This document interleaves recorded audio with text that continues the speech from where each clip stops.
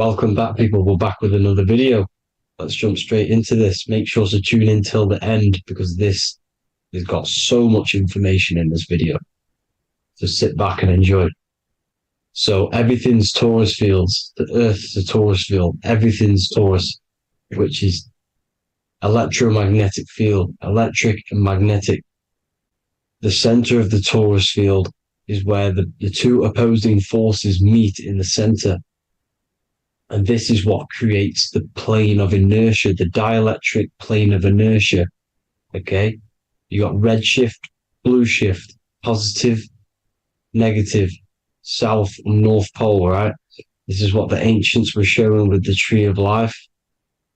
As you can see here, this is the plane of inertia and this is the torus field. Everything consists of this. Everything is a torus field. A atom is a torus field. Okay, now the inertia is the 0 point. So this plane is a 0 point. It's the balance between two poles. Okay, now this creates matter because matter is two opposing forces in motion equalized.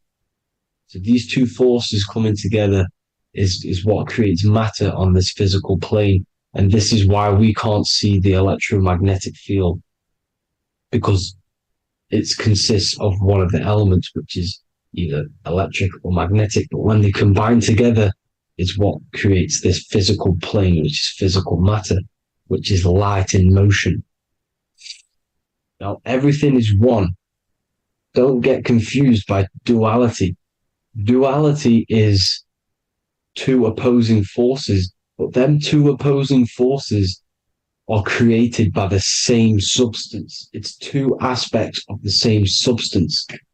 So, for example, water and ice are the same thing, you know what I'm trying to say, but it's two aspects of the same substance because all is one. The whole universe is one. All goes back to the one, which is God, the creator, or magnetism, whatever you want to call it, because magnetism pulsates. Electricity has two poles, red shift, blue shift. Okay, so red shift, blue shift is electricity, and electricity vibrates, and all vibration always comes back to a standstill point. But magnetism is what pulsates. This is why your heart pulses. You breathe, which is a pulse. This is the breath of the universe, magnetism. Now, this is why the earth is green, okay? Earth can be spelled heart. If you just move the H to the beginning, it spells heart, okay? Because the heart is the center of the torus field, which is the heart chakra for us humans, okay? We consist of the same field, as you already know. Heart being the center, which is green, which is the center of the seven colors. The center of the seven colors. This is the most powerful chakra in your body. People think it's the crown chakra, but it's the heart chakra because it's the center of the torus field. You must align them all and combine them all into one, which is the heart chakra. Now, Earth is green. Nature's green. Okay, this is because we live on heart chakra, the plane of inertia. It's the center of the torus field. Okay, and this is what the Egyptians called Isis, which is nature. Nature is balanced, and nature is female, Mother Nature, because it looks after us with the fruit it grows with abundance, and the water. It's a female energy, Mother Nature, and this is the symbolism of an equal, balanced arms. This is the scales, it's balanced. Mother Nature is balanced. This is why the sky is blue, because what comes after the heart chakra? Blue. Sky is blue. We live in Midgard. This is what the ancients called Midgard. You don't have to take this tree literally. It's a metaphor. We live in Midgard, where both positive and negative duality here. Now, Mount Meru. Mount Meru was known as the center of the earth, okay, or known as Hyperborea. And this is the North Pole, the electromagnetic North Pole. But when I say Mount Meru, it's not an actual mountain. They weren't saying there was a real mountain in the center of the earth, a magnetic rock. No. The plane of inertia, okay, there's something called a hyperboloid.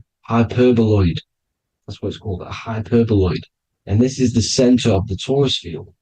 And this hyperboloid is what is in the shape of a mountain, you see? So if I go to this next one, they say Hyperborea on this map. Why did they call it Hyperborea? Because this is the hyperboloid in the center of the torus field. And this is the electromagnetic mountain, a metaphor. Mountain, what they're metaphorically saying, this is the electromagnetic mountain at the center, the double vortex, the center of the torus field, which is the North Pole. Pole of electromagnetic energy. So this is why they call it Hyperborea. It comes from the word hyperboloid. And the center of the earth is so sacred. And they symbolize this with, obviously, the North Star, which is Polaris. And this is where the swastika comes from, because it's the 4 seasons moving around the North Star. This is the Big Dipper constellation moving around the North Star, which is Polaris. There's that pole again. Pole. Magnetic pole of the torus field. And this is where the green, emerald green, aurora borealis comes from. It comes from this center hyperboloid at the center of the earth, where the most electromagnetic energy is stored. The center of the plane of inertia. The center of the plane of inertia. This is the all-seeing eye as well. As you can see, they got the sun, the moon, this is the Masonic cosmos, the sun, the moon, and the all-seeing eye, because the eye is Polaris, the eye of the stars. It's all the big eye. Now, the eye means a lot more as well. It's not just that. There's different ways you can interpret symbols. Now, this is the emerald tablets. Deep in Earth's heart lies the flower, the source of the spirit that binds all in its form. Okay? The flower of life is thine own place of thine spirit, and stream through the earth as thine flows through thy form, giving off life to the earth and its children, renewing the spirit from form unto form. This is the North Pole. This is what he's talking about. He's talking about the aurora borealis. Aurora borealis. It's the earth's aura. Emerald green. Heart chakra. Plane of inertia. Green. Earth. Heart. You see? All related. Now, there's many symbolism of this. So much symbolism of the ancients. The 7 layers of heaven. 7 layers of heaven, which are the 7 planets. Okay? These planets are the solar system. It's the solar system because we are the soul. We are the sun, the soul. And we're inside of a solar system, which is the 7 planets. That's why there's 7 layers of heaven. Okay? The rings of Saturn, the rings of the planets are moving around us. Okay? So this is what the ancients were depicting in their cosmology. Now this is the Hebrew cosmology of the earth. This is the Mayan cosmology of the earth. You see, it's all an enclosed system. We live inside of a giant torus field. All is atum. It's what the ancients said, ancient Egyptians said. All is atum. Atoms are torus fields. Don't be tricked by the modern science today with the current model of an atom. It's completely wrong. They're hiding the torus field. They're hiding the electromagnetic field, which is in everything. Absolutely everything is in motion, and motion comes from this field. And you see, this is upside down, but this is the I think it's pretty sure it's candles, but the 7 candles, the 7 planets, the 7 Elohim. You see, it all goes back to the stars and the heavens. Now, this is how the earth really works, with the stars on the outside of the cosmic egg, and then the torus field spinning around the sun and the moon, the positive and the negative charge. The sun gives you energy, the moon takes your energy. The moon controls monthly cycles. Moon is mon. This is etymology. Mon, month, money, demon, monster. Stir is star, moon star. We are all stars. youngster, minister, superstar, Hollywood star. We're all stars. We come from the stars, which is heaven. Our soul comes from the stars. You see? We are the universe. The image of man is made in the universe. We are a microcosm of the universe. The universe is a macro. We are micro. We consist of everything. The body, mind, and spirit. The sun, the soul. Moon, the mind. Earth, the body. Body, mind, and spirit. We have 12 systems in the body, which are governed by the 12 zodiac signs. Starting at the Aries, which is the ram, the ram of God, all the way down to Pisces and Capricorn, kneecap. It all goes back to the stars. We are the stars. We are the universe. Everything is inside of us. Everything. Like I say, the Temple of Solomon, the Temple of the soul and man. The soul, the temple is the body. The soul is the soul, and the man is the mind. The temple of the soul and the mind. Body, mind, and spirit. We consist of the 5 elements: air, spirit, water, earth, and fire. We consist of everything. We are the universe. We're made in God's image, which is the universe. You see? Now, everything goes back to the stars. The ancients worship the stars because the stars govern everything. They govern the systems in the body. They govern your life. This is why your zodiac is so important, your sign. Each zodiac has a specific element associated with it as well. Aries, which is the first sign, the Ram of God, the Lamb of God, which is a fire sign. Fire, first. Fire, first. F-I-R, this is etymology. The cerebrum, ram, which is in the brain. Aries, the ram, controls the head, the face, and the nose upwards. So it controls the cerebrum. The Torah, which is, I'm pretty sure it's the Hebrew Bible, which is the Taurus. Tornado comes from the Taurus field. You see? Everything's inside of you. It all goes back to the Taurus field, and the Taurus field is everything. Now, like I said, 12 zodiac signs, 12 systems, 12 cranial nerves in the brain, the 12 disciples of the Bible. All symbolic. Have to read the Bible properly. Now, this center, at the center of the earth, right? This is what's stirring the ether. And the ether consists of the 4 elements. Because there's 5 elements. Spirit can be called ether. People call it spirit or ether. Ether is pure potential, pure energy. It's what connects the astral to the physical. It's the dimension between the physical realm, which we're on, and the astral. So it has pure potential. It's pure energy. This is why we say either. I either want to go there or there. It's connecting 2 scenarios. That's what the ether is. It's connecting the 2 worlds, the astral and the physical. The center is like the cosmic womb. There's a black hole in the center. This is the center of the Taurus field. This is the womb of creation. This is the womb of creation. And inside of this black womb with the 5 elements, and everything's being stirred around. Everything's in motion. Light is motion. Everything's motion.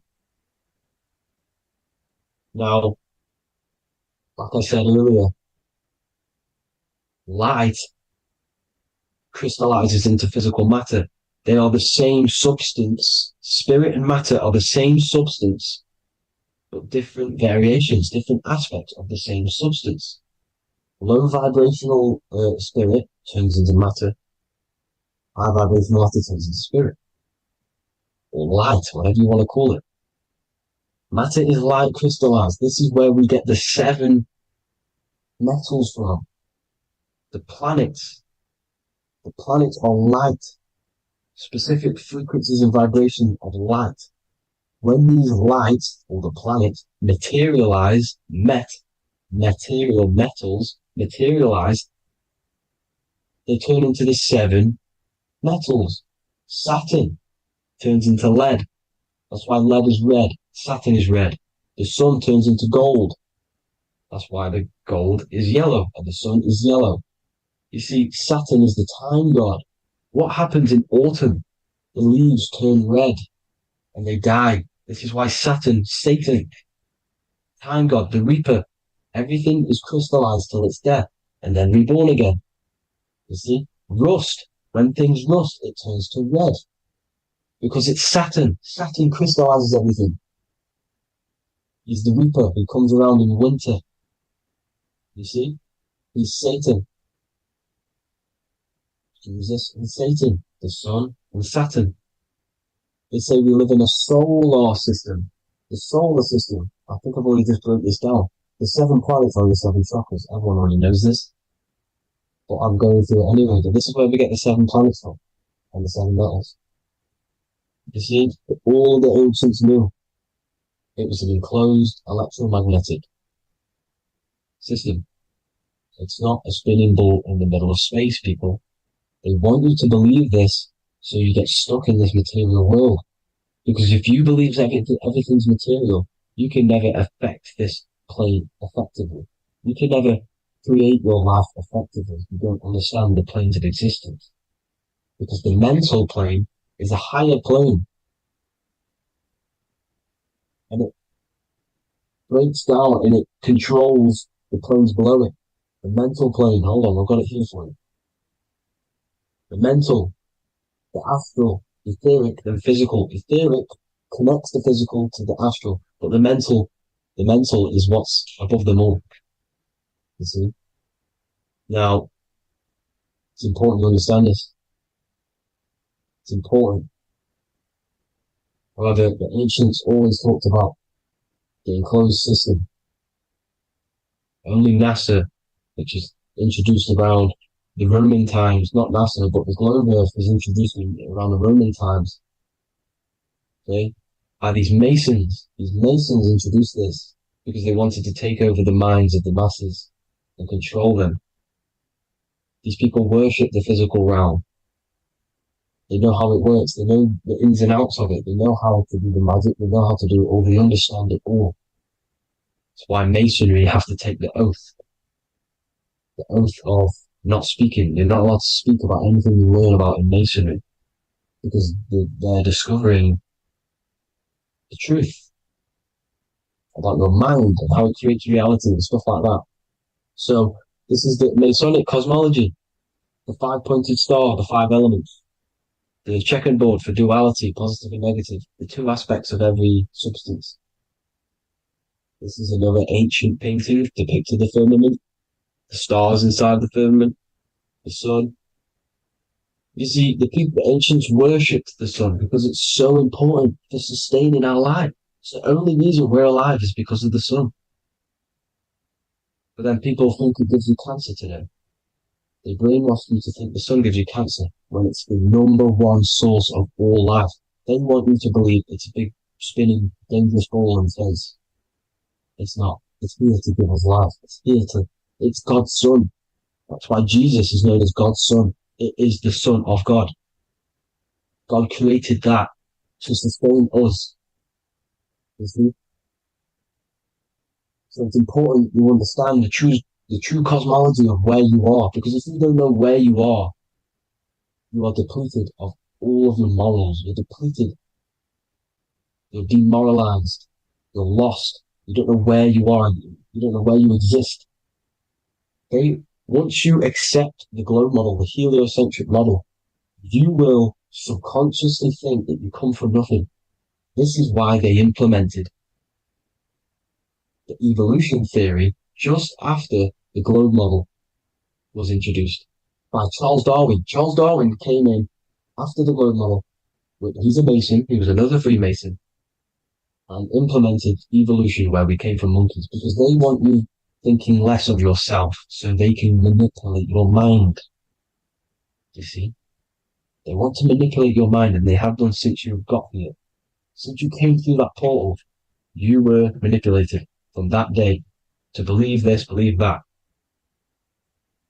The true cosmology, the truth will set you free. You will understand things better. You will feel better in yourself when you know the sun is here for you. You'll feel better in yourself that you know that you didn't come from a monkey. You were created as a human, a manifester, a creator. You're so intelligent. Your mind is amazing. You can manipulate matter, mind over matter. See? Thank you all people for tuning in. Tap in with yourself. Love yourself. Find the truth. Spread the truth. Nothing dies. Nothing in this creation dies. Everything's energy. Everything's light. Light can never die. You're a light being. That's why it says Q. Q man. Q is light in Hebrew or Latin. Either one of the two. You are light. You're a light being. You never die. Ever, ever, ever die. Ever. Stop thinking you're going to die. This body will die because it contains electricity. And electricity always goes back to a standstill point because of vibration. Electricity vibrates. You are pure light. You will never ever die. Thank you all people. God bless. Make sure to like, subscribe and share.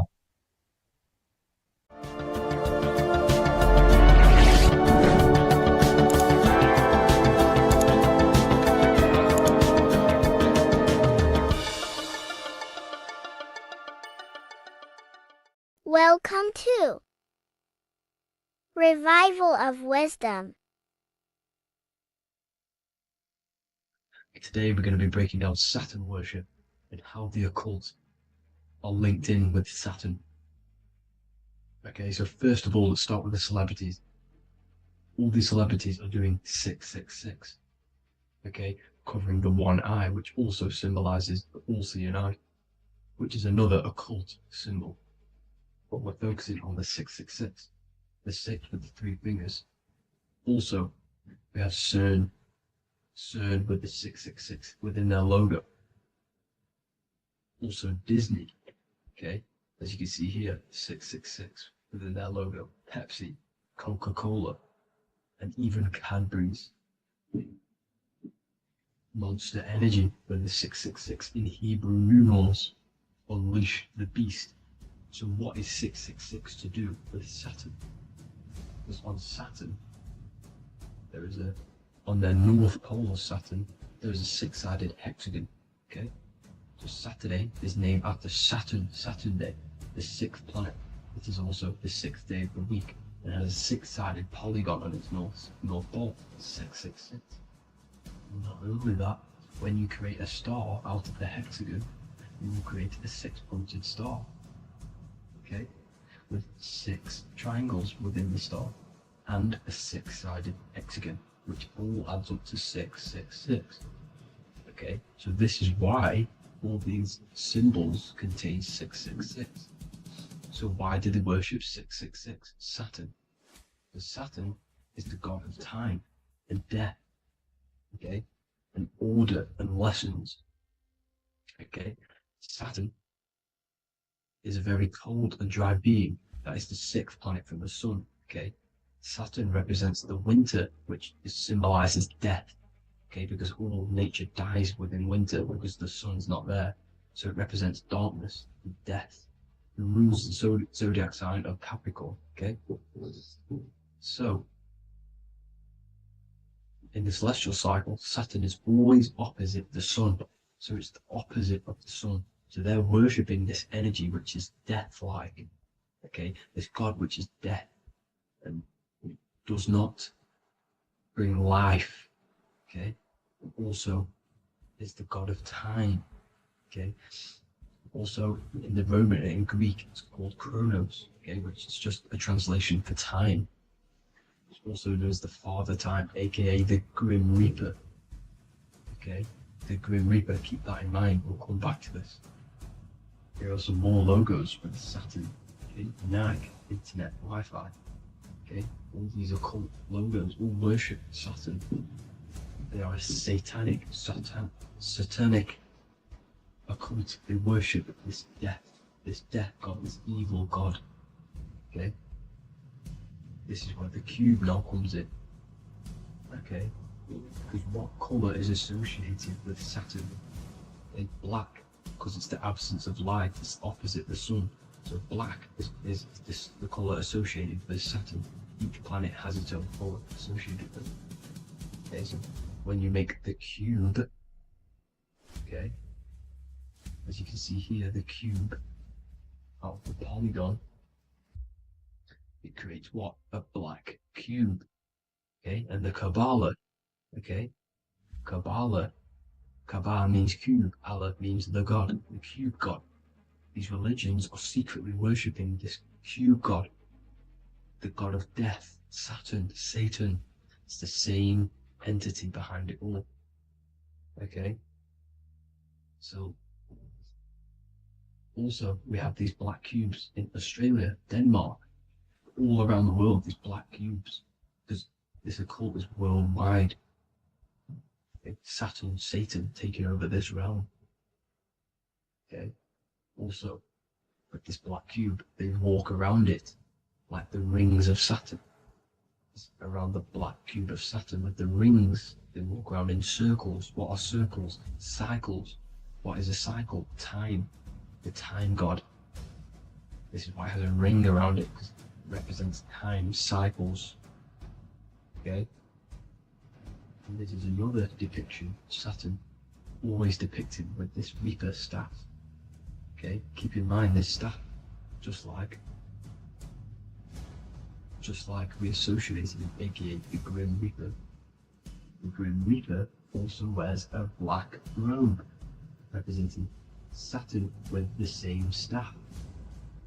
Can you see it? This is where it comes in. Okay? It's the same thing, look, the same staff with the black robe. Black representing Saturn, the god of death. Okay, the Grim Reaper, Satan. Okay.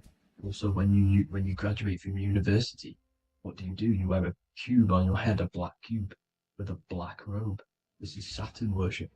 See, this is how Saturn, Satan, has tricked the world into worshipping him, not God, the sun, which represents God. So what is a corona? Because a corona is a crown, a circle, okay? A set of concentric circles of light seen around a luminous body. So Saturn. So this is why they used to worship Saturn by wearing crowns in ancient days. And we still do to this day. The king or queen has a crown, a corona. Also, corona, the drink. Corona adds up to 666, just like Saturn is 666. But like you see in the corona, you see the staff.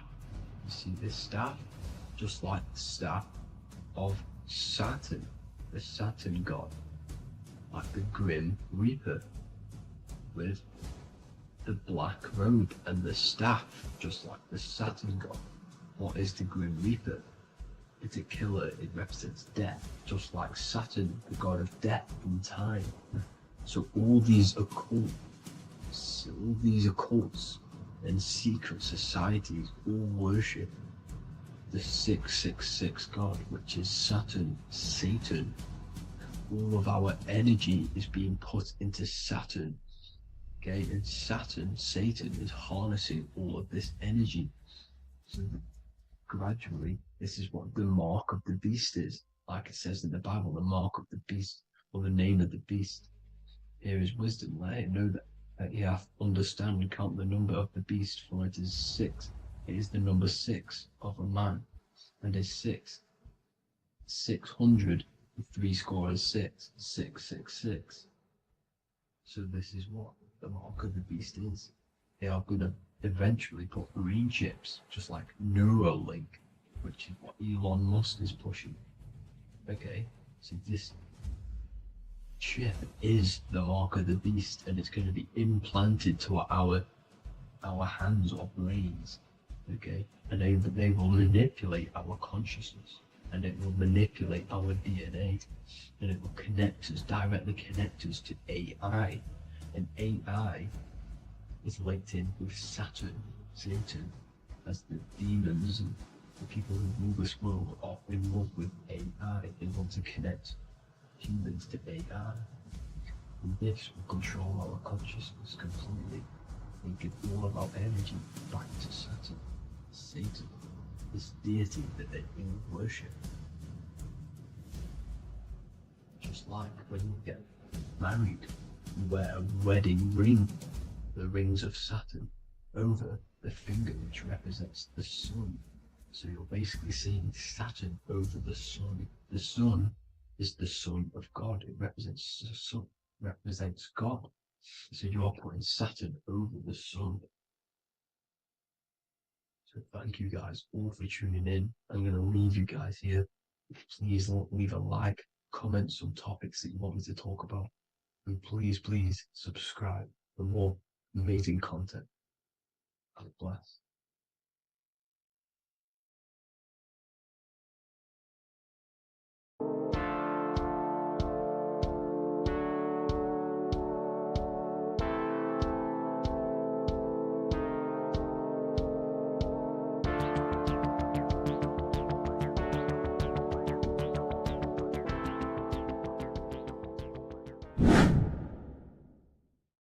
What is good, people? It's Revival of Wisdom. Today we're going to be talking about Saturn.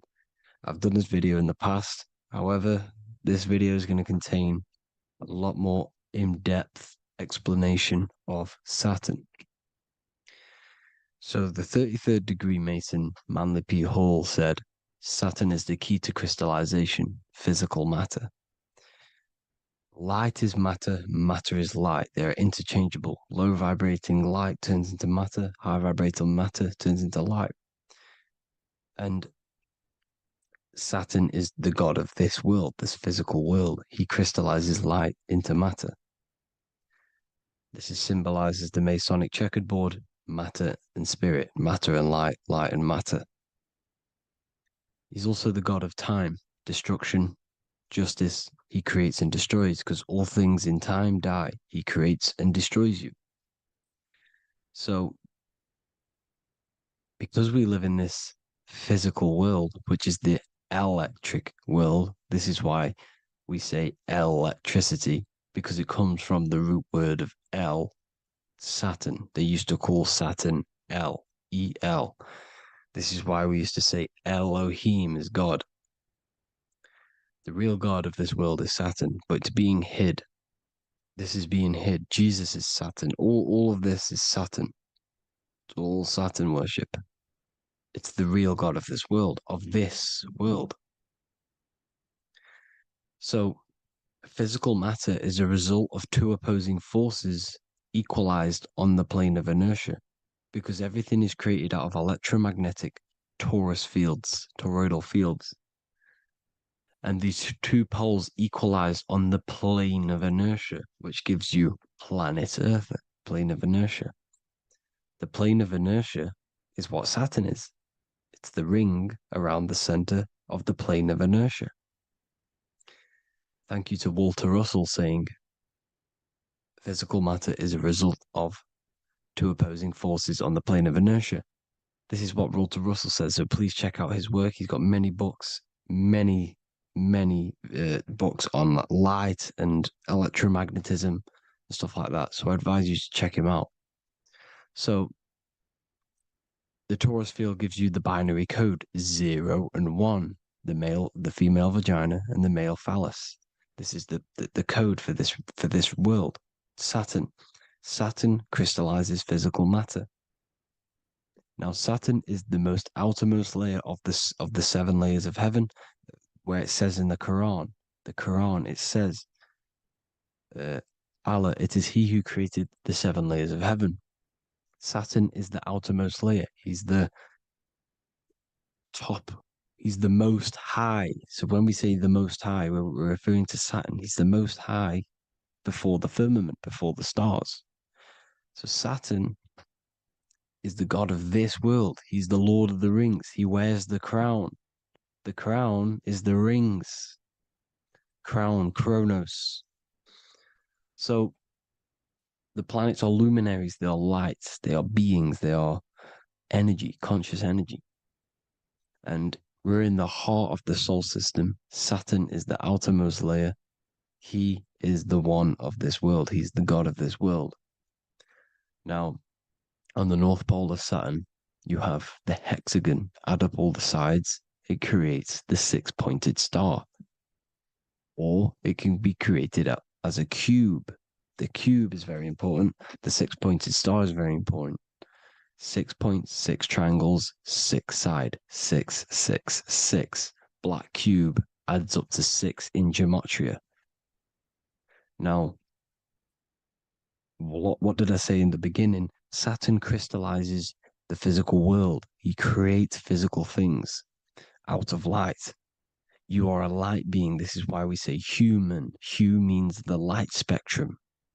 Hue, man, we are light manifested into physical forms. Human. And we are incarnated through Saturn. Satan, same thing.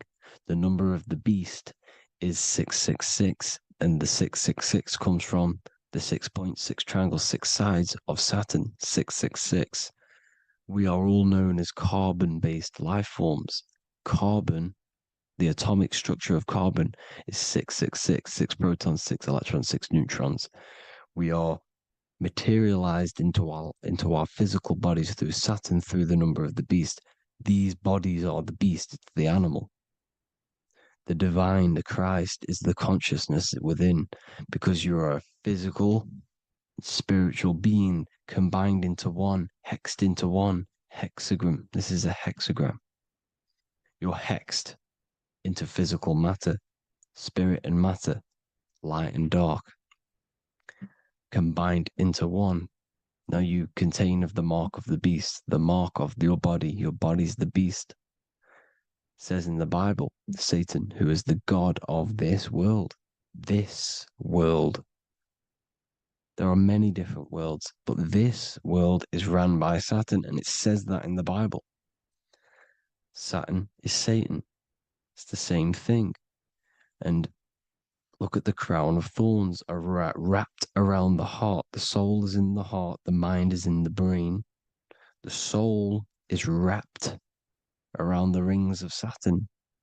You're wrapped in physical matter. This is what it's showing you. This is symbolizing the rings of Saturn wrapping you. And the cross on top is the cross of the cube. The cube, the black cube of Saturn, unfolds into a cross. So Satan, who is the god of this world, Corinthians 4:4 in the Bible, Satan, who is the god of this world, has blinded the minds of those who don't believe. Satan blinds your mind because the god of this world materializes you and he blinds your mind when you incarnate into physical matter. When you enter this soul system, not the solar system, you hit Saturn first. He materializes you. And look at the symbol for Saturn. This is the symbol for Saturn. All of the planet symbols are created out of the Holy Trinity. The Earth, Moon, and Sun. Body, mind, and soul. The sun is your soul, the moon is your mind, the earth is your body. Your body's made out of the 5 elements. The sun is your soul because the sun is life force, gives life to everything. Your sun is a soul. Your soul is the sun of your body. The moon is the mind. The moon is the moon of your body, the mind of your body. Intelligence. So all of the symbol of the planets are created out of these. The Saturn symbol is created out of the Earth cross, matter, and the moon crescent, moon, mind, matter over mind. This is why Satan, who is the god of this world, has blinded the minds of those who don't believe. He blinds your mind. Look at the symbol, it's showing you. The Saturn symbol is matter over mind when it should be mind over matter.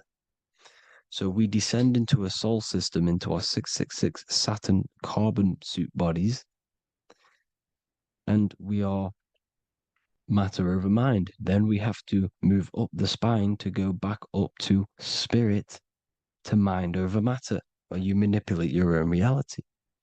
Now look at this. It creates the number 5. 5 is the number of change. You're moving from this side of the number sequence over to the right side. You're moving from the spiritual into the physical world. You're incarnating into the 5 elements, the 5 senses. So the cube, the black cube of Saturn, is another major symbol. Very important symbol. Here you see the cube, and the color black is associated with Saturn because Saturn's associated with death. He creates and destroys, light and dark. Death is associated with black, spirit, because you can't see spirit, which is blackness. So the black cube is black because Saturn rules the nighttime, which is dark, blackness, and he rules the winter, which is death, blackness. So Saturn is the black cube. Cubes have 6 sides: up, down, right, left, back, and forward. Cubes are 6-sided. Everything is 6-sided inside of this creation because you're incarnating, you're materializing, crystallizing into the cube, the world of the cube. Everything's a cube. Everything's got 6 sides. Here's Leonardo da Vinci showing you that you're in the cube. Leonardo da Vinci did this famous painting. You're in the cube, you're hexed into physical matter, or you're incarnated into the 3rd dimension, the 3-dimensional world, which is a cube, 3D. And black cube adds up to 6 sides of the black cube. The Kabbalah means cube god in Arabic. And look at what they do. They worship the cube, the black cube, and they stand in rings like the rings of Saturn. Australia, Denmark, Manhattan, Santana all have these black cubes. You go to New York, you will see the black cube there as well. These black cubes are everywhere because it is the real God of this world, So look at the cross. The cross unfolds into the cube. Xbox, Nintendo GameCube, Sega Saturn, anything to do with a simulated gaming reality, they put Saturn in it because we're in the simulation of Saturn. This is a simulation. And this is why they reflect this through the Xbox, GameCube, Sega Saturn, anything to do with gaming, simulations, is all Saturn. Because we're in the cube of Saturn, the black cube. We're in the GameCube, the Xbox, the Sega Saturn. As above, so below. So they reflect it through the simulations that they create inside of this simulation. Cubes have 8 points for the 8 points of time and space. 8 is the number of time. Everything's cycling, infinity. So look at the cube. The cube is symbolized as in Judaism. The Judays have the black cube. They wrap themselves in a black band and they cover their eyes into blackness. The black cube, for the black cube of Saturn, they use the star as Saturn, and they worship their god on Saturn Day because it's all Saturn worship. And look how the Saturn god is wrapped around with these thorns or leaves, just like Jesus is wrapped around his heart. And Jesus on the cross is us on the cross. We are in the cross. We are in the cube. The cross is the cube. And the cross is even in the Saturn symbol. This is another symbol for Saturn. There's 2 symbols. You got this one, the one I've just broke down. And there's this one. This is the cross of Saturn, the cube god, the simulation, the game cube. Now, Chronos is another word for Saturn. Chronos means time. When you clock into work, you go to the Chronos machine. Well, I did anyway. And I tap my card on the Chronos because Chronos is time. Anything to do with time is Saturn. He creates and destroys. Look at the artwork of Saturn with the sand, the time. Look at this, how he's cutting off the baby's wings. He's crystallizing the spirit into matter. He's cutting off your wings. Satan, in the Bible, he falls from heaven into earth and he loses his wings. He becomes a serpent. You see, it's all symbolic for us. We are the fallen angels, fallen angles of light. We're fallen angles of light. We are light beings. Now we've fallen into physical matter. Saturn's chopped off our wings. He's chopped off our spirit wings because when you astral project, you can fly. You will fly around. He's got the Reaper staff here, always depicted with the Reaper staff. Now look at the clock. Saturn day is the 6th day, the number of the beast 666. Look at the clock. 6 take away 12. Sorry, 12 take away 6 equals 6. 7 take away 1 equals 6. 8 take away 2 equals 6. 60 seconds in a minute, 60 minutes in an hour, 24 hours in a day, 2 plus 4 equals 6. That's 666.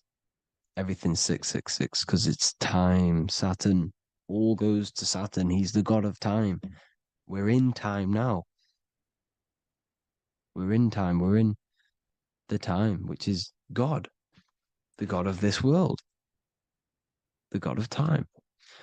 Now look at this. The Reaper is also depicted as the Reaper with the staff, the black cloak, black symbolizing death, spirit. Judges wear black because Saturn is the law. He's the god of this world. He's the law. This is why they wear black cloaks.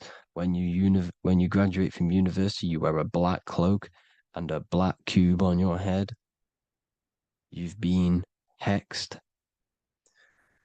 Funerals, you wear black because it's all to do with Saturn, father time, father crystallization. Now Saturn, here's another one of him cutting off the wings of a child because he cuts off the wings. He creates and destroys your body. We're in the electrical world. Everything that is electrical vibrates. All vibrations have to come back to a standstill point, which is death. This is why your body dies. Your atoms stop vibrating. Corona.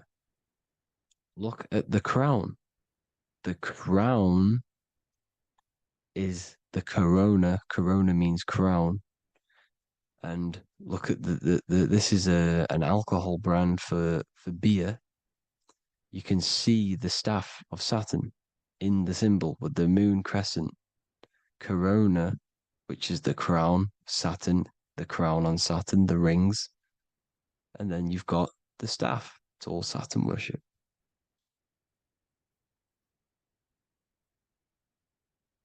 Is the black cubes of 9/11. 2 black cubes. This was a ritual for Saturn. It's all ritualistic. And look at the Star of David, the Star of Saturn. It's not the Star of David. Creates IXXI, the sigil of Saturn. IXXI means 9/11 in Roman numerals. 9/11. It's all a ritual for Saturn, and they have the 2 black cubes of Saturn. Now look, XX. There's more symbolism of Saturn now. We're going deeper. XX is more symbolism for Saturn. The sigil of Saturn is XX, as above, so below. Same with the Star of David. You split it in the middle, as above, so below, as above, so below. XX, this is a Knights Templar Cross of Lorraine. XX, Knights Templar, High Order of Masonry. They all worship Saturn. Well, Saturn's the real god of this world. X Eon with the XX, XXL magazines, which is all to do with famous rappers and stuff like that. When you die, you put XX on the eyes because it's Saturn. He's the Reaper. Is Jesus with the XX crown with the thorns around his heart, around his soul, with the cube on the top, the cross cube. Lil Uzi Vert with the XX Cross of Lorraine. Jay-Z with his alcohol brand, XX Cross of Lorraine. The X Factor with the rings of Saturn. All Saturn worship. The seal of Melchizedek is also Saturn. This is the cube. This symbolizes the cube with the 8 points for the 8 points of space and time. And this is the cube. It's another ancient symbol for Saturn. Here you see the star of Saturn with the Melchizedek symbol around it, which is all to do with Saturn. Here you see an altar, the Holy Grail, the Melchizedek symbol on it, and they're worshipping it. This is why we wear rings, wedding rings for the rings of Saturn. It all goes back to Saturn. Earrings. The 8-pointed star of the ancient Sumerians is all Saturn. It's all Saturn. So the ancients, the symbols of Saturn goes on forever. It's in all of the major corporations. You can see it everywhere, the rings of Saturn. Toyota is an obvious one. Internet, Nike, Target, Sega, Saturn. It's all Saturn worship. All Saturn worship. Because he is the real god of this world. Here's Kanye West's album with a Saturn here. Here's Michael Jackson's album saying X, escape. There's the X again. The X, escape. You have to escape this reality. Maybe that's what he's pointing at. Here you see it on the dollar bill. The star of Saturn. Here you see it again on the dollar bill. So that is it for today's people. I hope you all gain some insight on Saturn. Please like, comment, and share if you can. Subscribe if you like the channel. Please have an amazing day. God bless.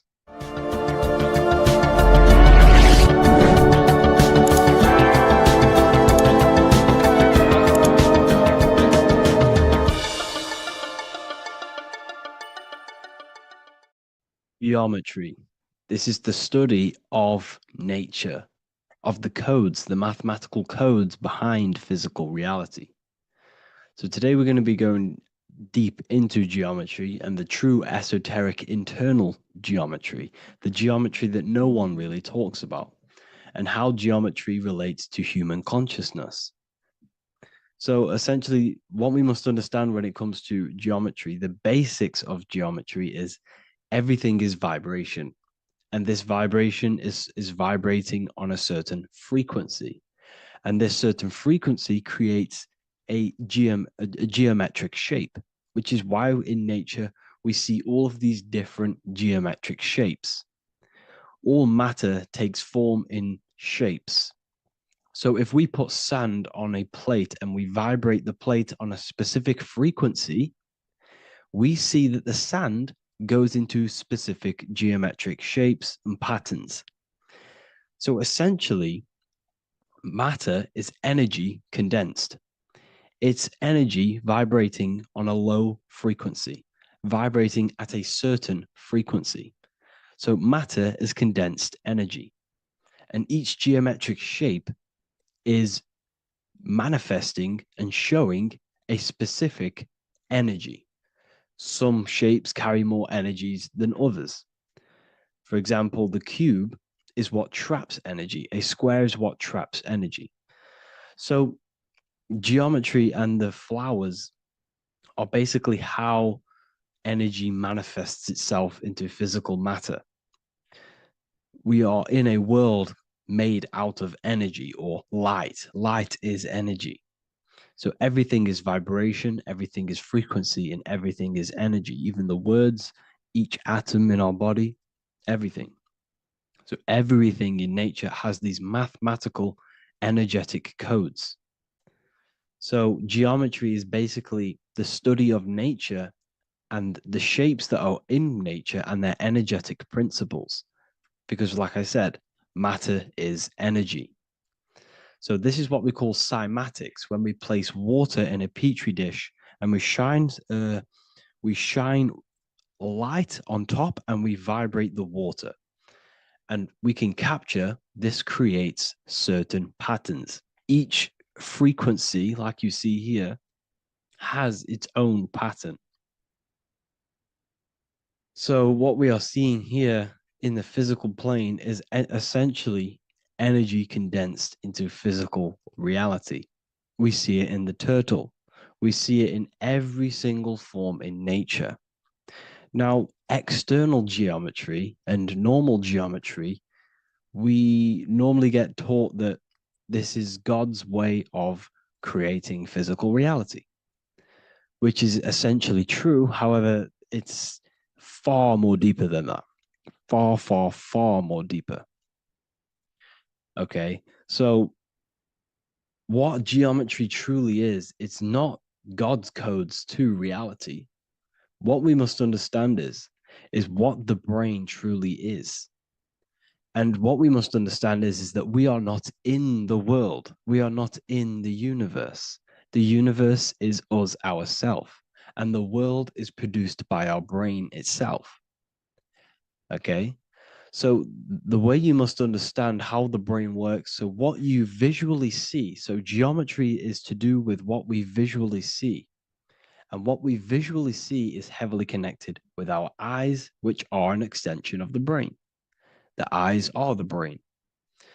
And essentially, how we see is energy enters the eyes, and each eye goes to the optic nerve. And this energy is transferred into electricity, which travels to the back of the brain, to the visual cortex of our brain.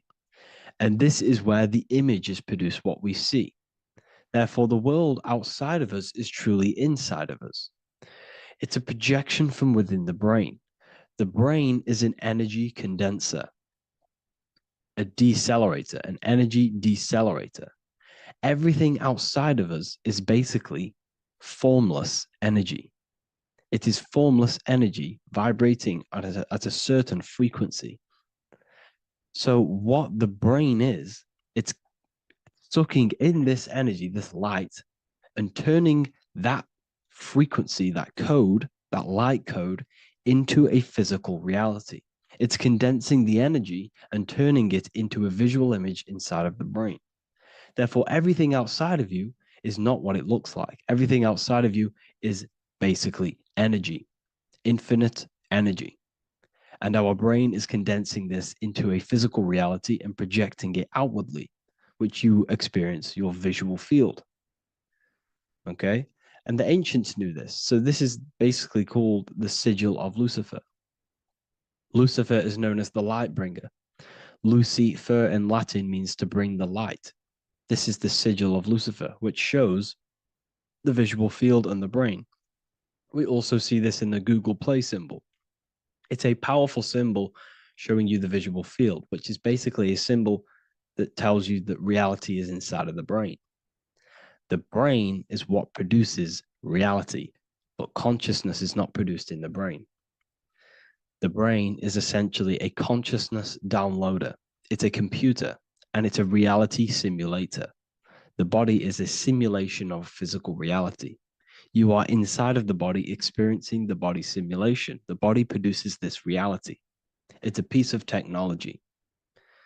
So Lucifer is to bring the light. Lucifer is the light being produced in our brains. Okay. So this is why they say Lucifer can tempt you. Lucifer can be the devil because it represents physicality. It represents the false light. Lucifer can trick you because it represents the physical world can trick who you truly are. So now that you understand how the brain is basically an energy decelerator and it creates and simulates a reality to your consciousness, you are no longer a person in a universe. You are the universe itself experiencing itself. Therefore, geometry is heavily linked in with the brain. Geometry is essentially how your brain and how your eyes decode energy. So what you are seeing is the mathematical codes of your brain creating reality. So what they teach you is the external is that geometry is God's way of creating this world, and these are the mathematical codes God's created. But now I'm telling you the internal. This is the truth. Geometry is how your brain mathematically condenses energy and light into a physical reality. So therefore, your brain is a computer program. So now geometry is nothing outside of you. Geometry is not something created by something else. It's created by your brain. Your brain produces these patterns through mathematical codes by breaking down energy into physical reality. And this is why you see geometry in everything around you. This completely changes your view on geometry. It's in your ear, it's in your face, it's in everything. Geometry is everything. Okay. So now that you understand this, now, as we were talking about the visual field earlier, the ancients knew about this. The ancient Egyptians knew about this. We can see this symbolism inside of the casket, the Egyptian casket. See, this crossover represents the visual field. This represents the back of the brain. This is the left hemisphere, the right hemisphere. And now some of the most simplest teachings in geometry is that straight lines are masculine and curved lines are feminine. And we even see this in the human body. The feminine human body is curvy and the masculine human body is liney. And even with the genital reproductive area, we have a line and a curve, 0 and 1, the binary code of all creation, 0 and 1, because that's basically all that exists. Nothingness and one, nothingness and God, nothingness and consciousness. That's all that exists. Now that I've told you that, the basics of geometry and the line and the curve and the feminine and the masculine, what do we have here? You see this stick here? This is a curve. And what's the right hemisphere? The right hemisphere is the feminine, the feminine energy, the feminine aspect of our brain. Then we have a straight line. This is straight lines. Now this represents the left brain. So the Egyptians are showing you the left masculine brain and the right feminine brain because of the curve and the straight line. And this is the visual field, the crossover. So there's a crossover in the brain. The left eye is connected to the right brain. The right eye is connected to the left brain. Okay, so the left eye is connected to the right brain. The right eye is connected to the left brain. The solar and the lunar. So, like I said, everything outside of you is basically energy. Your body is basically a holographic avatar, condensed energy produced by your brain. There's nothing actually outside of you. Your 5 senses are electrical threads of light. And when you touch something, this is basically electrical signals in your nervous system, which are reporting back to the brain. Therefore, what you touch is actually, you're not touching. The feeling that you feel when you touch something is not the true feeling. That's your nervous system you're feeling. You're feeling your nervous system in the brain. It's electrical signals to your brain. So the 5 senses do not decode, well, what you're experiencing as the 5 senses is not outside of you. This is your brain interpreting electrical signals. You don't experience the world, you experience your nervous system and your brain. The nervous system is an extension of the brain. So this is the truth. This is not woo-woo spirituality. This is true consciousness science that I'm teaching you here. Okay? So nothing is truly outside of you. It is a universe. You yourself are the universe, the fabric of the universe itself. The only thing that exists outside of you is essentially energy. That is it. And your body and your brain condenses this energy into reality. So when we look into architecture, why is architecture, the ancient architecture, so important? Because what did I tell you at the beginning? Shapes and physical matter is condensed energy. Each shape holds specific energy. Some shapes hold more energy, emit more energy. Some shapes condense energy. Some shapes transfer energy. Each shape, each geometric shape has an energetic principle because matter is essentially energy. So when we look into cathedrals and the ancient buildings, they were filled with geometric patterns, geometric shapes, because they understood the energy principle. Architecture is basically solid energy. It's physical energy. It's a if we create this pattern here is an energy code. And if you stand next to it, you're going to gain that energy. It's going to be imprinted on your body. So essentially, they filled their buildings with high energy geometric shapes, points, triangles, pyramids are very, very energetic. This is why you have crystal pyramids made, organite pyramids. They're always in pyramid shapes. That's why the Egyptians built in pyramids, because pyramids hold high energy. They emit high energy. So this is why you see all these different geometric patterns. Okay. So in the real reality, in the energetic plane, this building would basically look like this: lines and grids of energy. Okay. This is what it would look like in the energetic plane, a blueprint of the energy body. So as you see here, these are the different frequencies in a petri dish, of water in a petri dish. And you can see they are specifically aligned up with these specific patterns. You can see geometry even within geometry. It's fractal. So essentially, when you would stand inside of these buildings, they would imprint the energy of the building in your body, because your body is healed through energy. You have an electromagnetic field around your body. So by creating buildings with geometric patterns, we are essentially increasing the energy of the building, because the building itself is energy. Okay. So when we fill it with geometric patterns, we're increasing the energy. We're giving it a certain energetic imprint.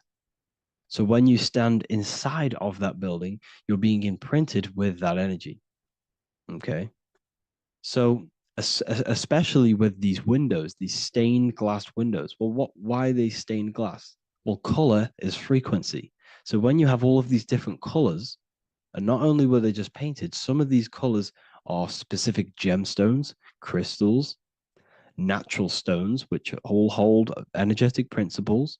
Each crystal is vibrating on a certain frequency. Wood has its own frequency. Metal has its own frequency.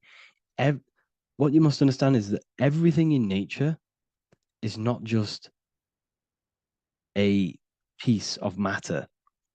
It's vibrating. The atoms of wood are vibrating on a certain level, which give it a certain energetic principle. Each crystal is vibrating. The atoms of the crystal are vibrating on a certain frequency, which give it a certain energetic principle, quality.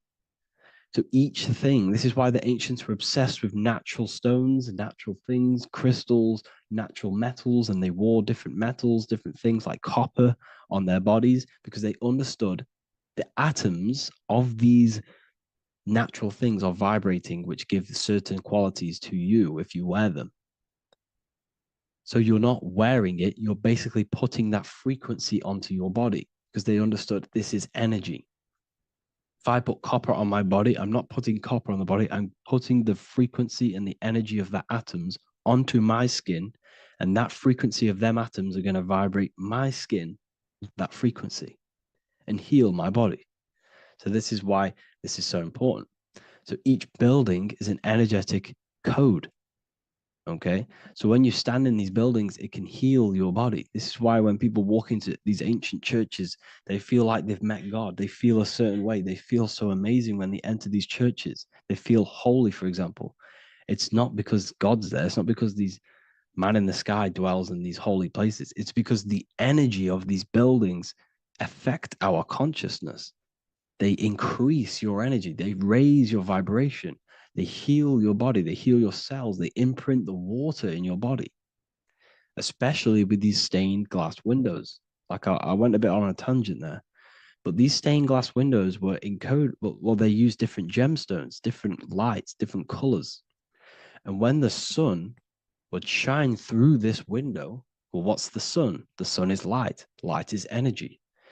The sun's light would go through this filter of the window of the crystals and the different gemstones and the different colors, and the sun's light would be encoded, imprinted with these crystals, with these colors and these natural glasses, which have healing energetic principles. And when you are inside that building, the sun's encoded energy of the window would be imprinted into your body, into your energy field, and it will heal your energy field, and it would heal your body, your cells on a cellular level. Because your body is what? 60 to 70 to 80, some people say 80% water. And water is encoded with vibration. If you say certain things into water, it gives it a specific geometric pattern, like I broke down in the beginning. If you say love to a water and then freeze it, it will go to this. If you say hate, it will go to a distorted pattern. So when you are in these buildings, you're being imprinted by the energetic codes of these buildings, the energetic principles of the windows, of the structure itself. The ancients never used to build in squares. Their buildings, their insides were never square rooms because they understood squares trap energy. They always had pointed roofs so energy can escape. So there's many little things that we need to look into geometry. For example, when you see magicians, when you look at ancient magic, why do they stand in circles with different geometric patterns? They use different geometric shapes. Why? Because shapes are energy. They hold specific energy. So when the magician stands in a circle with a pentacle, they're working with the energy of that pentacle. You can work with different energies based upon the different geometric shapes that you draw. And you can use this in your structure, in your architecture, in your work, and it can influence everything. So this is the true geometry. I hope you gained a deeper understanding on geometry and how it relates with you and your consciousness. Like I said earlier, your brain produces geometry. It's basically how your brain decodes energy. It's not God, how God creates this reality. And no, you're in this reality. You are the reality itself. Your body produces the reality. Therefore, geometry is one with you. So therefore, if I play with the geometry of the buildings, for example, like the government have, everything's in squares. If you look outside, everything's a square, everything's a rectangle. You go to a city, every window is a rectangle, every building is a rectangle. You live in a box room, everything is boxed and squared off in this reality, in this modern society. Why? Because they're trapping energy. The box is the cube is the most simple geometric shape, which basically condenses energy and it traps energy.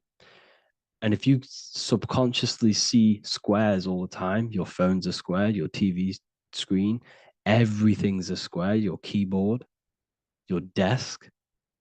Go and look at the ancients. They never used to build in squares and cubes.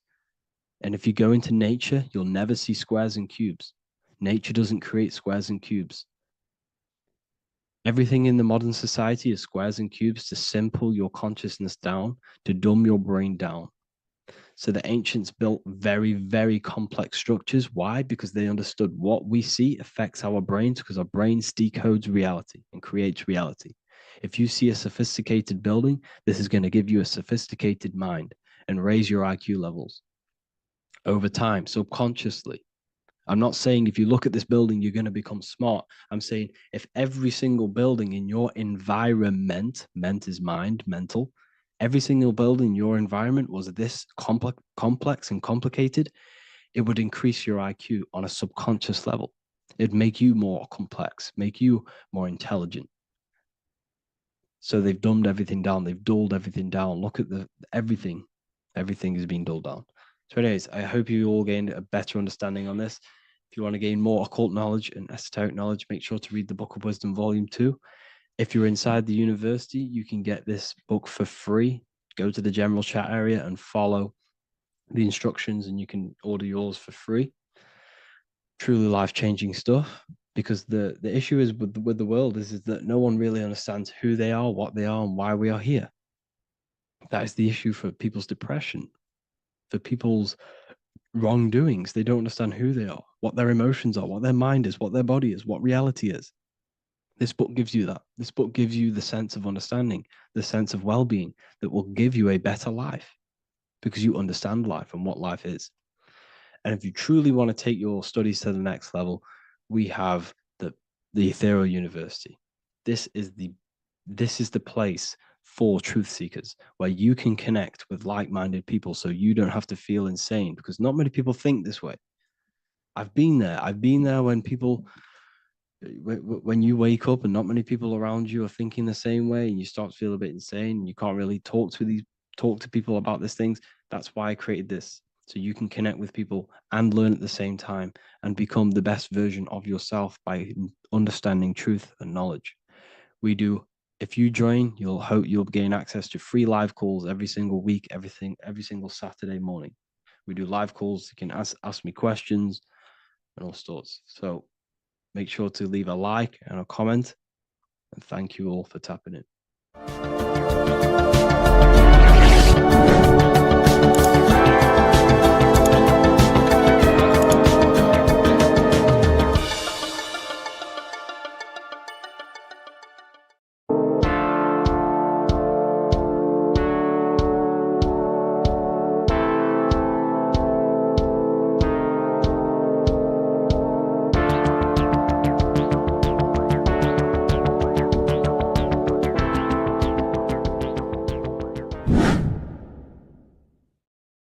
What's good, people? We're back with another video. This is going to just be a quick video. Manifestation, magic, bending reality. So let's jump straight into this.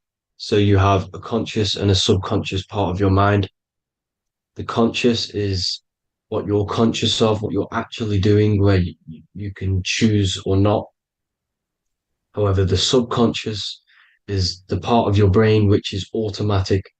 So all of the systems in your body, like the digestive system, your heartbeat, these are automatically being ran. And you do not have to tell these systems to do anything. You do not have to consciously tell your heart to beat. It's automatically doing it. And this is what the subconscious mind is controlling. It's like the dark aspect of your brain or your mind. It is the way bigger aspect of your mind. Okay, it controls all the systems in your body. Okay, and this is where all of your programs are.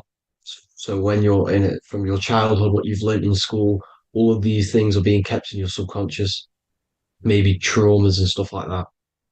So the subconscious is the female aspect, and the conscious is the male aspect, because the male is all about action and doing, and the female is more about creation, creativity, intuition.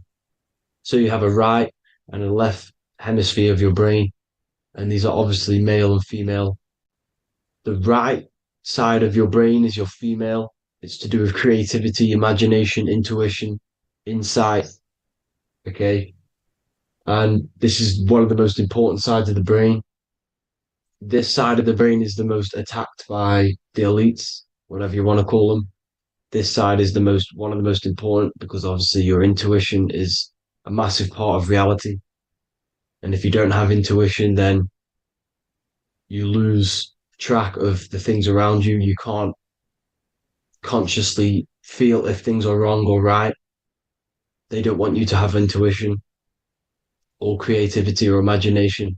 They want you in the left side of your brain, which is just reasoning, logic, and basic things. So they just want you to tell you what you want, tell you what to learn, and then that's it. They don't want you thinking for yourself, which is the right side of the brain. So whatever the conscious side of your mind impresses the subconscious side of your mind. So if you do affirmations, for example, if you consciously do affirmations every day, you're reprogramming your subconscious mind. You're impressing a vibration and a word into your subconscious mind, and therefore it will reprogram it. So the male and female aspect are symbolized by the Star of David as well. The male being the upside triangle, the female being the downside, connected all in one, because we both have male and female energy. So every thought, Thoughts are electric, which is the male aspect. Emotions are magnetic, which is the female. Each thought creates a wave of vibration in all directions. So think of it like a water drop in a pool, but it going out in every single direction. It's not just flat. And these thoughts have a certain frequency, well, has a certain vibration. That vibration has a certain frequency. And this affects your aura. Every thought, every emotion directly impacts your aura and the strength of your aura. So if you're angry all the time, your aura in the astral plane will look red. However, if you're happy, it'll be more like blue and green. So it's very important. Your electromagnetic field is created out of your emotions and thoughts, and that affects reality because you're 60% water, and frequency and vibration create certain patterns and has a certain effect on water. We'll get into that after this slide. So each thought that people are thinking around you, you are actually subconsciously picking up these thoughts because it's emitting this vibration in all directions. So this is why you can pick up thoughts of other people on the odd occasion. However, when you're more in tune with your intuition, your right side of your brain, you can start to pick up on vibrations, thoughts, and other people's auras. You can pick up on the energy once your third eye is open, and you know whether you should be in that environment or not. This is what we call an atmosphere when we go into a room and you can feel the tension if someone's been arguing, for example. This is the atmosphere, this is the vibrations, these are people's auras emitting these certain frequencies and vibrations. Okay. So our aura is contained of multiple layers. Obviously, we have the physical body. This is the electromagnetic layer. However, you have the different planes of existence, the spirit, mental, astral, etheric, and then physical. The physical is the lowest plane of existence. And the physical plane is a product of all of the planes above. So the mental impresses on the astral impresses into the etheric, and then the etheric creates the physical object. So the mind is the root cause of reality. The mind is the cause of everything. Your consciousness is pure cause. There's no effect. Everything you see in this reality is the effect. Everything that you experience is the effect because the root cause was the mind. The decisions you made you experience that certain experience.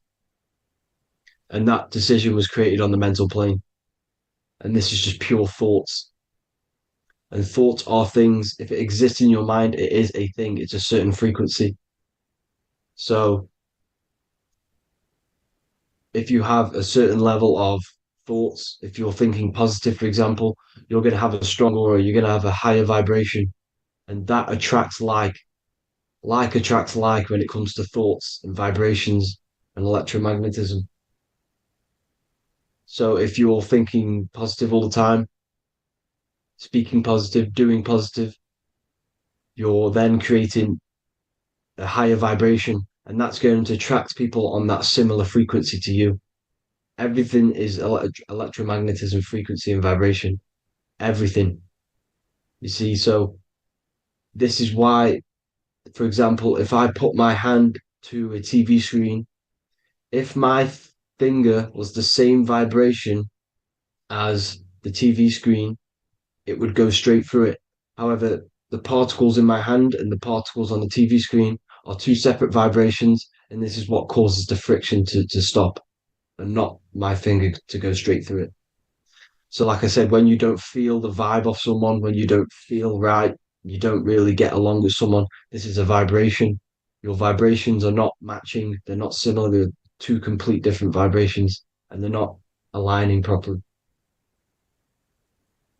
So music has a massive part on this. Music is a massive, massive tool for the elites because music is frequency. And in 1975, the musical instrument are all tuned to 440 hertz. So Spotify, Apple Music, most of the music on YouTube is all set to 440 hertz. And 440 hertz is not divisible by 3, 6, or 9. And when you can't divide a frequency by 3, 6, or 9, it's not a natural frequency. As you can see here, this is 432 hertz. This makes a nice geometric pattern. However, 440 hertz is a distorted pattern. So when you listen to this actually shuts off the whole right side of your brain. Like I said at the start, this is the most attacked side of your brain. It's to do with creativity, imagination, intuition. When you listen to 440 hertz, it shuts off the whole right side of your brain. And obviously shutting off all of these forms of your brain. Music is very, very powerful tool for the elites because it's the only thing which can enter your soul or your ears without consent, your body without consent. Everything else has to be through consent. You choose whether to eat something, you choose whether to drink something, but frequency, you're going to hear it no matter what. This is why it's so powerful. And music influences the body in many different ways. It's the most powerful imitator of everything. It directly affects all listeners. It directly affects intentions, gestures, movements, and actions. It stimulates your mind, and certain songs, certain catchy songs, can reprogram your subconscious mind, invoking certain emotions. This is why when you listen to slow beat songs, it makes you feel more sad. When you listen to upbeat songs, you feel more energetic. This is because these frequencies have a profound influence on reality and on how you feel. Because, like I said, you are 60% water. And as you can see here, each frequency creates a different geometric pattern. And inside of you is 60% water. So, like I said, 440 hertz is going to make a distorted pattern in your water. And this is going to have a profound effect on your emotions and your reality. So, like I said, health is not just the body. It's you are made of body, mind, and spirit. You need to look after what you put in your body. You need to look after your spirit and look after your mind. It's very important to keep all these in balance because once one of these are unbalanced, it affects the other two. So if you're eating wrong, it's going to affect your spirit and mind. If you're thinking wrong, it's going to affect your body and spirit. These are all interlocked. Uh, you have to look after them all.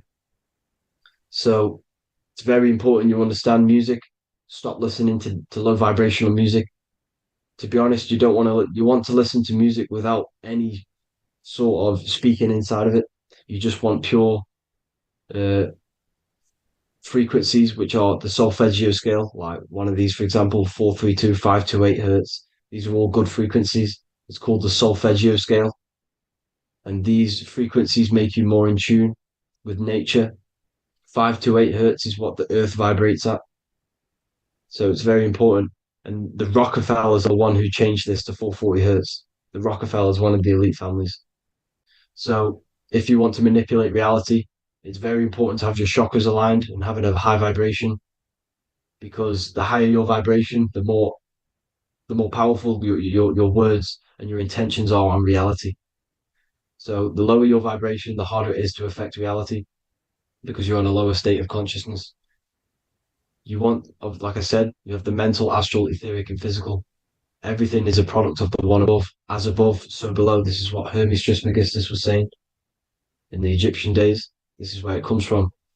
As above, so below. If you affect above, it directly affects below. So, like I said, meditation helps on this, helps align your chakras. Think positive, feel positive. Like I said, your feelings are magnetic, your thoughts are electric. So once you combine these two together, you're then creating an electromagnetic frequency, and that will have profound effect on reality. So the law of cause and effect. Every law, so the law of cause and effect. Every effect has the root cause. Like I said, your mind is the root cause of everything. Every decision you make is having a different effect on reality. Everything happens for a reason due to the root cause, which is your mind. You choose everything that happens in your life. Okay. So it's very important you understand this and you constantly make the right decisions, the good decisions to have good effects on your reality. You have to be very conscious of this law because nothing escapes this law. This is the law of all consciousness. So think about it. Imagine a massive ball of consciousness. However, off this ball are different sparks, and each one of these sparks are in each and everyone's body. This spark is governed by these laws, the law of cause and effect, the law of correspondence, the seven hermetic principles. It's very important you understand this because this mass ball of consciousness is what is obeying these laws. And everyone has this spark of consciousness inside their third eye. And like I said, everyone is the same consciousness. This is why if you do bad onto someone else, that will directly affect your reality. So if you hurt someone, it's going to come back to you in one way or another because you are that same consciousness. This is like a mirror reality, as within, so without. Whatever you feel on the inside, you're gonna see that on the outside. You're gonna experience that reality, whatever you've impressed. So there's different ways to bend reality to your will. Uh, this is kind of a sort of magic. So obviously you have black magic, which is manipulating reality to harm and influence others, or to be very selfish. And yeah, then you have white magic, which is manipulating reality for the good of humanity. So you do have to be very careful with your intentions, people, when you're trying to manipulate reality, because this is nothing to be played with. If you are manipulating reality for the wrong reason, it's going to come and bite you in the ass in some way or another. Because everything is balanced. Everything balances out in this reality. Nothing escapes the laws. Not one thing escapes the laws. So if you're stealing from yourself because it's just going to come back in a one way or another. Inside of everyone's heart, you know whether you're doing good or wrong. You know, you can feel it when you do something wrong. You can feel it when you do something good. The heart is the center of the torus field. It's balance. And this is why you say follow your heart, because it's the center of the torus field. It's very important to listen to this inner voice inside of you because that is telling you the right things to do, the good decisions to make. And when you keep following that voice, that good voice inside of you, it takes you to your life path. Very important to follow that voice. However, don't let the ego get in the way of it. Don't care what your friends are going to say. It's very important to understand this. So you have different ways of manipulating reality. You have sigil magic. This is where you create your own sigil or symbol. You create your own sigil and symbol, and then you charge it. You behind that symbol you have an intention. So, for example, if you want to manifest wealth, you create a sigil which represents what you want. You create that sigil, you draw it out, you charge it because wherever your attention goes, energy flows. So whatever your attention is, you're sending energy that way.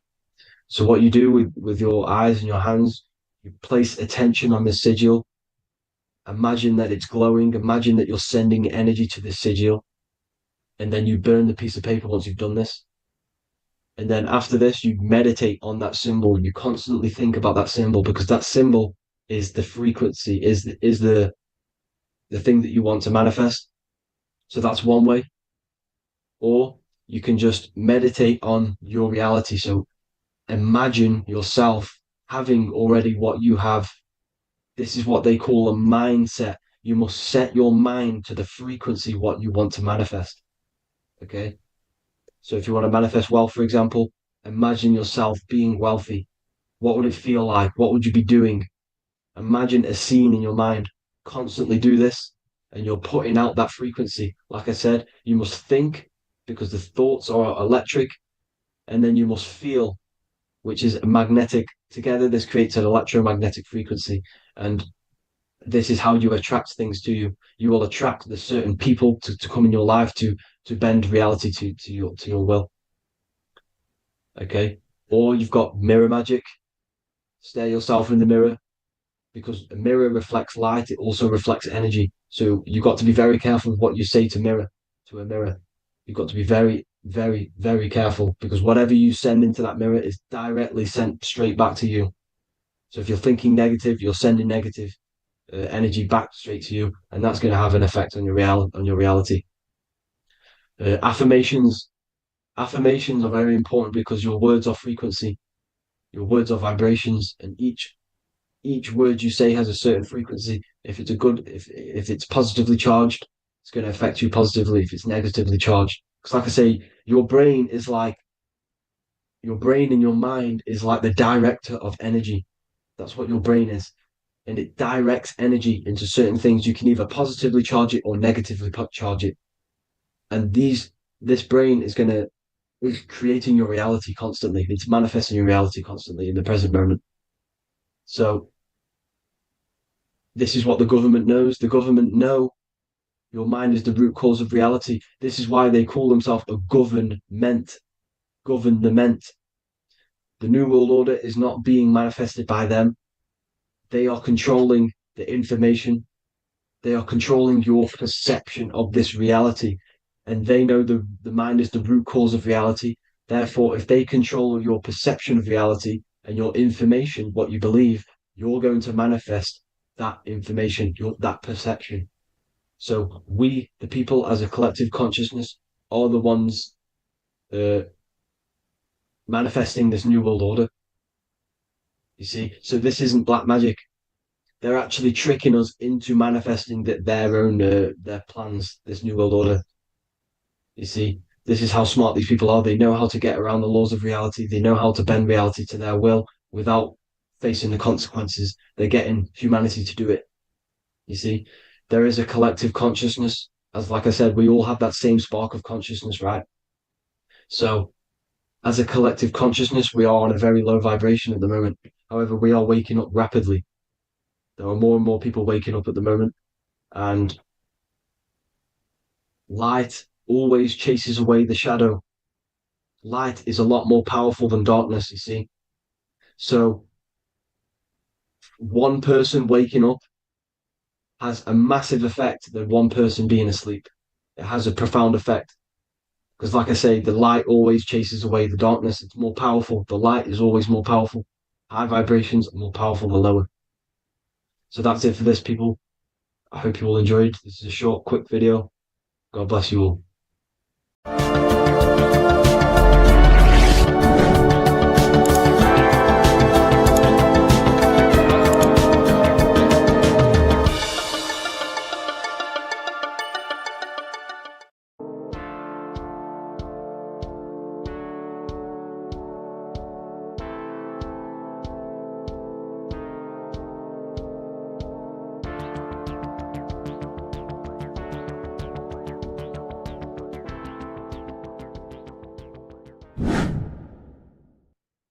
Left and right hemisphere, and what are they doing? How does it contribute towards your perception in this world? And this is what we're going to be talking about in today's video. We're going to be breaking down the two hemispheres of the brain and how they function in your life. So first, we have the left hemisphere. This is the logical hemisphere. This is the analytical, divided, scientific, or verbal hemisphere. The right hemisphere is creative, wholeness, artistic, symbolic, and metaphorical. The right hemisphere does with non-verbal things. It produces a holistic perception. It is more to do with creativity. Because what you must understand is that we are not in the external world. The world is produced by our brain. We see with our brain. Our eyes are a part of the brain. What we touch is the brain's interpretation of electrical signals on the nervous system. What we smell is the brain's interpretation of smell through the nose. What you taste is your brain's interpretation of chemical reactions on your taste buds. So what you are experiencing is the brain. The brain is a computer creating a simulation. And you have two hemispheres which breaks down this reality. So essentially, the brain is the perception creator. It creates perception. So if the brain is creating this, who is the one experiencing the brain? Well, that is you, the consciousness, the mind, the all-seeing eye. You are the all-seeing eye experiencing the brain, the observer behind the brain, behind reality, behind the emotions. So if you're walking through a woods, this left brain sees individual trees. The right brain sees the whole woods. It sees the biome. It sees the bigger picture. So when you are walking through this woods, the right brain picks up a holistic perception of reality. It creates the woods as one unified woods. The left brain's job is to break this down and analyze it so that we can see individual things. And this is also necessary for humans to have the ability to break things down and manipulate things in this world. So without this left hemisphere, we could not manipulate things and break things down. So this right hemisphere is important because it sees the whole woods. It sees humanity as one unified consciousness. However, the left hemisphere sees individual egos. So the left hemisphere is the place of the ego because it only understands it sees the world very divided. Okay. So for example, here's another example of the left and right hemisphere. If someone pulls out in front of you in traffic, your left brain is going to start going crazy and analyzing them, calling them names. The right hemisphere, however, sees the bigger picture. Maybe he didn't see you. Maybe it's just a mistake. Maybe he's in a rush. You see how the two brains are very different. They do the same thing, but they function in different ways. The right hemisphere is feminine, the left hemisphere is masculine. So, like I said, this person pulls out in front of you, you start to think with the left. If you start to perceive that in the left brain, you're going to start analyzing them, you're going to start going crazy and calling them names because you're analyzing it. You're not seeing the bigger picture behind it, you're not seeing it from his perspective. So, there is a crossover. So, the left hemisphere of the brain controls the right side of the body, the right ear, the right eye. Everything to do with the right side of the body is connected to the left hemisphere, and the right hemisphere controls everything on the left side of the body, including your eyes, your arms, your legs. So everything is crossed over, and even your visual field is crossed over. So this is your visual field, as you can see here, and even the left side of your visual field goes to the right brain. There's a crossover. No one really knows. There's not really a reason for this. However, this is how the human body is designed. As we all know, the human body is the most advanced piece of technology on the face of the earth. They cannot replicate the human body. And they tell you it has no creator. This is crazy. People are that brainwashed, they can't even understand that their body is the most advanced piece of technology. Your body is so advanced, the computers that you use are mimicked of the body. Everything they create is mimicking nature, but they don't show you how intelligent nature is because they don't want you to understand you're in an intelligent design. So, anyways, let's get back on track. There is a crossover in the brain, and this is why they teach you to write with your right hand. And I was speaking to someone who's in a nunnery or whatever you want to call it. They were a nun, or they knew someone who was who was a nun, and they forced these people, these nuns, to write with their right hand. You had to write with your right hand. This is why, I'd say at least 70% of the world or 80% is right-handed and right-legged, because they taught us this to activate the left hemisphere more because of this crossover that happens in the body. So when we are using this right side more, we are using that left hemisphere more. Why? Why are they doing this? Well, they also called it writing. Writing is a spell to cast a spell on you to use that right side of the body so that you use this left hemisphere because they want you to see the world as a divided perception. They don't want you using the right hemisphere, using that left side of the body to activate the right hemisphere to see the bigger picture and see how everything is all one and everything is created.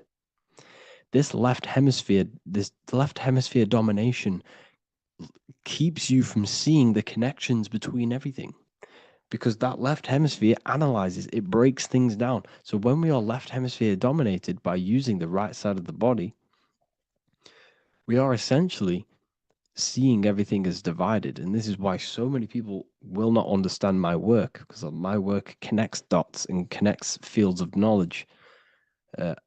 And makes you see the bigger picture. So people who are left hemisphere dominated will see my work and think this guy's crazy. But everything, it's all about activating that right hemisphere. So they called it writing because every word you say is molding your mind in some sort of way.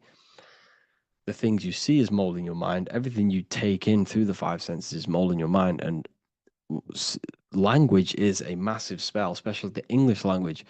They called it writing so that you use that right side. It's a spell because your subconscious mind picks up everything you say. And 90% of your daily basis behavior and thought patterns is produced by these subconscious programs within the subconscious mind. Essentially, your conscious mind is only the 10% of you. The conscious mind is just what you're aware of, what you're wearing, how you're feeling, what you're thinking. That's your conscious mind. The subconscious mind is controlling every system in your body. It's telling your heart to beat without you being conscious of it. So essentially, this is what they're programming. They're programming this system in the back of the mind, which is controlling everything through the words. And this is what spells are, because it's all about creating perception in the subconscious. So they want you to use that right side more. I truly believe the ancients, they were balanced. They used the left and the right side of the body. They didn't have a stronger side because they understood this science of the body and how the body works. So this is actually called phonetics. It's not etymology. Etymology is the study of root words. Phonetics is the study of how words sound similar. The way words are spoken. So phonetics, phone is why we call them a phone, because you speak into a phone. So this is write and writing, to use that right side to activate the left hemisphere more. So your hands are a manifestation of your brain. The left hand is the right brain, the right hand is the left brain. And as a child, we were always taught that when you place your hands together like this is the size of your brain, which is true because your hands are a part of your brain. They're an extension of your brain. Every part of your body other than your brain is an extension of the brain. Everything's working and feeding back information to the brain because you're experiencing the brain. So another trick that you can do, or another exercise, is looking in the mirror and closing one eye at a time. If you close your right eye, if you take your top off, for example, you'll analyze your body if you close your right eye because you're using that left hemisphere. Sorry, other way around. If you look at yourself through your right eye, you'll use that left hemisphere, which will analyze yourself. You'll see individual body parts. If you close the right eye and use the left eye, you'll see your body as a whole. You won't really analyze it. This is how you can analyze yourself using these two hemispheres. So this whole system is created to keep you thinking logically and to restrict you from creating and restrict you from understanding symbolism, allegories, metaphors, and teamwork. They want you stuck in a logical way of thinking and a logical way of seeing the world. This is why when you go to school, you are told exactly what to do. You're told to think this way and no other way. You're told to do orders, do this. It's a very left-brained system because if we all started to open up this right hemisphere, we'd all see, wow, everything is all one, everything's all connected. And this is what my work is doing. I'm showing you everything is one. The physical world is an illusion of duality, but everything comes from the one source, the one mind. The universe is a giant mind. I am mind, you express mind. We all possess mind. Behind the physical body is the same mind consciousness. And we are all expressions and fractals of this infinite consciousness called mind. And this is what they don't want us to figure out, is that we are all just one consciousness expressed. It's an infinite consciousness. It's even in the squirrel, it's in the dog. All of these different animals, they're just different bodies, but behind the bodies is the same consciousness, which is mind. That's what the pineal gland is. The pineal gland is not the mind and it's not the third eye. The third eye is your mind. If you have a closed third eye, it just means you have a closed mind.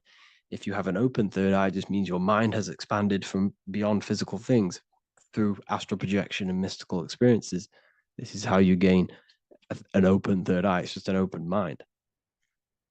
A mind that has astral travel, that has explored the realities within the mind. So everything they do is to keep us in a divided state. Divide and conquer, right? That's their motto. All to keep you thinking how everything is divided. Everything they've done is division. Postcodes, countries, everything is divided. Like football teams and all this stuff. It's also a natural process when you grow up, because as you grow up, your brain is constantly analyzing the world. So this is sort of a natural process of how you become more left hemisphere dominated, because your brain is always analyzing. And unless something awakens you, you can awaken that right hemisphere where you can start to see the bigger picture. Even the music, all tuned to 440 hertz, shuts down the right hemisphere of the brain. 440 hertz, Spotify, Apple Music, the radio. Every time you turn on the radio, it's tuned to 440 hertz. This was specifically tuned. It never used to be tuned to this. It was in the 1950s. It was changed. The standard music tuning was changed to 440 hertz because it shuts down that right hemisphere of the brain. They don't want you thinking, seeing the world in this way and perceiving things as one. And I'm going to show you. It tells you this in the Bible. Cast the net onto the right-hand side of the boat and you will find the fish. What was Jesus saying? You see, people read the Bible and they don't understand it. If the Bible is not talking about you, then it has no meaning. The Bible, everything you read in the Bible is about you and how it can better your life. It occurs to you. So if Jesus says, cast the net onto the right-hand side of the boat, this is an allegory. The boat is your body. Cast the net. It's the awareness, the perception onto the right hemisphere of the brain, and you will find the fish. What's fish? What do fish do? They swim deep in the ocean. It represents the knowledge. Deep knowledge. Cast the net onto the right hand side of the boat and you will find fish. You will find the wisdom. You'll gain understanding when you cast that your awareness into that right hemisphere. You will see that I am you and you are me. We are all one consciousness. You will see everything. You'll see that the trees are the same patterns as the nerves in your body. You'll see everything is connected. Everything is a fractal of the one infinite consciousness. And how many fish did they catch? 153. That adds up to 9. This is now numerology. The Bible's filled with numerology. Adds up to 9. What's 9? Human consciousness. It represents consciousness. You're in the womb for 9 months. Feminine. It's all about consciousness. And in Revelation 14, and I looked and behold, the Lamb standing on Mount Zion. That's the spines, the mountain. With him, 144,000. 144 adds up to 9. It represents consciousness on top of the spine. You see? And he had his name the name of his father written on the forehead. What's the father? The higher mind, the higher consciousness within you. Where is that? In the forehead, the pineal gland. The pineal gland is the radio receiver for the higher consciousness. Because every body part of the body has consciousness. Your heart has consciousness. Your gut has consciousness. You are thinking with these different consciousnesses. You think with the gut. You think with your penis. You are thinking with all these consciousness. And it's about raising your consciousness to the higher consciousness, which is the father, the mind, in the head. Don't think with the lower parts of the body because that is your animal nature. Think with the higher parts of the body. It's all representing consciousness. How to activate the right hemisphere of the brain? Well, it's all to do with non-verbal things. So music will activate the right hemisphere. Make sure it's tuned to the right frequency though. 432 hertz, 528 hertz. Any frequency that adds up to 3, 6, or 9 is good for you. Meditation, turning off the thoughts, and you raise yourself to the higher brain. Symbolism. Symbolism is all right hemisphere. Reading between lines, metaphors, determining the Bible, it's all right hemisphere. Seeing the bigger picture, it's reading between the lines. So tithing in the Bible. These people in the churches are giving 10% of their money to the church. It's nothing but a scam. What these people have done is they have externalized the Bible. They have taken the Bible and literalized it so that they can make a business out of it. So what they're doing is a tenth of the produce of what it says in the Bible, a tenth of the produce of the land, whether grain or fruit, is the Lord's and is holy. So what's that saying? The tenth of it's basically saying give the 10% to the Lord, to God. What does that mean? Well, what's the land and the fruit? This represents physical things, the physical things that you have. The tenth of the physical things that you have. What's that? That's your ego. All the physical things that you have is all to do with your ego. That's the lower self. The ego, what is the ego? It's the mind's perception of the physical self. You had no ego when you were a child. Okay, when you were a child, you had no ego. As you grew older, you created the ego. But the ego is the full self. It's the echo. Ego, echo. It's the echo of the full self. So it's saying give the ego over. Take away the animal self. In that left hemisphere, that's all to do with the left hemisphere. That left hemisphere sees the ego. It sees individuality. It's divided. So it's saying give that 10%, give that 10% of you over to the right hemisphere, the 90%. The 90% of you is in that right hemisphere, the higher self. Now, I'm not saying the left hemisphere is bad. Okay, I'm not saying that at all, but it sees it sees things divided. It's like I said, the left, the hands are manifestations of the brain. So when these Christians are praying, they're putting their hands together. What are they doing? That they're syncing the brain hemispheres. What you're doing, because everything's an extension of your brain. So if you put your hands together, you're putting the two hemispheres together. And what's happening when you place the hands together? All the electricity in the body is now running in a circuit. So once you connect these two hands, the electrical energy is now running in a circuit, and energy can move around the body quicker and more efficiently. So when you pray, when these people are praying, they don't realize that they're engaging in ancient forms of meditation, of balancing the two hemispheres. So now we're talking about balancing the hemispheres, not the right hemisphere. This is what Israel is. Look at the symbol for Israel, the up triangle and the downward triangle. What's that? The up triangle represents male. The downward triangle represents female. Okay? This is talking about the brains. Israel is Ra. Isis, which is female, the Egyptian god. Ra, El. El means God. El, electricity. That's the force of the physical world. It's the force that runs this world, electricity. It's the force of God. El, consciousness. It means God. Is Ra, El. Isis, Ra, and El. It's the two hemispheres of the brain, the holy land of Israel. It's the holy land, it's the brain. Once these two hemispheres are synced, this is how you unlock your consciousness. This is the easiest way of astral projecting. Hemisphering, I forgot the word for it.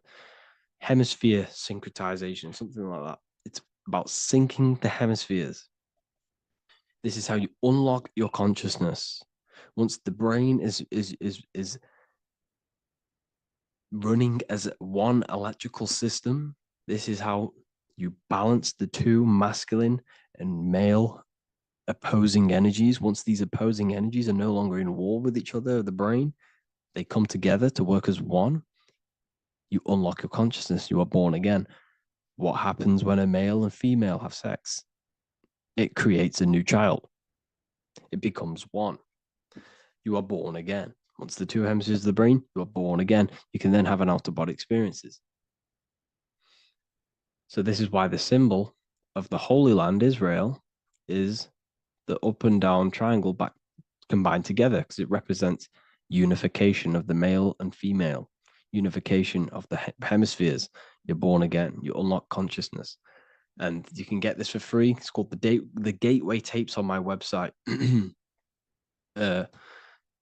Basically, it's a audio track from the government. And they did this in the Gateway Experience. It's a CIA document. And what they do is there are different forms of meditations you go through. I think there's about 5 waves of meditations you do, half an hour each one. And it will teach you, it will sync your hemisphere. Because what does it do? They understood that playing one frequency into one ear and another frequency into the other, they understood that the right ear is connected to the left hemisphere, the left ear is connected to the right hemisphere. So when you play 2 different frequencies into both ears, what happens? The brain picks this up, the 2 hemispheres of the brain picks this up, and it syncs it. It syncs these 2 hemispheres, these 2 frequencies together. So now the brain is working as one to sync this frequency. So this is how you can sync your hemispheres through listening to these frequencies. Okay, you can get them for free and do the meditations yourself. This will definitely help you. This is an easy way to astral project.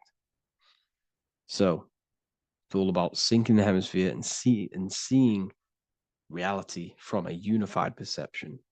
We should all aim to get out of that left hemisphere. I'm not saying don't use it, but we should now start to we should now start to read between the lines of the Bible, read between the lines of the symbolism they're showing, study symbolism, study allegories and myths. What are they trying to tell us through these allegories? And, this is how we start seeing things in a better way. Once we understand that we are all microcosms of an infinite consciousness, we can all come to one, because love is the unifying force of this infinite consciousness. We are all divided. We are all disconnected from our hearts. Once we all connect with our hearts and see that everything is one, we can all start to love and come together as one, because love is the unifying force of consciousness. So if you haven't already seen, I now have launched the Ethereal University. I will be doing lectures like this one, but even better, deeper, and even releasing knowledge that I can't talk about online as they are censored. I'll be doing lectures every single week. I'll be doing live calls every single week. You also gain access to my library, which is filled with over 45 occult books, filled with knowledge. Okay, I'll show you now. Plus, you get my book, The Book of Wisdom, PDF form, and the Human Health Guide, PDF form. You also get all of this stuff, the health section, Q&As, ethereal meditations. We've got some celestial studies, cosmology, numerology coming soon. You also get the brand new Manifestation Mastery course, plus the library. And there'll be new books, new lectures, new live calls every single week. Or you can get the Book of Wisdom, use the code WISDOM in all capital letters to gain 40% off. This sale will be ending very, very soon. So if you're watching this, be very quick to get yourself a physical version or a PDF of my book. You can get it in all these languages. Hope you enjoyed this video, people. I'll see you inside the Ethereal University, the real university. Have an amazing day.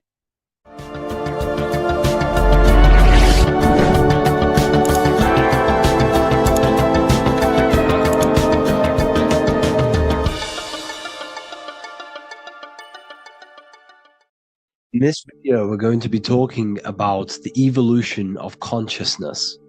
You are born human, however, you possess consciousness, which is the awareness behind your being, the awareness behind your thoughts, the experiencer behind your 5 senses, the experiencer, the observer behind your thought, emotions, and senses. You are an eye, an invisible consciousness looking through a lens, which is your body. Your body produces this physical world that you experience. Your brain produces this world. Your brain and body is a technological computer. However, you are an infinite, ever-expanding consciousness behind this physical body. And there is an evolution of consciousness, a cosmic journey of expansion. And this is why we see so much pyramid symbolism in the occult and esoteric world, and especially within Freemasonry. because the pyramid represents climbing, an evolution, a raising state of consciousness, a journey. Steps symbolize a journey upwards. This is the raising and the evolution of consciousness, our inner world, the transmutation of our inner selves, of our souls and consciousness and our minds. So when we see this pyramid, we're seeing a evolution, a way up to source consciousness. And the eye in the pyramid represents your source consciousness. It represents illumination. It represents divine guidance through this evolution of consciousness. This is why we see the ladder.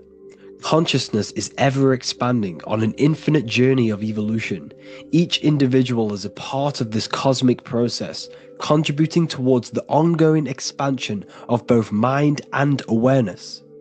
As we evolve, we collectively explore deeper levels of existence, expanding the boundaries of thought and consciousness.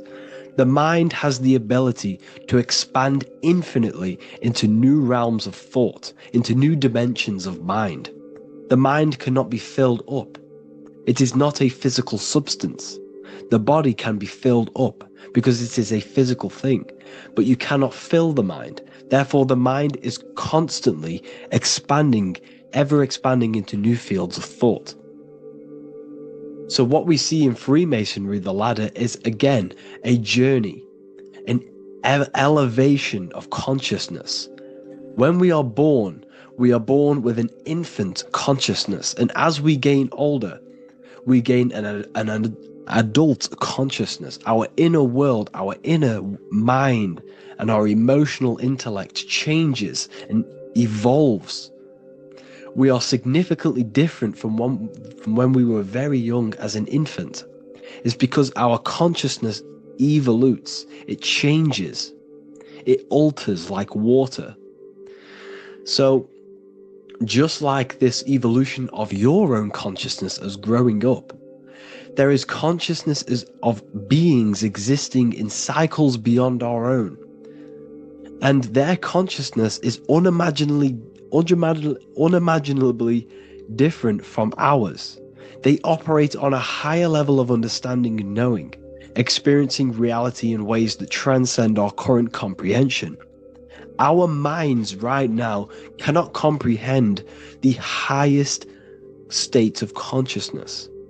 There are entities, there are beings beyond our own, existing in higher dimensions of consciousness that we cannot comprehend because they have expanded. They are on a further way up the ladder of consciousness.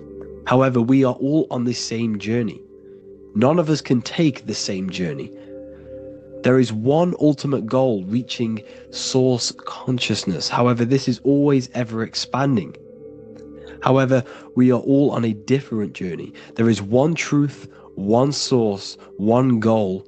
However, there are billions in different ways of reaching it, and we are all on these different paths to source consciousness, to this ladder, this evolution of universal evolution. Okay? Their awareness is attuned to new dimensions of existence, reflecting a more advanced stage in the cosmic journey of consciousness evolution. So when you take DMT, you are shot into these higher realms of consciousness where you meet these beings who look similar to these images. They are not speaking to you physically. They don't speak to you three-dimensionally through vibration and words. They speak to you mentally. If you have done DMT, then you know this. And if you have met these beings, then you know this. You might have even met some of these types of beings on mushrooms or any psychedelic drugs. Because ultimately, when you take these mind-altering substances, it's altering your consciousness. It's merging your consciousness with the spirit of that substance. And you are essentially attuning your mind to higher dimensions of consciousness. That's why we say we're getting high when we take these substances. Therefore, when you meet these beings on DMT, you are essentially meeting beings who are attuned to higher dimensions of consciousness, and they speak to you mentally. They speak to you telepathically through thought. because the universe is mental. Everything exists within the mind. The way you are now, your physical existence, is a state of mind. Mind, thought creates matter. Spirit and matter are two opposing ways of thinking. If we have a very spiritual mind, we have an expanded mind, we are a spiritual person through the mind. However, if we have a very low state of consciousness where we think about food, sex, lust, and all physical things, then we have a physical consciousness. Matter and spirit are two opposing forces, two ways of thinking. The mind attunes itself to different levels of understanding in different dimensions. So, essentially, this is what we're looking at. The body is a vessel for the fluidic, formless consciousness, a temple that houses the essence of our awareness. While the five senses are limited to perceiving only the physical plane, the mind transcends these limitations, capable of perceiving the full scope of reality. It is through the mind that we access deeper truths beyond the material, tapping into boundless nature of existence. Physical existence is a thin band, a thin layer of reality. It's like 0.001% of reality. And your five senses are only tuned into this layer of reality. But the five senses are, by design, only allowed to perceive physicality. But the mind has the power to expand beyond this physical five sense state. The mind has the power to expand and evolute. It is a conscious decision whether you want to take this path or not. You can stay in a three-dimensional way of thinking, or you can expand your consciousness from within. It's not an external journey. There is no God going to save you. You must save yourself. Therefore, behind every single one of these eyes is the same source consciousness. However, we are all different cells in a different journey. The organs in your body, the cells in your body are all alive. They all possess same consciousness, universal consciousness. However, we are all on a different journey of evolution. As above, so below. As the baby is in the mother's womb, when the baby becomes conscious, there is a world outside of its mother. What does it do? It presses and seeks a way out to be born in the other world outside of its mother. It is the same with your consciousness, your mind. When your mind becomes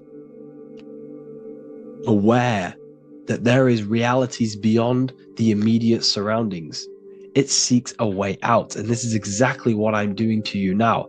I am now expanding your mind and telling you there is other ways of reality. There is other dimensions of consciousness which you can access through inner transmutation, through different ways of thinking, spiritualism, and meditating and connecting with yourself and detaching from external things. We can upgrade our consciousness. Your body is a womb. Why Jesus says you must be born again to see the kingdom of God, because you are born physically and then you must be born again spiritually, awakening your inner consciousness. So like I said, as the baby is in the womb, it's the same principle. As above, so below. You were a baby, you were in your mother's womb, and you figured out there is a world outside of your mother, so you seek to weigh out your mother to be born in another world. It's the same now. You must do this now. This is your spiritual evolution. This is the evolution of consciousness. It's ever expanding. When you die, this is a transition. You must learn to not fear death. This is another part of your spiritual journey. You must master death. Therefore, like I said before, the mind has limitless capacity to expand into new realms of thought, continuously exploring uncharted ideas and concepts without boundaries. The mind can ever expand. It can never be filled. It can never ever know everything. There is infinite fields of knowledge, infinite fields of thought. Your current state is just one stage on an infinite pathway. You won't remain human forever. The human experience is a crucial phase where we learn to balance polarities, master the fundamental laws of the cosmos. It is a period of growth and transformation, preparing us for the next stages in our cosmic evolution. The goal is to strive for perfection, yet the true perfection is unattainable. It's like a tunnel, and there is a light at the end of the tunnel. And as you walk through this tunnel, the light is ever moving backwards. You should forever seek to meet that light, but you will never meet that light because consciousness is ever expanding. You should strive for perfection, yet knowing that perfection is forever unattainable. The journey is endless, with each step revealing deeper layers of understanding and experience. The pursuit of growth and expansion is itself the essence of our evolution. You can find all of this knowledge in the amazing book that I have read for years. I have read this book, The Emerald Tablets of Thoth, the Atlantean, by M. Dorial, translated by M. Dorial. I'm telling you now, this book, now that I've told you this, you have some context on the book. The whole book is about evolution of consciousness. He's talking about higher dimensions beings. He's talking about how you can transcend this physical plane. It is truly the most amazing book you will probably read. One of the best spiritual texts you'll see. It's hard to understand, so you must read it over and over again. And the more your mind progresses, like for me, I read this every couple months. And the more I learn about consciousness, the more I expand my own consciousness. And every time I read this book, I pick out something new that just completely blows my mind, because you can only understand this book to your level of consciousness, to your level of understanding. So now that I've told you all this information, go and read this book and it will absolutely blow your mind. And so will the Book of Wisdom Volume 2, which is now available. I released it the other day. I'm just going to read a page out now. This page is called Spirit and Matter. The Earth is not merely a dense, lifeless rock drifting through space. It possesses spirit, a living essence that animates its form. But what do we mean by spirit? Spirit in esoteric terms refers to the energy, the life force, animating the principles infused in matter. So essentially, what this page is talking about is how everything has spirit, consciousness within it. You are the middle, you are spirit and matter. You have the ability to expand your mind to the God self and raise above our animal instinct, our material self, and know the divine and expand.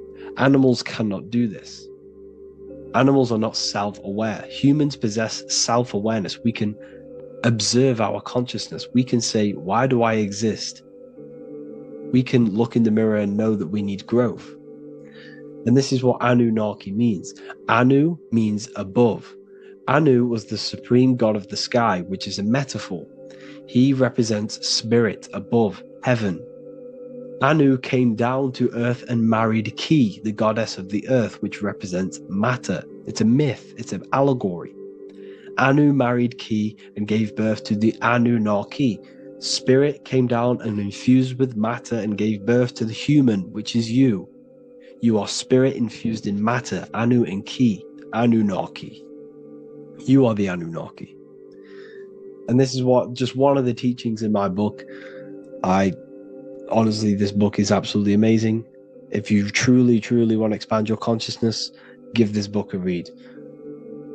And obviously, if you're inside the university, I give you this book for free, a paperback version. If you join the university, follow the steps inside of the general chat, you'll be able to download this book, not download it, order a paperback for free. All you have to do is pay for the shipping. You'll also gain amazing knowledge inside of my library, where your mind will just be overblown with the amount of esoteric books. There's over 45 rare occult books, plus you get a PDF of the Volume 1 and Human Health Guide. You get reoccurring updates where I expand on symbolism, occultism, where you will just feel absolutely amazing once you understand esotericism in yourself.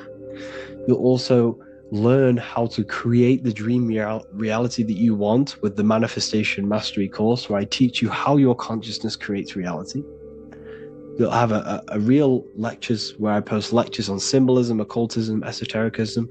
There's a conscious community and live calls and Q&A where you can ask me questions and I'll answer your questions. I just want to say thank you to everyone who has joined the university. Thank you for even liking and watching this video. Any support I just appreciate every single one of you. Please, if you can, leave a comment and a like on this video and let me know any videos you want me to make in the future. And I will start uploading a lot more to the YouTube. So yeah, thank you all for tuning in today. Have an amazing day. Welcome to Revival of Wisdom. This video is going to be about the flat earth and the breakdown of the whole cosmology. We're going to be digging very deep. I've got a lot of pictures and images to show you and a lot of dots to connect. So let's start with the Freemasonry art. So this artwork we have here is the Freemasonic cosmology as they know and believe. So what is it symbolizing? We obviously have to start off with the 4 pillars representing the 4 corners of the earth. The 4 corners with duality. You see, there's everything on earth. There's good and evil. Good, evil, positive, negative. Good, bad. This is the checkered board. This is what it symbolizes. Okay. Obviously, we have the sun, the moon. The sun gives you energy.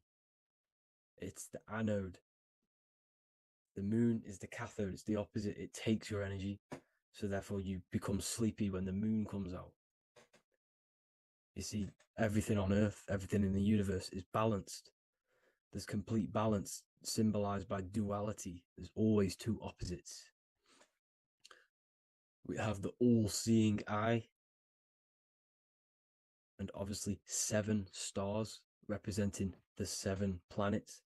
But not planets as in we know planets. They're not physical spinning balls of gas. They are energies. They are lights emitting from the realm above this realm. They are lights through the firmament, through the electromagnetic field. So let's go through that again. The 4 corners, duality, positive and negative, cold, dry. Everyone on Earth has an opposite. Everyone, there's 2. Okay, and then we have the sun, the moon, the 7 planets with a 5-pointed star. What's the 5-pointed star? Of course, it's the 5 elements: spirit, water, earth, fire, and air. Okay, that's what the 5-pointed star is symbolizing, the 5 elements of Earth. And then, most importantly, we have the compass. The compass is very, very important, hence why it's in the center. The compass is symbolizing many, many things. And one of the most important things, but we'll get into that after. We have a boat with water outside of the earth. So we have a boat on water, symbolizing the waters separated by the firmament, the waters above, separated by the firmament from the waters within the firmament, the earth. So this is what it's symbolizing. So the compass, what's the compass? This is where the compass comes from. The Polaris, the most important star there is, because it's in the center of Earth, the sun, the moon, and the black hole, black sun. Because all creation comes from center, the seed center. Okay, but we'll get into this after. But also, this is a very important Masonic symbol because they use this symbol a lot. This is one of their main symbols, hence why Neil Armstrong has the Masonic ring with the compass on it. the people who supposedly went to the moon, which obviously they faked to push this globe model, because the globe model is based upon fear. Because the globe model, if they can sell you the globe model, they can sell you anything. Then you don't know where you actually are. The globe model is to push fear upon the masses, because the globe model means there's not enough resources. There's also risks of asteroids hitting the planet. There's also risks of space extraterrestrial invasions, global warming, asteroids. You see, this is all the fear that they can gain off selling you the globe model. Okay, because they don't want you to know that this is an intelligent design. And also, they're hiding God, the creator, the source. This is why they are satanic. They are opposites. They are lefty, Lucifer, right, righteous, godly. Hence why they do the symbolism on their eyes. 666. This is another famous, what's it called? Sorry, famous astrologer, astronaut. This is another famous astronaut doing 666, showing that he's in the alliance of the occult. But even look at their 10th anniversary stamps. They have a Masonic compass on there. Also, the Order Out of Chaos. Order Out of Chaos, double-headed eagle. Okay, the Order Out of Chaos ring, which they wear. So all of these astronauts are in the occult. They are lying to you. They are in with this order, this Masonic New World Order, whatever you want to call it. So let's break this compass down a lot more. Because as I showed you here, the center, okay, this is what the compass is symbolizing. Let's go into the North Pole map. This is from 1595. This is a rough estimate of where this map came from.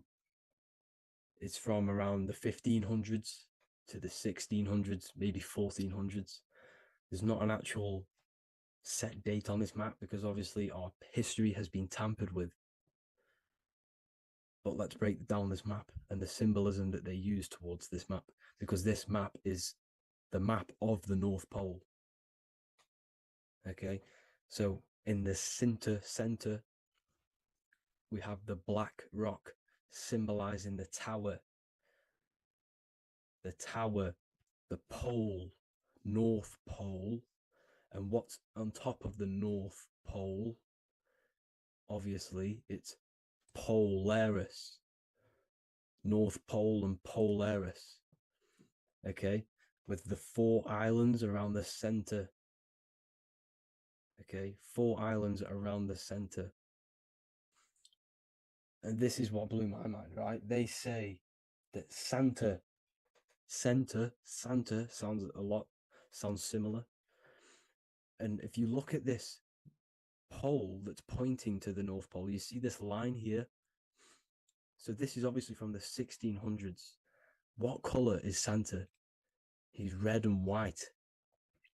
Just like this map pointing to the center is red and white, and Santa comes from the North Pole. So it's not a coincidence that they use red and white. They're mocking this map because obviously they took over after the 1500s, 1600s. They took over around the 1800s. So they're mocking this map with Santa coming from the North Pole with this red and white line to the North Pole. Notice the 4 islands. Okay. Like windows, their symbol, they obviously in the occult, they're part of the New World Order, is symbolizing these 4 islands with the blue behind it for the water. Okay, so this is another occult logo that's symbolizing this center, because the center is so important. Okay, we'll get into that. Also, we have the Mayan cosmology. This is the Mayan cosmology. This is what they created. This is their artwork, with also 4 major lands around the center. You see there's 4 with green in between them all. 4 major lands with the underworld. You see this underworld is also symbolized by the Masons with the coffin of the skull and bones, the deceased, the dead. Okay, so this is also mentioned in the book of Enoch. Okay, and it's called Sheol. Sheol, the underworld. Okay, and in the book of Enoch, it says all spirits of the dead go to these hollow places, that they'll wait until their appointed time of judgment. And it also says in the book of Enoch, there are 4 hollow places underneath. 4 as above, so below, representing the 4 islands. As above, so below. That's where that could link in. Okay. The book of Enoch is very important because it was found in a cave thousands of years ago, and has a lot of truths about this realm and about this world we live in. So let's go back to the Mayan cosmology. So the ancient cosmology, they all must have had some sort of communication. They must all be at peace with each other, because all of their cosmologies linked together. See, the Greek, Babylonian, Indian, Celtic. Okay, they're all linked in together. They all knew that they were in an enclosed system with an underworld and obviously a firmament. Okay, so this is what they all knew. They all must have had some sort of communication. They were a lot more advanced than us. They knew the center of the realm. Okay, and obviously the United Nations flag also symbolizes their center. You see how it has like a grid with a circle around the center. It's symbolizing that center of the realm, because that center of Earth is so important. The United Nations flag, all have it. See, some different ones will have that circle around the center, because the center is the seed. All things come from a center. So the torus field is so important because it is the spark of life. It's the building blocks of the universe, this creation, because all things have a torus field. Just like an apple with what's in the center of an apple, a seed, because the center is where the energies hold, is where the energies meet, and it creates that spark of life. Just like your heart is the center of your body, and it has an electromagnetic field,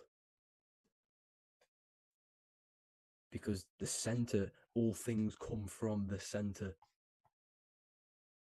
So this is why the North Pole is so important, because this is why it's so important, because this is where the creation sparked from, the center. This is where the most electromagnetic energy is stored.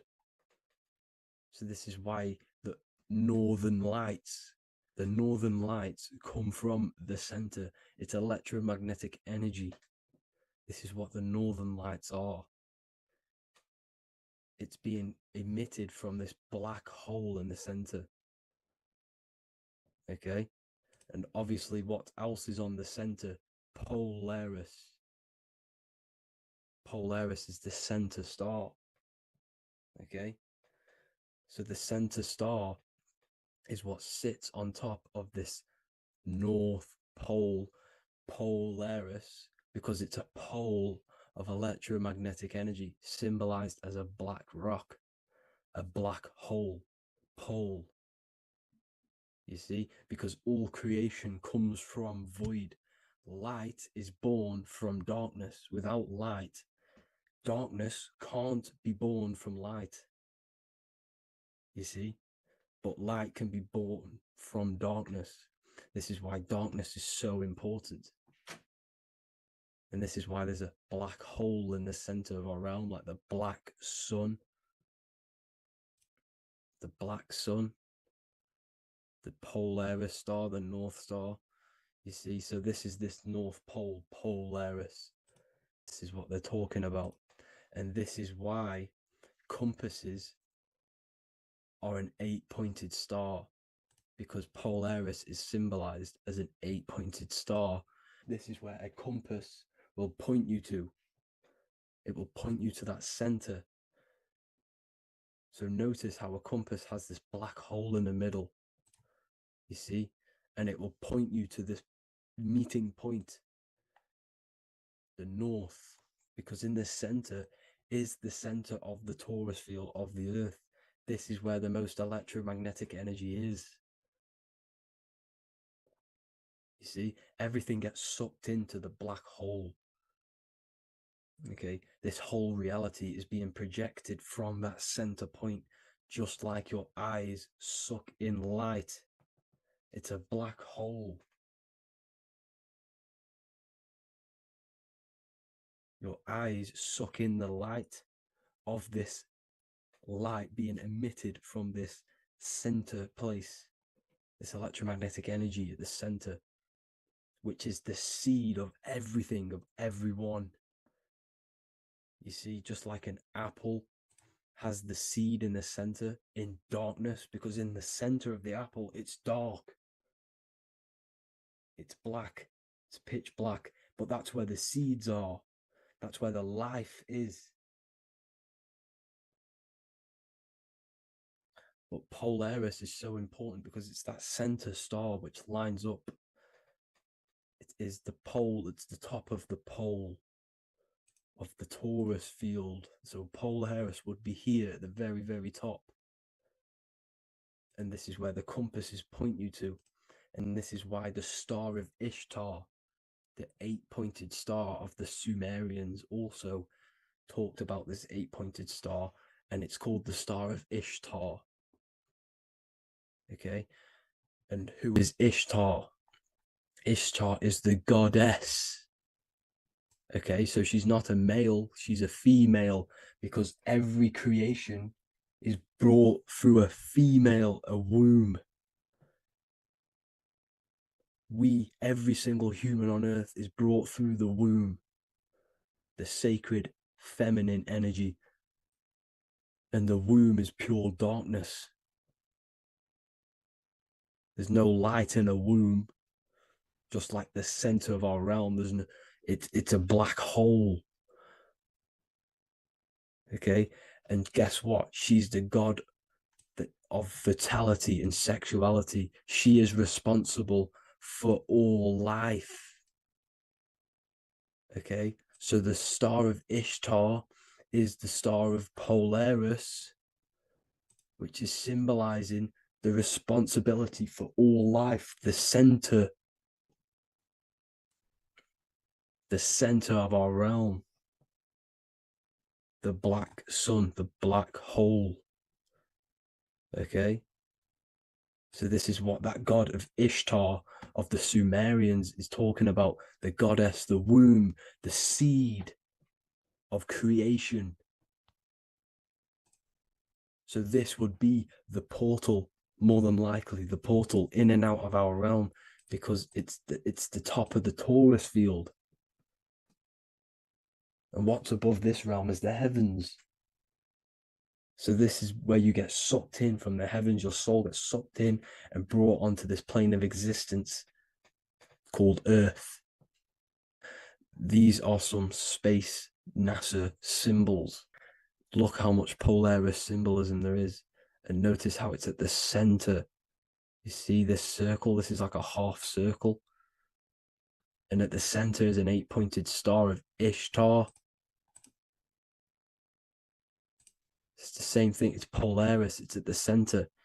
And notice on some of these, look, this one is a bear holding the key and an arrow pointing to the Polaris star, so that they hold the key to Polaris. Another one with like a demon holding a key to the what? Polaris on top of him. Also an eagle, which is a Masonic symbol. The eagle holding a key on top of the center. You see, and notice how there's an arrow going up to the Polaris and an arrow down, as above, so below, to Earth. So you can go out of Earth and into Earth through Polaris, and the eagle holds the key. You see? The eagle holds the key, just like this. This demon dragon holds the key to Polaris. And look at this one, Earth, with an arrow up to Polaris, an 8-pointed star.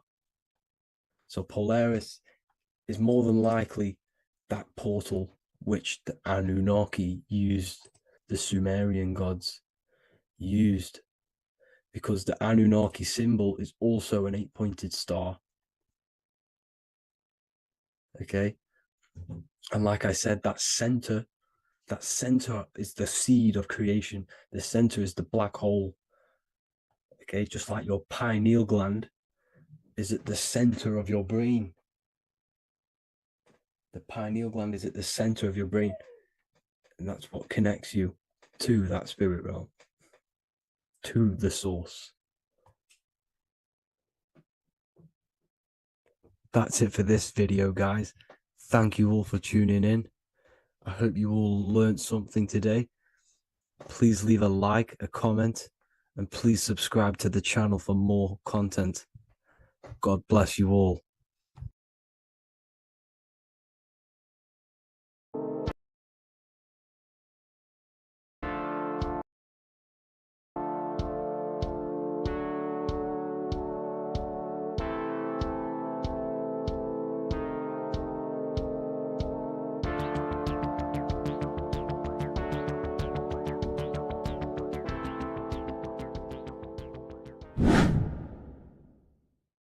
Hey people, how are you all doing? It's Revival of Wisdom, and today we're going to be talking about your birth certificates and how we are slaves to a system and how they have trapped us into this system.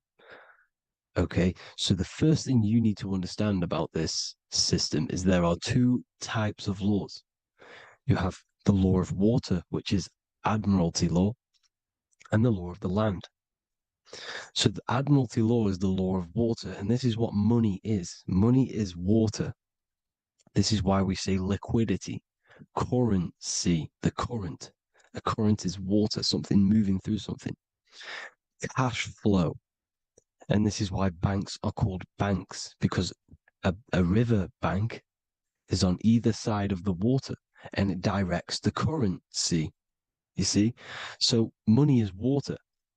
And as you can see here, Ripple, the cryptocurrency, Ripple, water Ripple, and they're building a bridge over water, overseas, international banking with cryptocurrency. So money is water. And this has specific laws about water, but water is the same everywhere, you see. What the difference is with the law of the land is that you can have different laws in different lands. I can't do certain things in the UK that people can do in America, for example. You see, that's the law of the land, but the law of water is the same because water is everywhere. Now, this is very important to understand when it comes to, you know, these birth certificates. So, Pope Gregory, this is where we're going to start off. Pope Gregory in 1582 took the Orthodox Eastern sunrise calendar and changed it to his own Gregorian timeline, not a calendar, a timeline. This timeline was copyrighted by Pope Gregory under the name of the Vatican. So the Vatican owns the timeline that we are using today, 2023. They own it. They own the title of this. Gregorian calendar. Okay.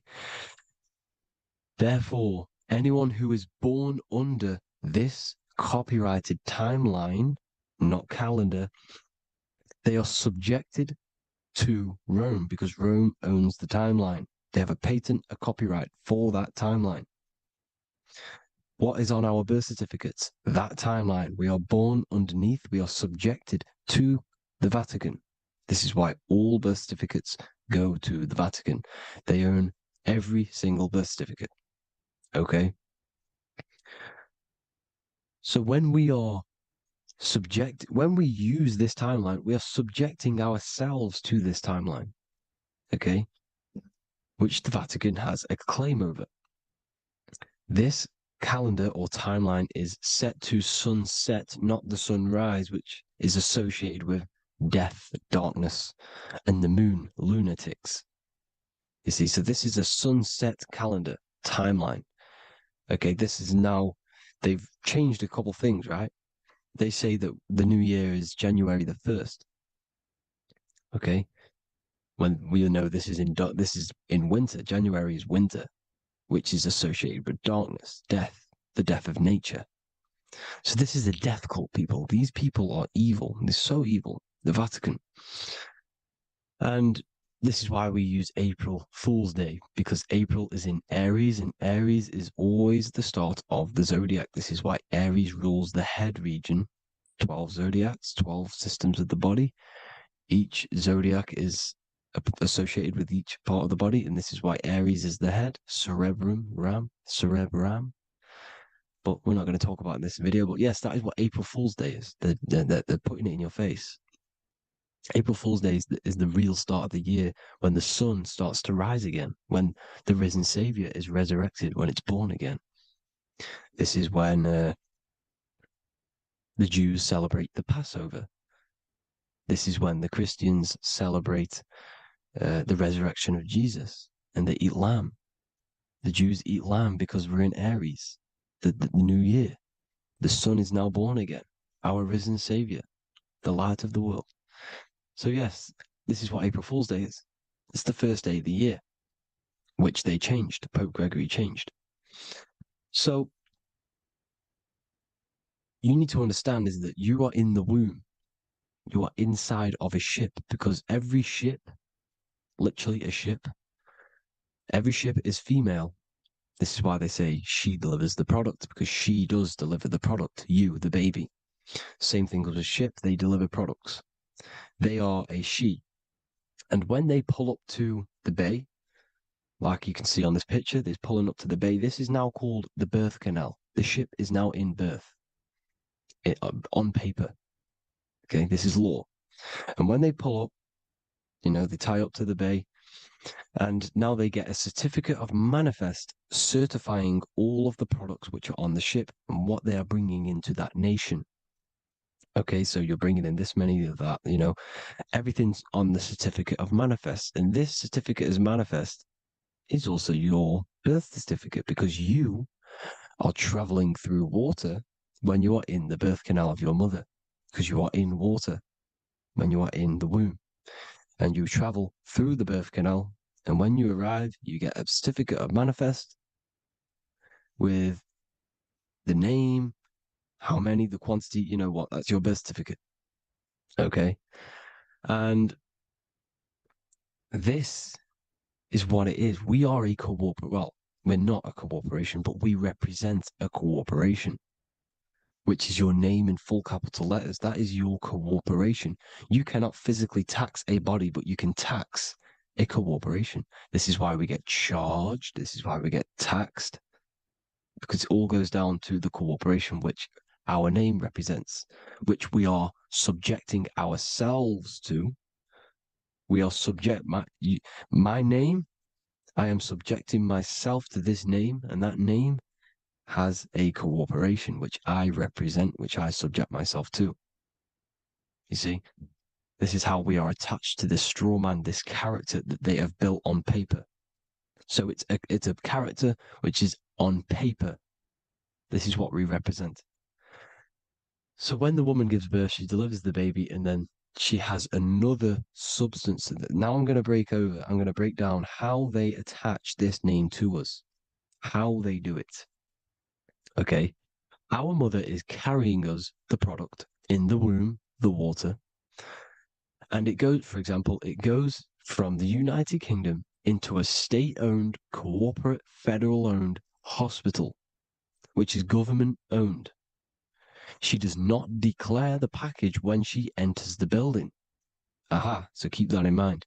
When she delivers the package in the federal territory, she does not declare the package either when she leaves. Therefore, there is no evidence that we exist when we arrive on paper. On paper, there is no evidence that we came into the building or left the building. We have not been declared. So we do not exist on paper at this point. When the woman gives birth, she delivers the baby, and then she has another substance, which is called the afterbirth material. Okay? This afterbirth material has the same DNA as our physical body with the body, mind, and spirit. Okay? This is how they get this corporation. Hold on. The afterbirth material does not get claimed by the mother nor anyone. Therefore, they salvage that substance because we are under the Vatican. Every state is all Catholic. Your birth certificate is Catholic. No matter what religion you think you are, every single birth certificate is Catholic because we are subjected to Rome. All roads lead to Rome. Rome runs all of this. Okay, we're still under the Roman Empire. Okay, so Rome are Catholic and they believe in salvation. This is how religion comes into this. This is how they use religion to get this. So they salvage the afterbirth material and they claim it and they salvage it and give it and charge it to Rome. And they give it a name. Here's the legal term, born alive. Here's what it says. Each product of such birth is considered live born and fully recognized as a human person. So each product of such birth, so that could be anything, the afterbirth, the person who actually comes out, the baby. So your afterbirth, which we do not take with us, we take the baby with us, they keep that in the hospital, they collect the afterbirth, and they salvage it, and they give it the name, which, it is us, we are a representative to that afterbirth material, which they put the name on, they claimed, which is subject to Rome. So we are walking around our whole lives as a representative to that claimed salvaged afterbirth material, which the federal state have. Okay. We are under the Catholic Church, Vatican. Therefore, the afterbirth material is a child of God. See, on paper, therefore, they believe in salvation and salvage the afterbirth material. This material has no mother or father. The state pick it up. It becomes a war to the courts and gets charged to the state. So we are a representative to that character they salvaged because it is the exact same DNA as you. Subject is the name or the title, and the matter is the physical aspect left behind in the hospital, which represents us. You see? So now we're moving on to Unum Sanctum. Unum Sanctum was in 1302, a very, very important year. Very important year. Unum Sanctum says this is basically how they claim everyone in the world. So the Vatican had all this power, all this gold, all these people under them. They need to get a claim for them so then they can rule over them and make them slaves. So what they did, they created Unum Sanctum. Pope Boniface VIII did this. And it says, the spiritual man judges of all things and he himself is judged by no man. The spiritual man, keep that in mind, unless he invent like Manichaeus, two beginnings, which is false, and judged by heretical, since according to the testimony of Moses, it is not in the beginnings, but in the beginning that God created heaven and earth. Furthermore, we declare, we proclaim, we define that it is absolutely necessary for salvation that every human creature to be subjected to the Roman pontiff. So they are claiming us in unum sanctum, and it's in the vaults in the Vatican. They will put a spell on it because they are sorcerers, they are magicians. They put a spell on it, they lock it up, and whatever goes on that piece of paper goes. And this unum sanctum is claiming all of us. So what does it say in the beginning? The spiritual man judges of all things, and he himself is judged by no man. The spiritual man, the man with the body, mind, and soul, the first baby that comes out the birth canal. That's you, your body, body, mind, and soul. You have the Christ, which is I am, which is grace. Grace means here now, in the present. You have the Christ, which means I am. Therefore, you have a soul. If you can say I am, you have the Christ. You have a soul. But a creature can be anything with no soul. You see? So no man can judge the man with the soul. However, as it says in the second part, we proclaim, we define that it's absolutely necessary for salvation that every human creature to be subject to the Roman pontiff. So they are subjecting the afterbirth, not the man with the body, mind, and soul, but the afterbirth to the Roman pontiff, to the Roman Catholic Church. We are the ones who are claiming to be the afterbirth material, which is our birth certificate, which is our representative. We represent that because it is our DNA. This is how we are stuck. We are stuck because we represent this DNA, which is on paper, recorded. You see?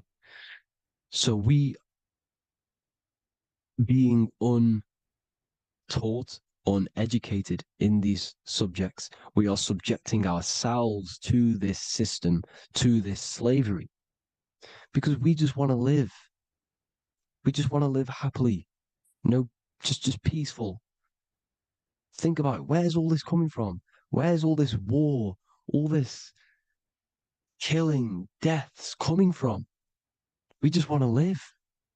It's coming from the Catholic Church, these evil death cult, which has subjected us, which has used us as slaves, and we are still slaves, and it's just going to get worse and worse and worse.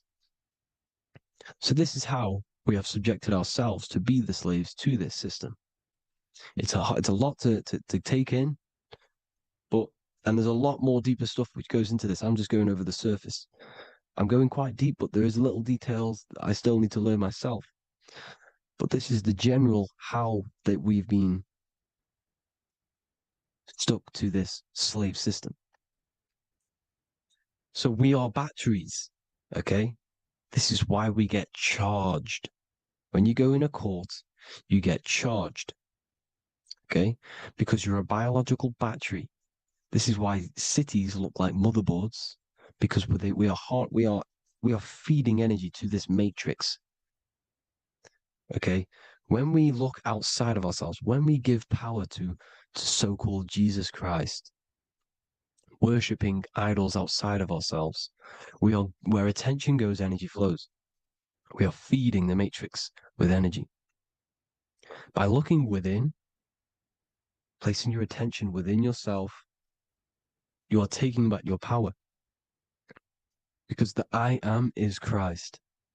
The you, the soul, is Christ. It's God. The awareness is God. Okay? However, we are subjecting ourselves to this system. We're subjecting ourselves to this system, and they're feeding off our energy.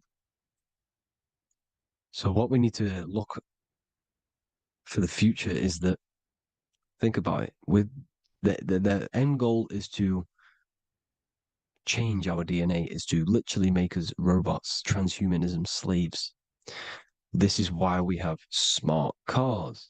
smartphones, smart watches, smart meters, smart cities. And all of this is going to be connected by the smart grid, which is 5G. This is why 5G is rolling out. 5G is going to connect all of these technologies to one. It's like a big net system. And you know why they're doing this? It's because all of this is going to be connected through AI, through this 5G, and that 5G is going to be controlled by the elites. So you say anything wrong, you do something wrong, you say the wrong thing online, they'll turn off your car, they'll turn off your phone, they'll turn off your smartwatch, they'll turn off your TV, because it's all going to be connected and controlled by the smart grid. And this is what the Great Reset is, people. But they're going to trap us inside of these 15-minute smart cities so we can't leave the area, because they're going to use climate change as a tool to enslave us to not travel because of so-called climate change and the fumes that we are putting into the air, which is all BS. They're doing this to push these new cities, to push all of it. But listen, they're trying to get inside of your body. The only way they can do that is to get you addicted and using this technology. First, they got on the body with the smartphone. Well, first of all, we use the technology. We get used to it with it in our hand. The next step for them was to get on the body, which is the Apple Watch, as you see down here. They have now successfully got onto the body. The next thing is to get inside of the body. This is the brain chip. You see how they've slowly lured their way in, slowly got you addicted to this technology, got you dependent on this technology. And what they're going to do is that they're going to mold society to be dependent on the brain chip. So in order, for example, if you want to go and pay for food, you're going to have to get a chip to pay for the food, because it's all going to be digital money. And that digital money will be connected to the chip, and you'll need the chip to pay for things. You see? So this is how they're slowly transhumanizing us. These phones, these apps, these things which are all we are all using was created by Freemasons. Mason means traveler, because they travel the depths of the mind. They understand human consciousness. They understand the brain. They understand the mind. By the deepest root cause, they understand it. This is what Masonry is. It's the occult. So these technologies is designed by these people. This is why they're so addictive, because they understand how it works. They understand how to get people addicted, because they understand human consciousness, the brain, the body, and the mind. So this is the advantage Freemasons have over us. And these secret societies, which have gone through the orders of Freemasonry and progressed onto these secret societies, which are the evil side, because I'm not saying Freemasonry is evil, okay? But the societies which they go beyond Freemasonry, because you can go beyond the 33rd degree into these secret societies, and they use this knowledge for the bad, to enslave people. And this is what's going to happen. Transhumanism. So I hope you all learned some insight for today. Please do a bit more research on, the birth certificate and stuff like that, the straw man. And have an amazing day, people. Please like, comment, and subscribe. Peace.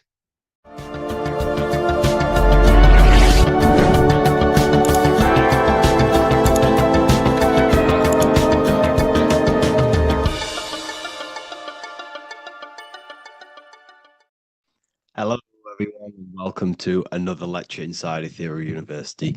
In this lecture, you will learn about the death process and how to prepare for it, and why that preparation is so important. So let's get straight into this. You must understand, as a spiritual creature that you are, You have a visible nature and an invisible nature. You never truly die. You are an eternal soul experiencing a temporary physical world. The inner world of thought and emotion is eternal, while the outer world of matter is mortal. Everything that is seen is mortal. Everything that is unseen by the eyes is immortal. When you die, your external physical world will be stripped away, leaving only your pure consciousness in its raw form, drifting within the astral plane. So here you see your physical external body and your internal world. And your internal world is your state of consciousness. It's your state of consciousness. Your thought and emotion is one overall state. Okay? So you must understand these planes. You have the physical body, the etheric double, an astral body, a mental body, and the Buddhic body. When you die, you leave the physical plane. Then you will more than likely leave the etheric plane because the ether acts as like a portal. Everything comes out of the ether and returns back to the ether. I can break that down in another video in electromagnetism. But electromagnetism is ether, energy coming in and out of the ether. You will, every single day you die, every single day. There's a cycle of life and death occurring all the time. Every single day, you go to sleep, you go back, your consciousness slips back through the ether. And then when you wake up, your consciousness comes back through the ether into the physical plane. Death is just a bigger macrocosm of the microcosm cycle of life and death. So you will return back to the astral, which is the realm of imagination, infinite possibilities. And this is where thought forms start to manifest. Okay. So depending on how advanced you actually are mentally and emotionally, will depend how long you stay in the astral. Now, what we must understand is that there is many different components to the astral. We have the higher astral, the middle astral, and the lower astral. These are all vibrational states. So if your mind and soul is operating in lust, lust, desire, hate, food, physical addiction, smoking addictions, then these are quite heavy. These are quite heavy attachments to your consciousness, and they're quite low level desire, which means they have a low vibration. You will manifest in the lower astral when you're stripped from your physical body. The lower astral is not inherently evil. However, there's just low vibrating things going on there. Low vibration does not mean evil. Okay. So just like bad doesn't mean evil. Okay. In the lower astral, you are going to see lower astral beings. You're going to see spirits, souls with low level desire. Okay. People who are attached to the physical plane, people that lust, people that do these things. Technically, this is hell, but you can escape it by escaping yourself. Now we're going to break all this down. I'll break all this down properly once you understand the full context. So depending on your level of desire, you will manifest in a corresponding layer of the astral plane. If your mind is still attached to the low physical desires, you will find yourself in the lower astral realms. But if you have few desires and have detached from the worldly attachments while you are encased in a body, then you will rise into a higher or middle astral plane, mainly the middle. Okay. The higher astral plane is very formless. So as I broke down here, this is, well, the physical plane is the lowest dimension. This is the most form, the most matter. It's quite heavy. The higher you go, the lighter it becomes, the more fluid, the more formless it becomes. So you see here it says denser down and lucidic up. So this is more lucidic in these higher realms. This is more dense in the lower realms. So this is why the ancient Egyptians were always talking about, I'll show you this. This is showing you death. So first of all, we have Anubis, which represents death. Here you have the heart, which represents the soul. And here you have a feather. And this is a scale. You see how this is a balanced scale? So what this is symbolizing, this represents death. This represents your heart, and this is a feather. So when you die, your heart must be as light as a feather, which means your emotions, your soul, should have no attachments to the world. It should be light. It should be detached. This is why the word light and light are the same. Light is in heavy and light is in very bright. Because when you're less attached to the things, your soul shines. You're authentic. You're light. You're very bright soul. And you have no attachments. Your light is in not heavy. So you must detach from the worldly desires. We have to detach from the smoking, the food. This is why we should fast. Smoking, this is why we should detox. We should also meditate. We should also be able to sit with ourselves for long periods of times. Okay, I'm going to break all this down properly. But that's why the Egyptians show you the symbolism here. Okay. So you're stripped of your material body. So that state of consciousness you're in right now, your inside world, if you shut your eyes, that state you're in, that is what you're going to experience when you die. Okay. And you're going to be manifested into the astral. In the physical plane, you can mask or hide almost anything. But in the spiritual realm, you cannot. The astral body, your thoughts and emotions directly shape your spiritual body, your astral body, revealing your true inner state. So your desires that you can hide in the physical plane, your emotions, your thoughts, you can't hide any of that in the physical, in the spiritual plane, in the astral plane. That will directly shape who you are, your color of your astral body, and your astral body as a whole. So here we have Kim Kardashian. If you could see this lady's astral body, you would run so far that you would be horrified for the rest of your life.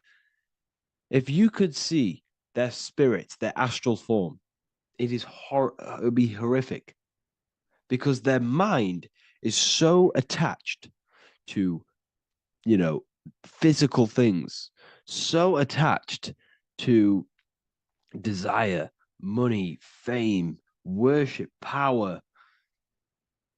These people do not want to die. These billionaires and millionaires will never want to die.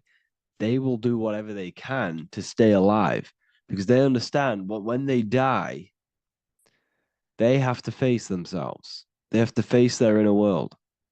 And their astral body, their true authentic self on the inside is horrible and horrific and so low vibration. So this is where it comes in.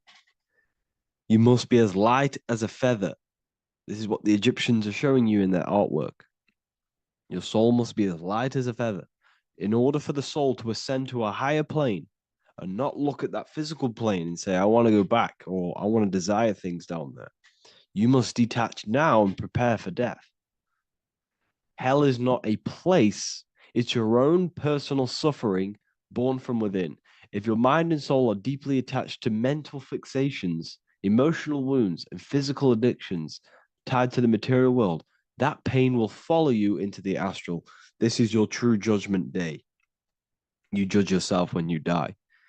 You see your authentic self. There's no hiding. Right.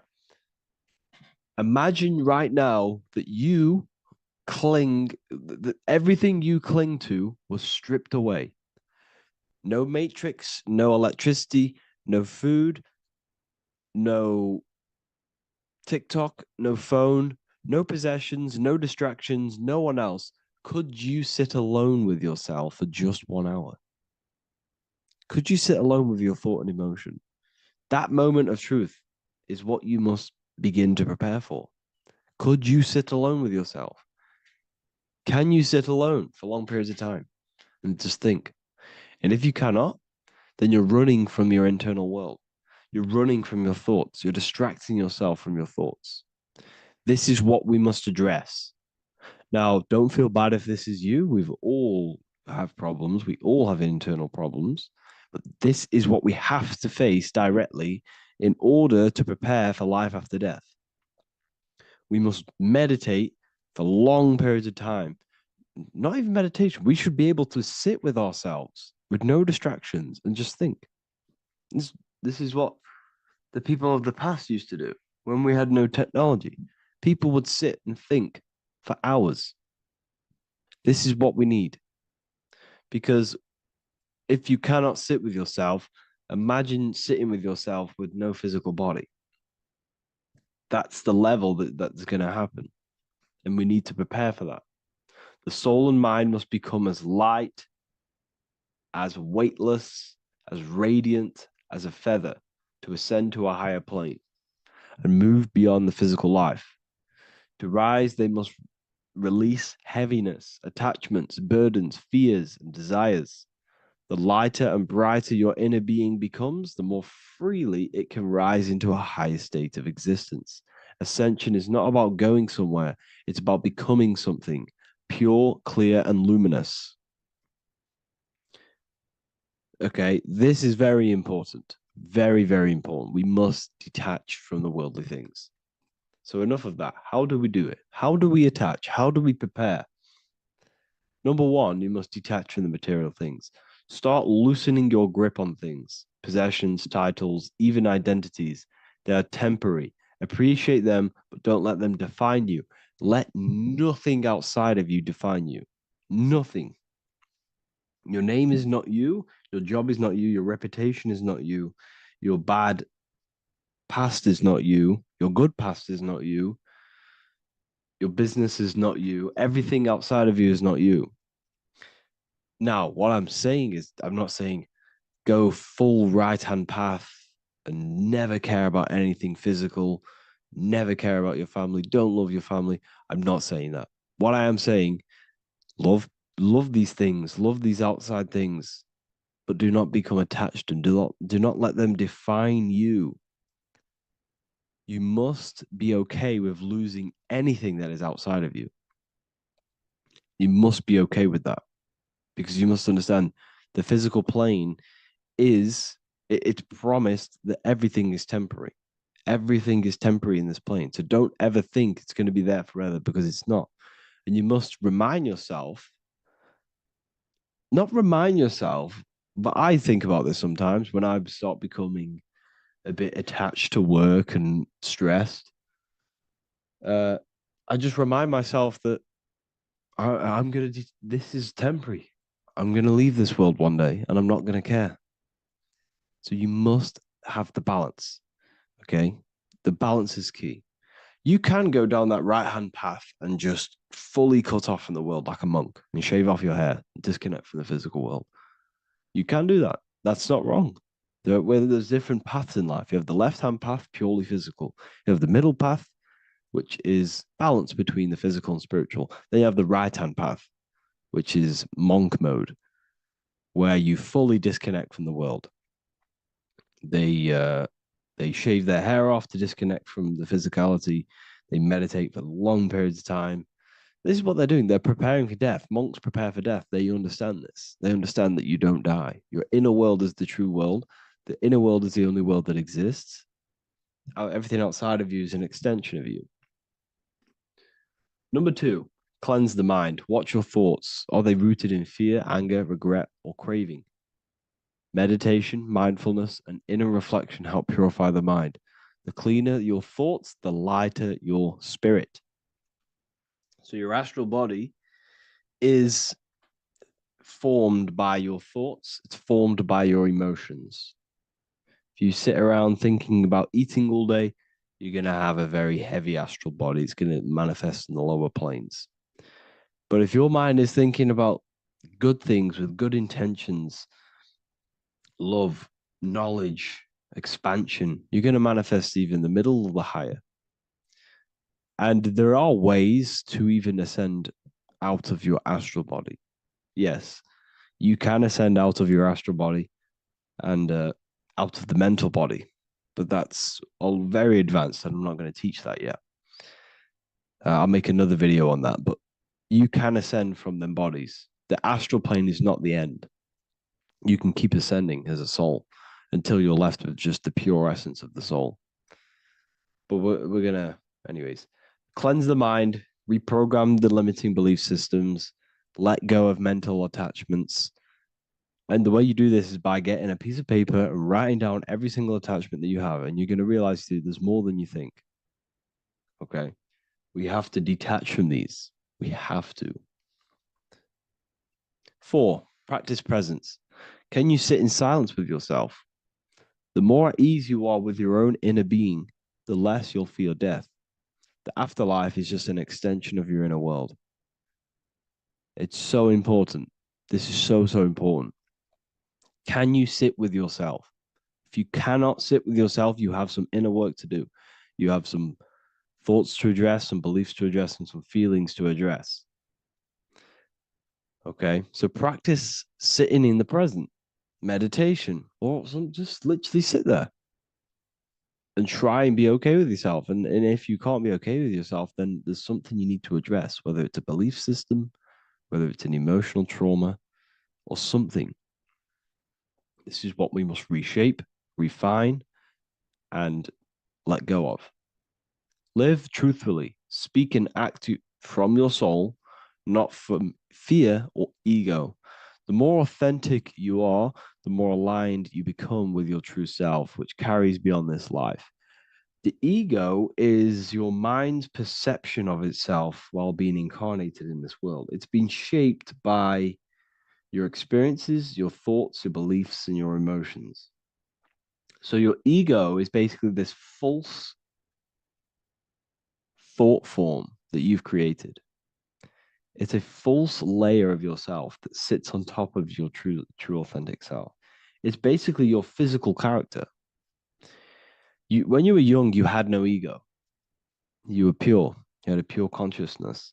But then as you grew older, your ego started to grow, and it still is growing because it was shaped by experiences, things you've gone through, things you said, things you believe, things you think. It's created by you, by your mind. And the ego is close to the word echo. The ego is the echo. It's an echo. It's a layer. It's a false identity. It's a false layer that sits on top of your soul. And if you don't get rid of that ego, if you don't know how, well, not get rid of it, but balance it. If you don't know how to rise above that ego and you die, it's that ego that's going to be pulling down when you die. It's that ego that's going to be your suffering. Okay. 7, connect with the divine, whether through prayer, meditation, tune into something greater than yourself. The connection is the soul's compass beyond this world. If you can meditate and rise above them clouds of thought, that's the soul, that's the observer. We must connect with that. Okay, this will definitely help with just allowing yourself to connect with your true self. Meditation's great because you can just fully detach from the world. And the more you meditate, the more you can prepare for death. A powerful way to cultivate detachment is through daily detachment meditation, done either at night or in the morning or the first breath upon waking. Or do this as many times as possible per day. Start by physically grounding yourself in the present moment. Say out loud, I am here right now, nothing else matters. Let that phrase draw your awareness into the now. Just keep saying it until you're present. Then begin to slowly list everything you identify yourself with, one by one. I am not your body. I am not my body. I am not my name. I am not my possessions. I'm not my house. I'm not my children.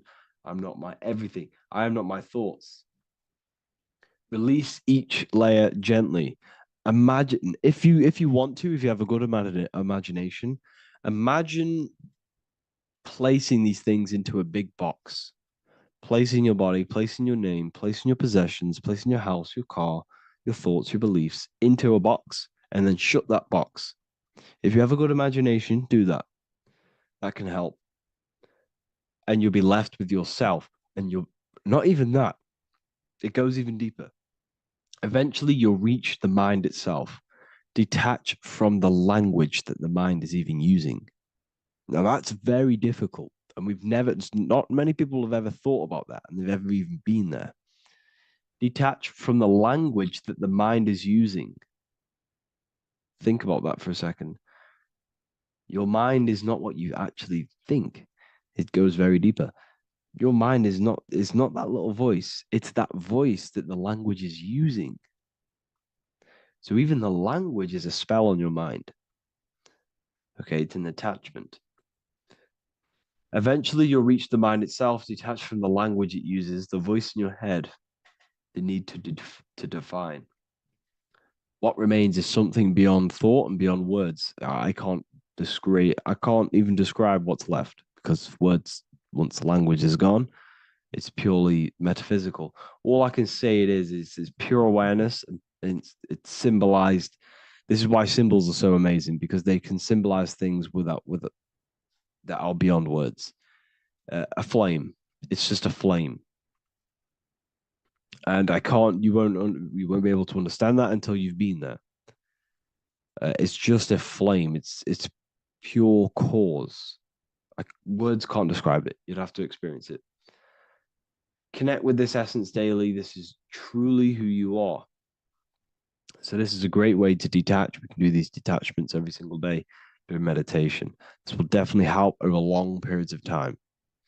Of course, you're not going to be ready tomorrow for death, but just try and prepare for these things. This is the whole reason people used to meditate. It's the whole reason why people do these spiritual practices, because they understood that this plane is temporary and your soul moves on from this plane. And you'll never truly believe in the soul until you experience it. So I can show you these things, but you must go out and experience it.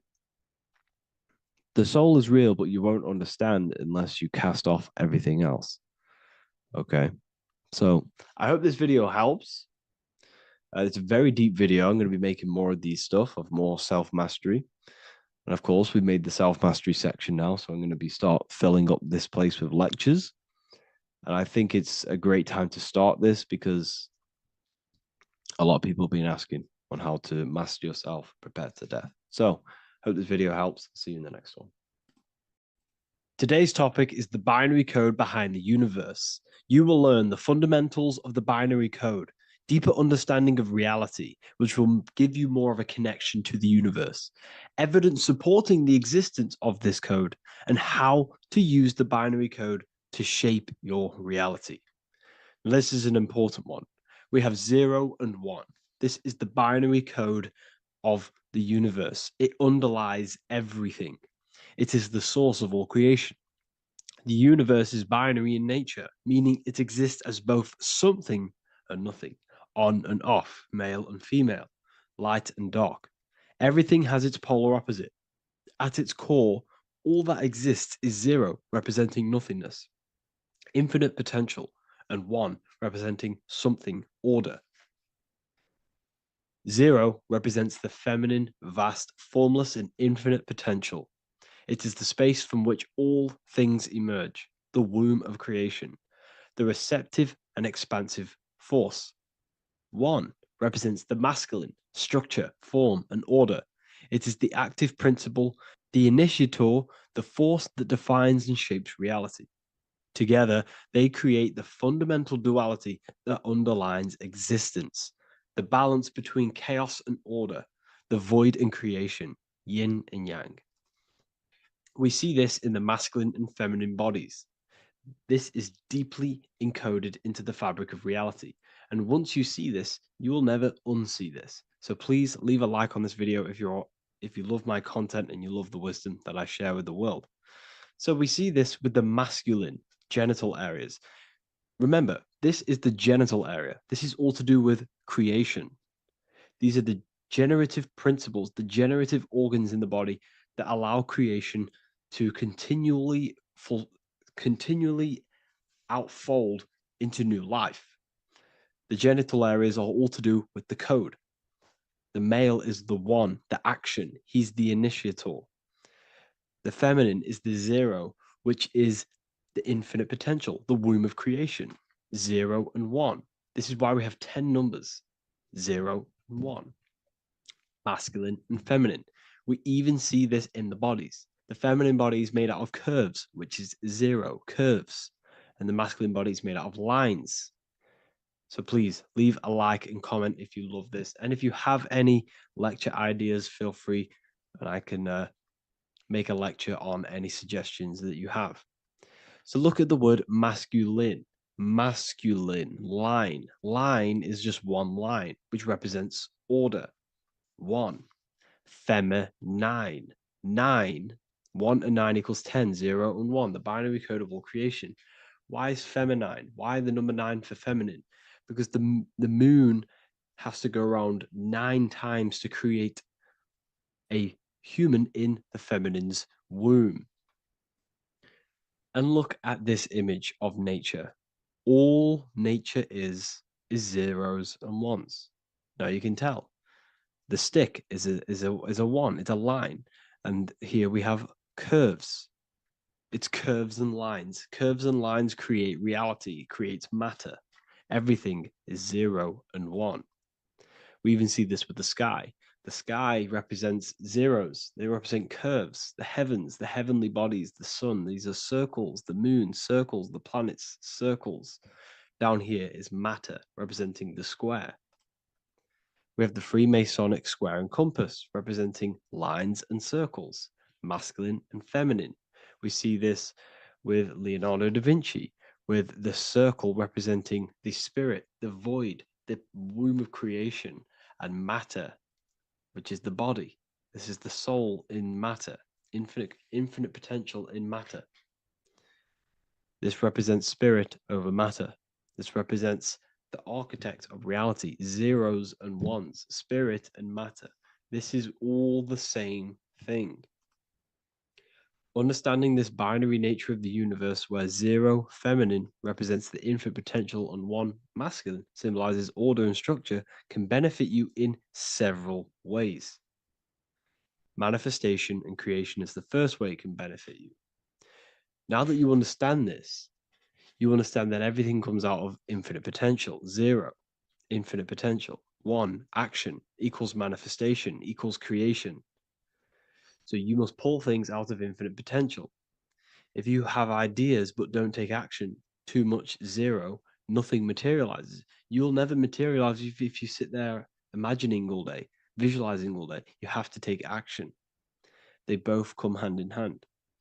If you only take action without tapping into intuition and creativity, too much 1, your actions may feel hollow and misdirected. Using both effectively leads to greater success in life, work, and relationships. This is the 33rd degree motto, or this is on the 33rd degree of Freemasonry Scottish Rite logo, and it's called Order ab Chaos, order out of chaos. Chaos is the 0, infinite potential. Chaos is the dimension of the imagination. This is where this all ties in now. Imagination is the dimension of infinite potential, pure potential, formless creativity, and the realm of infinite possibilities. It is the void, the unmanifested energy that contains all that could ever be. That is the imagination. The imagination is the dimension that you are connected to, and you can pull any idea out of and materialize it into a reality. Matter, on the other hand, is order brought out of the imagination, chaos. It is when raw potential is structured, defined, and crystallized into form. This is the fundamental principle of order out of chaos, the process of turning the unseen into the seen, the abstract into the concrete, the dream into reality. That's why we say dreams into reality. Dreams are in the imagination, infinite potential, and the human mind is connected to high dimensions of consciousness, which we can pull ideas, things out of, and materialize it into our lives. Whether that's good or bad, that's completely up to you. But we have access to higher dimensions beyond the physical plane. And this is the secret, that the human mind is connected to, and that you are not just a physical body. Okay? The universe itself was born from chaos. Before form, there was only energy and potential. Our minds function the same way. The mind is a microcosm of the universe. Our thoughts exist in an infinite field of possibility, but they only become real when we take action and give them form.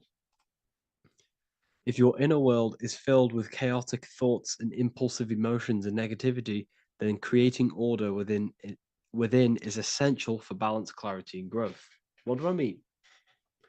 Order out of chaos, 0 and 1. All creation comes out of infinite potential.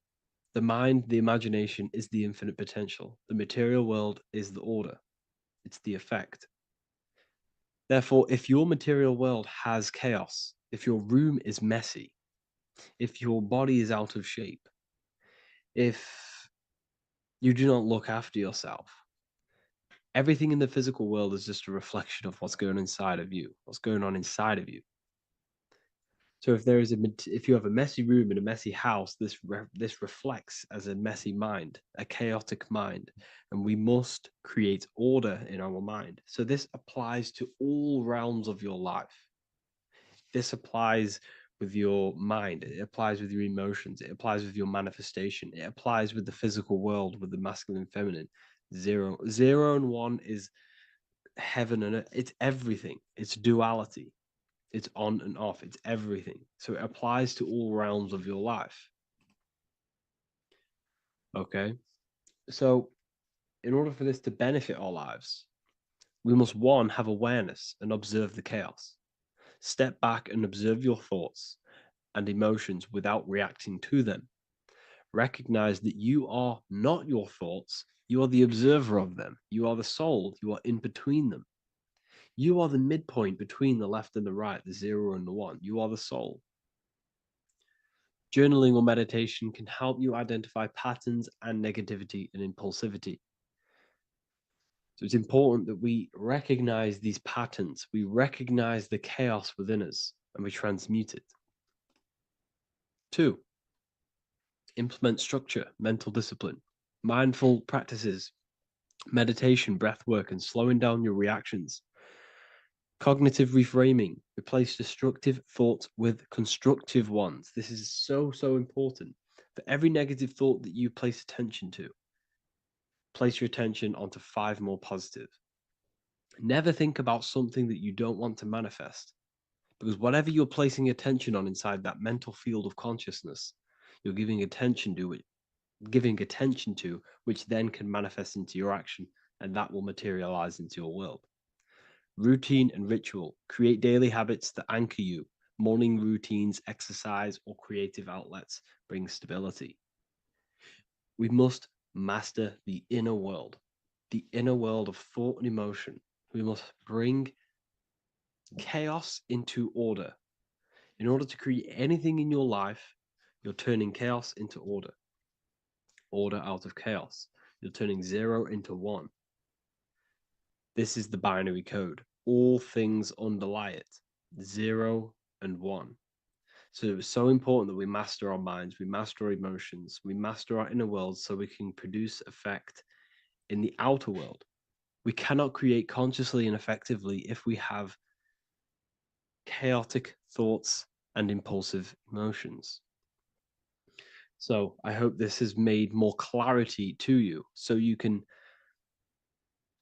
implement this into your life. I know I haven't given you much strategic things to implement into your life, but now that you have a better understanding of how this world is pulled out of infinite potential, you can use that. Everything in your life is pulled out of your imagination. Every text you send, everything you think of, oh, I'm going to do this later, that is your imagination thinking about the future. So you just have to do this on a mass scale to create something big in your reality. So I hope this gives you a better understanding of how the universe works and has benefited your life. If you have any comments or any suggestions or how this video made you feel, let me know in the comment section. I would really appreciate it. And I'll see you all inside of the Symbolism Masterclass on March the 8th. Welcome to Revival of Wisdom. Welcome people, we're back with another video, and this video is about Freemasonry and their connection to the Illuminati. Please, as always, to make sure to hit that like and the subscribe button and turn on the notifications to never miss a video. On May the 1st, 1776, the founder of the Illuminati, Adam Weishaupt, founded this secret organization, and this date can be found in Roman numerals underneath the all-seeing eye pyramid on the $1 bill. This $1 bill also says Anu Coptus Novus Ordo Secularum. This is Latin for announcing the birth of the New World Order. This New World Order will be headed by Lucifer, the all-seeing eye, and followed by the 13 layers of bricks for the 13 elite bloodlines. So your Orsini's, Rockefellers, Rothschilds, Soroses, and the other 9 elite families. So when Adam Weishaupt created the Illuminati, he made it consisting of high-level degree Masons, French and Latin philosophers, and many more powerful people to all become one society. So this is why you see Masons using the same symbol of the all-seeing eye inside the pyramid. But not all Freemasons are part of this Illuminati secret society. As the 33rd degree Freemason Manly P. Hall said in his book The Secret Teachings of All Ages, Freemasonry is a fraternity within a fraternity, an outer organization concealing an inner brotherhood of the elect. So what he's saying here is that Freemasons have to go up the degrees of Freemasonry, and once they hit the top, they either get elected or not into these secret societies like the Illuminati, Skull and Bones, and Knights Templar. So when you see celebrities doing this one-eye symbolism, either covering one eye, doing the triangle, or doing 666 over one eye, this is showing and reflecting the symbolism of Freemasonry. They have taken the oath to never speak on anything they learn about Freemasonry. Duncan's Ritual of Freemasonry book states the oath they have to take. Quote, I ... of my own free will and accord, that I will hail, ever conceal, and never reveal any of the secrets, arts, points of Master Mason's degree to any person whomsoever. All this most solemnly, sincerely promise and swear. Now, this is what happens when they break the oath, stated in this book, quote, myself severed in two, my bowels taken from thence, and burnt to ashes. So this states that Freemasonry comes first, before any law of the land. It has the right to kill you if you break your oath. This is the hand gesture they have to do every time they enter the ritual room inside the Masonic lodge. This is the cutthroat symbol, showing you and reminding you of the oath and what will happen if you break it. Now in this book, Richardson's Monitor of Freemasonry, it states, if you break your oath, binding myself under no less penalty than to have my throat cut across, my tongue torn out by the roots, and my body buried in the rough sands of the sea. If they do not decide to kill you, this book states this by pointing him out to the world as an unworthy vagabond, by opposing his interest, by dearranging his business. In other words, they have the power to frame you and destroy your reputation to the world, and destroy your business if you break this oath. So yes, they do kill to keep this truth hidden, because this truth of this reality is what keeps them in power. They have the ability to manipulate people, because people do not know what manipulates them. This is why they call themselves the government. They govern the ment, which is the mentality, because the mind is the root cause of reality. They control what you perceive to control what you manifest. By knowing the truth, you are set free, and you no longer need no controller above you. So this is why they are willing to kill and do whatever it takes to keep the truth concealed within these high-level degrees of masonry and these secret societies. However, going back to Manly P. Hall's book, it states, part of the symbols are displayed here to the initiate, but he is intentionally misled by false interpretations.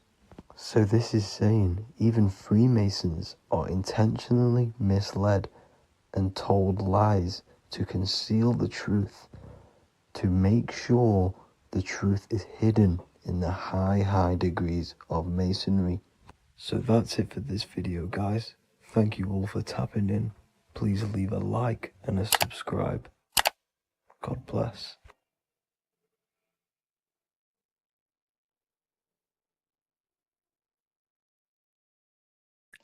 What if I told you that reincarnation is real and that there is a metaphysical, spiritual science behind this?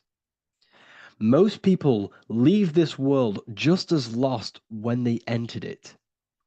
That they carry their fears, attachments, and addictions with them, only to be born again, trapped in the same cycle, repeating the patterns of lifetime after lifetime.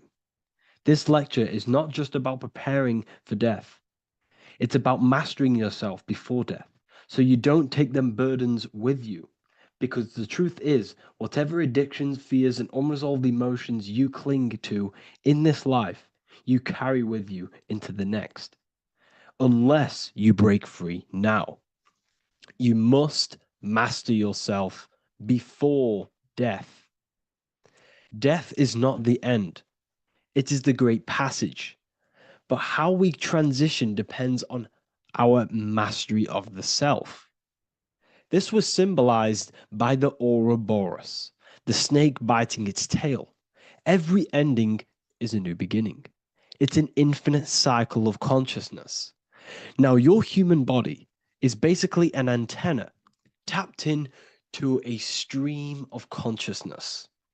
Just like a radio is tapped into a specific frequency to play that radio.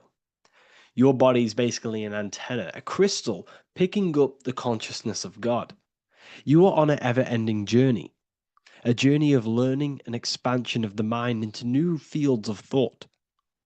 This was symbolized as the Ouroboros. When you die, it is a new beginning. It's a transitioning, not an ending. Everything is eternal in this universe as consciousness is formless and constantly transforms into new forms of life.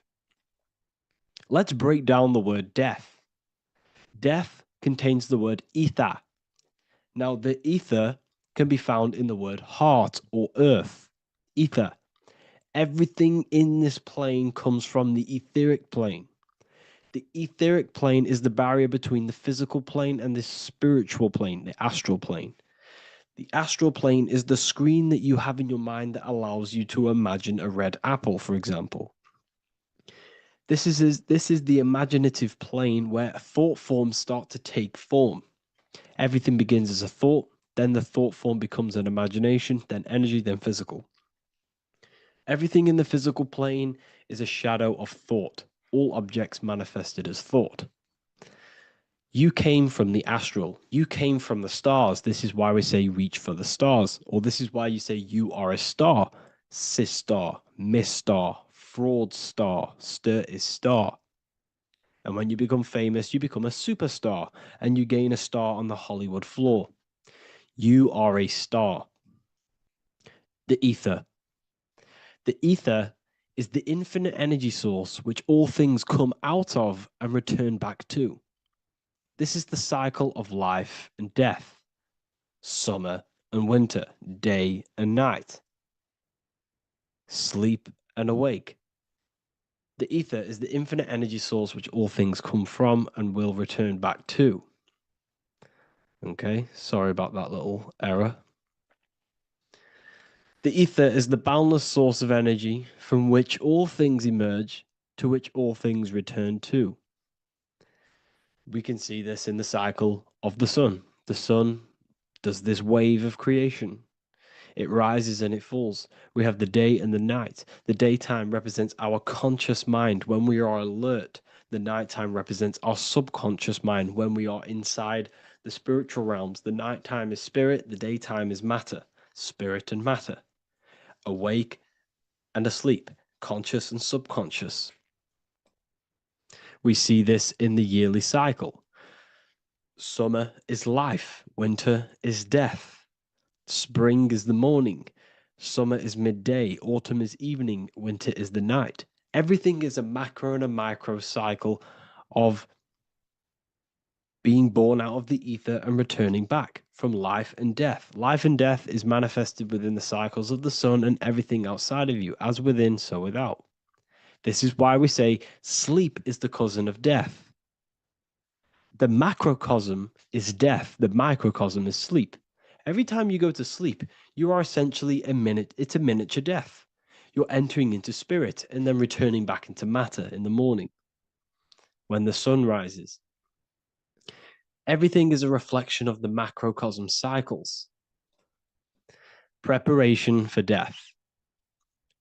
The first thing we must do in order to prepare for death, for life after death, in order to stop being reincarnated in this cycle of materialism, in order to progress as a soul, because remember, you are a soul in a body. Just like the sun gives power and life to the earth, your soul gives power and life to your body. When you say I, you're referring to the soul. And your soul can be stuck underneath layers of false identifications. Who you believe yourself to be is merely a collection of subconscious programs running within your mind. Now that's very deep. That is very, very deep. Who you think you are is a part of your thinking mind. Your name, your job, your reputation, your family, your friends. These things are not you. They're all aspects of the thinking mind. What happens if you meditate and you turn off the mind? Then all these things do not exist. You're left with the pure soul, the pure awareness, the pure observation. If you turn off the thinking mind, you're no longer your body, you're no longer your reputation, you're no longer your friends, you're no longer your job and your labels. You are the soul. That's the true you, the observation of the mind, not the thinking mind. The ego is the echo. It's an echo of your true self. The ego is your mind's perception of itself shaped by experiences, trauma, emotions, and beliefs. It is merely an echo of your true soul self. The ego is not you. Your mind is not you. You are the soul. And this is the true self that we must express within our life and we must connect with before we die.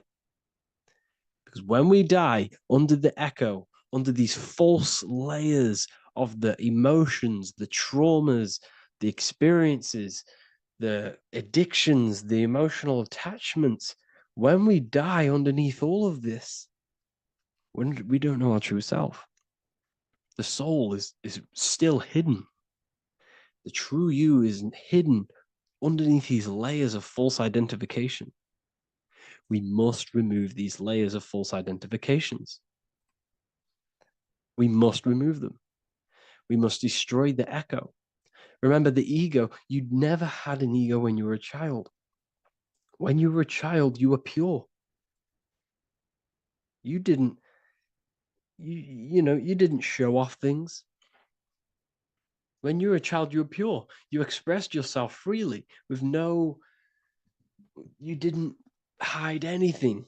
You didn't hide any aspect of yourself. You didn't suppress any aspect of yourself to fit in as a child, as a baby. Because the ego was not here when you came here. The ego grows with experience. The ego is a false perception of yourself while being incarnated in this material world. It's your mind's perception of itself and it's created through your experience. Remember, you are unconditioned consciousness, and your experiences, thoughts, traumas, emotions, and beliefs have conditioned your consciousness. into believing you're only a physical body, but you are the soul.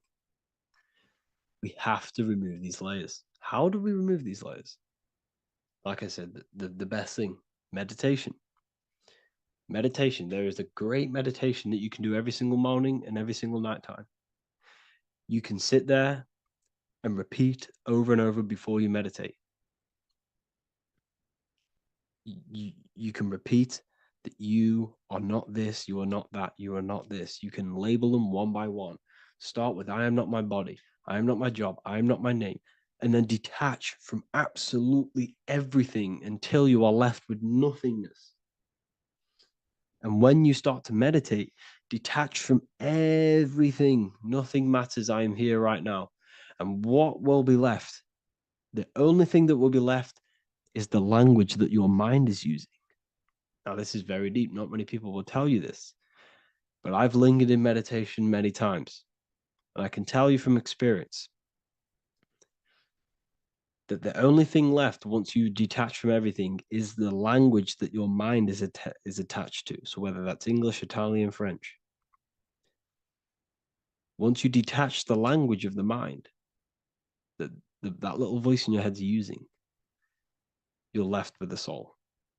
Once the mind is switched off, you're left with the soul, and you have detached from all of these external things. You're left with the soul. That's you. That's the power. That's the source of all creation, where everything you've ever done has come from.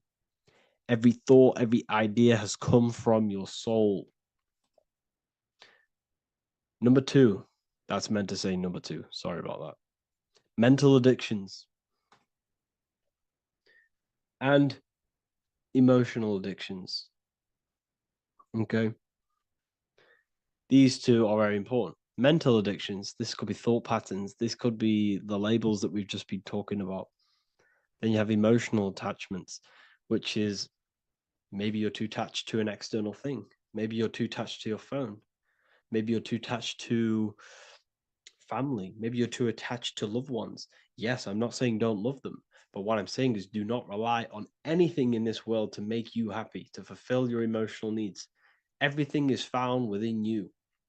You must look within, and if you're looking without, if you're trying to find yourself in the outer world, you'll never find yourself. You'll constantly be looking around in loops. Because nothing, you cannot find yourself in the outer world. Nothing will give you long-term validation. Seeking validation in the outer world will leave you soulless, leave you feeling empty inside and sad and depressed. You have to find yourself within. You have to detach from everything you are relying on to give you emotional stableness. You have to detach from all. Yes, love your children. Yes, love these people, but do not rely on them. Because everything in this world is temporary. Do not conform to this world. The Bible tells you this. Everything in modern society nurtures the body, but neglects the soul. They keep you addicted to as many things as possible. Smoking, you have to detach. Drugs, you have to detach. Alcohol, detach. You cannot rely on anything. This is why this path is very, very difficult to walk, but I'm showing you the way. These are the things you must do before death. You have to detach from absolutely everything. If you die and your mind and soul is still addicted to these worldly things, then guess what? You're going to reincarnate. You're going to reincarnate because your mind is still thinking about these material earthly things. And if you are operating in that vibration, you're going to project that vibration and come back here. You have to detach. You have to master the soul and master the mind. Like I said, the matrix is designed to keep you addicted to as many things as possible. Your phone, food, smoking, drugs, alcohol, clubbing, all of these things. Everything in society is made to trap your soul and reincarnate in this world. That's why it's very, very, very difficult to walk this path. Very difficult. Matrix, matter tricks. John 2:15 to 17. Do not love this world, nor the things it offers you. For when you love the world, you will lose God. Do not love this world, nor the things it offers you. Do not conform to the pattern of this world, but be transformed by the renewing of your mind. Great quote. Do not conform to the pattern of this world, but be transformed. Let this world transform you. Learn from this, expand from this, but do not be mentally and emotionally attached. Okay? What good will it be for someone to gain the whole world yet forfeit their soul? Like I said, everything in the Bible is telling you the truth. You just got to read it correctly. This is spirituality. This is spirituality. The Bible is spiritual. It's a spiritual text. We must disconnect from everything outside of us and connect with the true soul. Here we have the Egyptians showing you the soul leaving the body. Here we have the soul here. Here we have the Masons showing you the soul coming out. The soul is real. You are the soul. And when you leave this physical plane, you will go into the astral plane. That's where you came from. You came from the astral. You came from the stars. You incarnated into this physical body. Your consciousness fell into this material form to experience limitation, to experience a 3D world. So in order to ascend properly before we die, we have to let go of all the attachments. Every addiction you have, write them down. And one by one, tackle them. Before you die, you have to, or else you will reincarnate. This is the teachings of Egyptians. This is the teachings of Masonry. All of these addictions contribute towards life after death. Everything must be controlled. And we must be attached to the soul. I'm not saying I'm perfect. I'm not saying I'm perfect, people. We're all not perfect. We're all under psychological operation by the government. We're all in a very difficult situation with this awakening. I'm simply pointing out what I know from my journey and what I've been learning through occultism and research and reading lots of books and many different things. I'm on this journey just as you are. Maybe I'm further. Maybe you're ahead of me. We don't know. But this is what I'm sharing with the world. This is what I'm sharing with my research. And this is what makes sense. It's common sense. Look at everything around you. Everything's made to feed the body, not the soul. So, my beautiful watchers and fans and supporters, I appreciate every single one of you, and I hope this video has supported your journey. If you're feeling lost in life, if you're searching for deeper answers, whether you're seeking clarity, looking to expand your studies, or ready for personalized mentoring, this is your chance to connect with me live and receive insights tailored just for you. Start your path to self-mastery and enlightenment inside the world's best esoteric school. Your journey starts now. Tap the link in the description if you want to join Ethereal University, or feel free to check out my books. I thank you all, and I really appreciate for 100,000 subscribers on YouTube. I love every single one of you. Make sure to drop a like, a comment, and subscribe to the channel if you're new. Let me know some ideas for, lectures, anything that you want to know. I can make lectures on them. Just drop it in the comments. I appreciate every single one of you. Take care.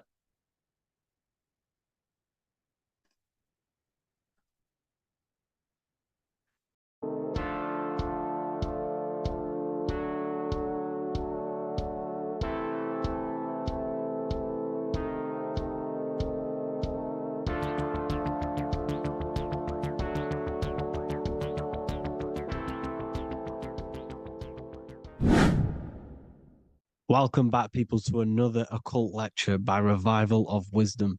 Today, we're going to be talking about magic and how it's being used on us for the New World Order. Magic has the word mag within it, which is magnetism. Magnetism is the force. Magic is influencing forces, natural or supernatural forces. And using it for a certain agenda to gain something out of it. Now, magic is not what everyone's being thought. It's not some sort of fantasy thing.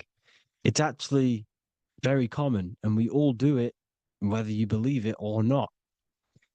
Magic is all to do with the mind.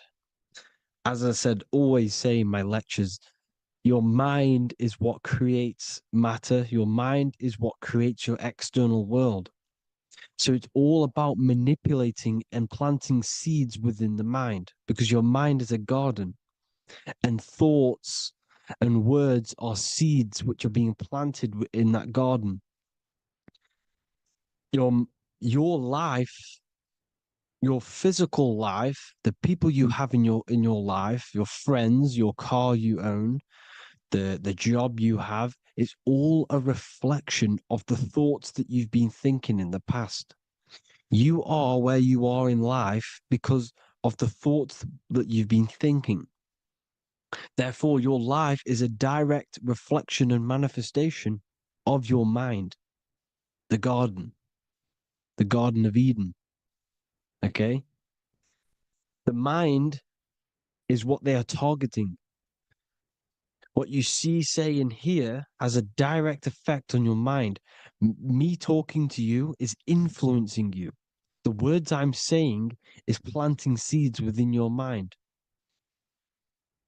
Now it's up to you to consciously act on these thoughts or these words, or to maintain these words.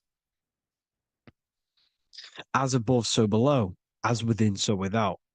What's inside of me is outside of me. What comes into the storehouse comes out of the storehouse. You have the left, you have the right, you have the up and you have the down. As above, so below. Whatever is in your mind will be expressed in some sort of way, consciously or subconsciously, spiritually or physically. The mind is what manifests everything. And this is what we need to understand. We need to understand is that the mind is not physical. All things spiritual manifest physical. All things seen come from the unseen. The words you're thinking,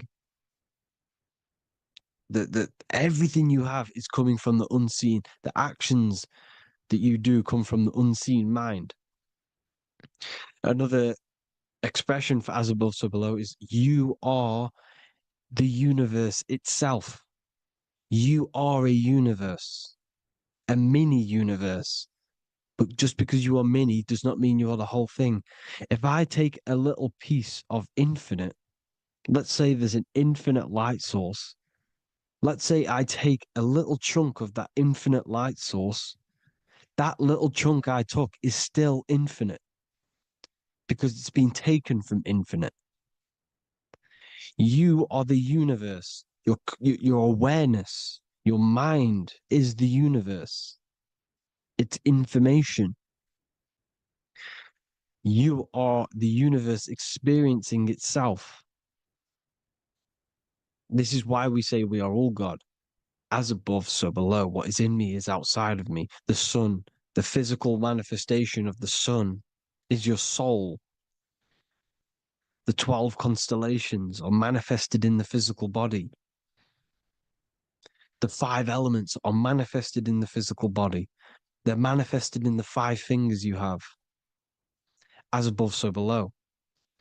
This is manifested, well, this is a symbolized in Freemasonry and secret societies as the 2 pillars. The mirroring reflection, the reflection of reality, the mirror, as above, so below. What happens in the mind, what happens in the astral, happens in the physical. This is Aleister Crowley.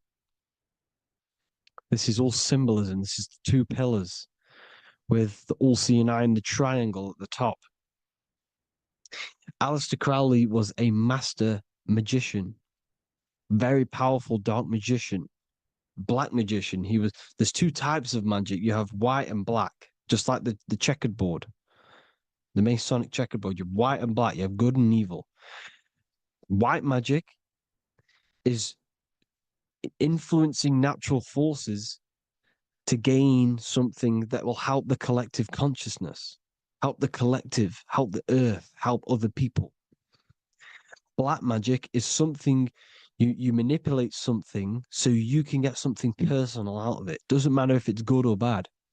It's still considered as black magic because you're being selfish.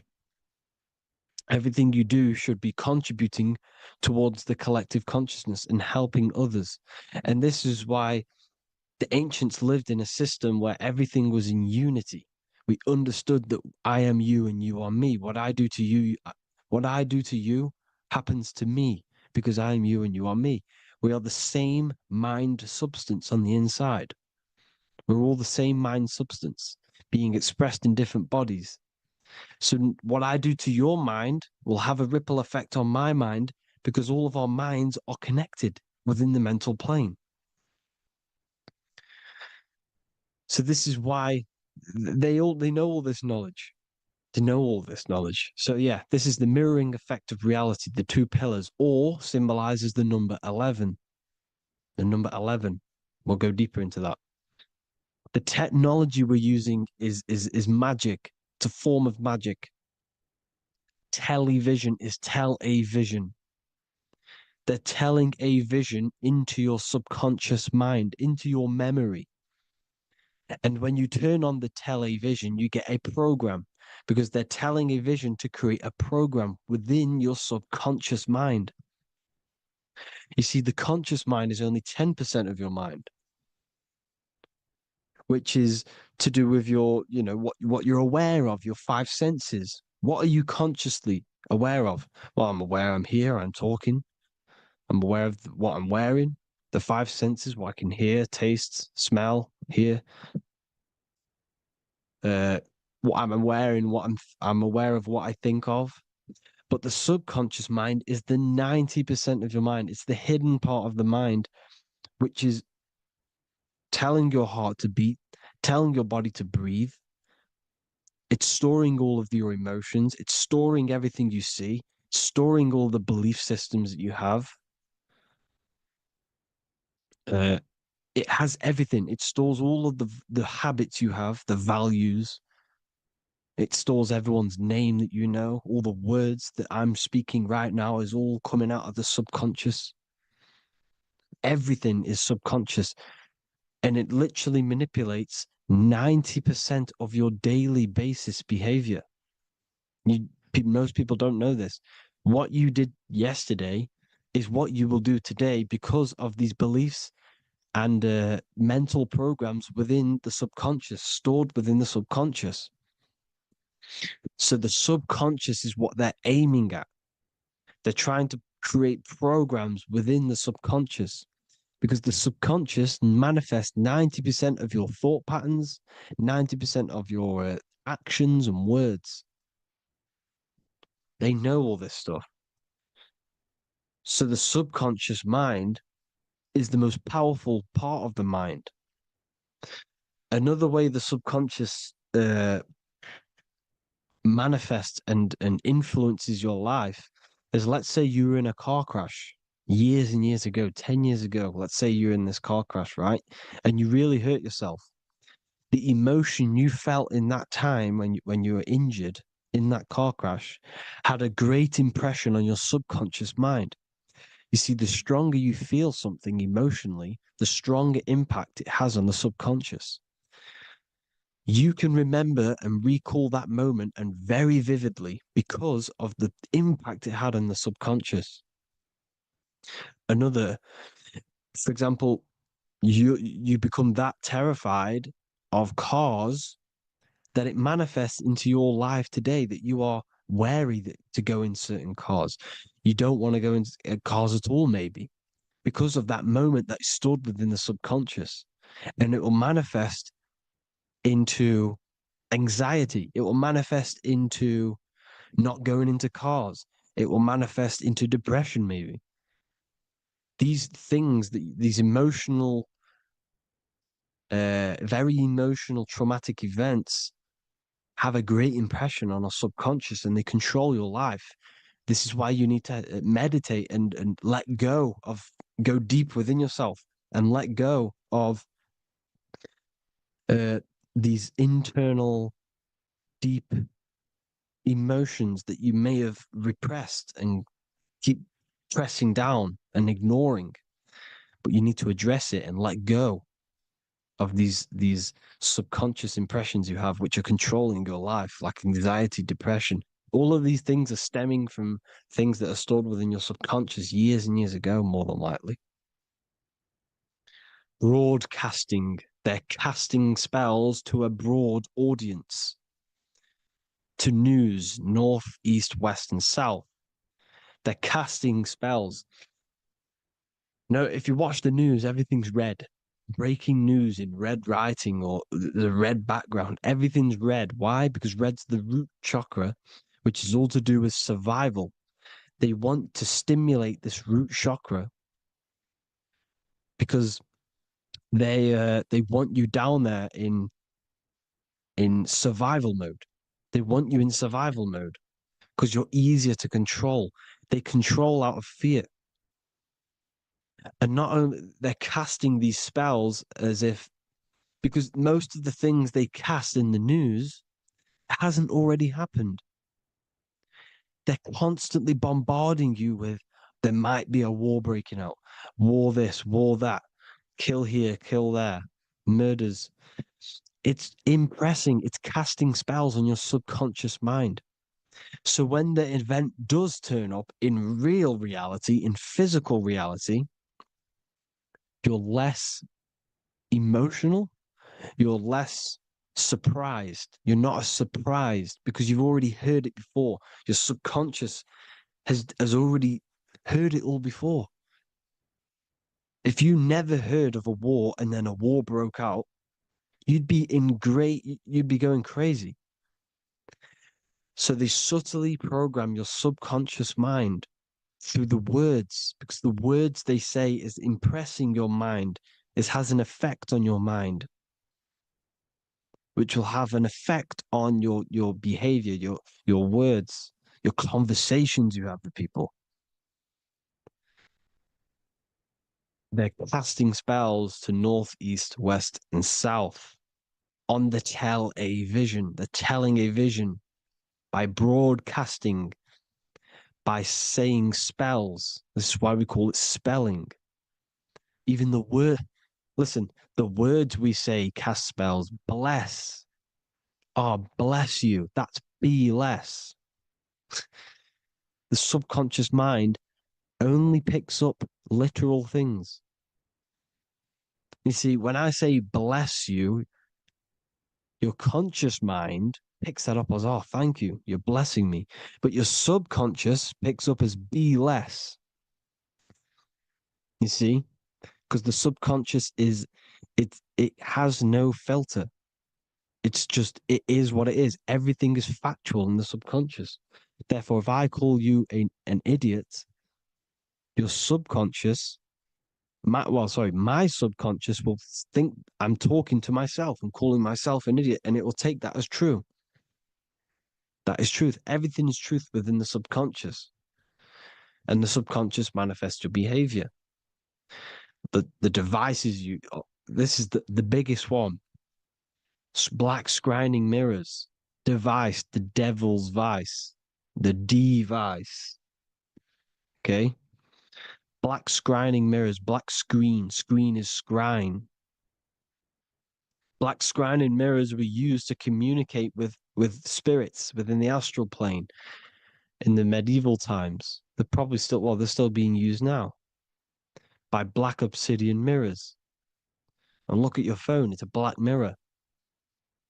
And there's some sort of, I'm not saying this is fact, but personally, I believe these are portals for spirits and ethereal entities to come into your life, to come into your surroundings. So this is the next big thing: the TVs, your iPhone, your iPod, all black mirrors. And mirrors are very, very powerful. Even just a normal mirror. Mirrors have an effect. Whatever you say into a mirror, what you say is energy. And when you say something into a mirror, You're saying it into yourself. It's an infinite cycle of words, of energy, because it's being reflected infinite times. When you say something into a mirror, it has a massive effect. You're saying it directly into your eyes, into your mind. So what you say in a mirror should be said with precaution. Never say anything negative into a mirror, because mirrors are very, very powerful ways for you to reprogram your subconscious mind for the good. You can say very positive things into mirrors and it will reprogram your subconscious mind. Okay? Manifesting is all magic. It's all magic. Everything is magic. But consciously doing it is what they're doing. They hid this knowledge. Your phone is magic. It manipulates your mind. The iPhone, okay. See, magic isn't all of this with wands. See, Harry Potter, okay, that was created to give you this perception of a mystical and amazing form of magic with magic wands and all sorts of stuff like that. Yes, that stuff was true when the collective conscious minds were on a higher level and our belief systems believed in these things, because the universal mind, all of our minds contribute to reality. If the masses don't believe in magic, if the masses don't believe in a certain thing, it's going to have an effect on physical reality. So when the collective minds are higher and have more open minds, things like Harry Potter can come true. See, it's all in the mind. The iPhone, the I is the symbol for the mind, the invisible intelligence. The triangle is the ethereal plane. Okay. So the eye in the triangle is the eye that sees into the beyond the ethereal planes. The square is the physical plane. So the iPhone, your phone is a black box, just like the Saturn black cube. It's a black mirror. It's taking photos of you every 2 seconds. And it's your mind. Your mind is in that phone. Everything you like, everything you text, everything you type in Google, everything you say to someone, every conversation is all recorded on the phone. Therefore, it is a direct reflection of your mind. Your mind is imprinted into your phone because your mind, everything you think in your mind, you're manifesting into typing, saying, taking pictures into the phone, and it's collecting it and storing it. And what they're doing, and this is for all forms of magic, it's manipulating the mind. It's all manipulating the mind. Reels, Instagram, TikTok, this is all dopamine. It's all controlling the mind. Every like you get, every follow you get, every share that you get is dopamine within your brain. They're literally targeting your brain and mind. It's all manipulating, because what they're pushing through the phones, through the media, through the news, through the televisions is visions and programs. You are the one manifesting the New World Order. They're not manifesting the New World Order. They're giving you the information so you can manifest the New World Order. Everything they say is contributing to your mind. For example, digital money and all the information they put out for you to see is contributing to your enslavement. Your mind is manifesting the New World Order. They know this. They don't manifest it. There's billions of us. We could easily run over them physically. But on a mental level, these people have the knowledge and they hide it from us and they let us manifest reality because we are the collective. They give us the information which manifests their agenda. It's all magic. through the phones, the media, the television.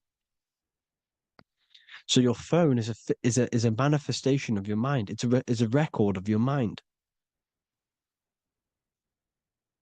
Hollywood, holly tree, holy tree. They used to make wands out of holy trees, because it was the most holiest wood, the best for casting and transmitting energy. So they used holly trees to cast spells. That's what Hollywood is. And in Hollywood, they have the red tear, the blood drop next to the Hollywood sign, because it's all satanic. They're all black magicians. They use Hollywood to cast the spells through the music, through the films.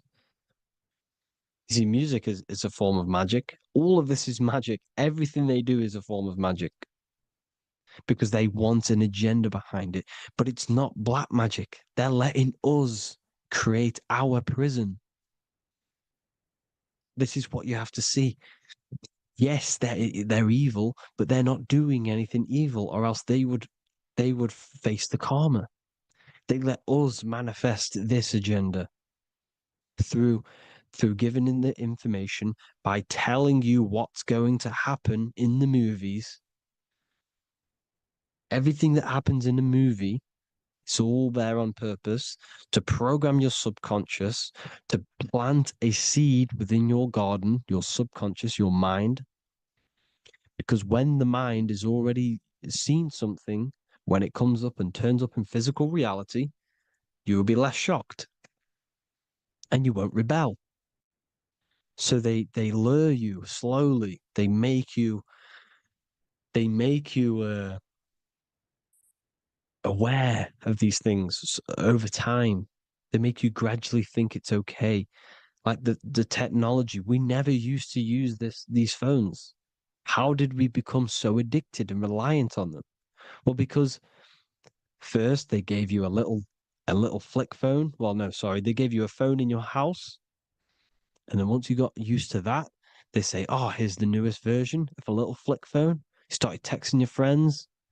Everyone was loving it in high school. They could now meet up without saying, let's meet on the weekend at this point at this time, like your parents probably did.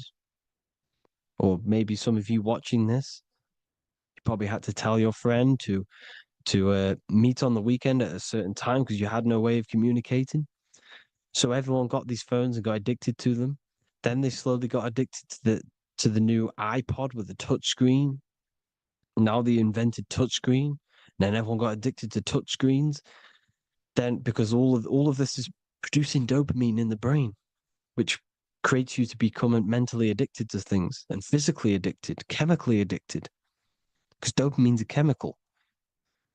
Your subconscious becomes a program within your subconscious, and your body becomes chemically addicted to these phones. And these phones are the enslavement of humanity, technology. Without this, we wouldn't be in this mess without technology. Because they're creating a hive mind. We're creating a hive mind. So back on track anyways, they program you. Look at the films, 9/11, 9/11, all produced by Hollywood. Here's the 11, like I said at the beginning, the two pillars which reflect reality. What happens in the mind happens in the physical.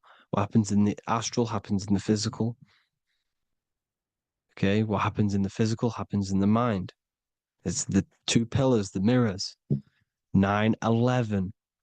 9 plus 1 plus 1 is 11. Flight 11 was hijacked. New York is the 11th state. New York adds up to 111. This is not a coincidence. It's all a form of magic. It's a ritual, energy harvesting ritual, because your mind produces energy. Your mental attention produces energy. And they're feeding off this energy in the astral plane, these demons. Music is the most powerful. Personally, I think the music is one of the most powerful forms of magic they're using. Okay. Music is hypnosis. It puts your brain in a hypnotic state. It influences your electromagnetic field through vibrational energy. It reprograms your subconscious mind.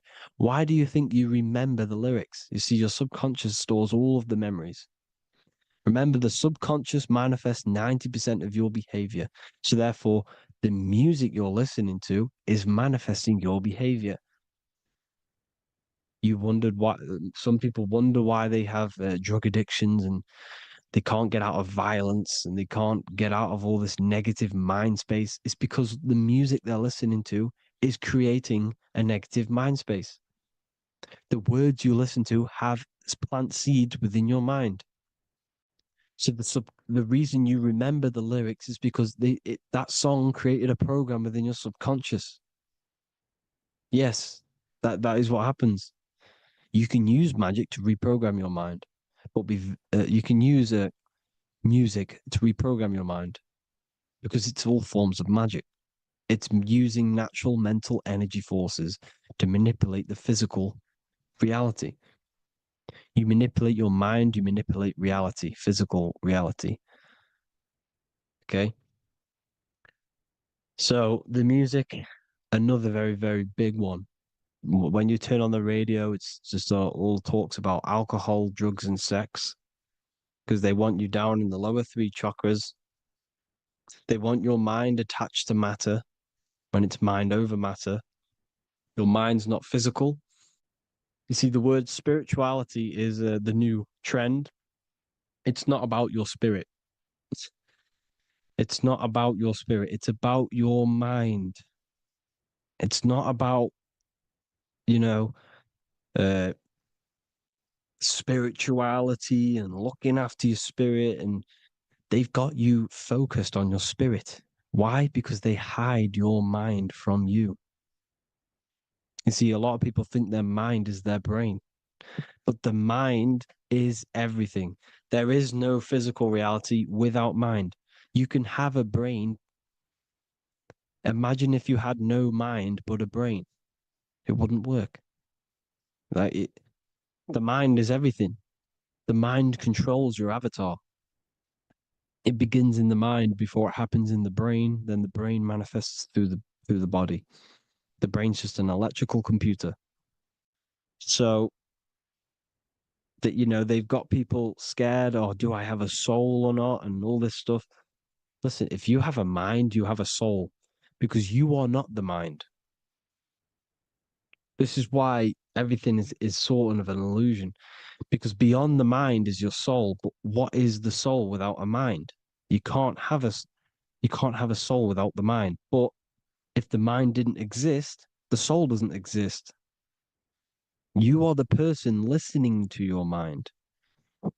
I shouldn't say person because you're not the body. You're the entity behind the mind. But if you didn't have that mind, you couldn't understand what you even were. You would just be an observer who couldn't think.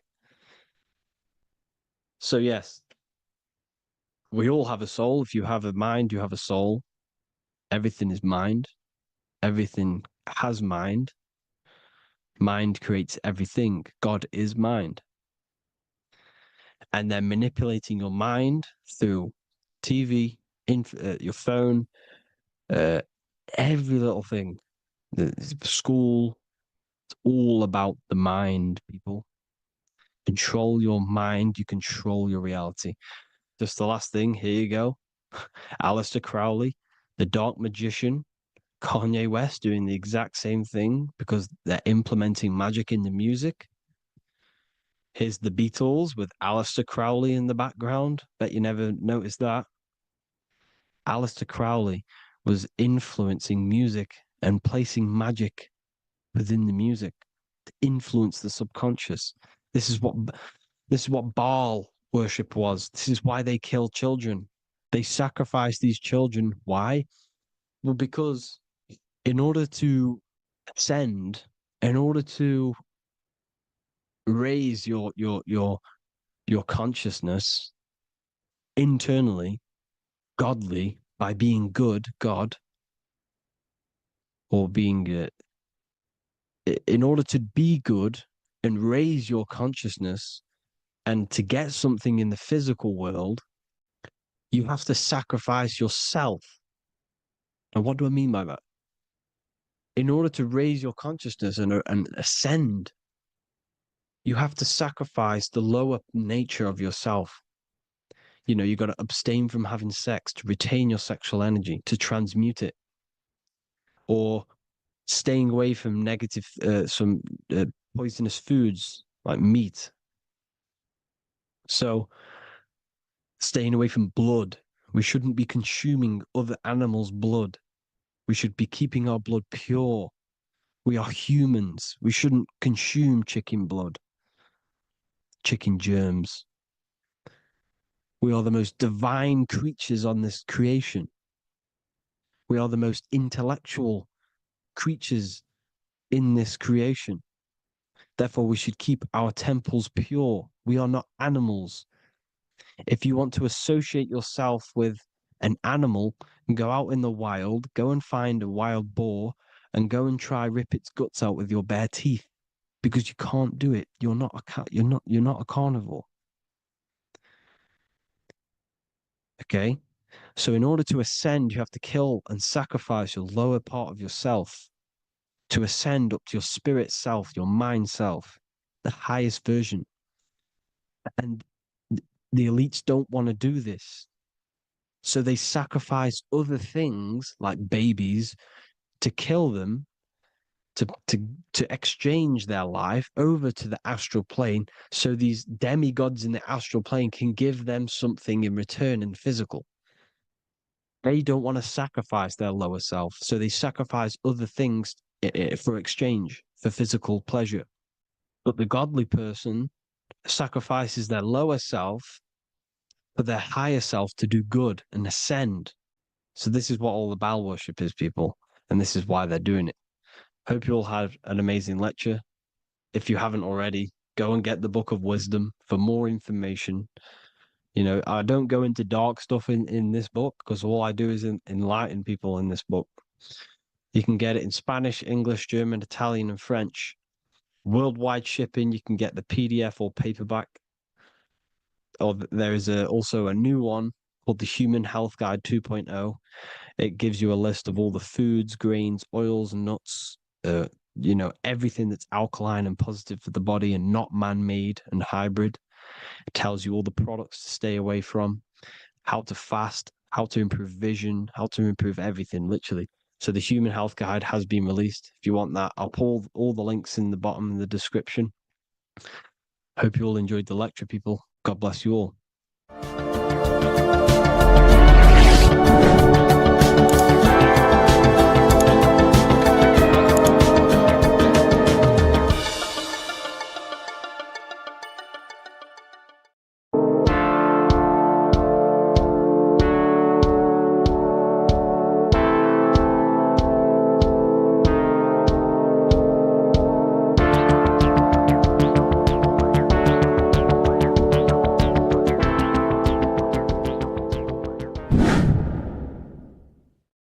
What is good, people? We're back with another video, and today we're talking about the chakras. Let's jump straight into this, because I know there's been a lot of requests for this video. So let's jump straight into this. So you have 7 chakras, right? 7 chakras, and these chakras are feeding off your electromagnetic field, known as your aura. This is both positive and a negative pole, male and female, right? This electromagnetic field is made out of electric and magnetism, and together they come as electromagnetic. Now, your chakras, the word chakra just means wheel, spinning wheel, because that's what they are. They're spinning wheels of energy. They do not exist on this physical plane. They exist on the etheric plane. Okay. Now, these energy centers are known to regulate your emotions, and each energy center controls the organs and cells in that particular area of the body. So, for example, your sacral chakra will control the cells and organs of your sexual reproduction area. Okay. the navel chakra or solar plexus will control the digestion in your body. Same with the heart, same with the throat, right? So they are like mini brains for each center of your body. They run along up the spine, but notice the crown chakra exists outside the body. It's just above the head. Now, this process of the chakras is obviously the 7 colors of the rainbow, starting from red, which is the lowest vibrational color, all the way to violet, which is the highest vibrational color. This, like I said, these energy centers are feeding off your electromagnetic field. So if these chakras are unbalanced, they are taking too much energy from your electromagnetic field, making it weaker. Now, this is the North Pole. As you all know, the Earth is flat and we live inside of a giant torus field, and the North Pole is the Earth's heart chakra. And this is why the aurora borealis, or the northern lights, whatever you want to call them, that's why they are green, and they are being emitted from this center point of the Earth, because it's symbolizing the heart chakra, which is green, right? Now, you do work your way up to these. However, this is a torus field. You are a torus field. You have different layers of this torus field, right? And you need to balance all of these chakras, but you can't move up these chakras until you open the one below it. So it's like a stairway. You can't go to your solar plexus without going through your sacral. You see? So you have to work up these. However, you have to work up these and then live from the heart, because the heart is the center of the torus field. It's the balance between male and female poles, positive and negative poles. So you have to balance all of these chakras and then bring them all into one, which is the heart chakra. Now, they exist on the etheric plane. They exist on the etheric plane, and the etheric plane is a layer of the material plane. It's the one higher than the material plane. And then after the etheric plane, it melts into the astral plane. So they exist just between the physical and the astral aspect. Now, this is the yin and yang matter, which is the lowest root chakra, physical matter, and then to spirit, because high vibrational matter turns into spirit, low vibrational spirit turns into matter. So they're interchangeable. This is the yin and yang. Now, when you see ancient paintings with the halos, you see this is like a toroidal field coming out the top of his head, you see, with a halo. This was symbolizing in the old days, in the ancient days, that they've aligned their chakra, they've reached Christ consciousness, which is God consciousness, right? Now, this electromagnetic field is the apple that we bit out of in the Bible, because you see the apple is a torus field. So they were metaphorically or personifying the torus field. That's what the Bible is. It's a massive personification. It's all metaphors. You have to read it properly. It's got a greater meaning behind it. Now, when we bit from the apple, we ate from the tree of knowledge, which is good and evil. Our lower mind took over, so we materialized to feed our physical bodies. We materialized through Saturn. That's what Saturn does.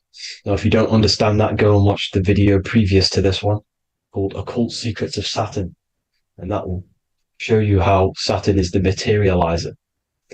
Now, this is one of the secrets behind the Masonic compass, electric and magnetic, male and female, duality, positive and negative.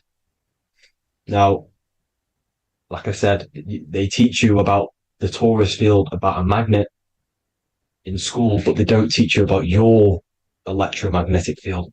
Everything alive has a torus field. It is the building block of this creation. Absolutely everything has a torus field. There's not one thing without it. And as you can see here at the center of the apple, that's where the seed is. That's where the life is, the reproduction of that organism. As you see, this is where the most electromagnetic energy is stored, in the center, because this is where the two duality, this is where the field meets, at the very center. This is why the seed is at the very center. Now, your spine is a elongation of the brain. The brain is heaven, and the bottom of the spine is hell. So this is Saturn, which is the root chakra. The 7 planets are associated with each chakra. Moon equals mind. Okay. Now Saturn is physical matter, as I've just explained. This is the lowest vibrational color. And they want you trapped down here, which is your hell state, your animal nature, your physical nature. They want you to identify as the physical body. They don't want you to reach these higher states of consciousness. Okay? Now, in the brain, you have 12 convolutions. Now, this is what they were symbolizing in the Bible with the 12 disciples. And obviously in the Bible, it says the upper room where Jesus met with his disciples. This is heaven, the brain, the higher states of consciousness. Now, this is your North Pole. This is Jacob's ladder.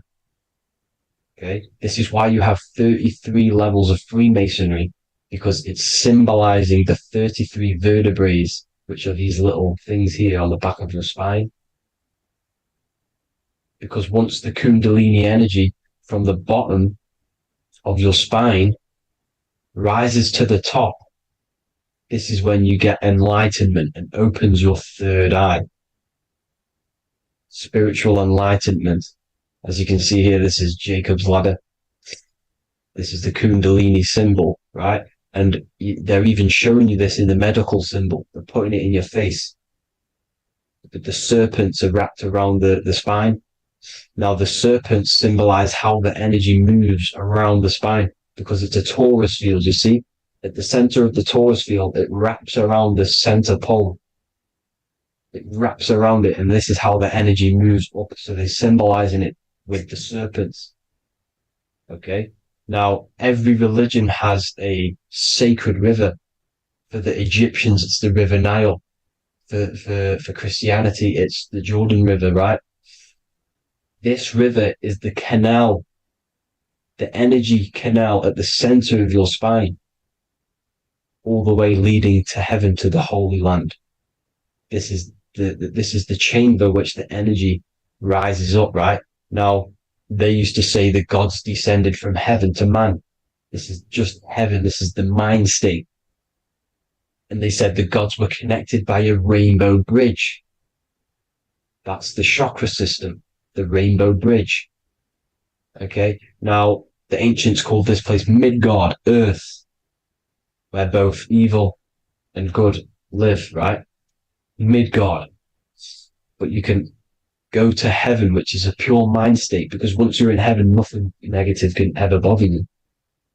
That's completeness, pure Christ consciousness. Now, this is why Jesus dies at 33. He didn't actually die, but it's symbolizing the death of the physical body. Not the death of the physical body, but his consciousness rising above the physical body to, as I said here, matter to spirit. Matter died off and he came spirit consciousness. This is symbolized by the 33 vertebrae, which is obviously the 33 levels of Freemasonry. And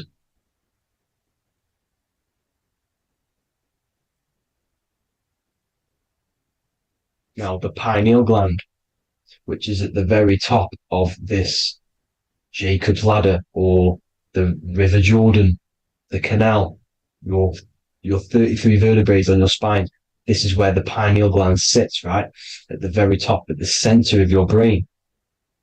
Now, there's multiple ways this was symbolized.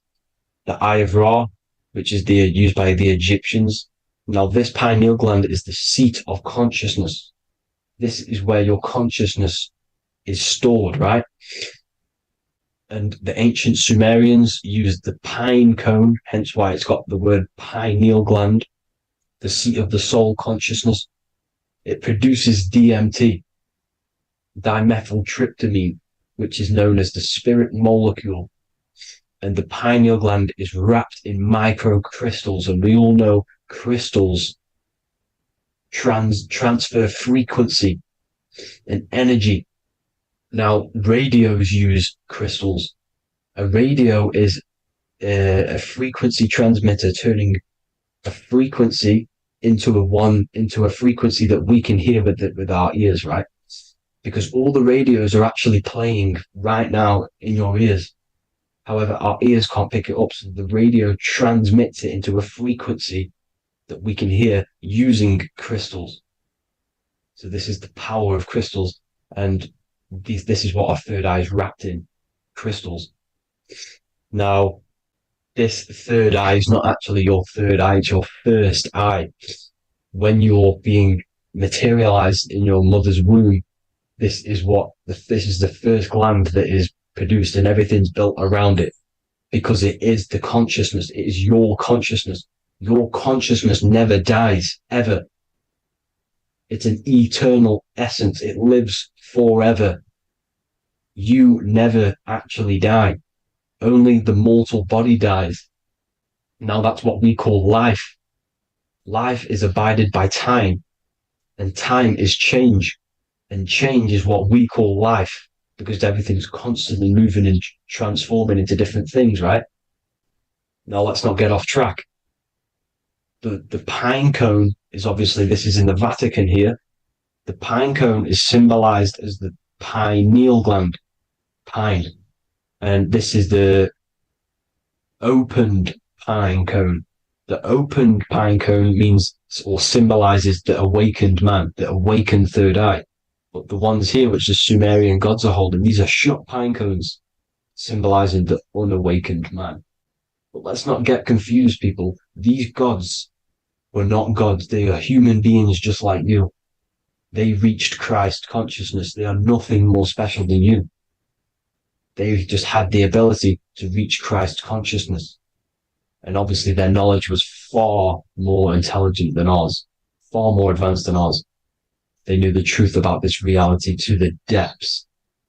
Now, the ancient Hindus had a goddess called Kundalini, which is said that she descended by the means of a ladder or a cord from heaven, which is symbolizing the spinal cord.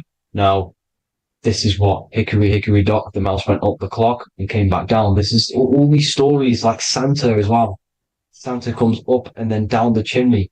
This is symbolizing the Christ oil. There's an oil which is produced in your pineal gland, right?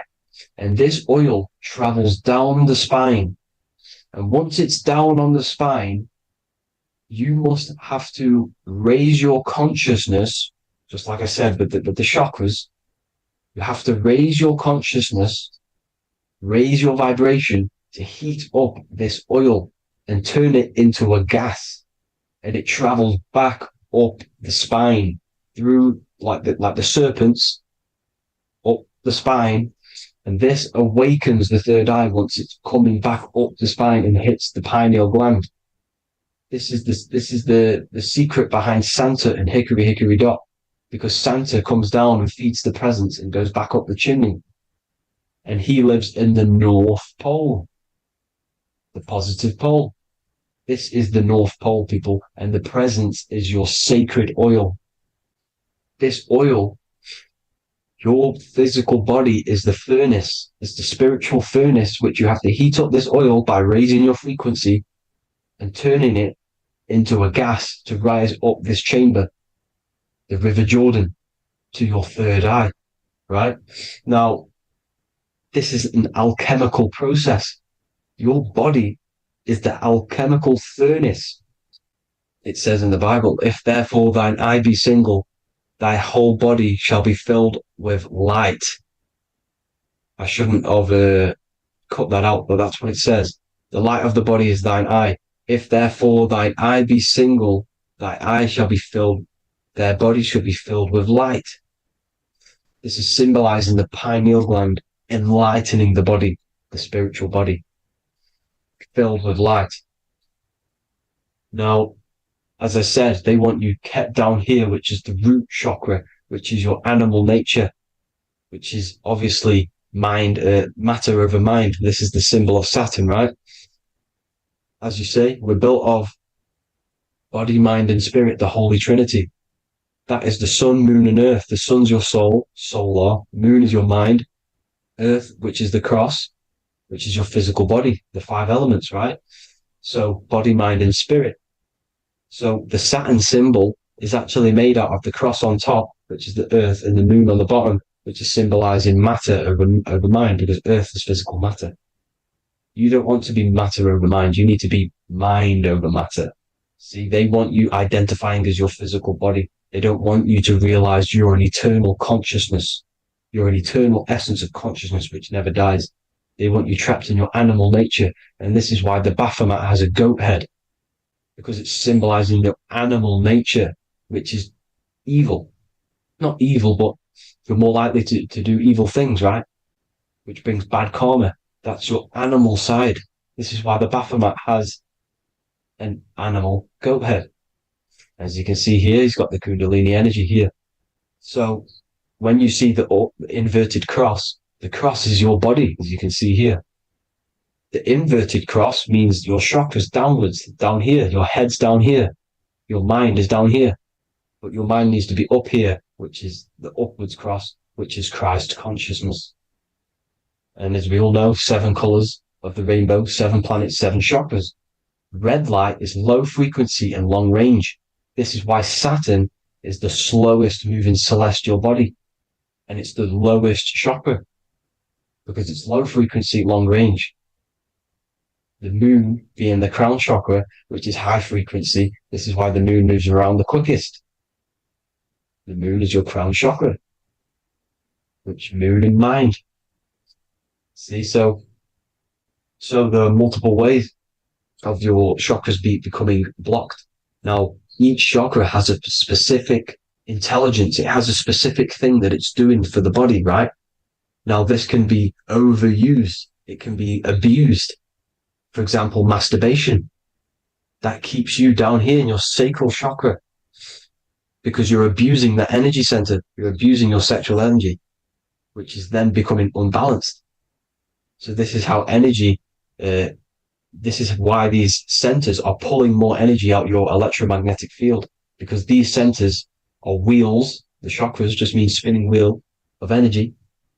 So when you're abusing these certain centers, you're pulling energy out of your electromagnetic field, which is making your field weaker, which is making your frequency lower, which makes you prone to diseases, prone to lower negative energy, right?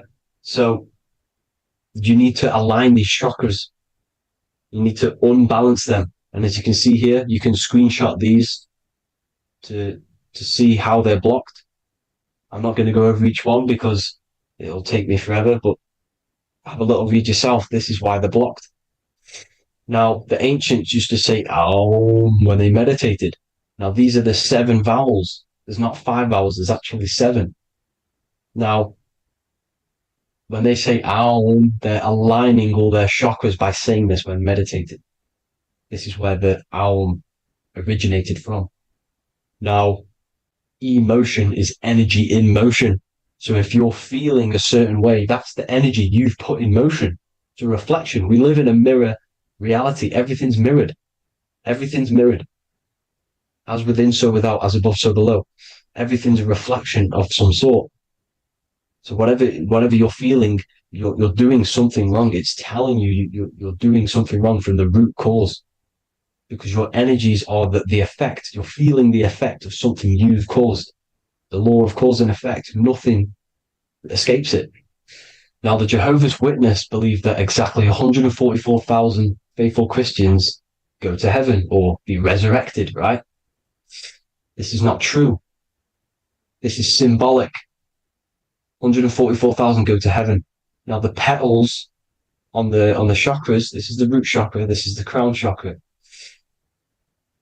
Now, if you add up the first 5 chakras, the petals, Add up the petals on the first 5 chakras, you get 48. And then you get to the third eye, which has 2 petals. 48 times 2 equals 96. 96 plus 48, which you got from here, equals 144. The last chakra has 1,000 petals. Times 144 times 1,000, you get 144,000. This is a frequency. This frequency is the frequency of the ascension up your chakras. This frequency is a high frequency, which turns that oil into gas, which rises up the spine, activating your third eye. Right? So this is all the religions are all symbolic for this sacred secret of Christ consciousness. As it says in the Bible, the kingdom of God is within. It's not out there, people. You must look within yourself. You are God. You are a spark of his consciousness, infinite consciousness, right? So 144,000 is a frequency, and you must achieve this. Like I said, these people in the past, they're not gods, people. These were just humans. Nothing special. They just reach Christ consciousness. Now, they keep you in these lower vibrational states with the food, right?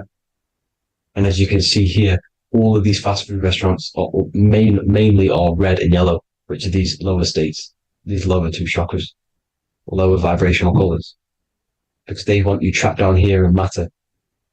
And these foods are so low vibrational, they will keep you down here, because your gut produces, I think it's like 80% of melatonin. Melatonin is your feel-good hormone. These foods will not make you feel good. This is very low vibrational. Meat. It's not meat, it's raw flesh. These animals are stripped from their family, put on a conveyor belt, watch their friends be tortured, and then get slaughtered in a slaughterhouse.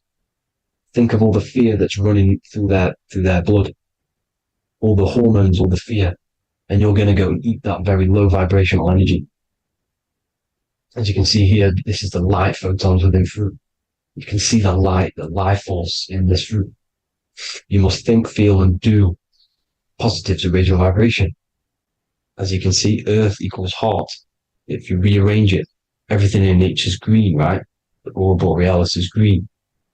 You must align all these chakras and then live from the heart, because the heart's the center of the Taurus field. You must become the consciousness in the center. So that's it for this video, people. Thank you all. God bless.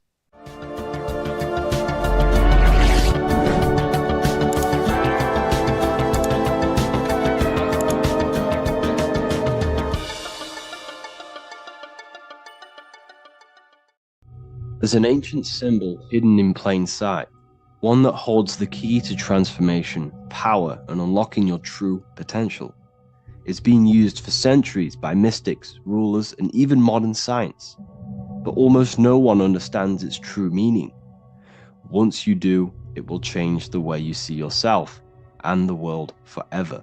Stay with me, because this could be the key to your own awakening. The symbol of the snake, or the serpent, is a very powerful symbol that refers to something within you, that we all are on this journey. So first of all, we see this symbol in ancient Egypt on the top of the pharaoh's head. We also see this with Buddha, with the snake on top of the Buddha's head and below. We also see this in Rome, with the Roman god Mercury holding the staff with the snake. We see this in Adam and Eve's story with the snake tempting Eve. We even see this today on the medical facility. What does this mean? Why is this symbol being used for thousands and thousands and thousands of years? It has a very deep esoteric meaning. We see this in the Caduceus staff, and we even see the snake representing the Kundalini. What does the snake actually mean? A lot of people think it represents the Kundalini, which it does. However, there's a deeper interpretation of this symbol, and it goes very far beneath the surface of what the snake actually represents. Okay? So first of all, When looking at symbols, we need to observe what the snake does in nature. The serpent sheds its skin. The serpent shedding its skin is a sacred symbol of an inner transformation. It transforms from its old self to a new self. It sheds layers of itself.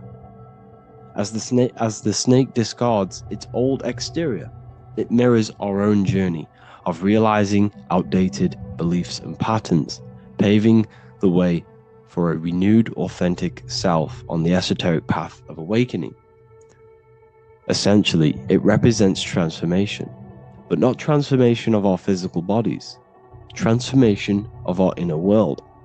Now, this is where things get a little bit tricky and you may become a little bit confused, but I'm going to make this very clear for you. The snake symbol or any symbol can be used for different context. For example, the Kundalini. We see the snake representing the Kundalini. We all know that energy can't be destroyed, only transferred. Like I said, this is a transferring of energy. It's a changing, a transforming, shedding its skin. It represents transformation. Sexual energy is energy, and we can transform the sexual energy into a Kundalini awakening to activate dormant brain cells in our brain and to activate the human light body, which is the spirit. We can cultivate, save, and retain our sexual energy, transmute it up the spine to activate the brain. This is a symbol of transformation, of energy in this context. However, when we go to the emergency services, this does not mean the same thing as the Kundalini. The snake in this context represents transformation of health. When we are picked up by the emergency services, we are looking for a transformation. We are unwell and now we need to transform to well-being. This is why they use this symbol. It represents transformation, especially with the pole and the snake climbing. It's climbing, it's transforming from the bottom to the top, shedding its skin, shedding old layers, transformation. We see this in the Bible with the snake tempting Eve to eat the apple of the tree of knowledge of good and evil. Well, what does this mean? Where's the transformation in this? Well, this is a very hidden one. The transformation takes place in Adam and Eve's consciousness and their mind. They go from a pure, whole state of consciousness, from being tempted by the snake, and they eat it and they transform into knowing the good and evil, into the dualistic ways of thinking and the dualistic meaning of this world. Let me rephrase that. They understand the dualism of this world, and they now understand the two good and bad ways of thinking. They know the knowledge of good and evil, of duality.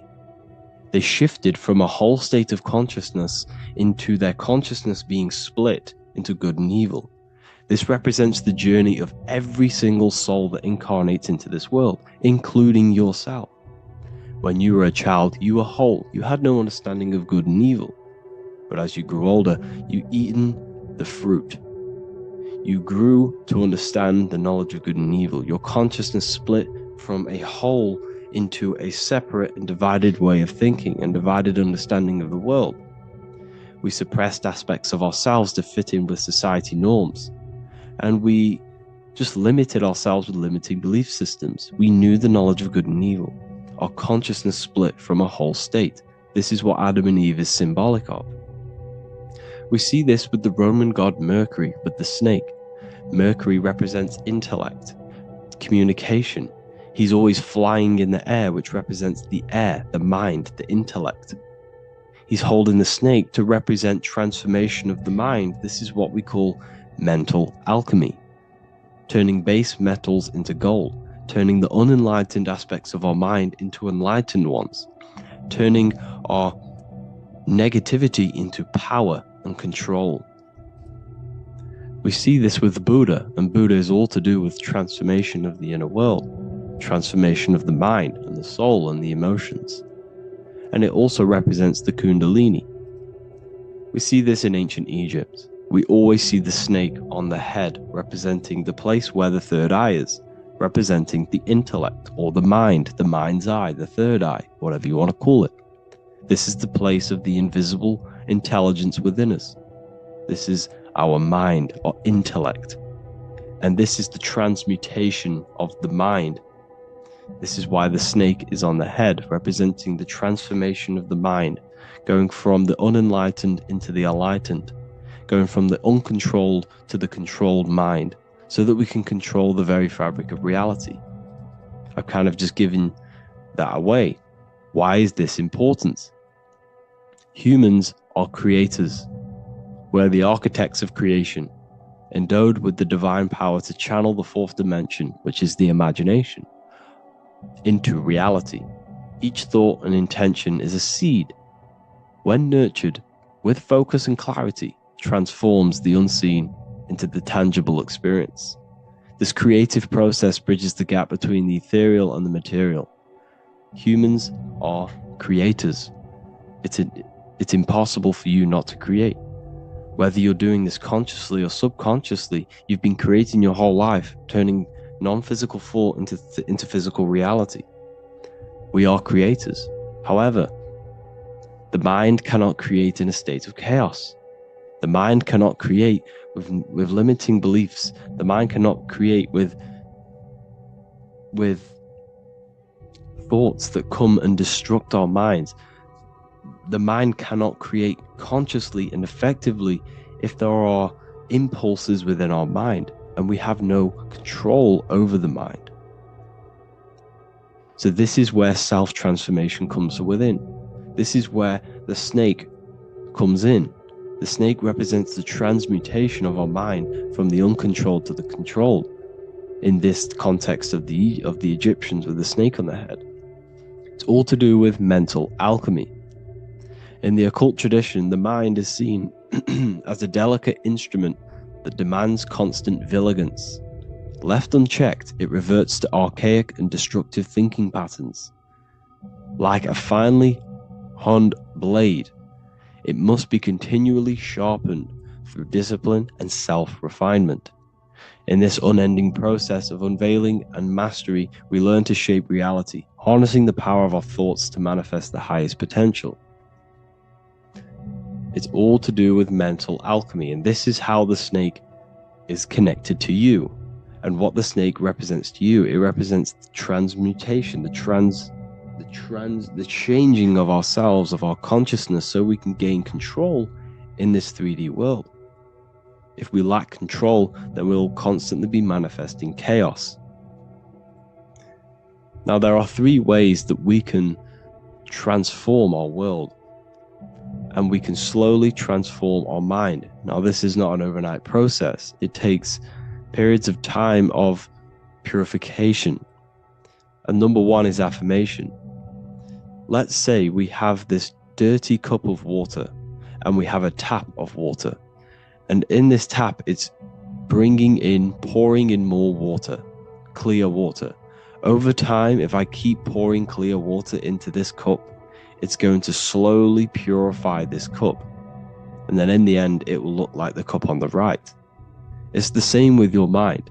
The cup represents the limiting beliefs, the negative thoughts, the negative mind, the uncontrolled mind.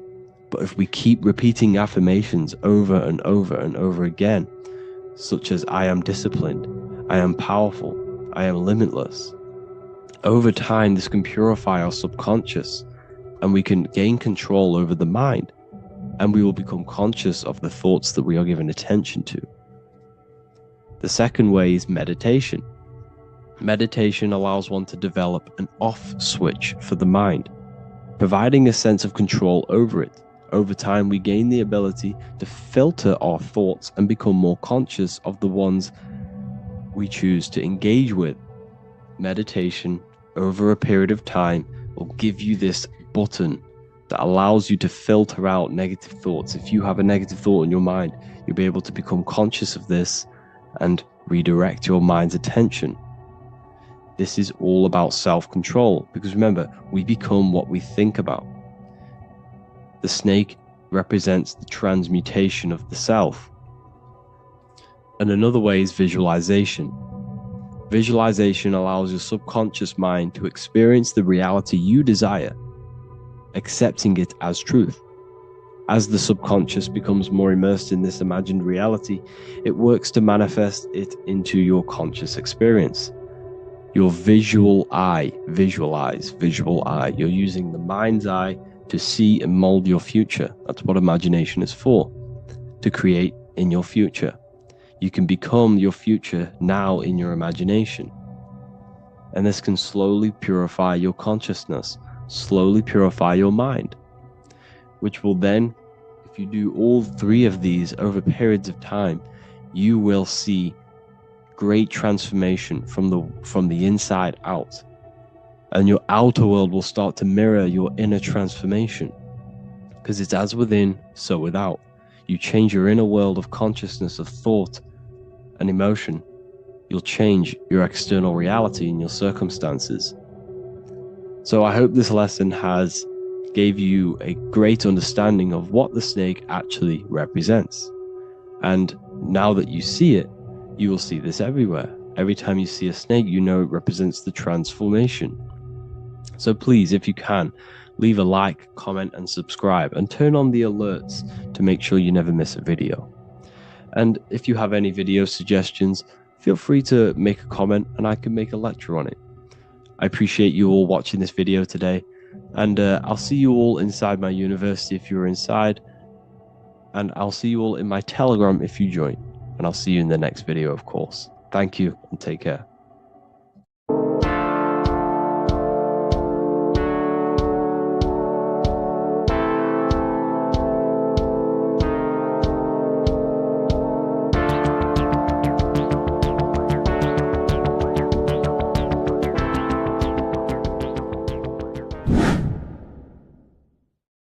What is good, people? We're back with another video, and this is going to be talking about the connection between the micro and the macro.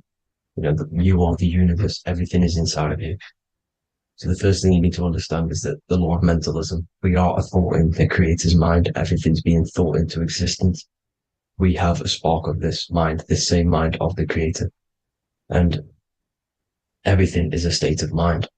Particles or atoms, whatever you want to call them, are a mental thing. They're a product of the mind. Everything's thought into existence. Thoughts influence everything. Thoughts are energetic effects which send out waves into the quantum field around you. And your consciousness is actually the universe experiencing itself, expressing itself, and viewing itself. So we are the creator, but viewing itself in separate bodies. And this is why they call the material world the world of illusions, because everything's separate here, but we all forget that we are all one. We've all been brainwashed to think we're all separate, but we're all one. We're all the same mind, the same consciousness, everything. So everything's created out of toroidal fields. God created the toroidal field. That's the only thing that exists, because atoms are toroidal fields, and it's the basis behind all creation. As you can see it in the owl's eyes, it creates the infinity symbol. And this was the apple. That apple is a toroidal field. And the toroidal field is made out of dielectricity, which is ether. Ether is black light, and this is counter space. This is another realm. This is what creates God to be omnipresent, to be everywhere at one place at all times. He is everywhere because ether is everywhere. Ether is infinite potential. It connects everything together, and that's what energy moves through. It moves through the ether, and that's black light. Everything is light, as it says in John 4:2. God is light. Everything's a vibrational state of light. So the torus field is made out of dielectricity, ether, black light, magnetism, which is white light, which is the center of the toroidal field. And magnetism radiates, it has no vibration. And then when white light splits, it turns into electricity, which is physical material, and that has a vibration. This is the Holy Trinity: the sun, the moon, and Saturn. Saturn, the god of materialism. If you've watched my videos on Saturn, you know that Saturn is crystallizing everything into physical matter. And that's why his old name was El. The ancients called him El.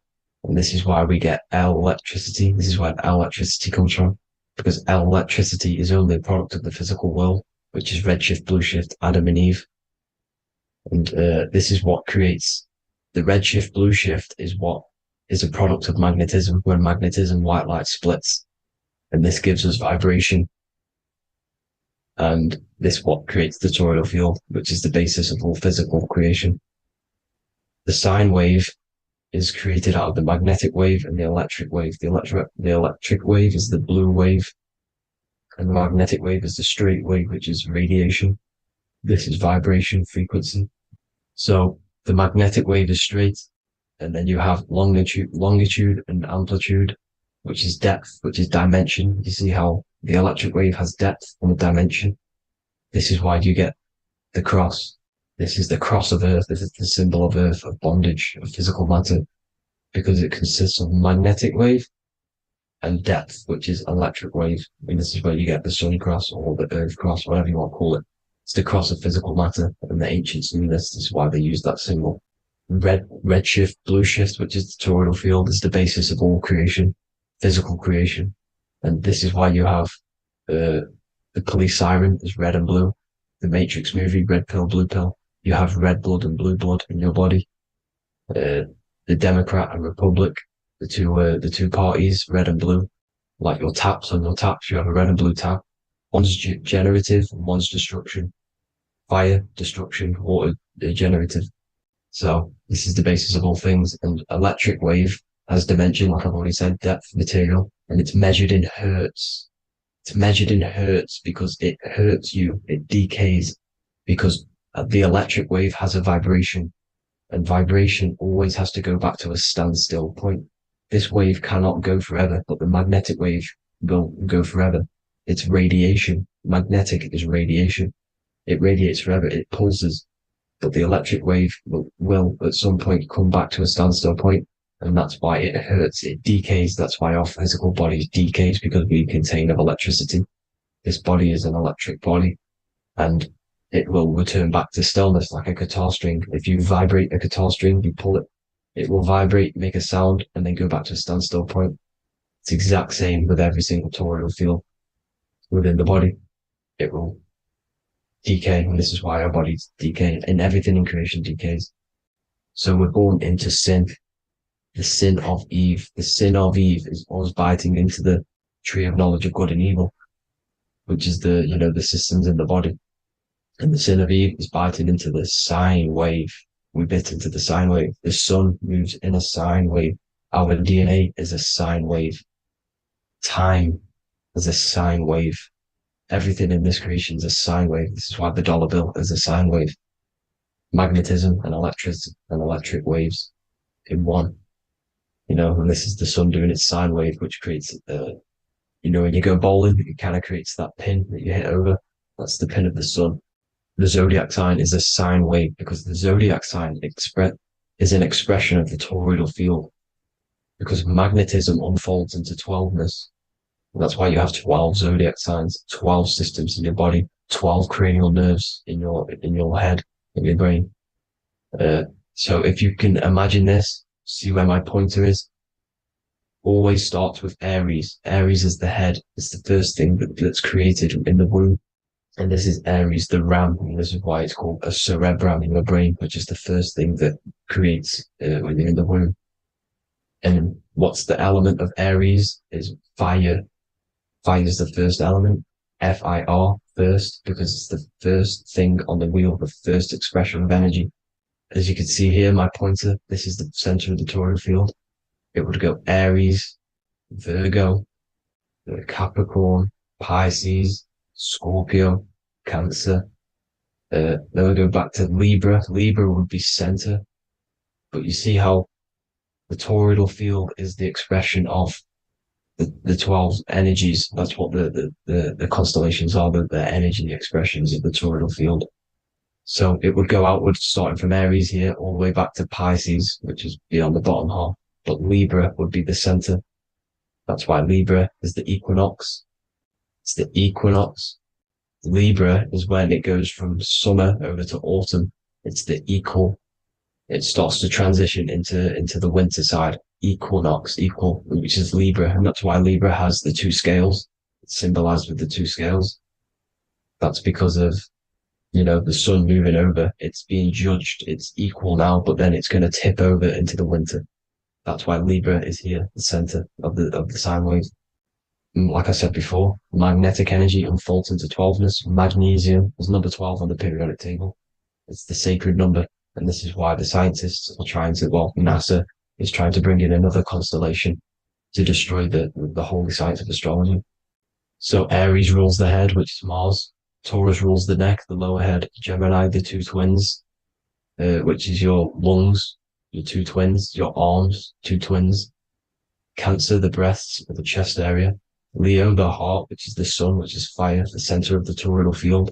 Virgo, the belly, which is the intestines. Libra, the kidneys, the two scales, the kidneys, balancing out everything. Scorpio, the sex organs. Sagittarius, hips and thighs.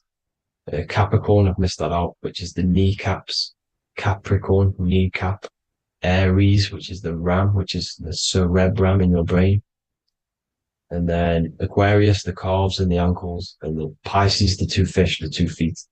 So everything corresponds, as you can see here. This is an ancient way of depicting it, of the folded human. And this is everything. Each constellation rules that part of the body, gives energy to that part of the body, makes you do certain things. So magnetic energy unfolds into 12ness, electricity unfolds into 7s. That's why when you get electric, the light spectrum that we see, it consists of 7 colors. Why we have 7 planets. The 7 planets give us our 7 metals and the 7 solfeggio scale frequencies. So the rotor, this is the rotor, and rotor is an anagram for Torah. The Torah, which is I think it's the Hebrew Bible. Don't quote me on that, but it's one of the holy books, which is the Torah, the Taurus. Everything goes back to the Taurus field because it's the basis of all creation. So the chief cornerstone, it says in the Bible that the builders rejected the chief cornerstone. The chief cornerstone, you are the builder. You decided to incarnate into the physical world, into the electric world, El, the world of El, Saturn. When you are created in the womb, it takes you 9 months for you to be created. So, for example, if your parents, if you went into the womb here, it'd take you 9 months. So let's say you're born in Scorpio. So you'd go back 9 months, 1, 2, 3, 4, 5, 6, 7, 8, 9. You consist of all of these 9 energies because it takes 9 months or however long you took to be born. Some people are born earlier. You'd have to find out how many months you were in the womb for. But you consist of these 9 energies, and each constellation has a cell salt associated with it. And these cell salts are vital for your health, and your cells are the optimal health of your body. So the chief cornerstone that you rejected is these 3 cell salts, these 3 constellations. So you're mineral deficient in these 3 constellations. For example, fluoride, magnesium, phosphate, and potassium sulfate. So that's the chief cornerstone. And a cornerstone, people always get it rejected with the cornerstone. The cornerstone is not, it doesn't say the cornerstone in the Bible. It says the chief cornerstone. The cornerstone is a cornerstone of a building, but a chief cornerstone is the top of the pyramid. This is where we get the pyramid of the wheel. So you're mineral deficient in whatever 3 zodiac signs you're not. You were not in the womb for. This is the chief cornerstone you rejected. So the human body is the micro. It is the universe in a physical form. It consists of everything in the universe. Just like your consciousness is the universe watching itself, experiencing itself. Your body is the whole universe. 12 systems in the body, 12 zodiac signs, 7 chakras are the 7 planets. The Holy Trinity of you is your Temple of Solomon, the soul and the mind, the sun and the moon. Everything is in you. You consist of everything, all the energies, everything. Heaven and hell. Heaven and hell is a mind state. It's a state of the mind. Head, H-E-A, which is heaven, and the heel, the bottom of your foot, is hell. And the bottom of your foot is the soul. So they're basically saying, it's wordplay. They're saying that your soul is in hell because, with the elites being in control. So they call the bottom of your foot the soul, trying to say that you're in hell. The Christ is in you. And this Christ is Greek for Christos. And Christos is Greek for the oil. And this oil is produced in the cerebrum, the areas, the ram, the cerebrum, it goes down the pineal, the pineal and the pituitary are underneath the cerebrum, goes down the pingala and the ida, the pingala being the positive charge connected to the pineal gland, pin, and the ida connected to the pituitary. And this is the two serpents going down the spinal column. And this is why Jesus goes from Nazareth to Bethlehem, and then Joseph and Mary are waiting for Jesus in Nazareth. Joseph and Mary are the pineal and the pituitary gland waiting for Jesus to come back up the River Jordan, your spinal column. So this is the oil. This is the story of Santa as well. Santa comes from the North Pole. Why? Because the North Pole of the Earth is the center of the toroidal field, and the North Pole of you is your spinal column, which is the North Pole of the toroidal field. The North Pole, he comes from the North Pole. This is the North Pole. This is the South Pole of the toroidal field. Comes from the North Pole, which is your mind. And he goes down the chimney and then back up the chimney. This is the chimney.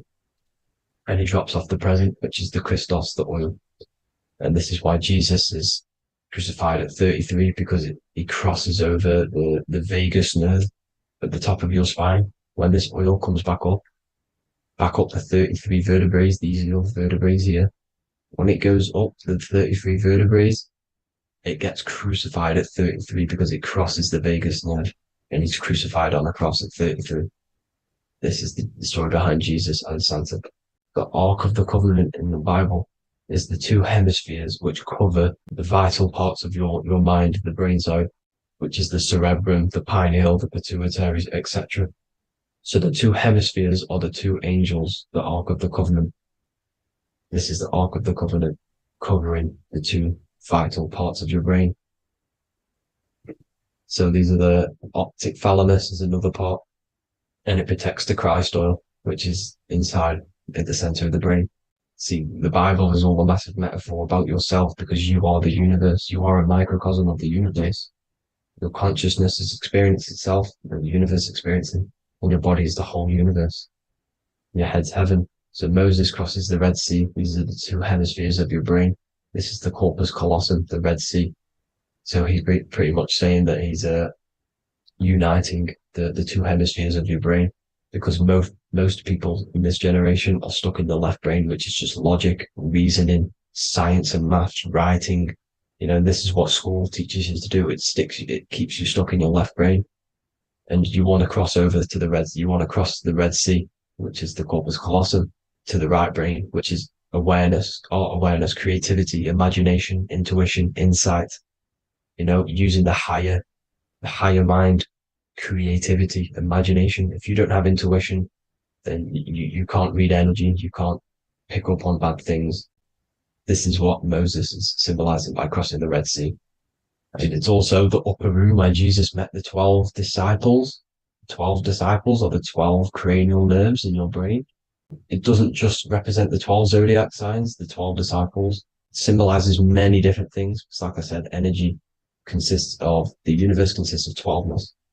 So you have 12 cranial nerves in your brain, and that's the 12 disciples as well. And they want you stuck in your left brain, which is the five senses, materialism. So they say in the Bible that Satan blinds the mind. Satan is Saturn. If you've watched my videos, Satan is Saturn. And you consist of the whole Trinity, which is the sun, moon, and earth, the soul, the moon, the soul being your sun, the solar, the moon being your mind, the earth, your physical body. And Satan blinds the mind. Why? Because we enter a soul system. This is a soul system, not a solar system. And Saturn is the Lord of the Rings, which is the outer ring. When your soul enters the soul system, your soul starts to materialize. It hits Saturn. Why? Because Saturn starts to materialize you. You take on the 7 virtues, which are the 7 planets, which are your 7 chakras. And to get out of this soul system, you must get out of your lower nature, your animal nature, which is lust, desire, greed. The number of the beast, 666, which is Saturn, Satan. So you enter the soul system, you take on the 7 energies, which you turn into physical matter. And this is your descension from heaven to say hell. And then you must raise back up from matter to spirit. They say Satan blinds the mind. Why? Because your mind gets materialized, your soul and mind get materialized. And when you get materialized, it's an intense experience. You lose the divinity within you. You forget the divinity. So Satan, which is the first planet, the first energy you take on, the material body, he blinds the mind. He makes you forget everything, your divinity. Then you must remember, ascend up Jacob's ladder, the 33 vertebrae to heaven. And this is a microcosm of the macro, because you will ascend back up to heaven if you do this, when you leave your physical body, when your body decays.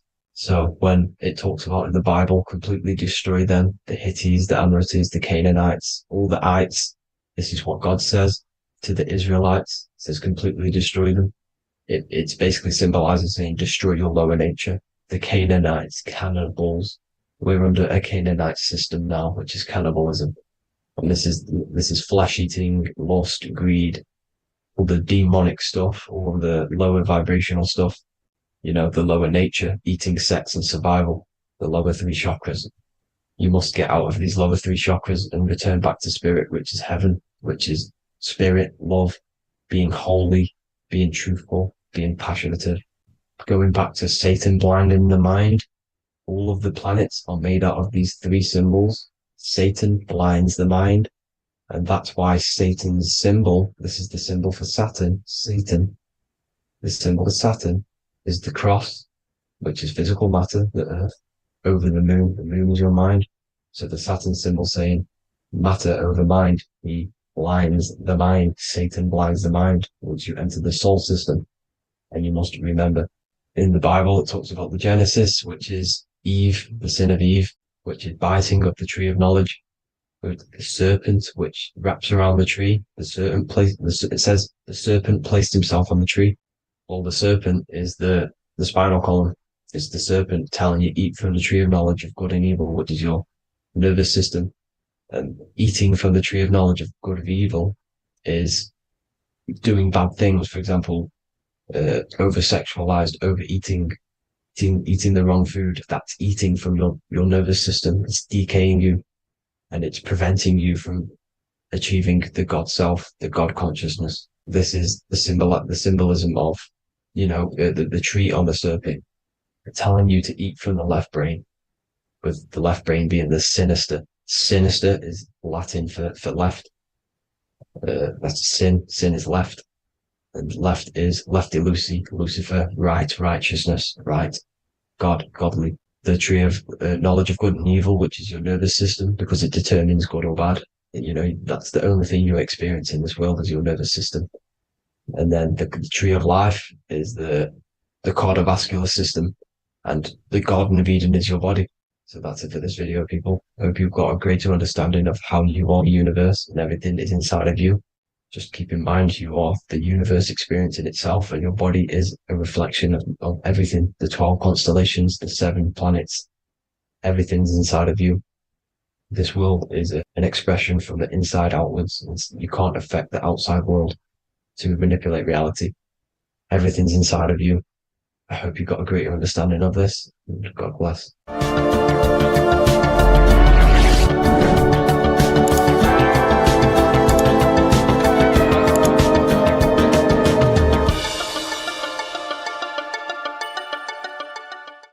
So depression doesn't actually exist, and in this video I'm going to show you how depression is actually a choice.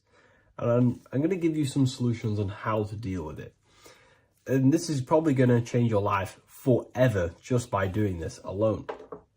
Okay, so the first thing you need to understand about depression is that it exists in your conscious mind. It exists in your thinking mind. So what is inside your thinking mind? You have your body, your name, your reputation, your trauma, your memories, your family, your worries, your interests, your bills, your passion, dislikes, goals, right? Most people identify their lives with this. They identify their lives with their thinking mind. They think they're their name, their job, their reputation, their memories. But this is not who you actually are. Who you actually are is the observer of that. What happens if you stop thinking? What is left? You're left with unconditioned consciousness. You're left with the self, which is what we refer to as I. We are the consciousness, not the thinking consciousness. You are not these labels. You are not your thoughts. You are not your job, your name, your reputation. Okay? And the reason why I'm telling you this is because it's very important, is that we are something beyond this body, beyond this name, beyond our thoughts. We are the consciousness. So depression exists inside of the thinking mind, the conscious mind. Okay? So if you want to get rid of depression, you must learn how to escape the thinking mind. And not only just escape, but that's step one. In meditation, you do meditations, right? We sit still and we have to learn how to control the mind and turn off the thoughts. And when we turn off the thoughts, depression goes out the window because there's no thought present in your mental field of consciousness to be depressed. Okay? You must understand, who is the one suffering from the negative thoughts? Who is the one suffering? Your mind is not suffering because the mind is producing the thoughts. Your body's not suffering from the negative thoughts. You are suffering. And who is you? You are a soul. You are that feeling. You are that person beyond the thoughts, beyond the feelings, beyond that. You are the one experiencing. You are that. Meditation gives us the ability to turn off the thinking mind. This allows us to escape our thoughts. Okay? And it gives us, over a long period of time after meditation, you'll be able to turn this switch. And this switch will be able to turn off your thoughts.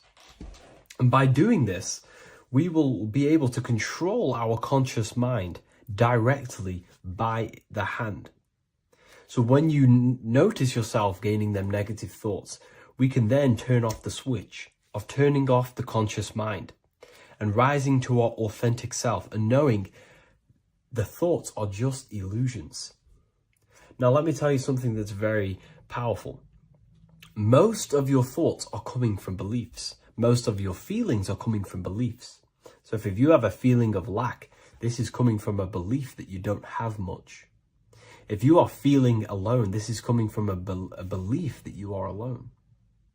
So what we must do is restructure ourselves. We must restructure the subconscious mind. And we do this in many different ways. We can do this with meditation. We can do this with visualization, visualizing our desired reality as if we are living it.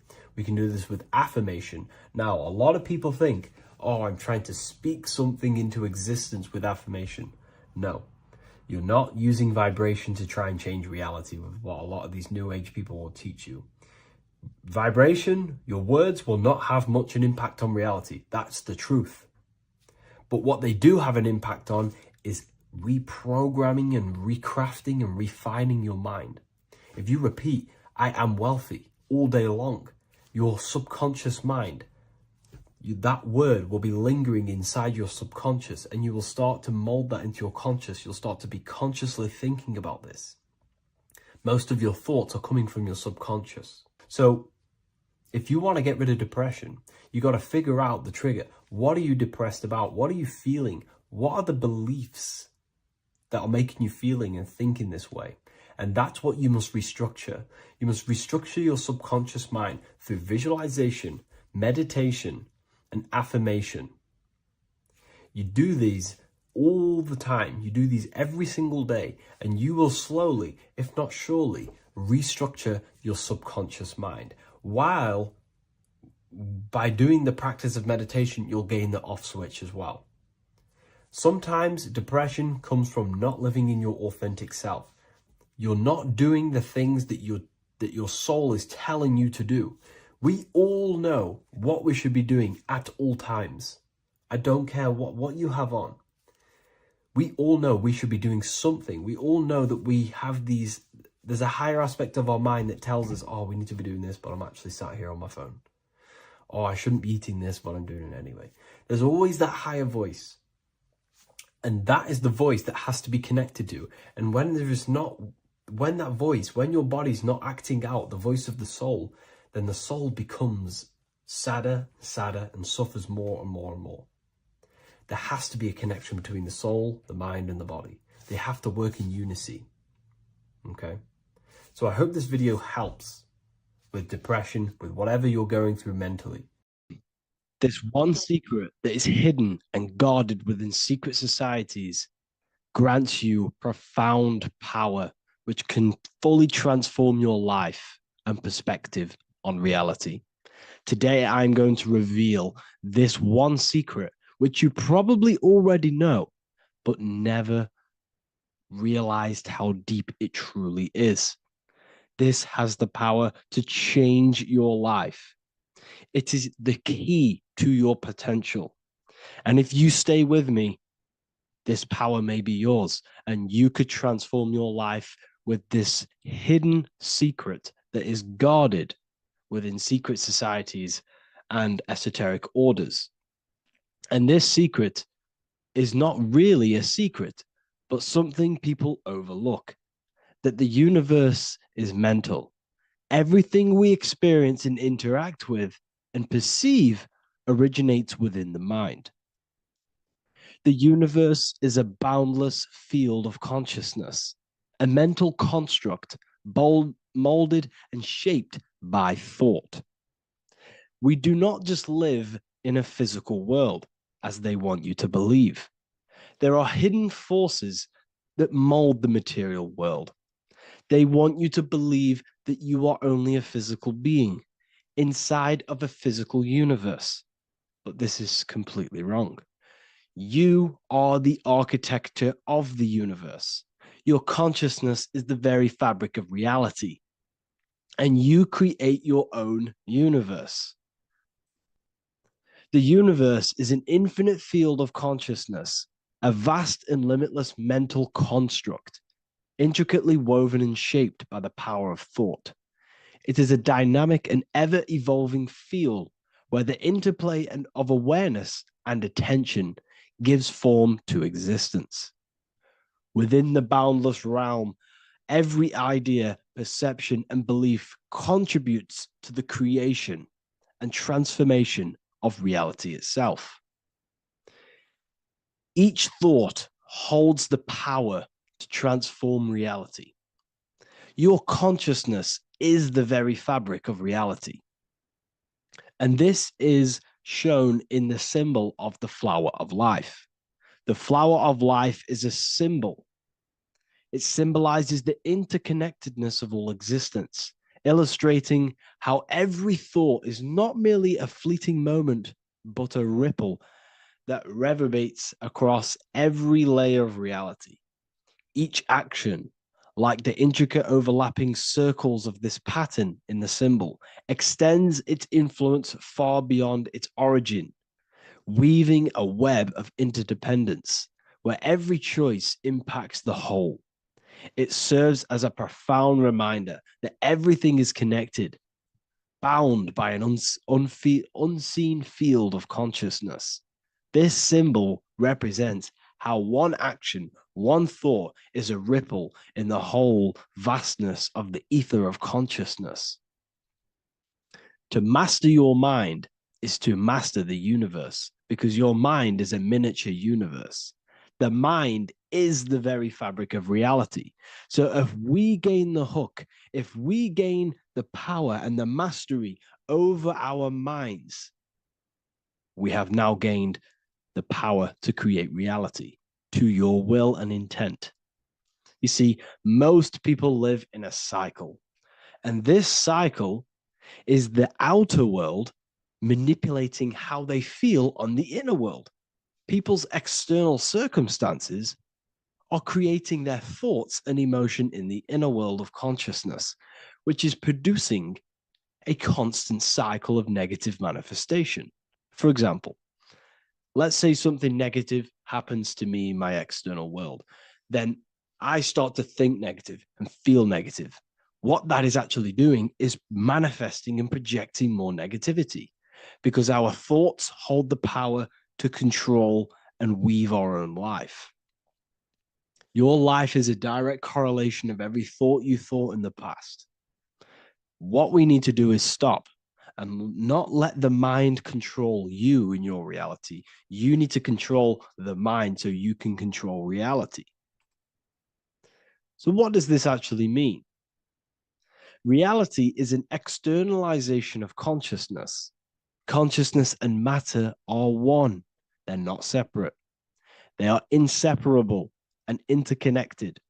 Everything we see, experience, and observe is a manifestation of thought, beliefs, and consciousness, shaping the world around us. Now, this ties in with the secret fifth element that they have hid from you. They've hid from you this sacred and very important symbol and pillar to reality.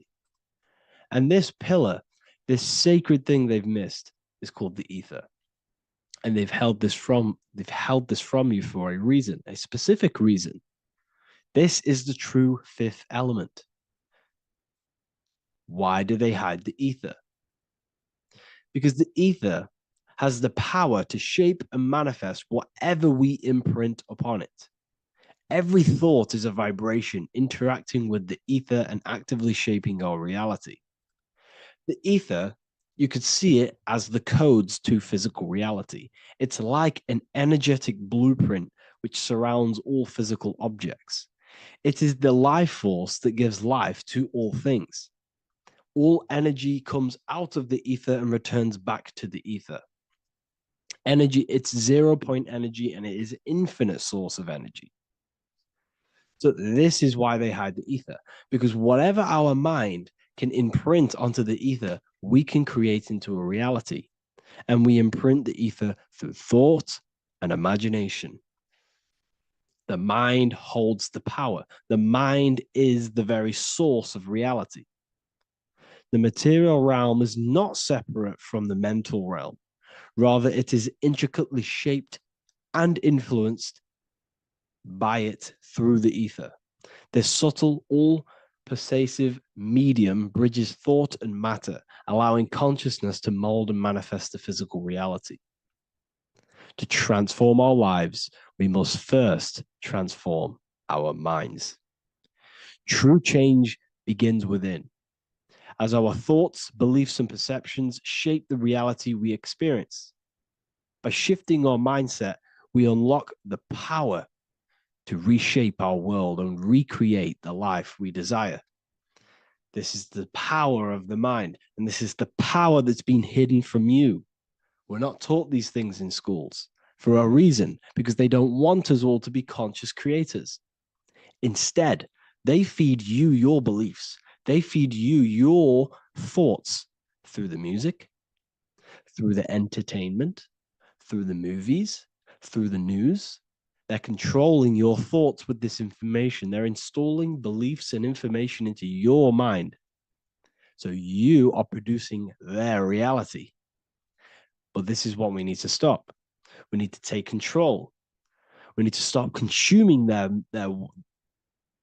music, their movies, their information, their news, because all of this is contributing towards your reality. They have the collective consciousness at the tip of their fingers. They do not create the world. We create the world by believing their beliefs and their thoughts and installing their information into our minds.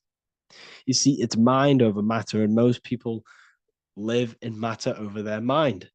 Most people let matter, the external circumstances, dictate their mind, when it should be the other way around. It should be mind over matter. This is the mental plane. This is the astral. This is the etheric. This is the physical. The mind holds power over the emotions, over the imagination, over the physical, and over our spirit. It holds power over everything. It's mind over matter. It's the mental body that we must transmute and change. Most of us live in a chaotic state of mind, and this is what we must change. Turn chaos into order. So we need to be mind over matter. We need to install this belief into our subconscious. I, Harry B. Joseph, have created the ultimate esoteric school on the earth.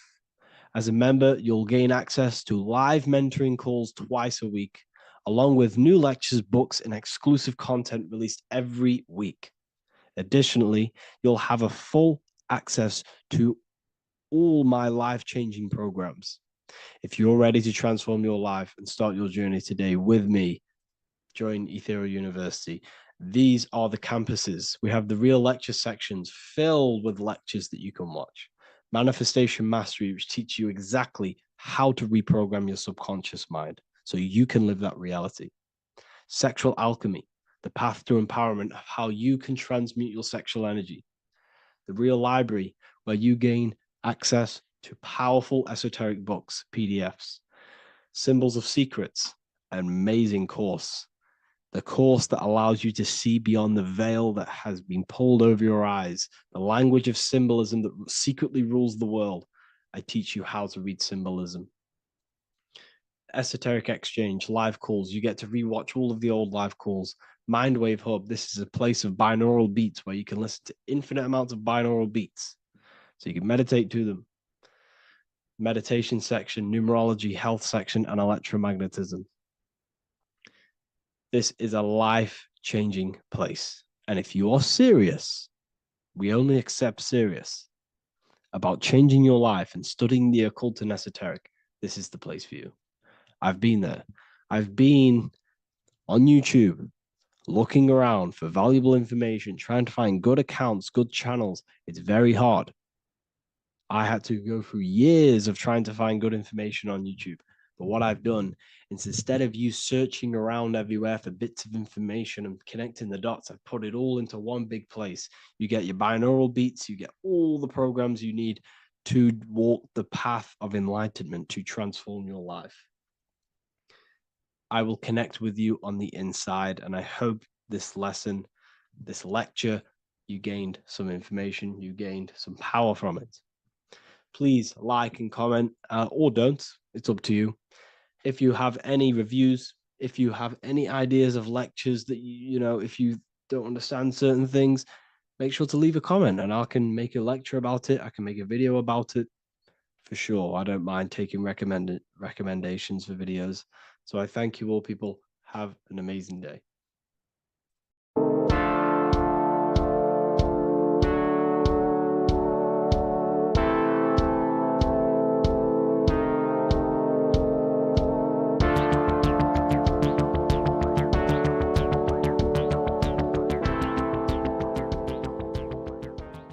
Welcome back everyone to another video. Today we're going to cover everything that you need to know about the mind, starting with the two aspects of the mind, the conscious and the subconscious. The male aspect of your mind is the conscious. This is the 10% of your mind. The conscious part of your mind is only aware of everything around you, your vision, your sight, your smell, your taste, your hearing, and your current state of emotion and thought. Every thought that you consciously think about has an emotion directly attached to it. That emotion is then impressed onto the subconscious part of the mind. The subconscious part of the mind is the female aspect of your mind. It is also a whopping 90% of your mind.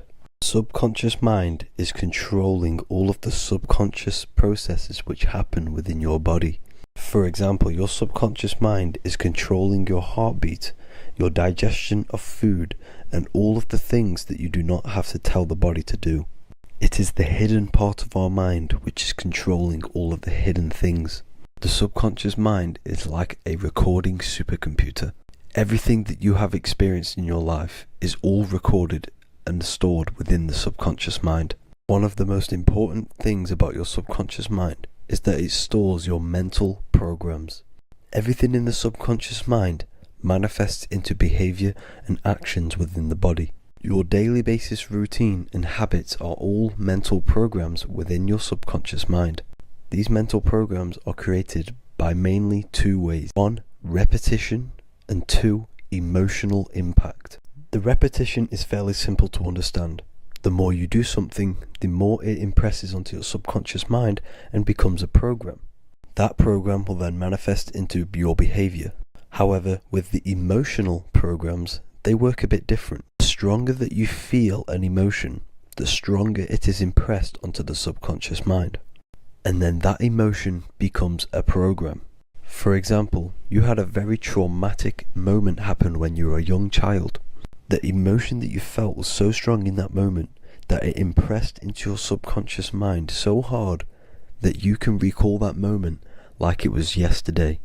That traumatic event that happened to you when you were young will still manifest into your daily basis behavior even to this day. However, it manifests subconsciously. For example, if you were in a car crash, you will be wary to enter cars with certain people.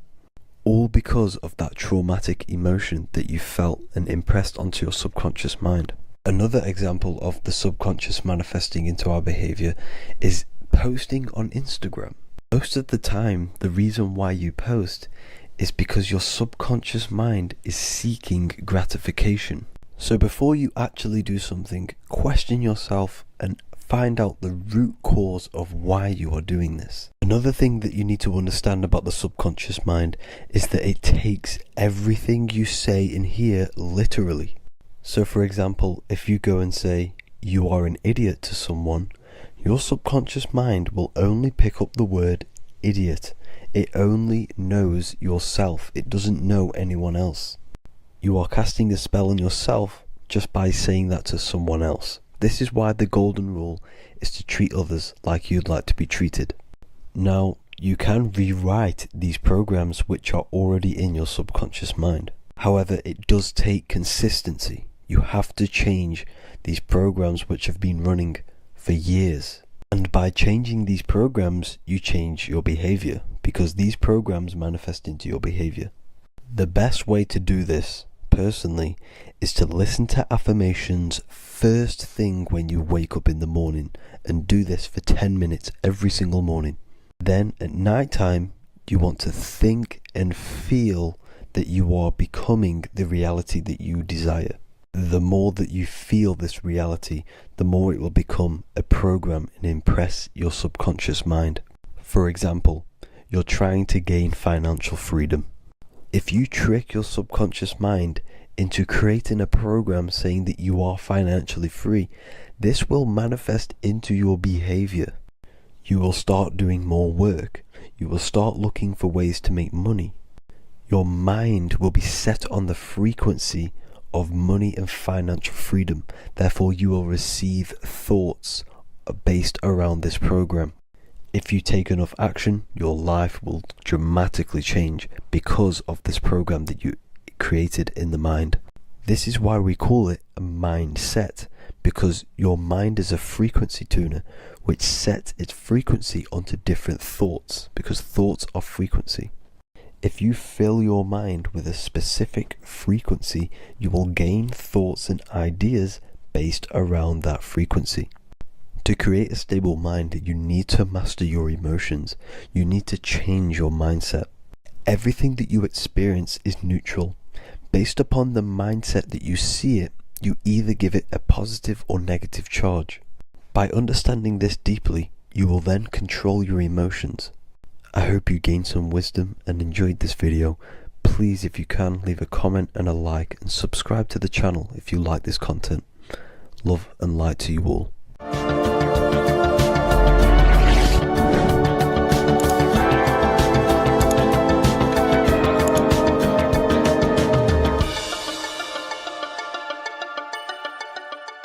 Welcome to Revival of Wisdom. Welcome people, we're back with another video. In this video we're talking about how Jesus Christ and Christianity is all sun worship. The Holy Bible of Christianity is not meant to be taken literal for history. It is a story and has lots of metaphors. Starting with the symbol of the cross of Jesus. This cross originates from this ancient cross of the sun. This symbol has been used for thousands of years, way before Jesus was a thing, in Europe, America, Asia, and all around the world. In fact, this symbol is still being used by Christians today, not knowing it represents the sun. This is a 4,500-year-old artifact, a golden plate with an equal-armed cross found in England. The gold to symbolize the sun, and the equal-armed cross for the 4 equal seasons of the year. So this is why in the Bible you have Matthew, Mark, Luke, and John, symbolizing the yearly cycle of the sun and the 4 equal seasons. Also in the Bible, Jesus is referred to as the light of the world. So yes, Jesus represents the sun. He is a metaphor for the sun.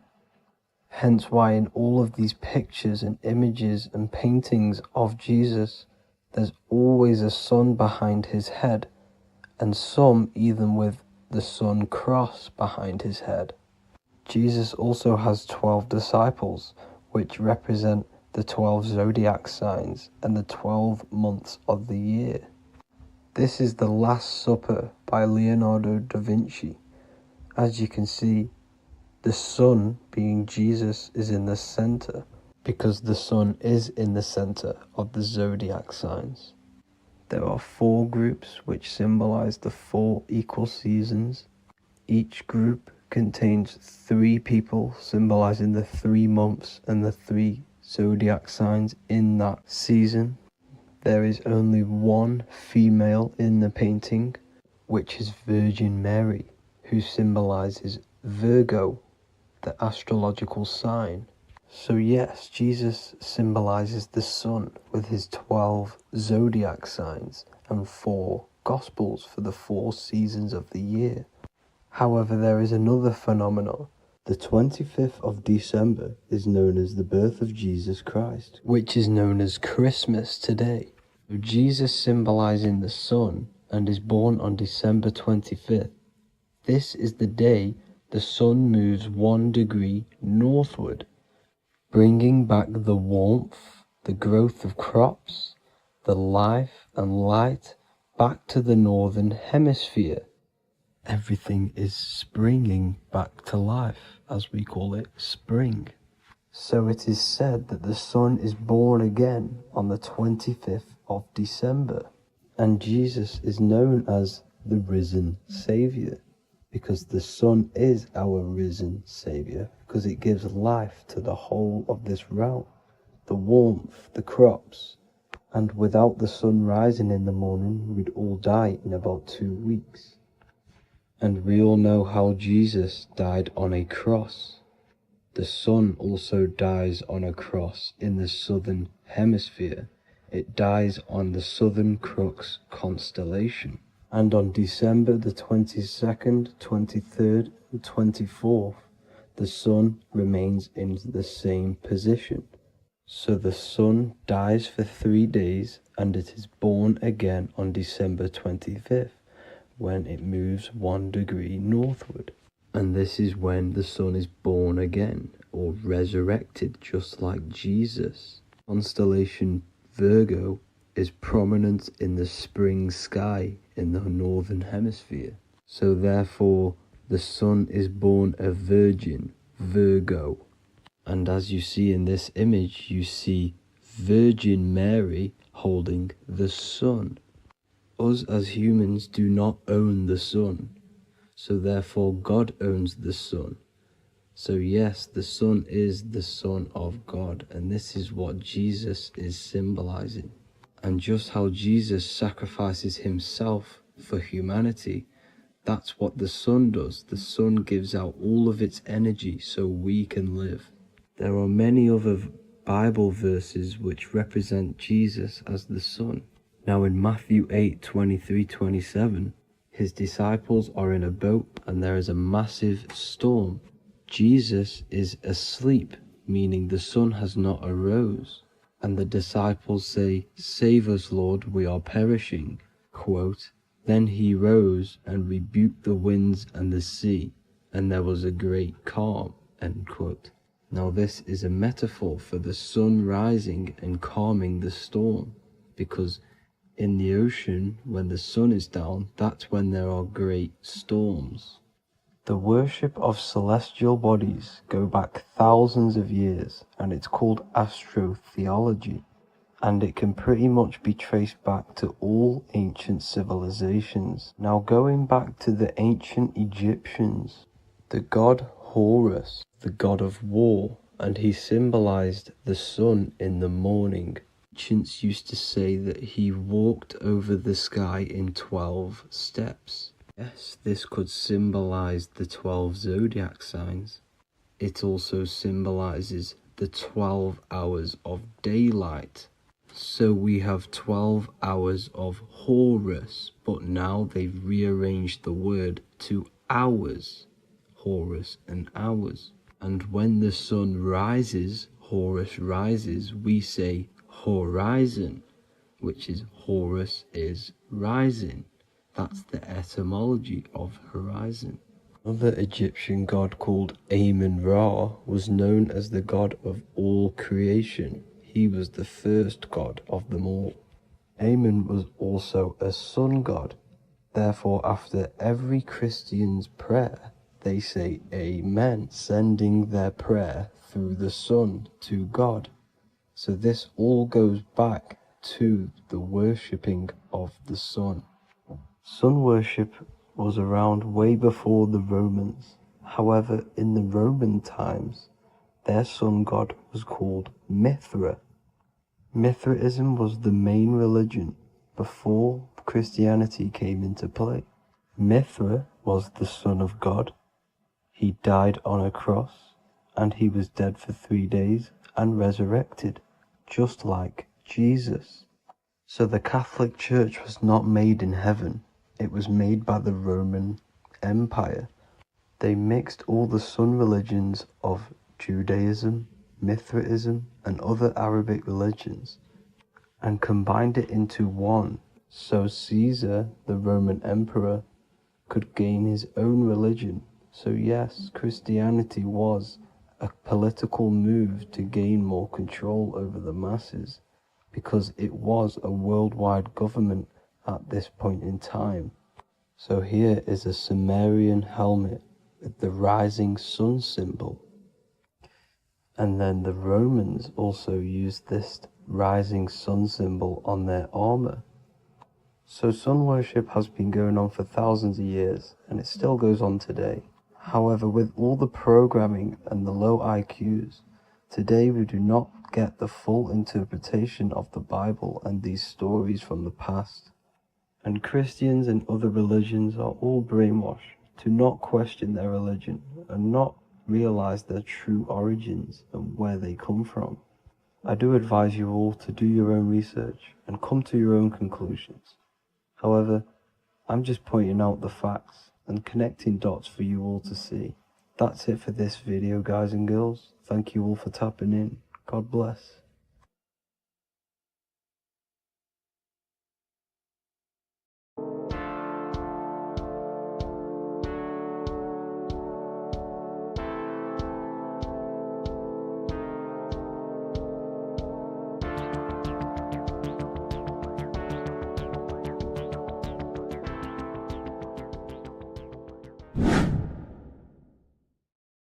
What are we all doing, people? Survival wisdom. Today we're going to be breaking down the Bible and its real, true metaphysical meaning. All of these slides within this video is taken from my book, The Book of Wisdom. So you can get all of these slides. So the Temple of Solomon, you are body, mind, and soul, which is the Holy Trinity, the moon, sun, and earth. The sun is your soul because the sun is its infinite source of energy. It is its own source of energy. And that is what your soul is. It's its own source of energy. The moon is mind. This is why you call people a lunatic.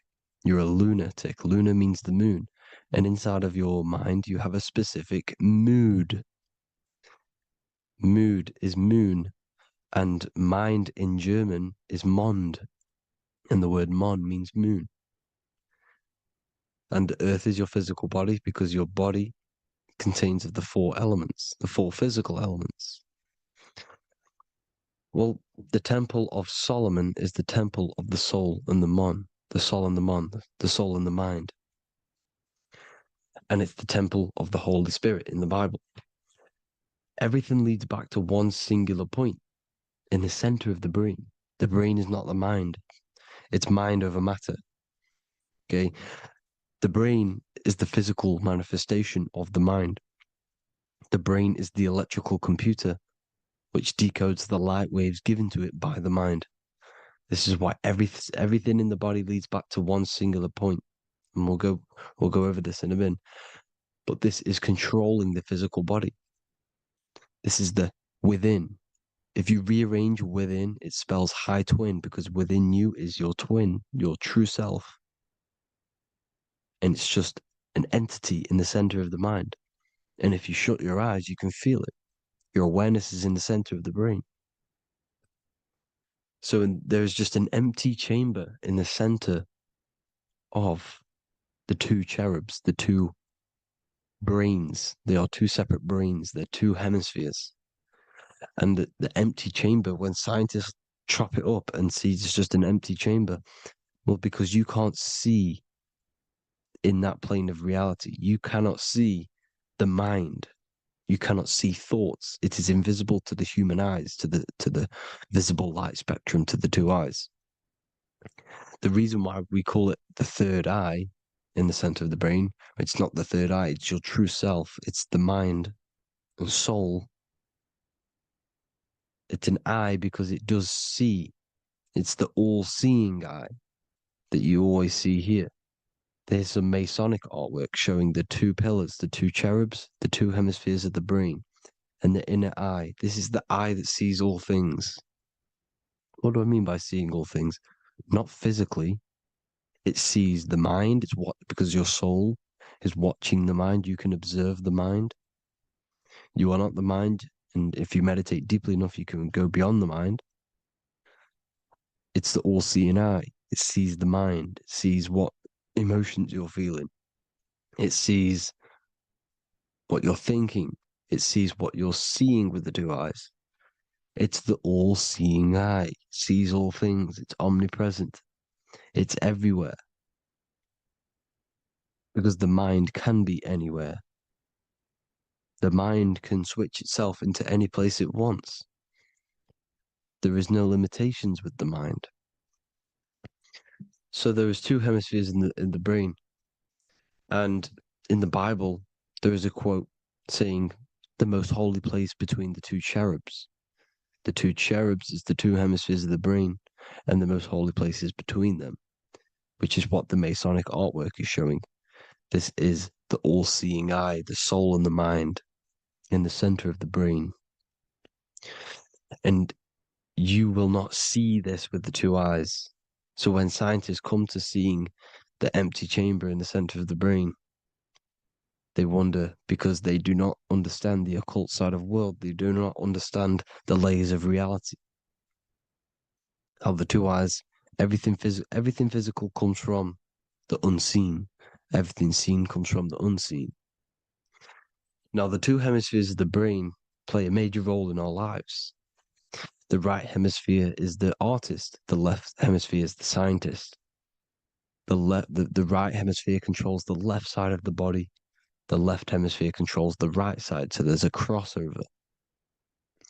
Now, the right hemisphere is to do with your feminine energy, creativity, unification, metaphors, visualization, intuition.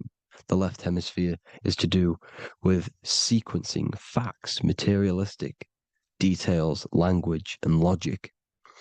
So they keep us normally trapped within the male aspect of our mind, which is the left hemisphere. You know, if you listen to Spotify, Apple Music, and radio, they're all tuned to 440 hertz, which shuts down the right side of the brain, makes you left brain dominant. And we learn, well, 90% of people learn to write with their right hand. They're taught to learn with their right hand, which is to do with the left brain. You see, so we are being trapped within this left side of the brain, which is all to do with logic, thinking logical, not creative. You know, very very analytic. But the right side of the brain is to do with your creativity. So the right side of the brain is perceiving reality as a holistic perception. Now, what do I mean? If you're riding through a woods, for example, if you're riding through a woods, your right hemisphere is seeing the whole woods as one unified woods. The left hemisphere's job is to break down the perception given to it by the right hemisphere and break it down into individual trees.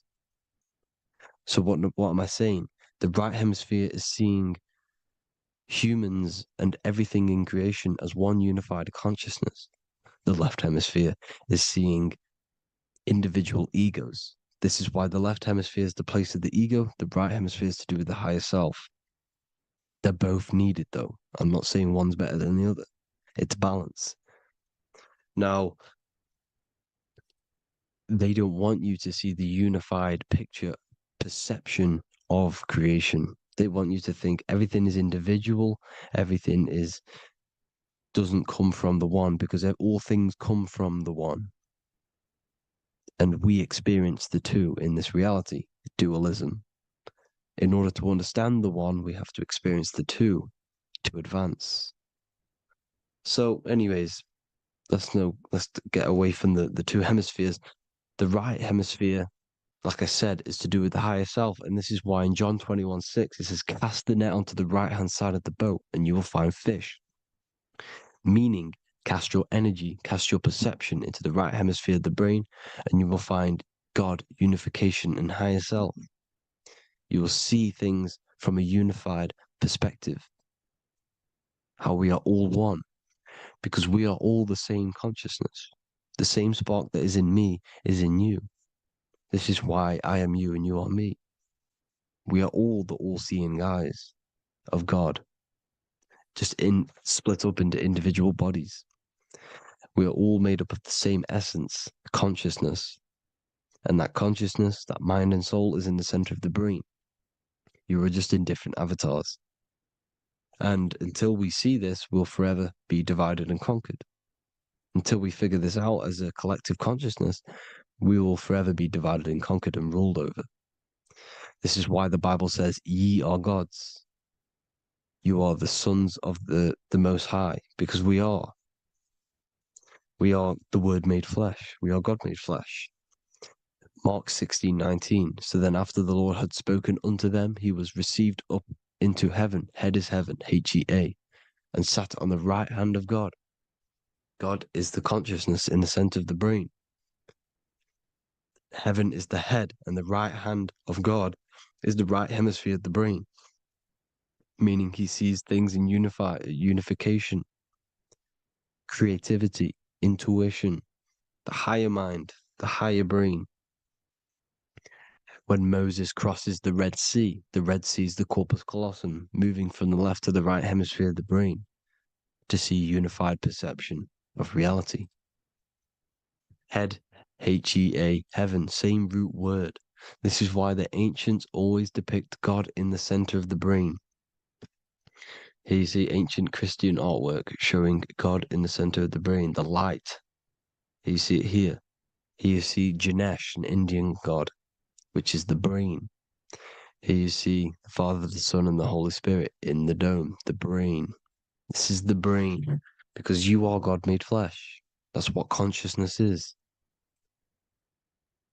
The upper room where Jesus meets the 12 disciples. It's the upper brain on the upper room. The upper room is the chamber, the empty chamber in the center of the brain. That's the room. And the 12 disciples are the 12 cranial nerves in the brain, which pretty much rule the body, all the cranial nerves. The tree of life, the cardiovascular system. This is why in Genesis it says the tree of life was in the midst of the garden. Midst meaning middle, because the middle of the body is the cardiovascular system, which is controlling all of the systems in the body. The tree of knowledge of good and evil is the nervous system, is the spine and brain. This is what's detecting good and evil. The brain is the electrical computer. with the left and the right hemisphere, decoding the dualistic world, decoding the light waves given to it by the external world. It is an electromagnetic computer. It is artificial intelligence. It is very intelligent, the brain and the nervous system, the human body as a whole. But the tree of knowledge of good and evil is the nervous system, because it is the tree that detects good and evil, makes you learn good and evil in this dualistic reality. Here you see Adam and Eve around the tree of knowledge of good and evil. Adam and Eve, male and female energies, but the serpent in the tree, and the tree of knowledge of good and evil. Well, this is the spine, the brain, and the serpent is the kundalini of the spine. The serpent is the S. That's why S, serpent, the letter S is the serpent. Sex and serpents make an S noise. You know, the Bible cursed the serpent. So we don't figure out the true religion. The true religion is raising the kundalini and becoming God-man and reaching our higher states, our true God self. Because once the kundalini is saved and hits the pineal gland, it activates 100% of the brain, when we're only using around 20 to 10% as of right now, without the kundalini awakening. So when you use it, you're activating 100% of the brain. You're activating all the dormant brain cells. You're regenerating the body. And this is the serpent in the tree of knowledge of good and evil. This is the spine, brain. This is Adam, Eve, the male and female energies. The light of the body is the eye. Therefore, if thine eye be single, thy whole body should be full of light. Matthew 6:22. This is the single eye in the center of the brain. It is not the pineal gland. It is what's inside the pineal gland. You have to go beyond the physical world, and there are no words to describe things that are not physical, metaphysics. And the whole body should be full of light. Well, this light is the same pyramid that you see. You are the pyramid with the all-seeing eye on top. This is why the ancients built the pyramids with the stairs in the middle symbolizing the spine, because once you open all the chakras and balance them and raise the kundalini, you activate all of the brain, which gives enlightenment. The word enlight in ment. Ment means mind, light in the mind. Enlighten the mind. And this is enlightenment. We are the temple. And Jacob called the name of the place Peniel, for I have seen God face to face. Within spells high twin. Within you is the God self, which you need to manifest into the external world. And he's seen God in Peniel, the consciousness. He's seen his true self, consciousness, in the pineal gland. Genesis 28:10, Jacob's ladder. Jacob, he took a rock there and laid his head on it to sleep. Jacob had a dream. He dreamed there was a ladder that was on the ground and reached up into heaven. Head is heaven. The rock he fell asleep on is the sacrum bone, because he's symbolizing the oil that comes down the spine, hits the sacrum bone and rests there, falls asleep, and it looks up and it sees the ladder to heaven.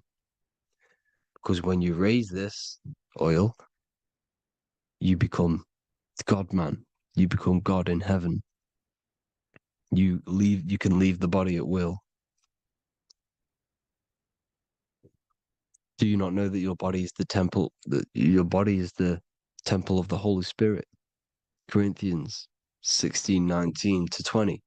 Or do you not know that your body is the temple of the Holy Spirit within you? Your body is the temple of the Holy Spirit, the soul and the mind within the center of the brain, the temple of Solomon, temple of the soul and the mind. Romans 8:10. Christ is in you. It's not external. When you give where attention goes, energy flows. When you give your energy to external things, your attention, your worship to external things, you're giving energy, meaning it's draining you, and you're feeding something within the astral plane, a mental thought within the astral plane. So with you realizing that the Christ is in you, that you don't have to worship anything outside of you, this means that you're internalizing your energy. You're not giving your energy, because where attention goes, energy flows, which means you become more present. You become healthier because you're not giving off all of your special electromagnetic energy that's charging you. This is why the religions run by the Vatican is all external. They're exoteric. Exoteric means external teachings. The esoteric is the internal, the hidden teachings. In Psalms 82, I have said, ye are gods, and all of you are children of the Most High, because we are the Most High, split up into individual bodies. That's what consciousness is. Consciousness is the Most High, and we have to raise ourselves to the Most High. Brahma, Vishnu, Shiva, the Father, the Son, and the Holy Spirit. Why is it always a trio? It's a trio because it symbolizes us, the soul, mind, and body. The mind is the bridge for the soul to be in the body. What is the soul? It's the life force. It's the watcher. It's the all-seeing eye. The soul sees into different realities, and it gives life to the body of every reality it goes in. This is why you always see light around the all-seeing eye, because it is the energy, the life force, the light, life, L-I. Life is light, and it's the eye because it sees into the different realities. It sees into the dream world. When you're going to sleep at night and you dream, it's not a dream. It's another reality. You're a multi-dimensional creature. We live in a multiverse. There's infinite amount of yous. And there is a version of you which is the highest self in a reality somewhere. And this I has the ability to switch realities, which is exactly what astral travel is. Astral travel is the ability to switch reality beyond the 3D construct of this world. The Father, the Son, and the Holy Spirit, Brahma, Vishnu, Shiva. The Brahma, the soul, inhabits different bodies. This is why they have different heads. Vishnu, the mind, symbolizing gnosis, meaning knowledge. This is the serpent. The serpent symbolized knowledge. Shiva, the body. The Father, the Son, and the Holy Spirit. The bird, the soul, because the bird symbolizes the soul. This is why you have here the Egyptians showing you the soul leaving the body. Here you see here with the twin head, the same head, and it's a bird. This is the soul self. This is the ego self. The Egyptians knew this. They knew all of this. Of course they did. Now the whole story of Jesus is all metaphorical for the process which goes on within your body. Your neck and head is the Holy Grail, which the sun and the moon creates. Sorry, the sun and the moon creates the fluid within the Holy Grail, the brain, the skull. And the moon creates the milk. Sorry, the moon makes the milk. The sun makes the honey, the land flowing with milk and honey in the Bible. The land flowing with milk and honey is the center of the brain in the Holy Grail. Here you see the Masonic artwork showing you the sun and the moon creating the fluid in the spine. Here's the serpent. Serpent symbolizing the two Kundalini channels, the Ida Pingala up the spine. Here's the furnace raising the Kundalini, raising the oil, heating it up, and rising it to the crown. You see? So Here you see more Masonic art, seeing the sun and the moon creating the holy fluid in the brain, in the cup, filling the cup. This is why it's a cup, because it's the Holy Grail. This is the holy oil in the center of the brain that gets released down the spine, which is Jesus coming down from heaven. It comes down the spine, down the River Jordan in the Bible. This is when Jesus goes from Nazareth to Jerusalem. He comes down the River Jordan, and Joseph and Mary are in Nazareth waiting for Jesus' return. Joseph and Mary symbolize the pineal and pituitary gland, which produce the two oils created by the sun and the moon. And he returns. When he returns, he gets crucified at 33, because there's 33 vertebrae at the back of the spine, and it crosses the vagus nerve. The crucifixion of the oil past 33 vertebrae creates God-man, and it creates your higher self, and it activates 100% of the brain. And you turn into spirit, you turn to your spirit self. This is why Jesus dies. He didn't physically die, it metaphorically dies and becomes his higher self. The ego self is left behind. It's the same with the whole story of Jesus. Jesus comes down from heaven, which is the oil. He dies in a cave for 3 days, which is the oil hitting the cave. Here's the cave, and resurrects after 3 days. If you resurrect the oil, comes up and gets crucified at 33 in Golgotha. Golgotha translates to a place in the skull. The three wise men from the east. Well, if you look at the Masonic artwork, they'll always show you a ladder up to the east. Okay? Here you see north, south, west. This would be east. Here you see east here. East here. The ladder up to the east. The east is the top, up. Three wise men from the east. The thalamus, pituitary, and pineal gland in the center of the brain. The most important glands in the body. Here you see the Egyptians with the spine, the sun, and the two hemispheres of the brain. What did I say at the beginning? The sun is the soul. The sun is its own source of energy. It's the life force, which gives life to anything it inhabits. The soul is the same thing. That's why sun and soul mean the same thing. So, what I'm saying is consciousness is God. And this is why when it refers to as God in the Bible, means your higher self, pretty much. And returning back to this higher self, because God is something that you need to manifest. Consciousness is God, and your body is a reflection of the creation by God. This is why everything in the body corresponds with the stars. The stars rule the body. We are an image of the stars. This body is an image of the whole of creation.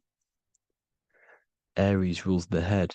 This is the cerebrum, the ram in the brain. Is the ram, Aries. And we have something called the cerebrum, Aries, the ram. This is the Lamb of God, moving to the higher mind. Taurus, which is the lower brain and neck, the cerebellum, the bull Taurus, the lower mind, and the cerebrum and the cerebellum, the ram and the bull, is what makes you ramble on. Ramble meaning walking. The higher mind and the lower mind working together makes the body ramble. Ramble is what makes you walk along. Thank you to Santos Bonacci. Gemini, the two twins, rules the two arms, the hands, and the lungs. These are the two twins of the body. Sagittarius, the horse, which rules the hips. Hips means hippo. Hippo means horse. Hippopotamus means water horse. Hippo means horse, and this is why we call them hips, because horses have massive hips. Capricorn, the kneecaps. Pisces, the two fish, the 2 feet. Then they make us swim. We are an image of the stars, people. Well, the body is anyway. Consciousness is God, and the body is the image of the whole of creation. It's a reflection of the whole creation, as above, so below. 12 systems in the body, 12 cranial nerves for the 12 constellations, 12 cell salts. The body's made out of 12 cell salts. So this is where it gets kind of deep. This is where we get deep. And he said Jesus was known as the fisher of man. And fisher of man, meaning man does not mean man as in the male. Man means mind. He's the fisher of minds. So the Bible is not patriarchal. It's not patriarchal. Man just means mind, pretty much. So the fisher of mind, man, because he was fishing minds out of this reality into the higher realities. He was teaching people how to leave the body when he walks on water. Walking on water is the physical, etheric, astral, and mental. These are the different planes of reality. The ether is the either, because the ether is the substance that's on either side, astral and physical. It's the fifth element, is ether. And the fifth element is the water. The same water at the beginning of the Bible when it says, let the firmament divide from the waters above from below. The water symbolizes the ether. It's the base of all physical matter. And the ether symbolized is known as the water. So when you're walking on water, you're walking on the ether, meaning you're leaving the physical body. So when Jesus walks on water and he's teaching Paul to walk on water, Paul becomes scared and falls back into the water. Well, when you astral travel and you become scared when you're projecting, you'll fall back into your body. So he's pretty much saying walking on water is leaving the body, and walking on the ether, because the ether is the veil between the astral, and that's what devil means. Devil has the word veil in it, because the devil is trapping you between one veil, which is this world. They're trapping you in this world, this thin layer of reality.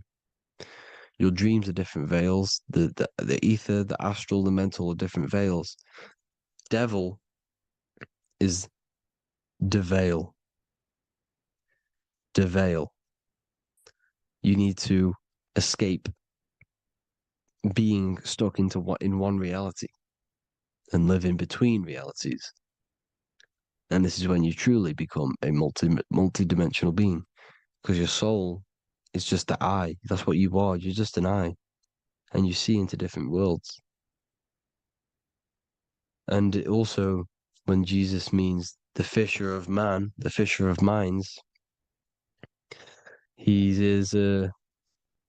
I truly believe, because of my research, that there is other worlds.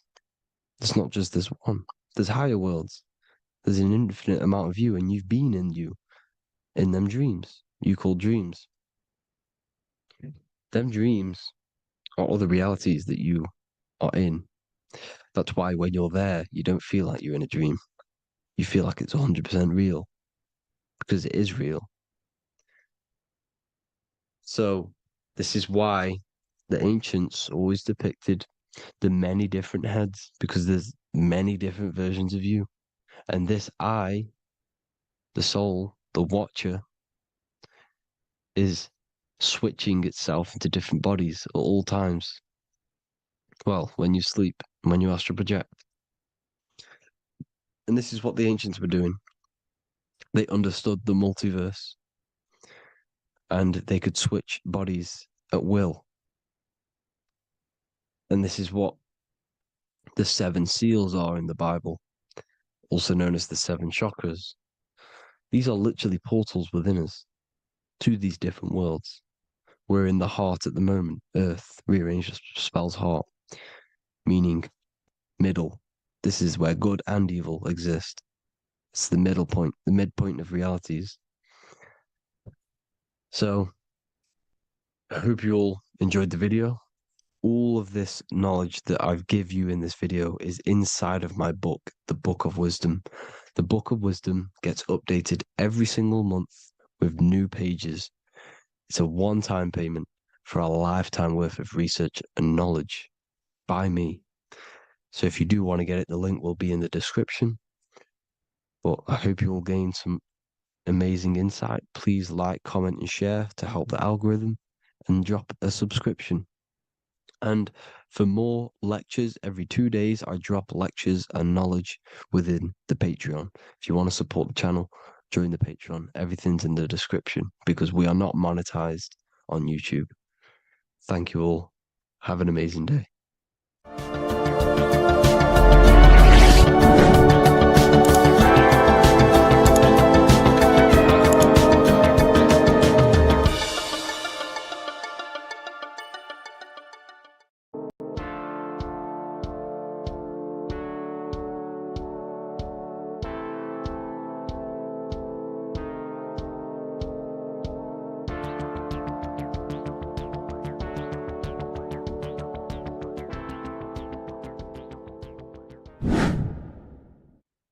How are we all doing, people? It's Revival of Wisdom from the Wisdom Academy.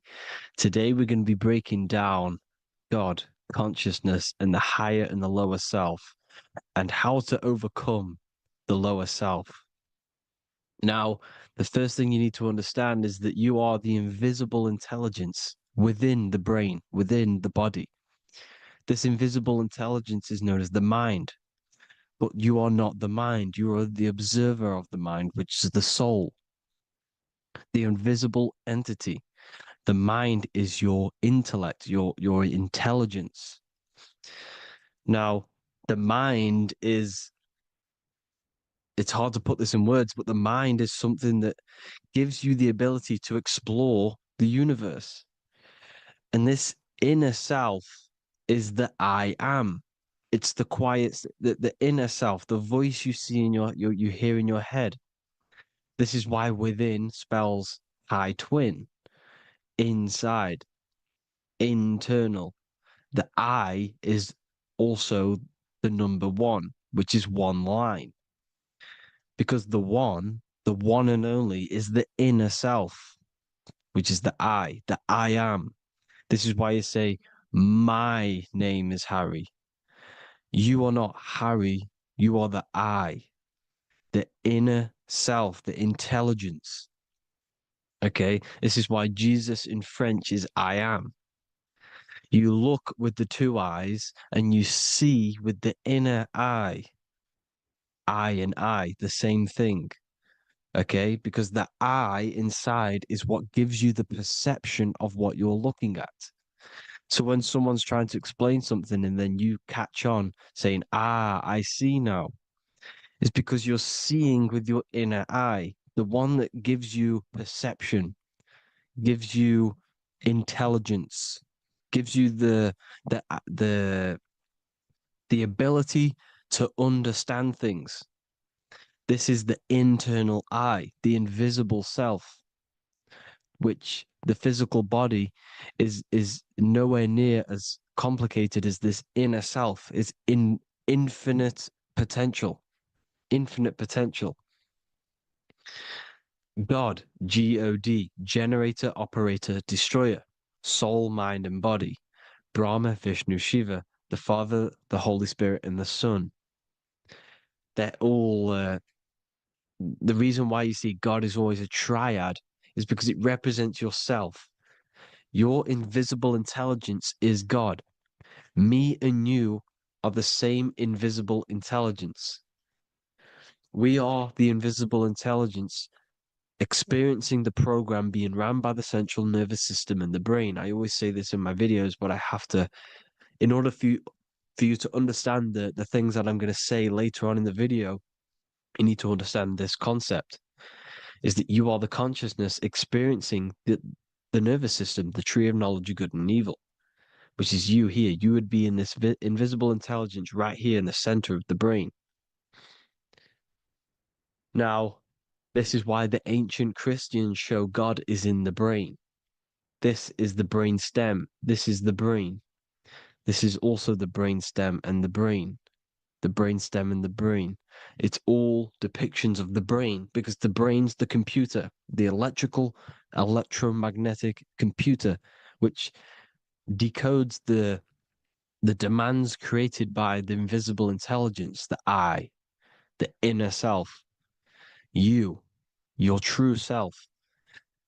The person moving, if you observe what someone moving, this is going to sound, but if you observe someone walking, it's not the body.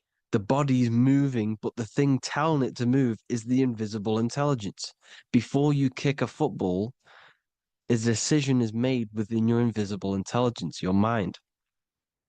And this consciousness, this invisible intelligence, is either stuck between the lower self and the higher self. Okay? When the invisible intelligence, meaning the true self, identifies itself with the physical body, it will trap its mind within physicality. This consciousness that we have is either operating in the lower self or the higher self. It's either feeding the material body or it's feeding the spirit. Okay? But because we are physical and spiritual, we need to be even. We don't want to be meditating all day long because we do have a physical body as well whilst we are here. We are playing a game in physical matter. Okay? Now, the reason that you incarnated here is to learn a lesson because the mind can manifest anything it wants within the astral planes, within the world of imagination. It can manifest anything it likes, but it incarnates into matter, into this game, so we can understand labor, because anything in matter you have to labor to manifest. But in the astral, you can manifest at the click of a finger. You come here to learn the knowledge of good and evil. And your consciousness, I came out a bit off topic there, but your consciousness is experiencing the lower or higher self. The lower self is manifested in the lower parts of the body. Sex, food, and power, the lower three energy centers. These centers are like mini brains. You are literally thinking with these centers. And when your mind is stuck within these lower centers, you'll think, have you ever heard the term of thinking with your penis or thinking with your, you know what, as a man? Even females maybe, but mainly this is a boy saying you're thinking with your penis. This is a truth, it's truth in plain sight. You think with these energy centers. When you're living off the lower three centers, all you care about is sex, food, and power. Eating, sleeping, and greed. Power's kind of like greed. Now, when we move up to the higher parts of the body, when we live our life within the higher parts of the body, this is considered heaven, love, expression, intuition, and wisdom. This is what we need to be aiming to do, moving out of the lower half of the body and living our life within the higher self, the higher parts of the body, thinking with the higher energy centers, thinking with love, expression, intuition, and wisdom, spreading love, expression, intuition, and wisdom to others. Heaven is even. This is why Jesus is pointing at the heart chakra, always pointing at the heart. Earth rearranged his heart because in earth you're manifested as a physical being. You're in the heart, good and bad. You need to be balanced between the good and bad.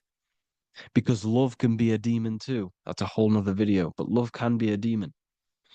Now, the seven chakras are known as the seven seals in the Bible. When the Lamb opened the seventh seal, there was silence in the heaven for about half an hour. This is a verse from the Bible. The Lamb is Aries, which is the higher brain, the cerebrum, the cerebram. Ram, Aries. Because when the Ram opens the seven seals, you enter the kingdom of heaven. Because these chakras seal your invisible intelligence. They seal your true self. You are behind these seven seals, your true invisible self, your true consciousness. Because behind these seven seals, you do not think about anything materialistic. Your intelligence is not material. It's not physical. It's not from the physical world. It does not desire the physical world. The body is the beast. The body's the animal, the lower self, which can corrupt our intelligence. It can corrupt the intelligence. Okay? Now, we need to balance these chakras so that we gain a deeper connection between this intelligence and the brain. Because when there's a strong connection between the brain and the intelligence, your body and the intelligence, you have a strong connection. Therefore, you can manifest what the intelligence is saying at all times. Meaning, when, for example, your higher self, this is intelligence, the higher intelligence is always speaking to you. It's always guiding you. It's always telling you the right thing to do. You can feel it when you're doing something wrong. You can feel that you're doing something wrong because this higher self, this intelligence knows what it needs to do here.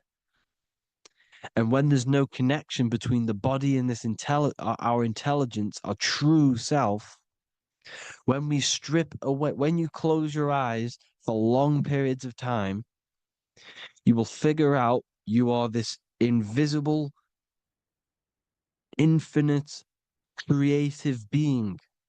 There's no words that I can't describe what it is, but it's the voice inside of your head that you can feel when you close your eyes. You are this being inside of the heaven, because this is heaven, this intelligence.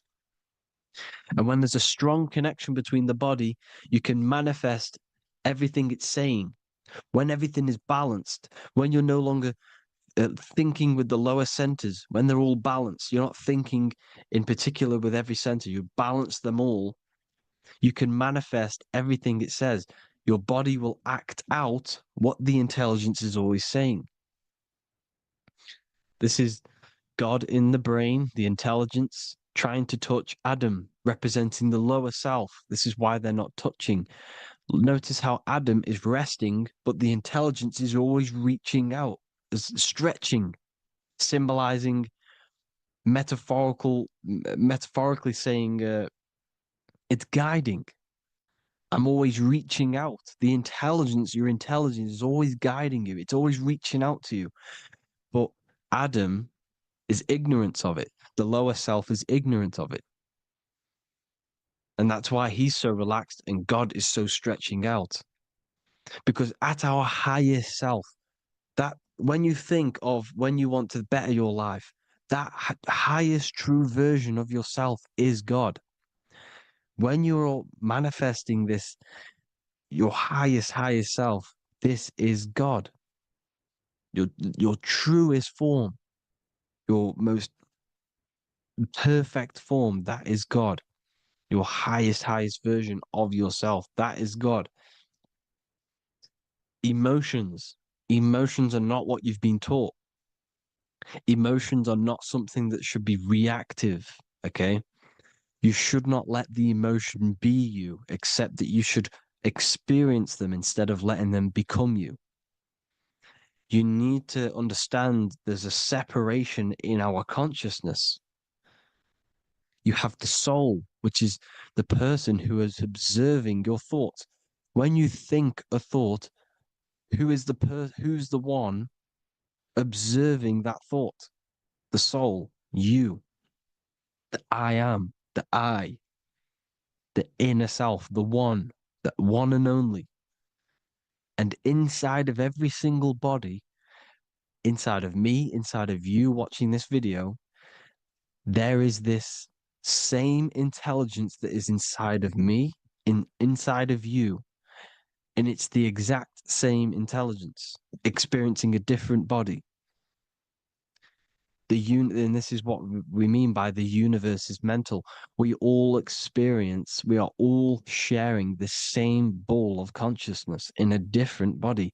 The animals, the fish, the cells, all expressing this one consciousness. Me and you are the same. This is why the golden rule is treat others like others should be treated, because I am you and you are me in a different body. Now, going back, you need to identify that there's different levels of consciousness: soul, mind, emotion, and body. Okay? Your emotions are on a separate layer than the body, the mind, and the soul. So when you identify there's a difference between all of these, you do not let them become you. You do not let your mind rule you, because your mind can be corrupted. Your soul is the one that is pure good, pure love, but your mind can be corrupted. Okay? Your emotions can be corrupted. The body can be corrupted, but the soul can never be corrupted, only layered on top. You can only throw piles of programs within the subconscious, layering the soul down, but deep, deep down inside of every single one of you, there is a loving being. Because love comes from the heart. Love is the universal emotion, expression. Now, your thoughts can become bondage, your emotions can become bondage. Now, what do I mean by bondage? By conquering the lower self, we need to conquer our own mind, because the mind is what's manifesting the lower self. When you're thinking with the lower half of the body, when you're becoming your emotions, you need to experience the emotion, not become the emotion. Do not let the emotion become you. Do not let your thoughts become you, because your thoughts are tools that you can manifest. Your thoughts are the idea. Your emotion is the energy that you can use to manifest that thought. Your emotion is energy in motion, emotion. You use emotion to manifest, to feel as if you already have the thought. Therefore, you become that vibration. Therefore, your emotions are actually a creational force that is given to you to manifest things, because you're a human, a manifester. You're here to manifest things. You're a creator. You are a god. Your inner self, your intelligence, your I am, the one and only inside of you, the inner self, the quiet one, the one that's deep down, the invisible intelligence, is it's creating things all the time. All the time. Speak no evil, see no evil, hear no evil. This is the astronauts, they're Freemasons, but they understand this, because thinking, seeing, and hearing can corrupt your mind. And when you have a corrupted mind, you'll have a corrupted subconscious. The subconscious will manifest into the body, because 90% of your behavior comes from the subconscious mind. So you got to speak, see, and hear no evil. A sin, what is a sin? To overcome our lower self, to overcome our lower self, the 7 deadly sins are not something that goes against an external God. A sin is something that goes against your inner guide, your inner conscience, the inner self that's always speaking to you. It's always telling you the right thing to do. A sin is something that goes against this inner guide. And this is why you can feel something where you can feel you're doing something wrong, because the inner guide is speaking constantly. And when you commit these 7 deadly sins, which are 7 internal states which keep your invisible intelligence bound to your physical body. Because evil, right? Evil love bondage. This is why they stay in this realm and they control this realm, because they love the bondage of the body. They like matter. They want to stay in matter for eternal life. They don't want to ascend back into the heavenly realms, where you do not have a physical body. You can explore the universe within the astral planes. They stay bounded to the body, bounded to the 3D construct of the physical world. They have greed, lust, envy, gluttony, wrath, sloth, pride. They want all of this. And if you want that, that's okay. But deep, deep down, you don't want that because your soul is always telling you the right thing to do. Your soul knows what to do to get out of here. It needs to detach from the external world, detach from all of these 7 internal states which bound you to your lower self, your lower centers. That's what a sin is. You know, you have a left and right brain. The left brain is always analytic. The right brain is metaphorical. So the right brain is producing a holistic view of reality. Now, what do I mean? And not view, perception.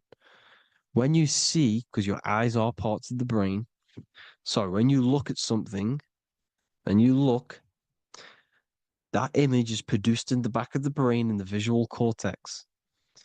And then the right brain produces a perception, a holistic, it breaks down what you're seeing into a holistic image, a holistic perception. So, for example, if you're in a woods, the right brain sees the whole woods as one big woods. The left brain is breaking that perception down into individual trees, branches, and leaves. So the left brain's to do with duality, the right brain's to do with wholeness, unified. The left brain's dualistic, analytic. This is necessary so that we can pick things up and manipulate them and break things down. We need the left brain, we need the right brain. I'm not saying any of them's bad, but the left brain, sinister in Latin, means left.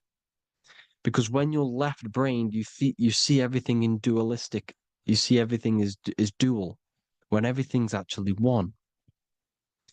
We need to be focusing and strengthening our right hemisphere. I'm not saying sit in the right hemisphere all the time, but we need to be strengthening our right hemisphere. And this is why left is sin and right is right. Because when you focus on the right hemisphere, you see the holistic perception of creation. The right hemisphere sees humanity as one unified consciousness. The left hemisphere sees everyone as individual persons and egos. Because the left hemisphere is dualistic. And this is why the Bible says, cast the net onto the right side of the ship and ye shall find. John 21:6. What does that mean? Cast your energy, cast your perception into the right hemisphere of the brain, and ye shall find unified consciousness. You shall find your higher self, the one and only. If then you have been raised with Christ, seek the things that are above, where Christ is seated at the right hand of God. Wow. Powerful. What does this mean? Seek the things that are above, where the Christ is seated at the right hand of God. God is your consciousness, your invisible intelligence between the 2 hemispheres. The right hand of God is the right hemisphere. Seek the things that are above the heart. Love, intuition, expression, and wisdom. Seek the things that are above the heart, the higher self, the higher part of the body. Because when you seek the things of love, expression, intuition, and wisdom, you create a strong aura. You attract the same frequency. And this frequency is heaven, God. This is the Sumerian artwork showing the lamb. This is a step symbolizing stepping upwards, raising up. He's stepping over the lamb up to the bird. His hand is going to the bird. The lamb symbolizes the lower self. Okay? The bird with the wings is in the sky. It represents the higher self. This is why angels always have wings, because it represents the higher self in the sky. The lamb is a ground animal, symbolizing the lower self. He's stepping over the lamb to the bird, his higher self, his invisible intelligence. Horus and Set, Jesus and Satan. Look, Horus has an evil brother, Set, just like Jesus and Satan. Horus is a bird, higher self. Set is a ground animal, lower self, which is the devil and the angel on your shoulder. You see? The right and the left hemisphere, the two wings. So the devil and angels always speaking to you. The higher and the lower self. It's the battle between the higher and the lower self, between the invisible intelligence and the physical body, because the body's the one that wants the sugar, it wants the pleasure, it wants the sex, it wants the porn, it wants all of the materialistic things, it wants the 7 deadly things. Okay, it wants this. There's a battle between the higher and the lower self, your intelligence and the body. This is why you need to become balanced, so that there's a deep connection between the body and the invisible intelligence that I am. You need to master your mind with discipline, and you gain a connection between the brain, the body and the intelligence. Resurrection, transmuting sexual energy. Okay, this is important. Res is Resh, which is Hebrew. The early Hebrew Resh symbol is the head. This is the head. Resh, erection. Erection is a sexual stimulation. Resurrection is rise erection. You got to raise your sexual energy up the base from the spine to the head. This is the Christ, the Christos. Because there's a psychophysical psychophysical oil produced in the brain every month. Go and watch my other video on raising the chrism. Okay? And every month there's this fluid produced in the brain, which takes 2 trips, because one's produced by the pituitary, one's produced by the pineal, magnetic female, magnetic and electric charge. And it takes 2 trips down the spine to the solar plexus, the bread of life in the Bible, or Bethlehem in the Bible, because the River Jordan's your spine. Goes down to Bethlehem. It gets born in Bethlehem, just like Jesus. Because when this oil travels to the solar plexus, it creates the seed, the seed of life, and it feeds the body, all the central nervous system, all the cells. It regulates the blood, does all sorts of good things for the body, this oil. Now, when you save your sexual energy and you raise your resurrection, you awake the Christ, you raise it from the solar plexus or the sacrum bone up to the brain, you activate 100% of the brain, and this is the true resurrection of Christ. Instead of wasting the energy and giving away your sexual fluids, because behind the fluids is the energy. So when you release that fluid, the energy is out there. You've released the energy. Your sexual energy is the most potent emotional force a human could possibly feel. Same with any animal or anything. The sexual urge, the sexual emotion is the most powerful, potent emotion that you can feel. It takes over the whole body. When you feel sexually aroused, it takes over everything because it's so potent. And when you fight the serpent, when you fight the sexual energy, which is shown here in the Egyptians, the cat cutting off the head of the serpent, or Hercules fighting the serpent, or in the Greek mythology fighting the 7-headed dragon, the 7 chakras. The serpent is your sexual energy because it symbolizes your kundalini. When you fight it and you transmute this energy, instead of releasing it, instead of acting sexually on it, you can transmute the energy, transfer it from the solar plexus up to the brain. You can do this with other tasks. Instead of raising it from the solar plexus to the brain, you can use it for other things. So, for example, you want to think critically. You can use it for critical thinking. You can use it for going to do exercise. You can transmute sexual energy into anything.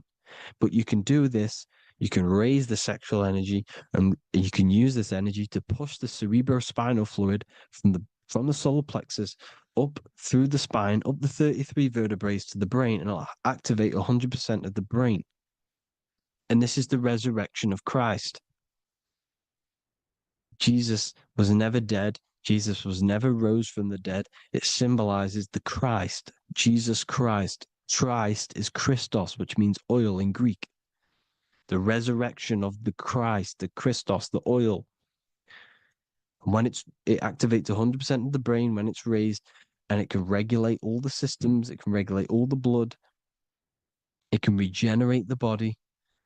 And this is the true Antichrist. They don't want us doing this process. The Antichrist is not against Jesus, it's against the fluid in our body that makes us live hundreds and hundreds of years and makes us live as gods. This is the true resurrection. And when you fight the serpent, you fight your sexual urges, your sexual emotion, the most strong emotion that you could ever feel. You can do this process. And this is the true secret of transmuting sexual energy. Because when you transmute the sexual energy, you can become a god. And this is why Hercules is fighting the serpent. Notice how the serpent is low. He's reaching down to it. It represents the lower self. Because the lower self wants the lust. It desires sex. The body desires sex. There's a fight between the higher and the lower self.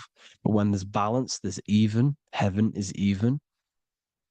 When there's evenness between these, this is the kingdom of heaven. This is when heaven is on earth. So at our highest levels of ourselves, the highest level of our intelligence, this is God. God is something that we manifest. We need to achieve Christ consciousness by battling the body. There is no battle outside of the physical body. It's an internal battle. Jesus and Satan have been externalized. Nothing exists outside of you, because I explained in the beginning how you are the consciousness experiencing the central nervous system. Therefore, there is nothing outside of you. It's all internal. Jesus and Satan have been externalized. Why? Because it's business. The church is a business. It's all a business. They've created these figures to be historical when they're not historical. The Bible's not historical. It's all externalized. It's called exoteric, when the truth is esoteric, internal teachings. So anyways, people, balance the chakras, balance the two hemispheres of the brain, balance the conscious and the subconscious. Balance is perfect, the yin and yang. You are spiritual and physical. You live in day and night. You need to be balanced. Oneness. Seek oneness. And this is the true kingdom of heaven. And when we all realize that we are all the same intelligence, the same consciousness expressed in different bodies, when we all realize this, we all realize we're all one. Doesn't matter what race you are. It doesn't matter what race you are, where you're from, your nationality, because none of you are actually from here. None of you are from the physical world. You're manipulating the physical world through the physical body. You are the I am. We all have a soul. Every single one of you has a soul. We all have souls. The reason why they say some people don't have souls is because they're trying to suppress your mind.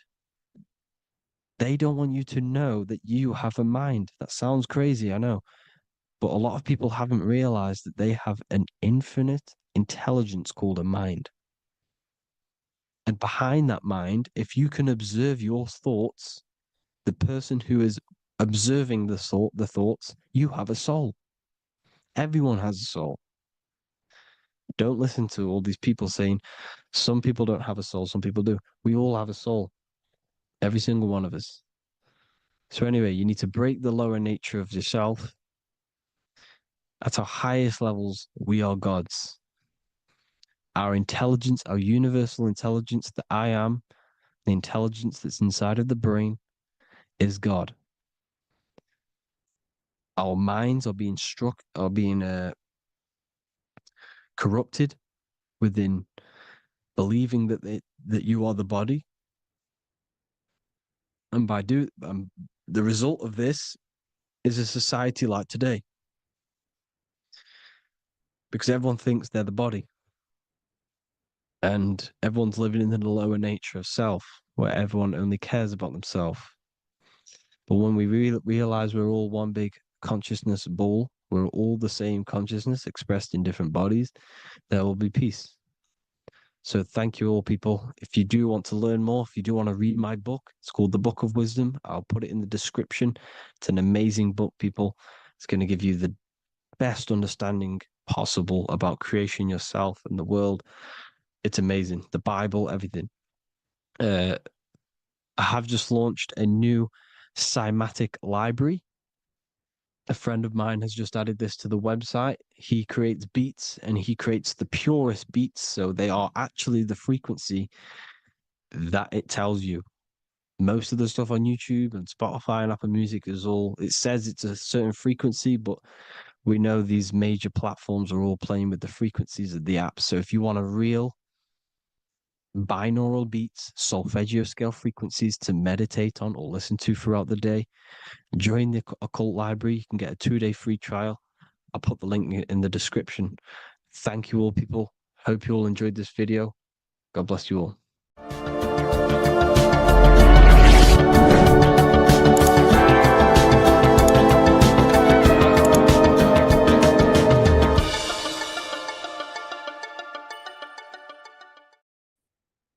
What if I told you that you are under a spell and this spell is controlling you in every aspect of your life and you don't even realize it?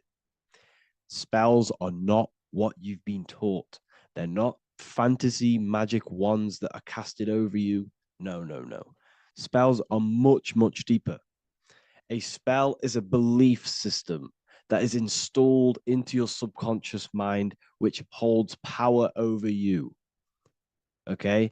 If I install a belief into your mind and that belief holds power over you and controls you, that is you under my spell. A spell is a belief that someone has installed into you. Okay? You have a subconscious mind.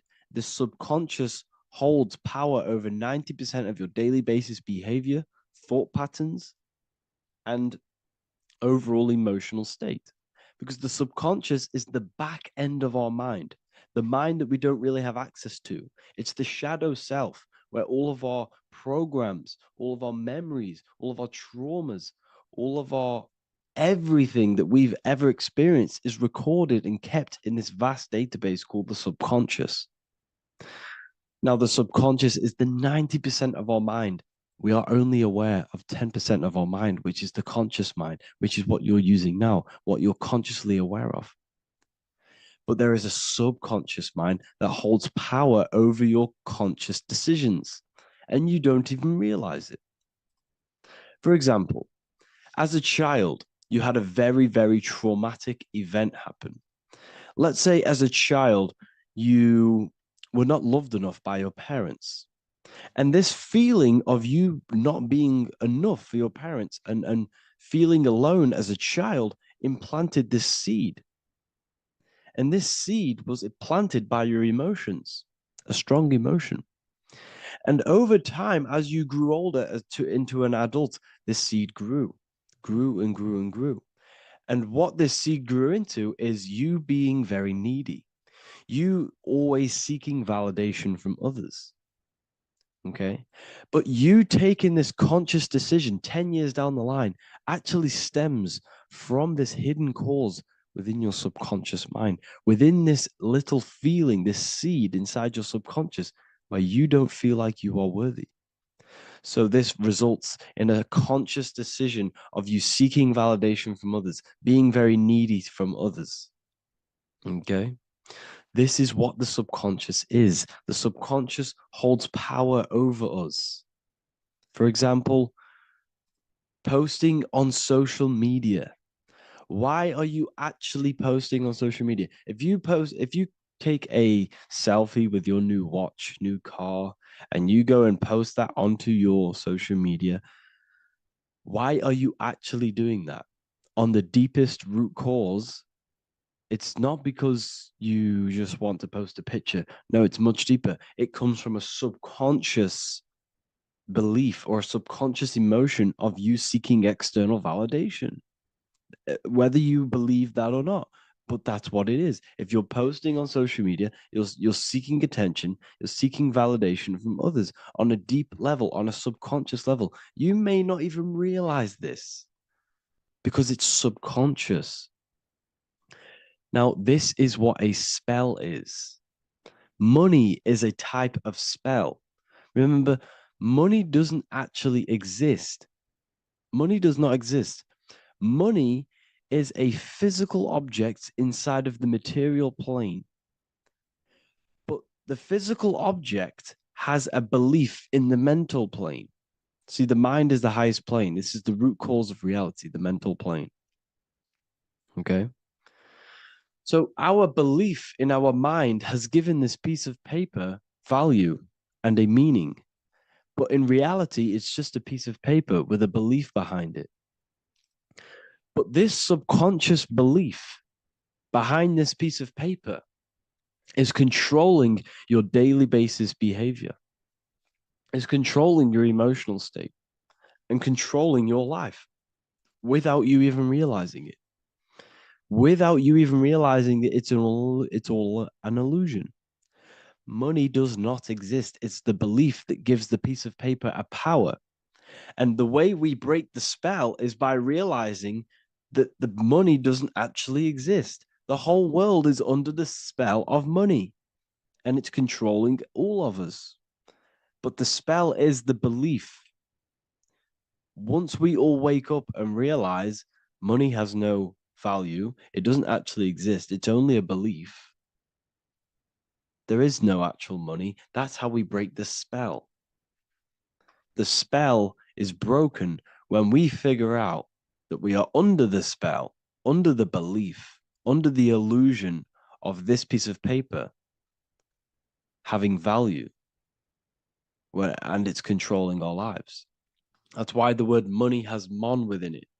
Mon is moon, and the moon represents our hidden aspect of our mind, our subconscious, and the sun represents our conscious mind. So you have two versions of yourself. You have the self that you show to everyone, the conscious mind, and you have a shadow self called the subconscious, which is the hidden aspect of you.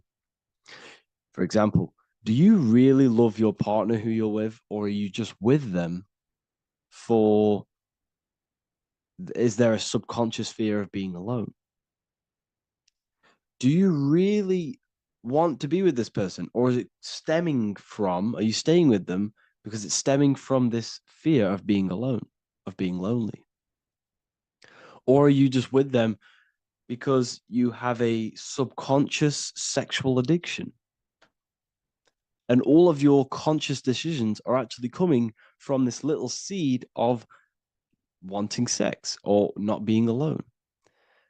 You have two versions of yourself, the conscious mind and the subconscious, the shadow self and the self that you show to everyone else. Okay? And the subconscious is what's holding power over you. When you drive your car, you don't consciously have to think about changing gear. You've done it that many times. It's on autopilot. That's the subconscious doing it. You can be walking down the street. Your conscious mind could be thinking about what you're going to cook for tea later, but your subconscious mind is controlling your body and walking your body. You don't have to think about moving the body. You just do it because you've done it that many times. It's a program. It's a belief in the subconscious that's giving this movement power. You see, the subconscious holds a lot of power over you, Our beliefs hold power over our daily basis behaviors and actions. Okay, like I said, posting on social media, this is seeking external validation. There's a subconscious there's a subconscious urge bringing this desire into conscious reality. So we must break the spell of our emotions controlling us, our traumas from a child controlling us. For example, another example of this, let's say you were in a car crash years ago, and this car crash led you to having a very traumatic event, very traumatic emotion you felt in that car crash. You felt a lot of pain. That was impressed into your subconscious. And even to this day, you're probably scared of going into trains, going onto cars, going inside of vehicles. And you might not even be aware that it's actually stemming from this event that happened 10 years ago. That's the spell. That's the spell that's holding power over you, and you don't even realize it. You realize the spell when you realize you're being controlled by this old belief, this old trauma. That's what a spell is. A spell is not something I cast over you with a wand like Harry Potter. Spell's much deeper. It's the hidden aspects of our mind that hold power over us, that control us. Okay? So how do we get rid of the spell? How do we break the spell? By installing new belief systems, by installing new programs into our subconscious. The subconscious is impressed by repetition and emotion.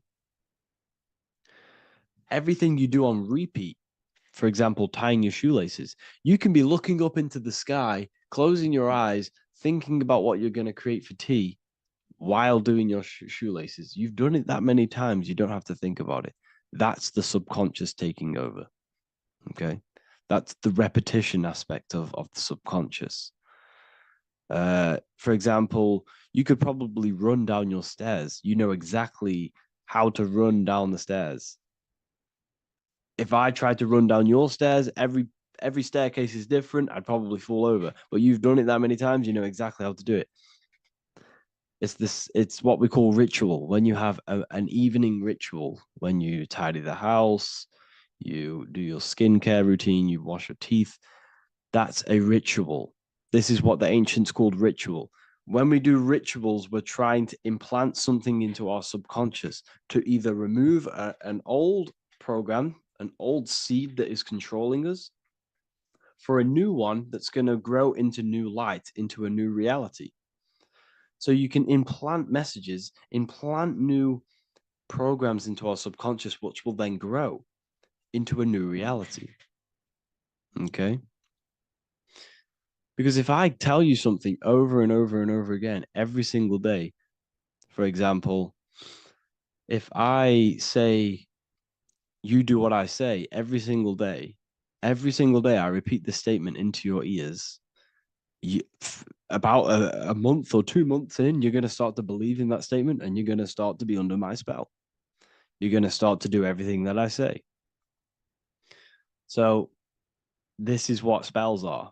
Spells are subconscious beliefs that hold power over you, and you don't even realize it. So we need to remove these old programs we have that are controlling us for new programs. And we do that through ritual, affirmation, and imagination. Repetition and emotion is key to impressing the subconscious. They are the two ways that spells are created, that programs are created. The subconscious only knows the now, and it only knows you. So every word you say is a spell. So when you call someone else a name, you're calling yourself a name, because your subconscious takes everything you say as truth, because it only knows you. It doesn't know anyone else. So every night we can do affirmation. We affirm the reality we want.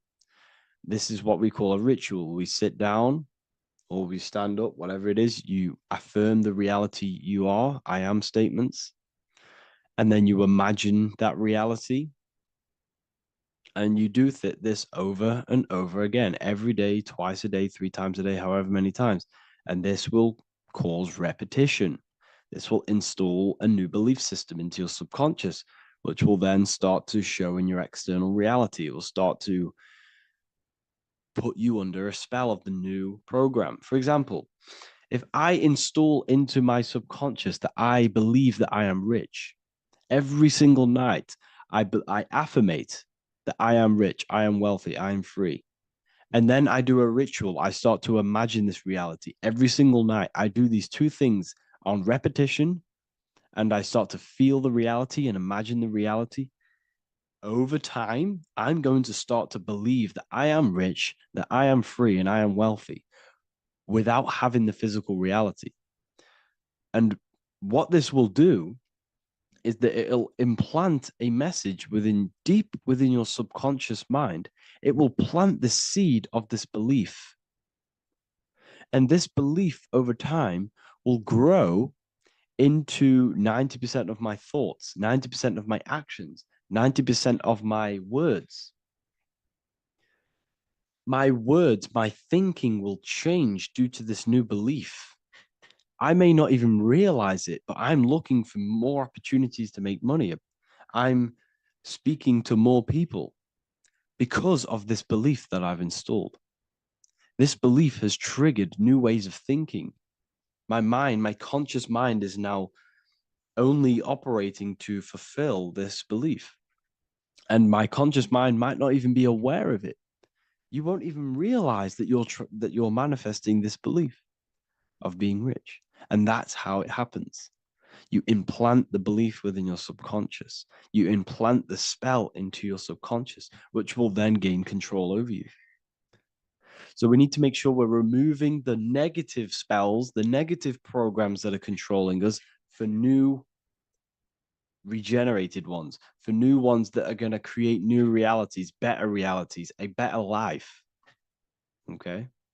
You don't want negative traumas, negative seeds controlling you and growing into your life. If you don't cut them off, they will continue to grow and grow and grow. Your anxiety will get bigger and bigger and bigger. Your depression will get bigger and bigger and bigger. But it's all actually stemming from one belief system or one trauma. Okay?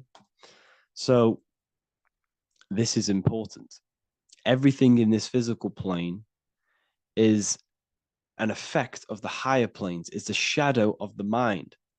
Everything we think, all physical objects began as a thought, then an imagination, then energy, then a physical reality.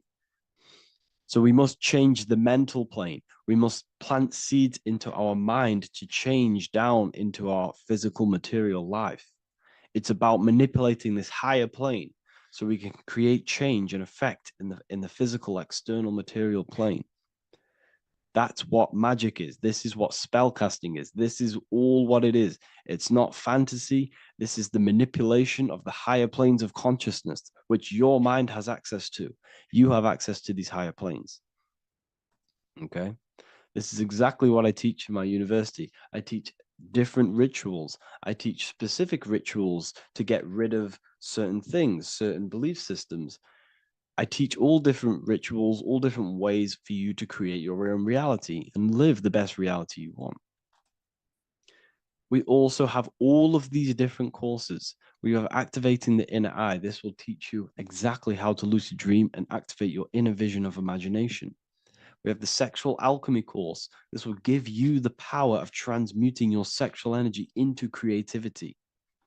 We have electromagnetism studies. We have esoteric exchange, an exclusive live call that we do every single week. And I connect with all of the students. They can ask me questions, can speak with me one-on-one inside of these live calls.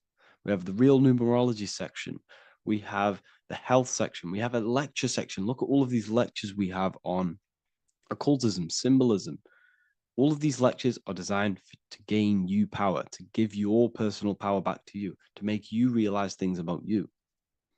We have a meditation section. We have a library section where you can download all of our library, all of our books, different books, on occultism, symbolism, Freemasonry, astral projection, and of course, we have the Manifestation Mastery course, which teaches you exactly how to create reality so you can live that desired reality that you want.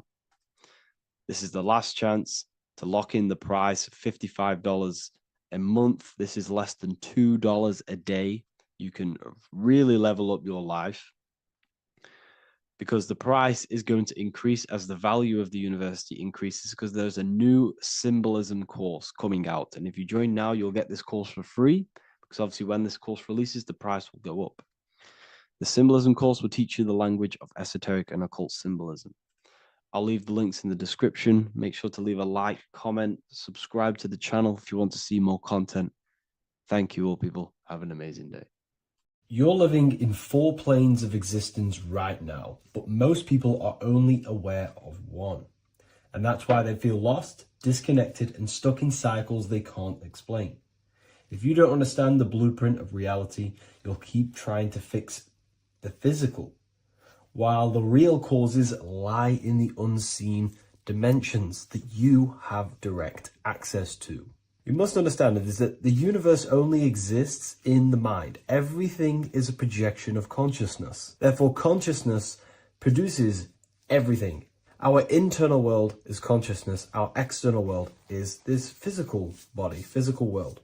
Everything is an externalization of consciousness. For example, this was a thought. Now it's made physical. But before this was invented, it was existing in someone's mind, in consciousness, invisible. Then it was made manifest, made physical. So everything in this physical plane is the effect. The cause is consciousness, mind, the mental plane. So now I'm going to explain these different dimensions of consciousness. You don't just exist in this physical plane. The physical plane, in fact, is the lowest plane there is. It's the illusionary plane. So first of all, we have the Buddhic plane. This is the nothingness. So think of it like this. Absolute nothingness. If you turn off thoughts, there is nothingness. This is the void. And out of the void springs infinite potential, which is the mental plane. Now, your mind has no limitation. It can think anything, be anywhere, anytime, any place. In the whole world, there is no limitation with the mind. This is the realm of infinite possibilities. This is the realm of thought. Thought is a dimension, information and thought. To go a little bit deeper on this, there are pockets of thoughts, what we call in the occult fields of thoughts. Your mind does not think thoughts, it receives them. Your mind is like a radio. Whatever the mind is tuning into, setting its mindset, setting your frequency or setting your mind, you will receive thoughts based on that set, whatever you set your mind to. So there are pockets of thoughts that we penetrate in the mental plane. The mind is the mental plane, the infinite possibilities.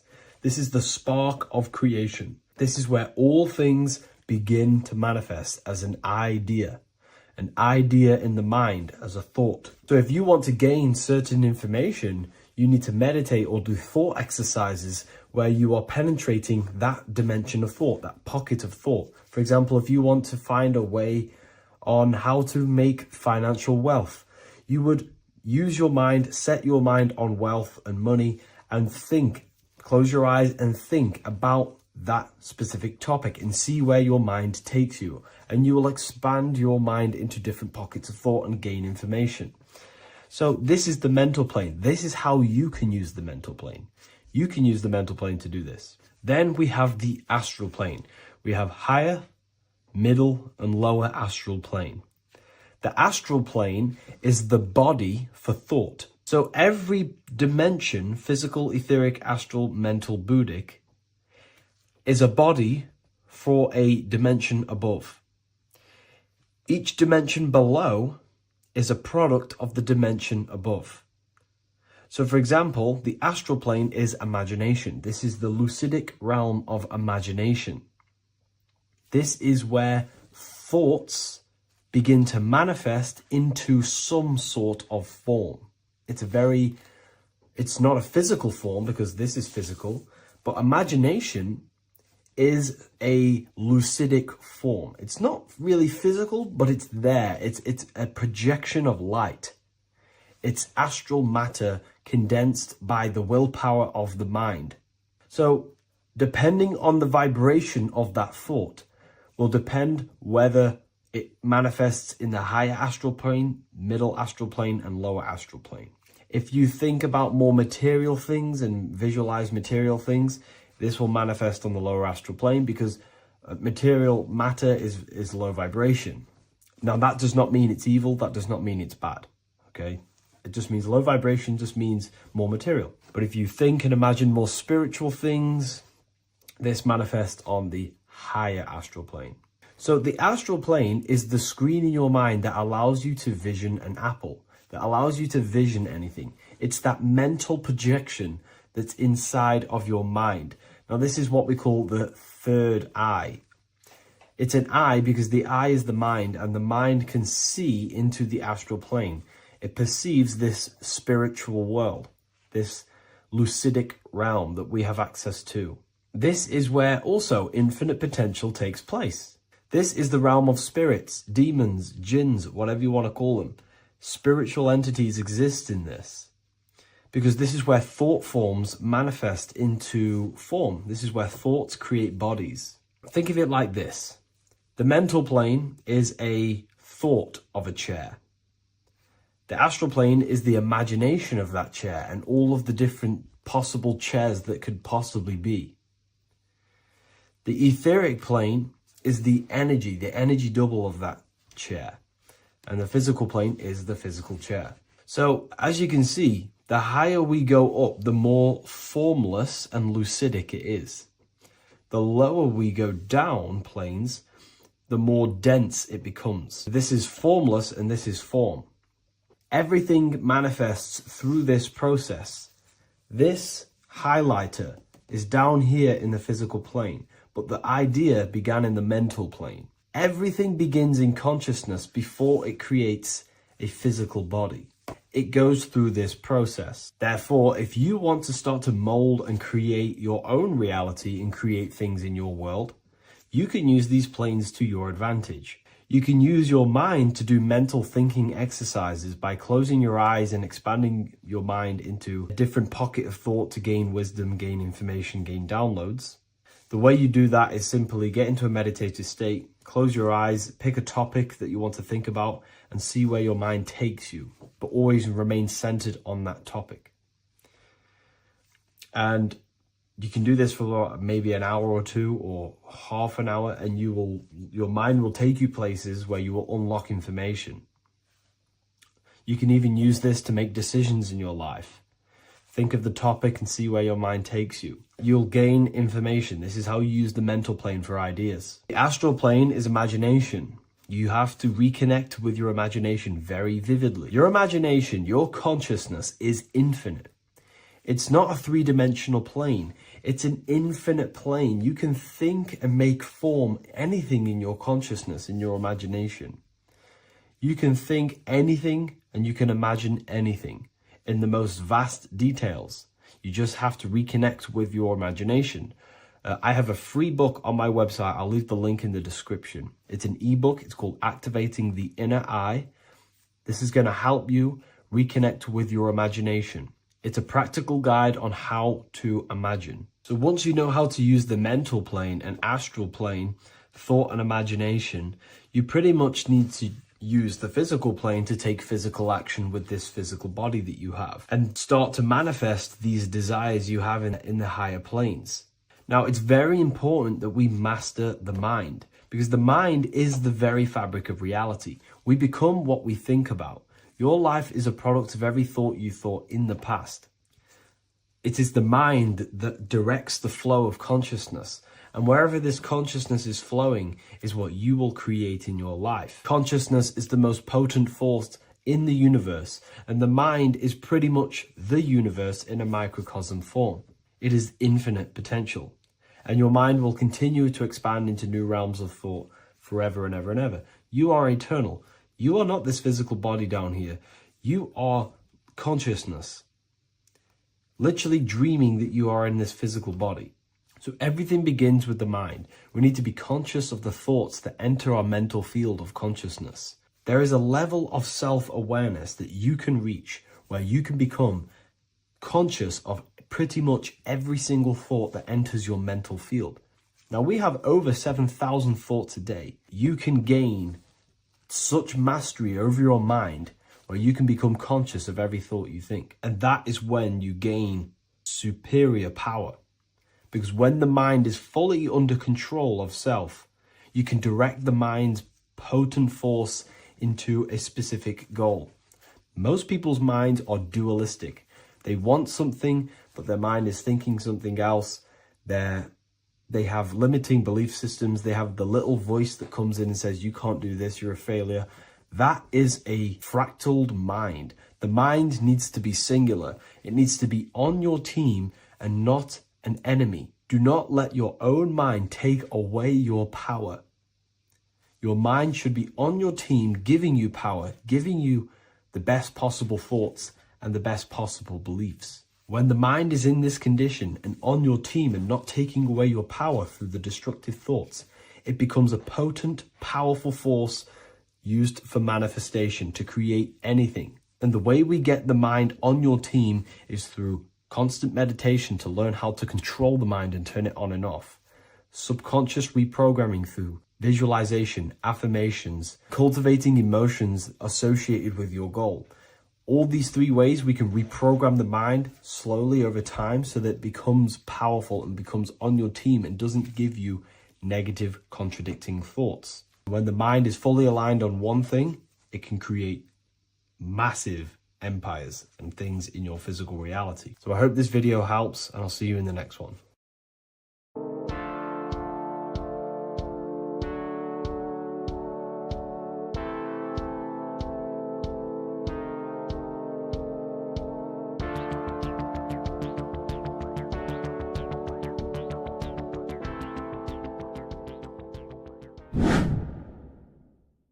What is good, YouTube? Today we're going to be talking about the astral plane and how the cosmology fits into the astral plane. Okay, so first let's go over the astral plane and go over the different layers of reality so that you can understand reality more. You are a multi-dimensional being. You are not in these, you are in all of these realities at the same time. They all interweave into one big reality.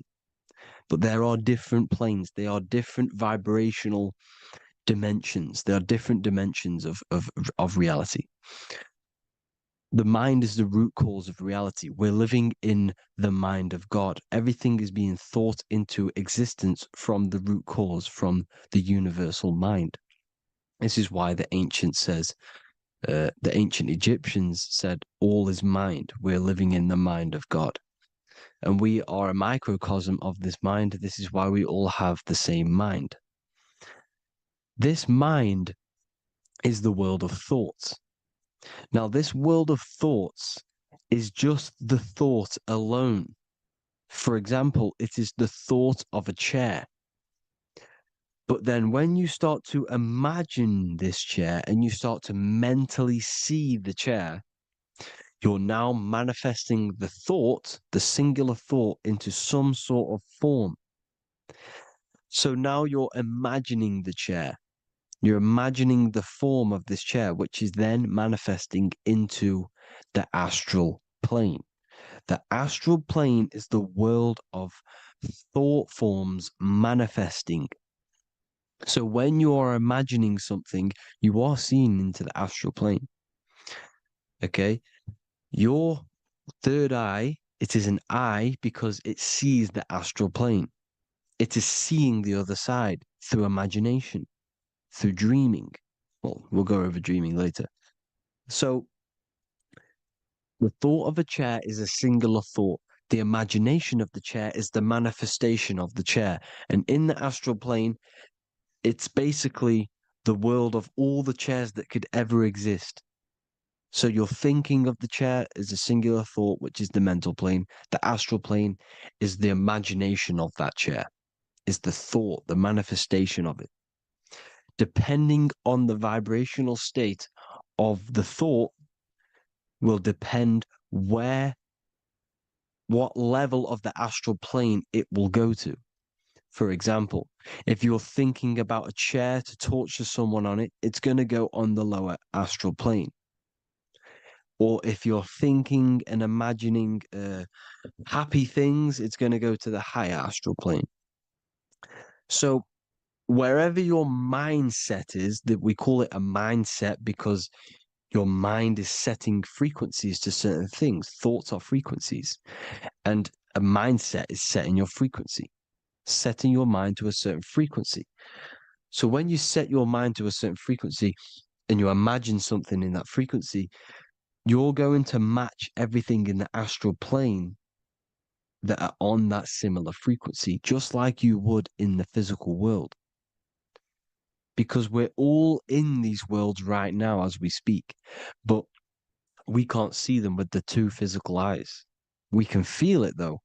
When you're around someone and you've just met a new person, for example, you can feel their vibration. And if you're not on a similar vibrational match, you will not get along with that person, or you just won't not get along, but you won't connect with that person because you're on two opposing frequencies, not matching. And this is something that you can't see, you can only feel because it's the astral plane. It exists within the astral plane. Everything in the astral plane is made out of vibrations. So if you do astral project, and if you already know how to astral project, you will see beings and people and things that are on the same frequency as you. This is why before you astral project, you need to sort your vibration out before you astral project, because you are projecting your consciousness into this. It's the mind. The mind is the bridge. It can move between realities. You are a observer. You are a observing soul which observes different realities. And the mind is the bridge between all of these different realities. The mind can choose. If you want to project into the astral, you set your mind to it, you can. Okay? So let's not get off track. The lower astral plane is where demons are. The higher astral plane is where heavenly beings are. Heaven and hell are kind of a real thing. The etheric plane is a powerful substance, the ether, the fifth element that they don't tell us about. If you type in on Google the 5 elements, they will try to remove it with wood or metal because they don't want you knowing about the ether. Ether is the energy double behind all physical objects. So the ether is very important. It is the 5th element. It is part of the physical world, but it's also part of the astral world. It is on either side. You see how they're showing you the truth in the language? Ether and either are the same word. The ether has 1 foot in the astral and 1 foot in the physical world. It's a substance that connects the physical to the astral world. It is the either. It's on either side of reality. It's on the other side. Other, either, same word. Ether is connecting the physical to the astral plane. It's the world of frequency. Frequencies, EMFs, torus fields are in the etheric plane. It is the energy plane. It's where energy moves through the ether. Okay? So then you have the physical world, the world of effect. Everything you see in the physical world is the effect of the higher planes. Each plane is a product of the plane above. So, and it melts into each plane. The physical plane is the lowest plane, it's the most densest, and the highest is the most fluid. This is the most fluid, this is the most dense. This is where we get the saying, as above, so below from. As above, so below comes from the different planes of reality. And magicians understand this. This is why magicians always say as above, so below. Because they understand if you manipulate the higher planes of reality, You manipulate the lower planes because the astral plane is a direct copy of the physical world, but in the astral plane. It is mirrored. The physical world is mirrored in the astral plane. They are both the same world, but just different vibrational states of the world. Kind of. It's hard to put this in words, people.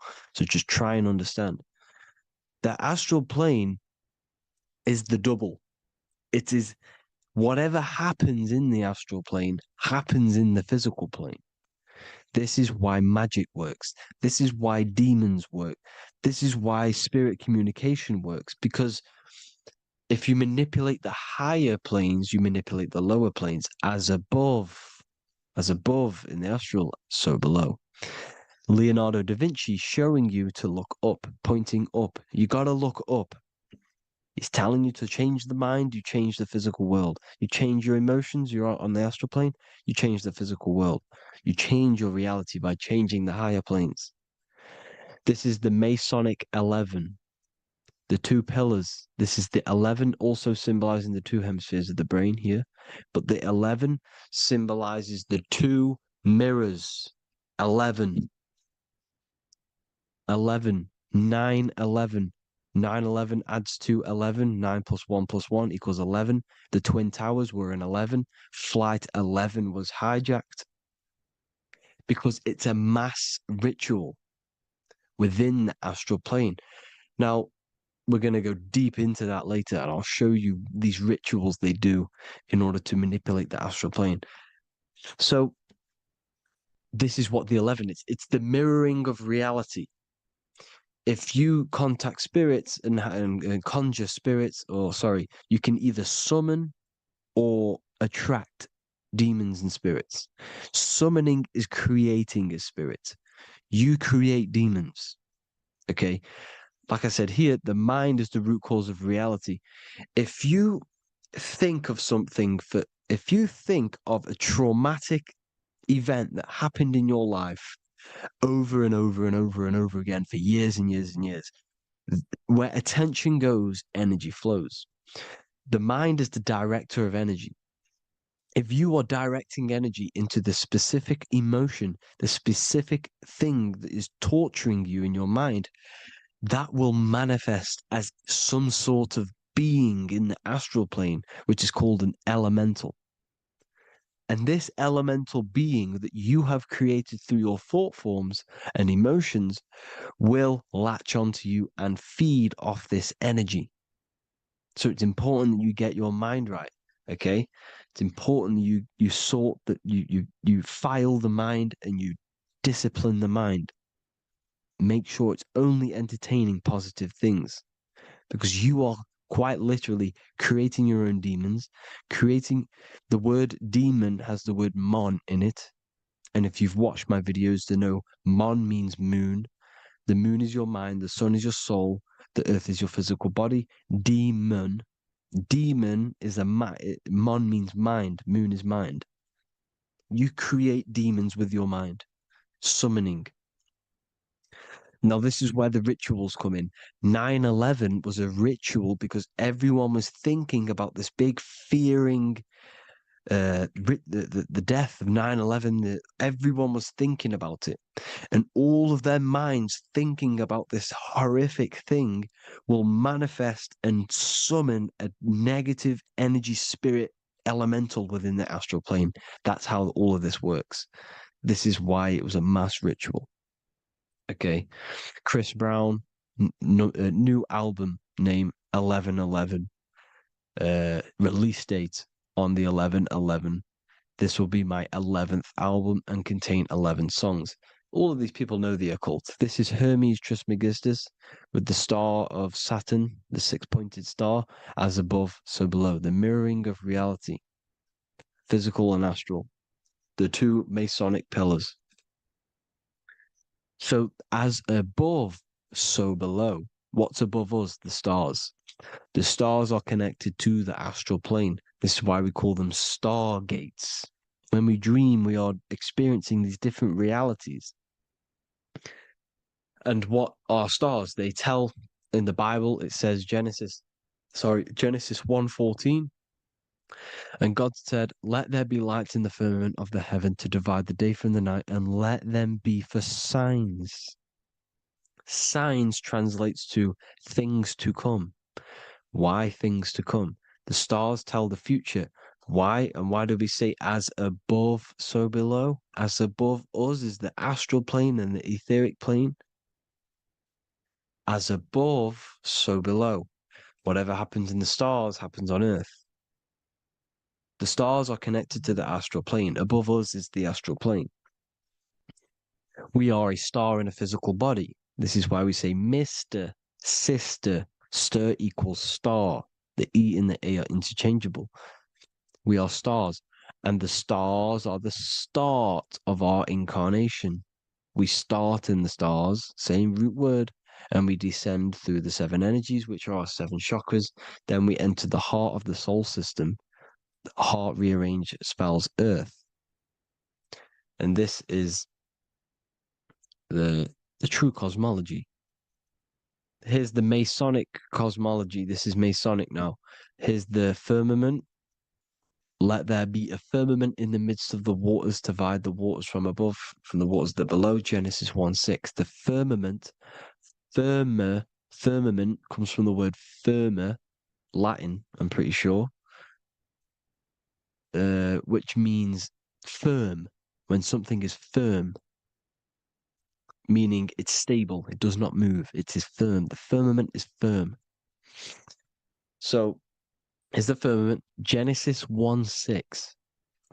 What does he say? Genesis 1:3, sorry. Let there be light.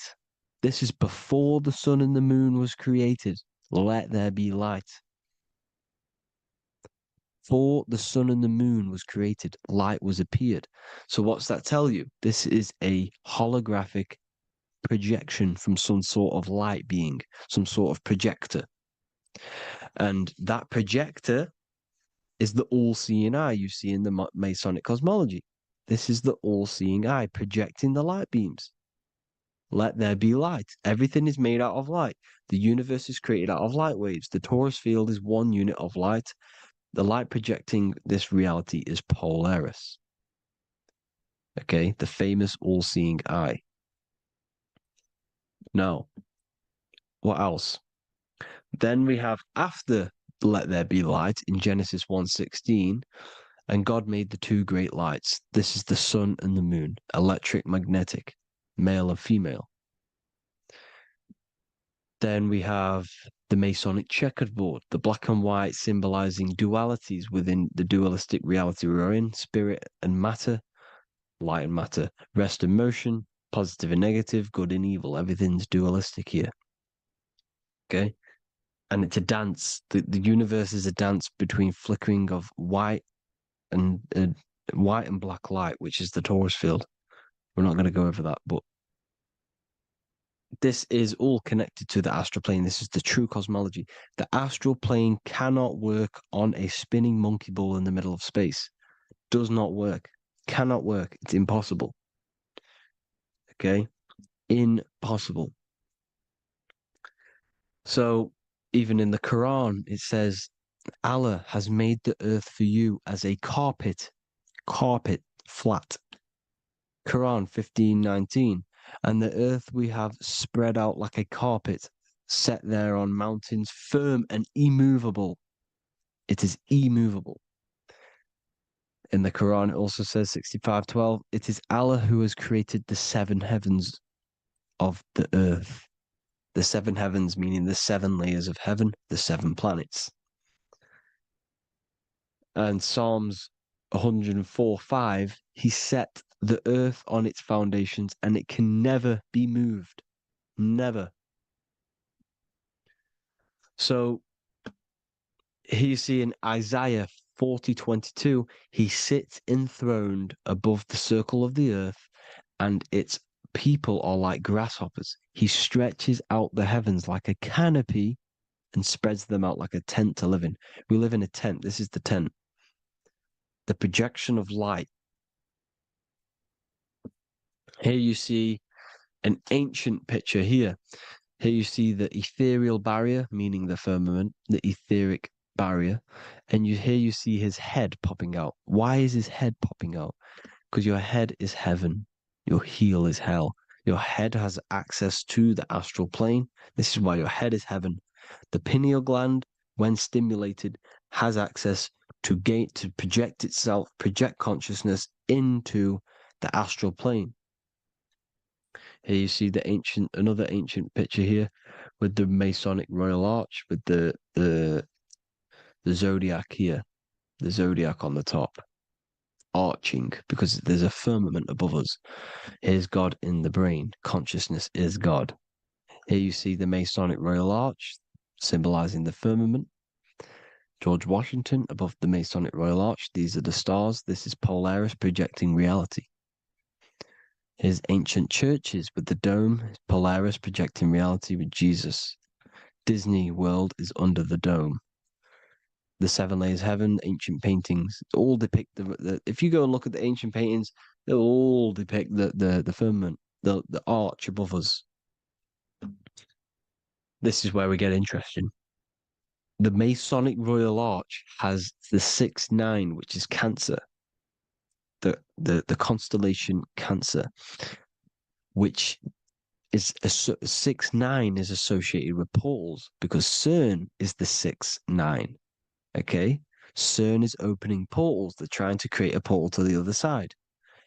Cancer has the word CERN within it, so there is a link between Cancer and the opening, the firmament opening above us to ascension. Here you see the Masonic Arch with the Royal Arch and the light and the opening. Here you see the light and the opening. This is the opening of the firmament. Here's the Hebrew cosmology with Sheol, the underworld, and the opening. So Cancer is definitely some sort of portal in and out of this reality. I'm just connecting dots here. Now, we're going to go change a bit now. These celebrities that you are seeing they have not sold their soul to Satan, okay? They have not sold their soul to Satan.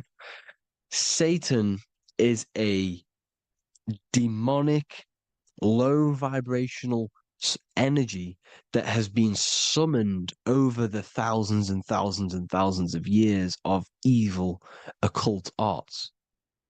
So since Babylon was summoning this demonic energy, and this demonic energy in the astral plane will grow and grow and grow. It has no form. It has no physical form. Okay? But you can see it in the rappers. If your third eye is open, you can see clearly that these people are demonic. You can sense the energy that they're manifesting. Selling your soul is not what you've been told. It is gaining, because your soul is pure love, okay? Your soul does not want to do anything bad. So when you sell your soul, you're gaining physical gain, you're gaining physical wealth, for example, like for these rappers, they will be given millions of pounds because the people in control of the music industry, which is the dark occultists trying to brainwash the masses, the people in charge, they're dark occultists. They understand Satan and the energy. They are satanic energy, which has been summoned in the astral plane. They see that they have influence over the masses, so they will go to them and say, "I will give you this amount of money forever if you manifest this satanic, demonic energy through the music and through social media to blind the masses, to brainwash the masses into this demonic energy." Because when you listen to music is frequency. Whatever you listen to, you become that frequency. So if you're listening to these people, they're throwing energy, this demonic, satanic energy that they sold out to. Sold, soul, same word. When you sold something, you've got your soul involved. They have exchanged money, physical gain, so that they manifest this satanic energy within the astral plane and through the music, through the videos, through social media to keep us in this vibrational frequency, in this low state of consciousness. This is what it actually is. It's not, you're not selling your soul to some sort of devil. This satanic energy has no physical form in it is formless in the astral plane.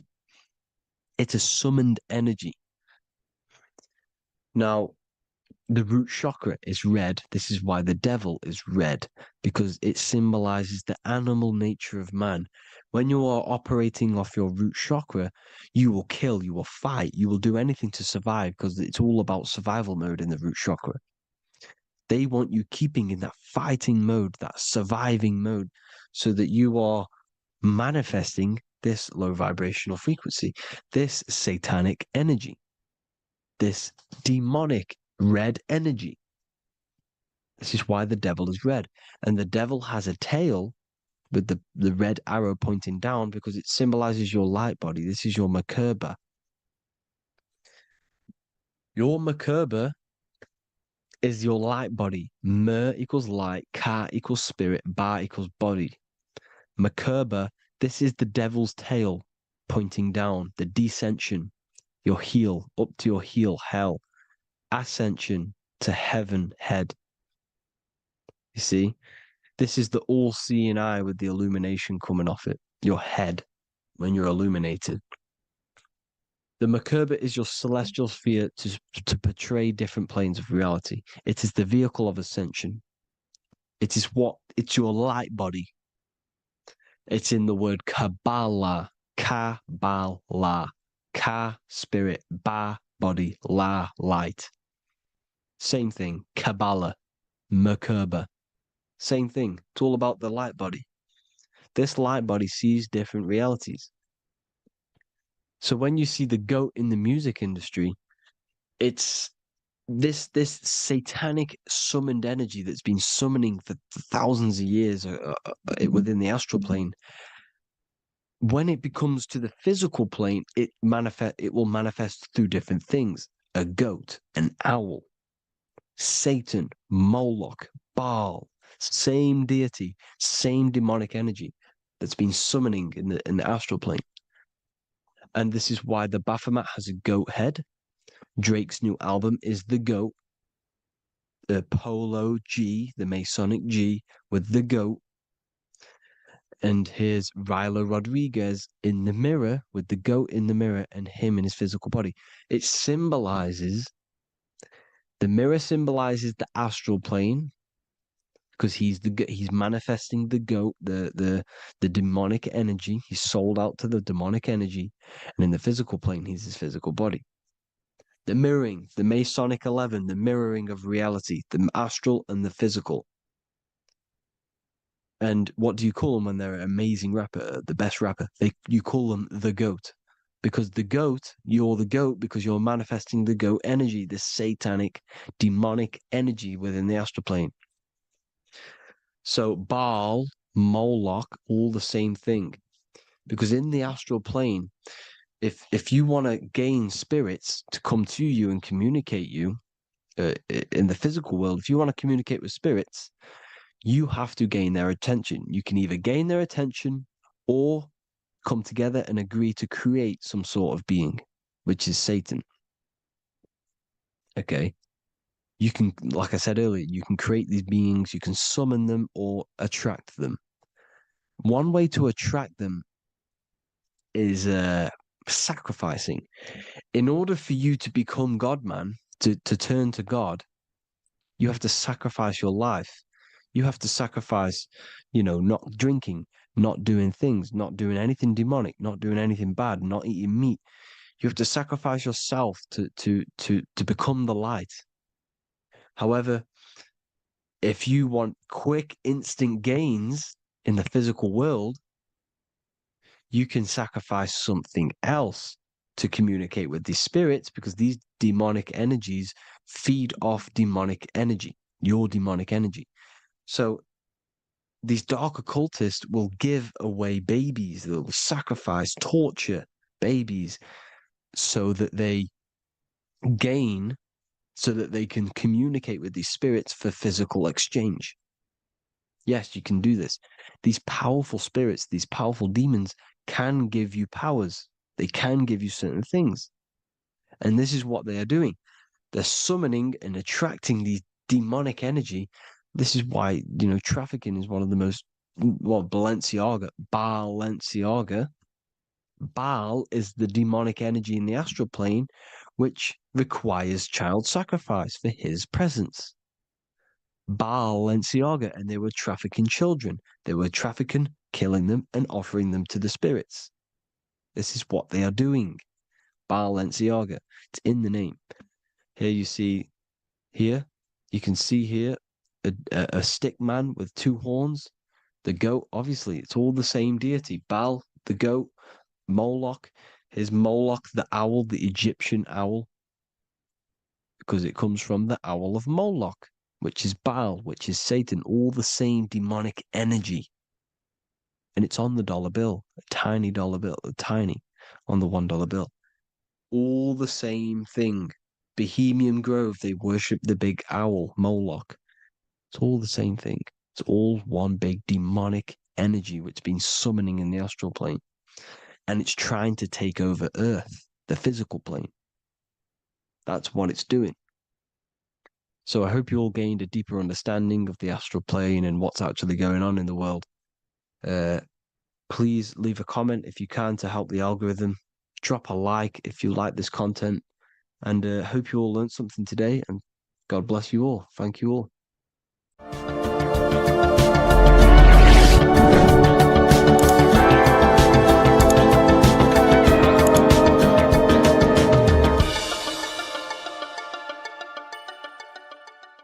Neo is plugged in on the back of the neck, which is the reptilian brain stem. The reptilian brain is all to do with survival mode, survival state. It's always scanning the environment for safety, whether that's physically, emotionally, or mentally. It does not think. It is instant. For example, do I smack the guy or run off? If something happens to you, like a car's coming really quick to you, you do not think about this. The reptilian brain is the animal instinct that will instantly move your body on the instant reactions. Hence why it's the closest brain to the rest of the body. It has instant access to the electrical nervous system to control the body at instant reactions. Now, Neo is plugged in on the back of the neck, which is the reptilian brain. Therefore, the matrix is the body itself. It is the lowest state of consciousness. This is what it represents. The word matrix means womb. It translates to womb because your body is a womb. Your body is a vessel for universal consciousness, for God consciousness. And the body is also a womb where you can be born again outside of this body by raising your consciousness, by awakening the neocortex. This is why Neo is called Neo, because it represents the neocortex. This is the higher aspect of our brain. This is all to do with new things, higher reasoning, higher thinking, new learning. You see, the brain is a receiver for universal consciousness. Now, what do I mean? It is a radio receiver. Think of it like this. You have a radio tower which emits frequencies. And each little frequency, 00.1, 00.2, 00.3, each 00 point is a different person. We are all the same universal consciousness, encapsulated inside of a different vessel. This is why our body is the temple of God inside of the Bible. Your body is a sacred temple of the divine essence of the universe. However, consciousness is controlling this physical body. And I'll show you this diagram here. Consciousness consists of imagination, emotions, thought, and memory. All of these things are not physical. They're not made out of atoms. You cannot think with atoms. If I split open your brain while you are thinking of a cheesecake, I would not see a cheesecake. It's because these things exist metaphysically within consciousness. They are not physical. The body is physical. It's part of matter. It's part of time. You see the Leonardo da Vinci, the circle and the square. The square represents limitation, beginning and end, because when you draw a square, there is a beginning and end. It represents the body, the mortal self, the ego, the echo. Then you have the spirit raised above, which represents spirit over matter, mind over matter. Invisible forces create physical forces. Everything physical exists in non-physical. This is also the Freemasonic square and compass, why the square is below the compass, because the compass creates the circle, which is spirit or mind. Then you have the square, which is matter. Mind and matter are the same substance. Mind creates matter through thought. Everything in this physical universe manifested through thought. Everything began as thought. So you are spirit and matter. You have a material body and a spiritual body. And you are right in the middle. This is why humans are very, very important. Because we have an animal nature, the reptilian brain, and a higher consciousness, the neocortex. And we must awaken out of the matrix, which means womb, which is the body. And neo is waken up from the lower self, the reptilian brain, and moves into the neocortex. Because the brain is a radio receiver for consciousness. Now, what do I mean? I went over this before. Your consciousness is controlling the brain. The brain is a computer.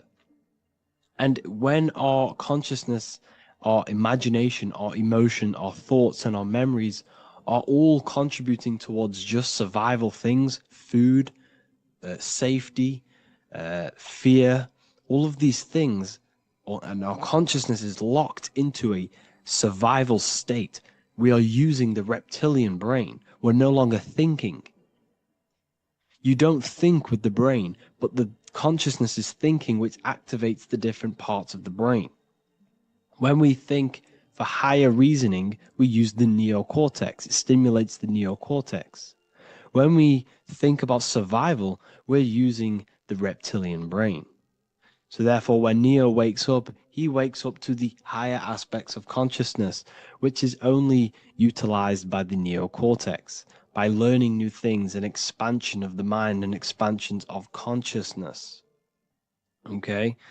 So the whole matrix is to keep you designed, well, the whole matrix is designed to keep you in a survival state, in the three-dimensional awareness.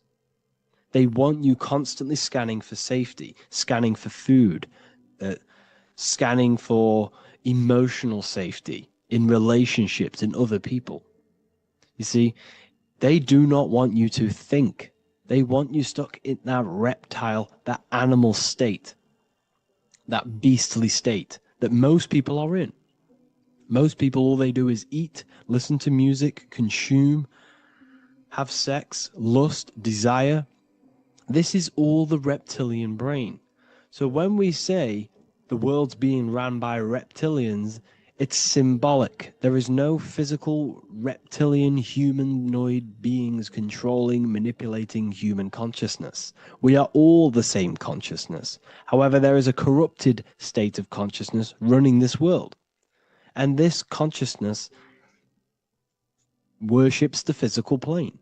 And they control the physical plane. So by doing that, they keep you stuck in a reptilian way of thinking, the animal state, to keep you stuck in the lowest state of consciousness.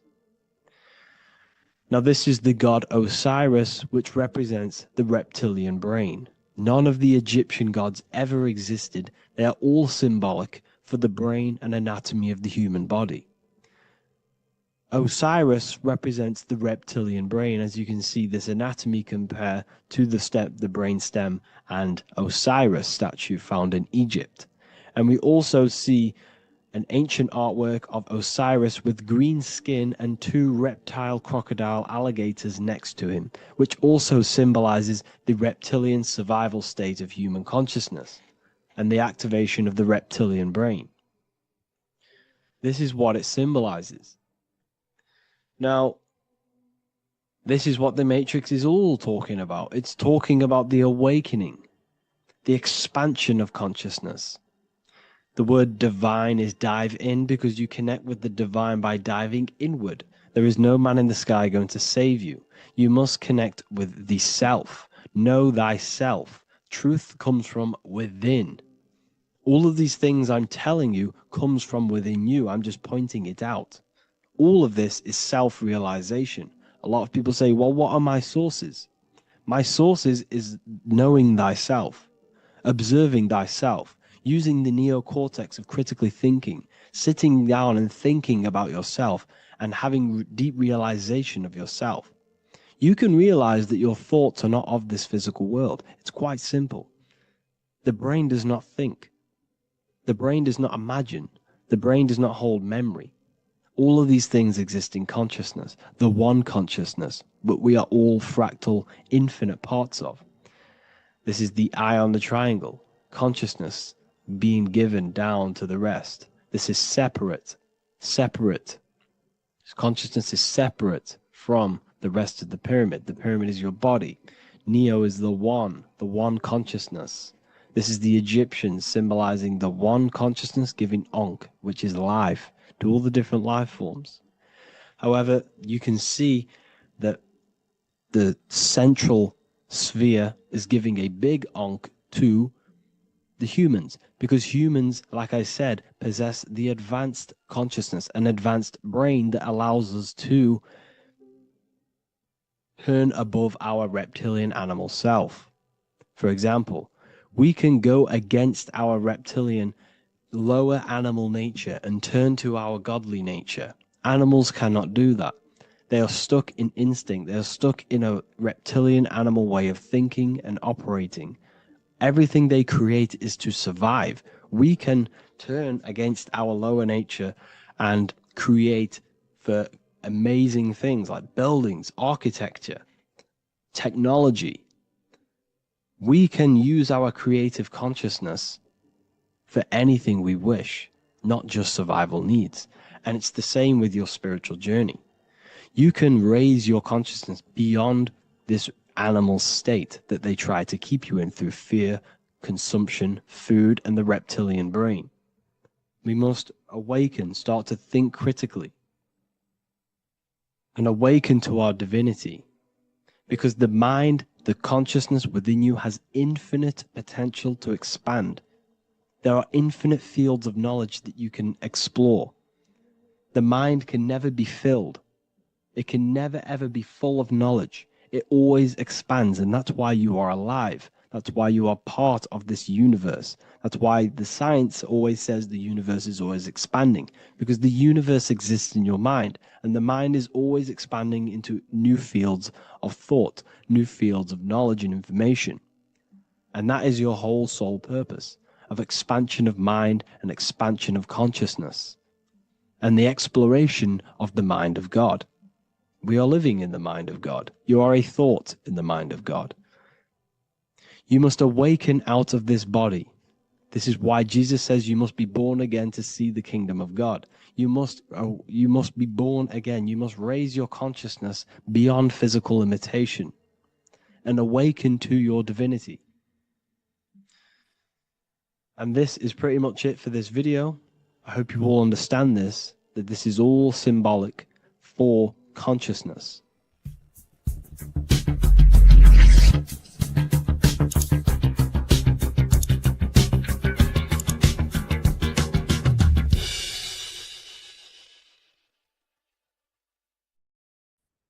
You are not breathing correctly. 98% of people only use a third of their lungs capacity, which is shallow breathing, which ages you, lowers your brain capacity, and also lowers your state of consciousness. So it's essential that you breathe consciously on a day-to-day basis, because this is what truly elevates your consciousness. I am going to give you the key for you to raise your consciousness just through breathing alone. Such a simple thing, but yet the most effective way for raising your state of consciousness and becoming more spiritually and mentally advanced. So tune in for this video and I'm going to show you exactly how to do it and the symbolism behind breathing. Air is more than just air. It carries electromagnetic energy. So now I'm going to give you the science behind this spiritual truth. This invisible force is what sustains all physical life, providing the life force energy essential for existence. Electromagnetism.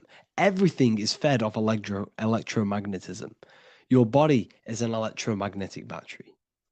Now, we can prove that air carries electromagnetism just by doing a simple test, a simple scientific experiment by getting liquid oxygen and pouring it between a north and south magnetic pole, two polar opposite magnets. We see that the liquid does not fall straight through it. It is sucked, it is magnetically attracted to these two opposing forces, opposing magnets. This is proof that air, liquid oxygen carries electromagnetism. When you are breathing electromagnetism, the essential life force behind all living beings. This is known as energy or prana, chi, ether, or spirit. This is all the same thing. Air is not just empty space, it is energy, it is prana, it is life force, it is spirit, it is ether, chi, prana. You are an electromagnetic being. Your consciousness is in direct correlation with your electromagnetic aura or biofield around your body. Your state of consciousness is mirrored within this field around your body. Now, your breath, when you breathe in, you're breathing electromagnetism or life force. Breath is the vital link between the physical and the spiritual, bridging the body with the soul. Through breath, we connect with both tangible world and deeper, the unseen realms of energy and consciousness. Breathing deeply and properly elevates our consciousness, enhancing the brain's functions, heightening the sensitivity of our five senses. It also brings a profound calmness to the mind, creating a state of clarity and inner peace. Like I said earlier, breathing properly is the fastest way to elevate your consciousness. It is the fastest way because breathing, when you stop breathing, what happens? You lose physical consciousness. Your body will shut down if you do not breathe in this vital electromagnetic energy in the oxygen. If your body does not get this for 5 minutes or however you can last without breathing, this makes you lose physical consciousness. Your body will not survive without this essential life force energy. Therefore, air is one of the most overlooked things. This is why we see the symbolism of Buddha having a big belly. Why does he have a big belly? Because it's symbolizing breath work, proper spiritual breath work, the certain teachings of breath work, of when you breathe in through the nose, you have to breathe in through the nose. You don't want to breathe in through the mouth because the nose acts as a filter which catches dust particles and filters out the air before it enters the lungs. The mouth does not do that. The nose is for breathing inward. We breathe in through the nose, and when we breathe in, we breathe into our belly, not our lungs. When we breathe into our belly and our belly expands outwards, we are then moving this energy down from the nose down the spinal column. And when we breathe back out, the belly goes in, which is raising the energy up the spinal column, back out through the mouth. This is the true way of breathing, because when we breathe, we are moving energy. We are moving electromagnetic energy. When we breathe in through the nose, the energy travels down the spinal column. And when we breathe out, we are raising this energy back up the spine, some of it going out the mouth and some of it reaching the brain, activating dormant brain cells in the brain. But when we breathe, we need to make sure we are using 100% of our lungs capacity, because the lungs is what transforms this special energy into consciousness, physical consciousness. So this is why Buddha has a big belly. It's not because he was fat. It's not because he was overweight. It's symbolism. It's symbolism of breath work. So try this. Do this for 2 minutes while you watch this video. Breathe in through the mouth as hard as you can until you no longer can fill any more air into your lungs and belly. Breathe it into your belly, not your lungs. And breathe out through the mouth. Do this for 5 minutes or 2 minutes, however long. I promise you, breath affects your consciousness. You will notice the difference. If you do it quicker, the quicker it'll affect your consciousness, and you might go lightheaded. But that lightheaded is you activating your spirit, your energy body. So try this just by watching this video. When you breathe consciously, you are renewing both your energy body and astral body, aligning your consciousness with a higher state. This practice feeds new life force energy into the body, revitalizing and enhancing your overall well-being. Like I said, your brain requires the most amount of oxygen. When we have shallow breathing, this is reducing the brain's capacity. Because when we are not breathing properly, which 98% of people are only using a third of their lungs capacity, we are essentially only using a third of our consciousness, because your breath is directly correlated to your consciousness, your state of consciousness. When you breathe in through the mouth, out through the mouth, out in through the nose, out through the mouth, consciously and deeply for 5 minutes, you will notice that your senses are more powerful and sensitive. Your brain is quicker.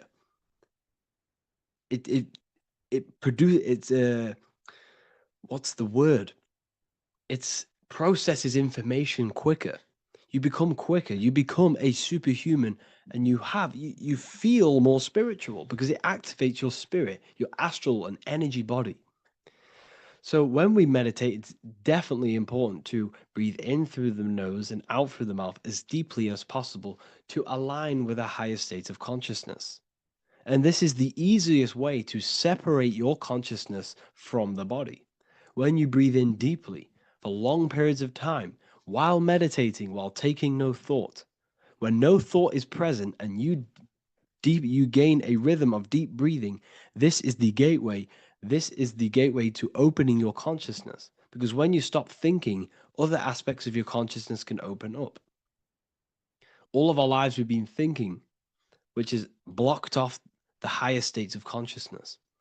So breathing is very, very important. It affects our overall well-being. And this is Yahweh, the in and the out of breathing. When we breathe in, this is Yah. You can hear it. It sounds like Yah.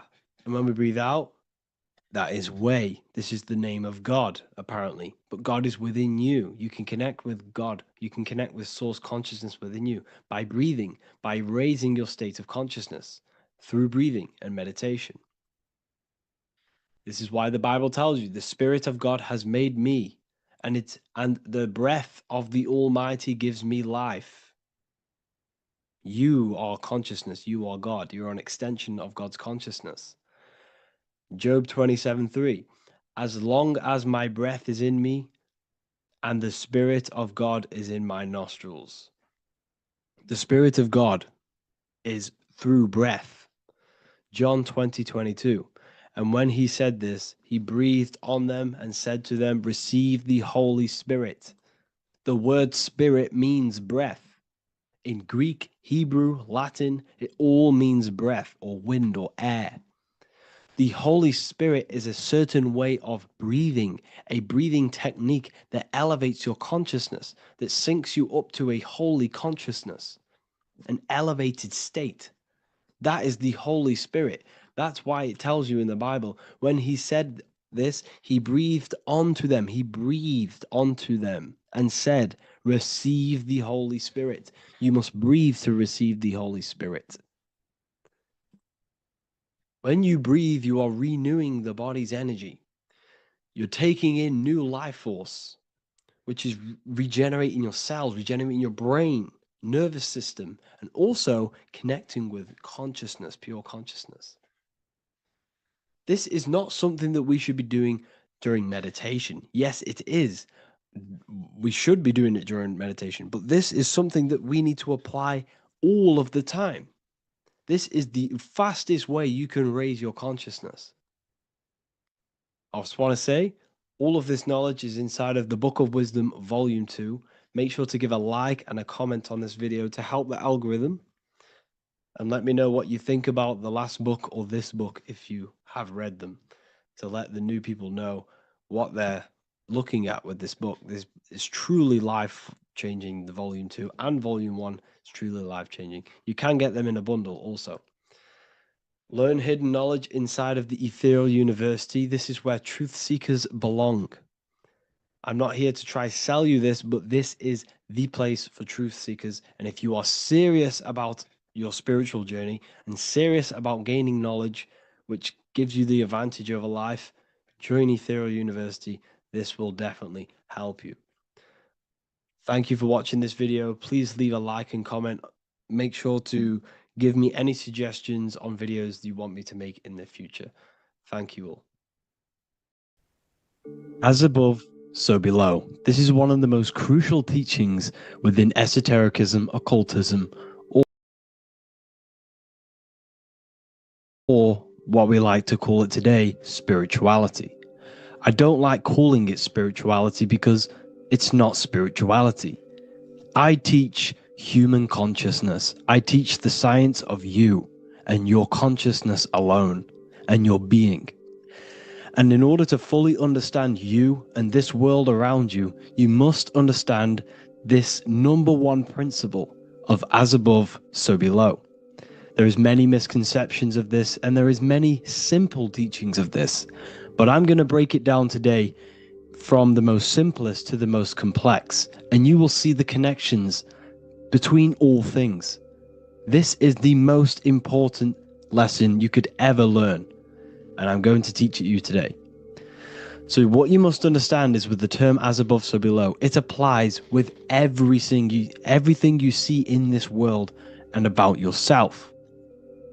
We have something called the macro, which means the bigger scale. On the bigger scale, we have the whole earth. If we look down from the sky on top of rivers, this is what we see. We see this tree pattern. Then on a smaller scale, we see trees have the same pattern. Then we look even closer. We're going smaller and smaller into the leaves of the tree. We see the same pattern. Then we go even more micro into the human brain and look at the human brain cells, and we see the same pattern. This is proof this is a fractal universe, and everything is in the micro is reflected in the macro. As above, so below.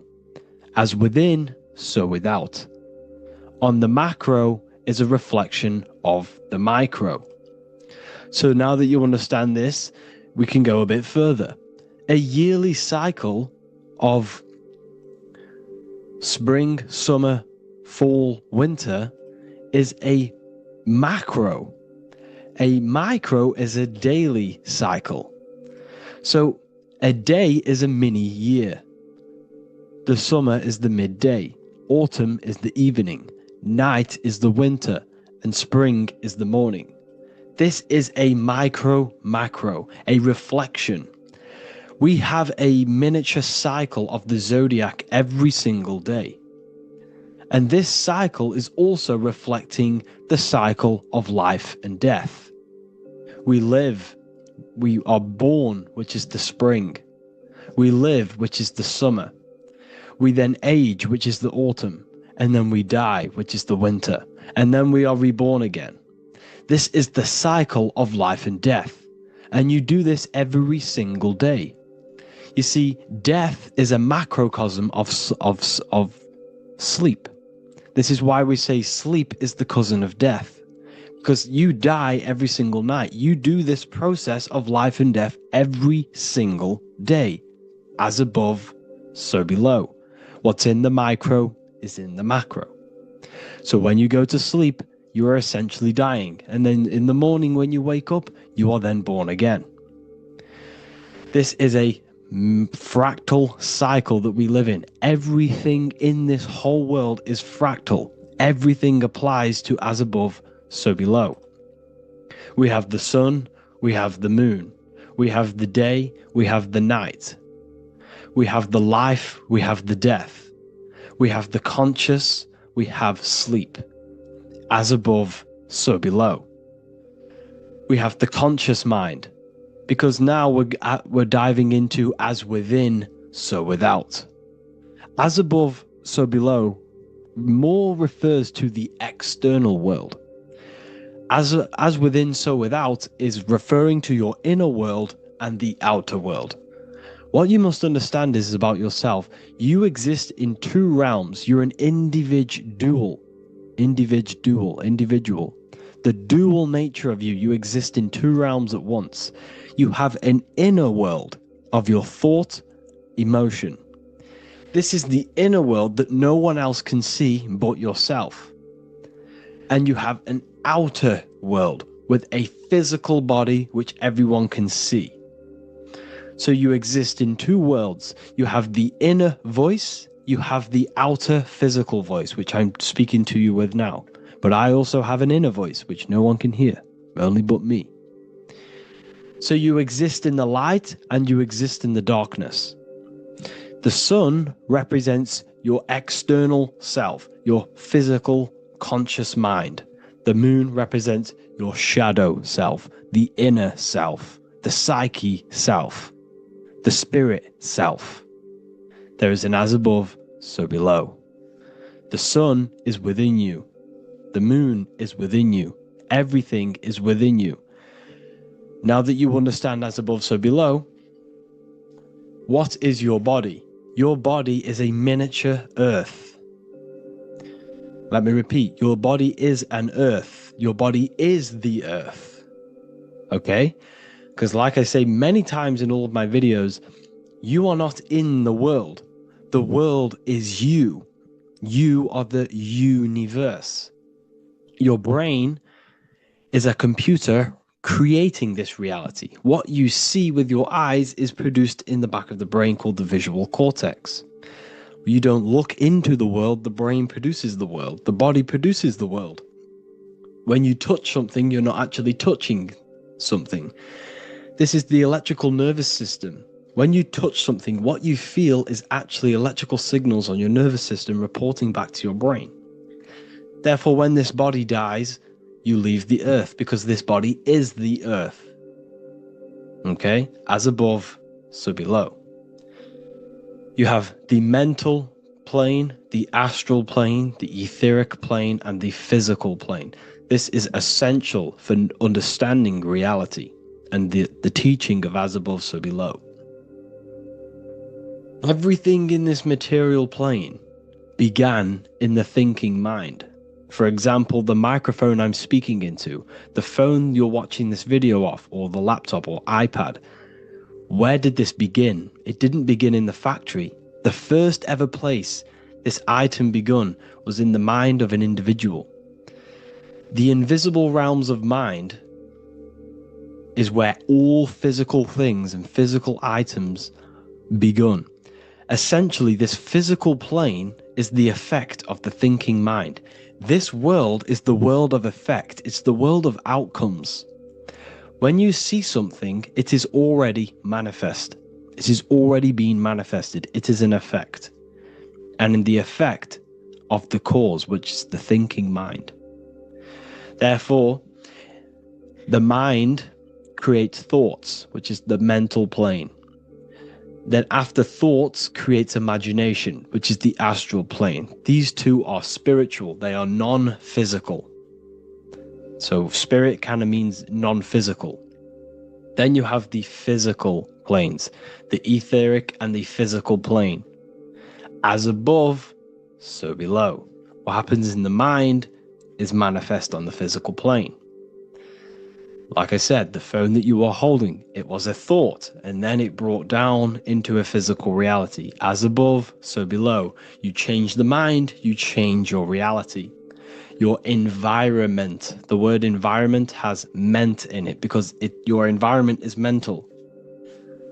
So now that you understand this, so what is the world around you? The world around you was created by the mind of God. It was manifested through God's thought. So you are living in the mind of God. You are a thought in the mind of God. God thought you into existence. But like I said, we are all fractals. Everything is fractal. If God exists, this means that you are God, as above, so below. God created you through the thinking mind, and he gave you a thinking mind.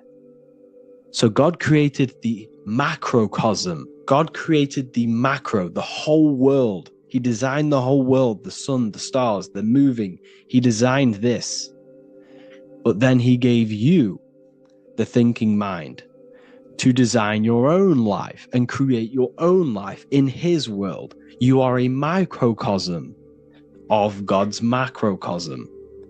Just like God thought you into existence and the whole world into existence, you are a microcosm thinking your world, your reality into existence.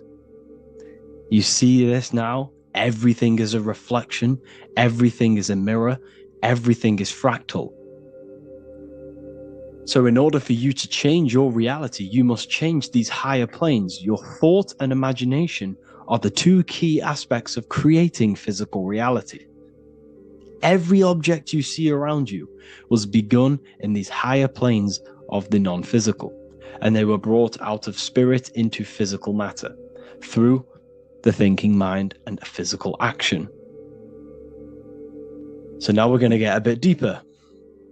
The brain is not the mind. Now that you understand, we have spirit and matter. As above, so below. You have a non-physical side of reality and a physical side of reality. The mind is the spiritual brain. The brain is a physical manifestation, a physical effect of the mind. The mind uses the brain to operate in the physical world, and it's the same with the heart.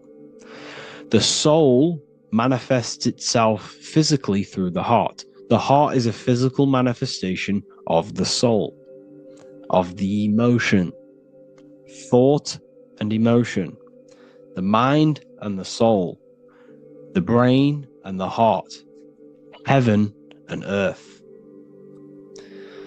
So you have the inner world and the outer world, the spiritual, non-physical, and the physical. So we are all on this process of awakening, an expansion of our minds into new fields of thought, into new fields of awakening ourselves. Because essentially we are born into this world, but you are born many, many times. You can be born physically and you can be born spiritually. Like I said, everything is fractal. So just like when the baby finds out that there is a world outside of its mother, what does the baby do? The baby seeks a way out of its mother, and then the baby is now born into a new world, a world outside of its mother's womb. It's the same with you and your spiritual process. As your mind becomes aware that there are other realities beyond your physical body, it then seeks a way out. And this is why you are probably watching my YouTube, because you are now on the path. Something within you has guided you to this path of knowledge, truth, enlightenment, and expanding your consciousness. And it is your soul who brought you here. Your soul speaks through emotion, a guidance. Emotion is the language of the soul. When you feel very bad, this is your soul telling you you're not in the right place. You're doing the wrong things. Because the soul is always unfolding its purpose, which is expansion and learning. That is it. The mastery of the self and the learning of the mind is the only thing that counts in the end after this life.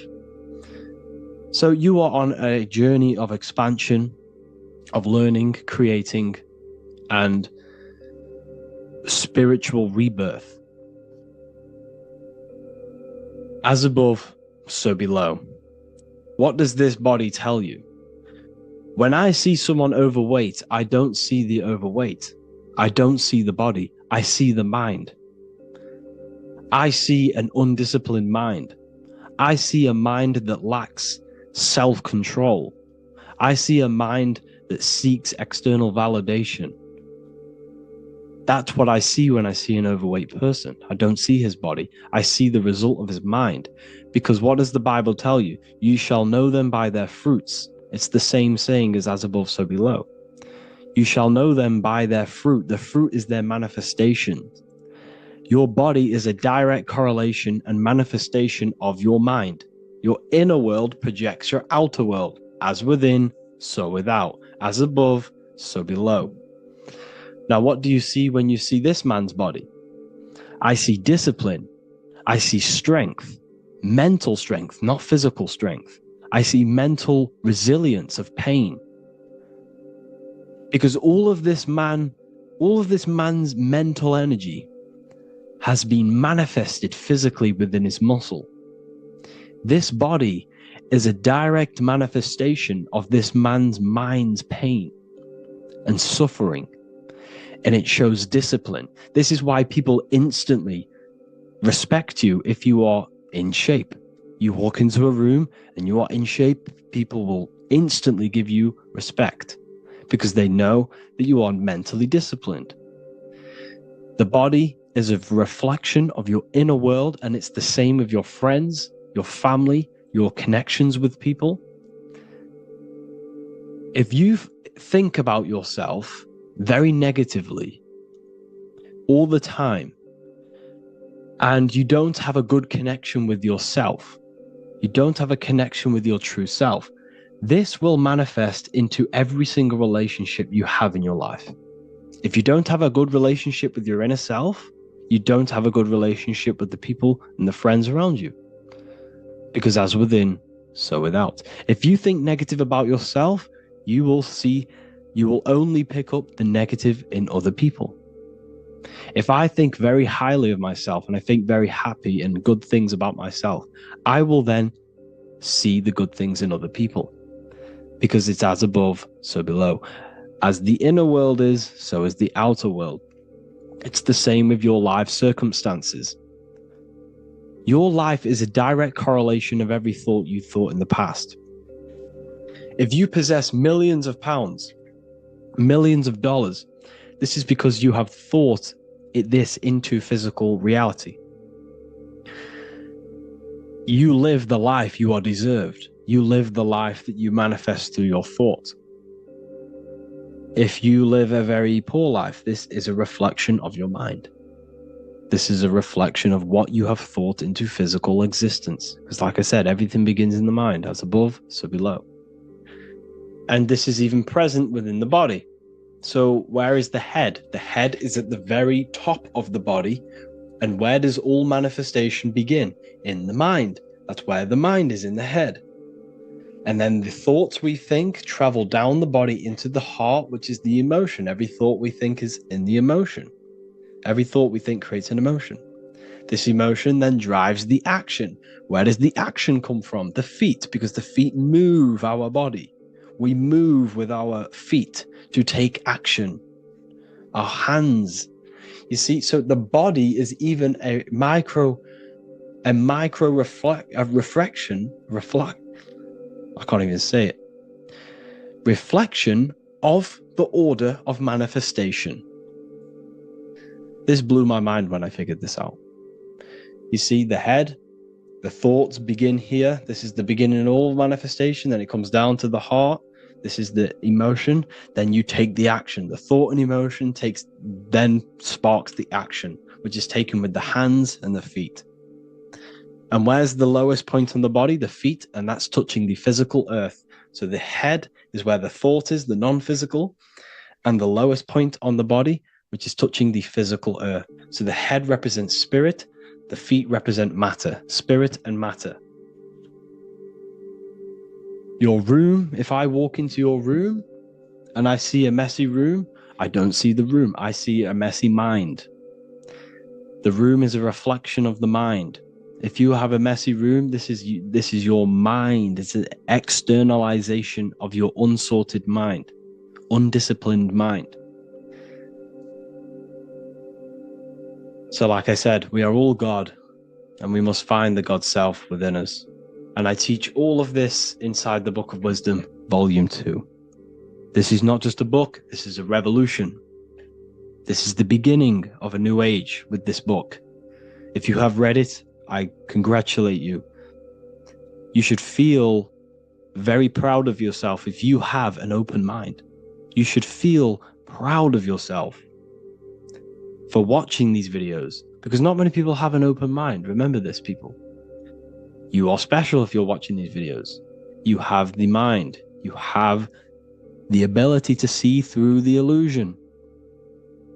And I take my hat off to you. You want to take this to the next step? Read the book. Or if you want to take it to the serious levels, join the university. The university, you gain access to every piece of my material that I've ever done, all of my books, all of my lectures that are hidden from YouTube, that are hidden from everywhere else, the lectures that give you real power.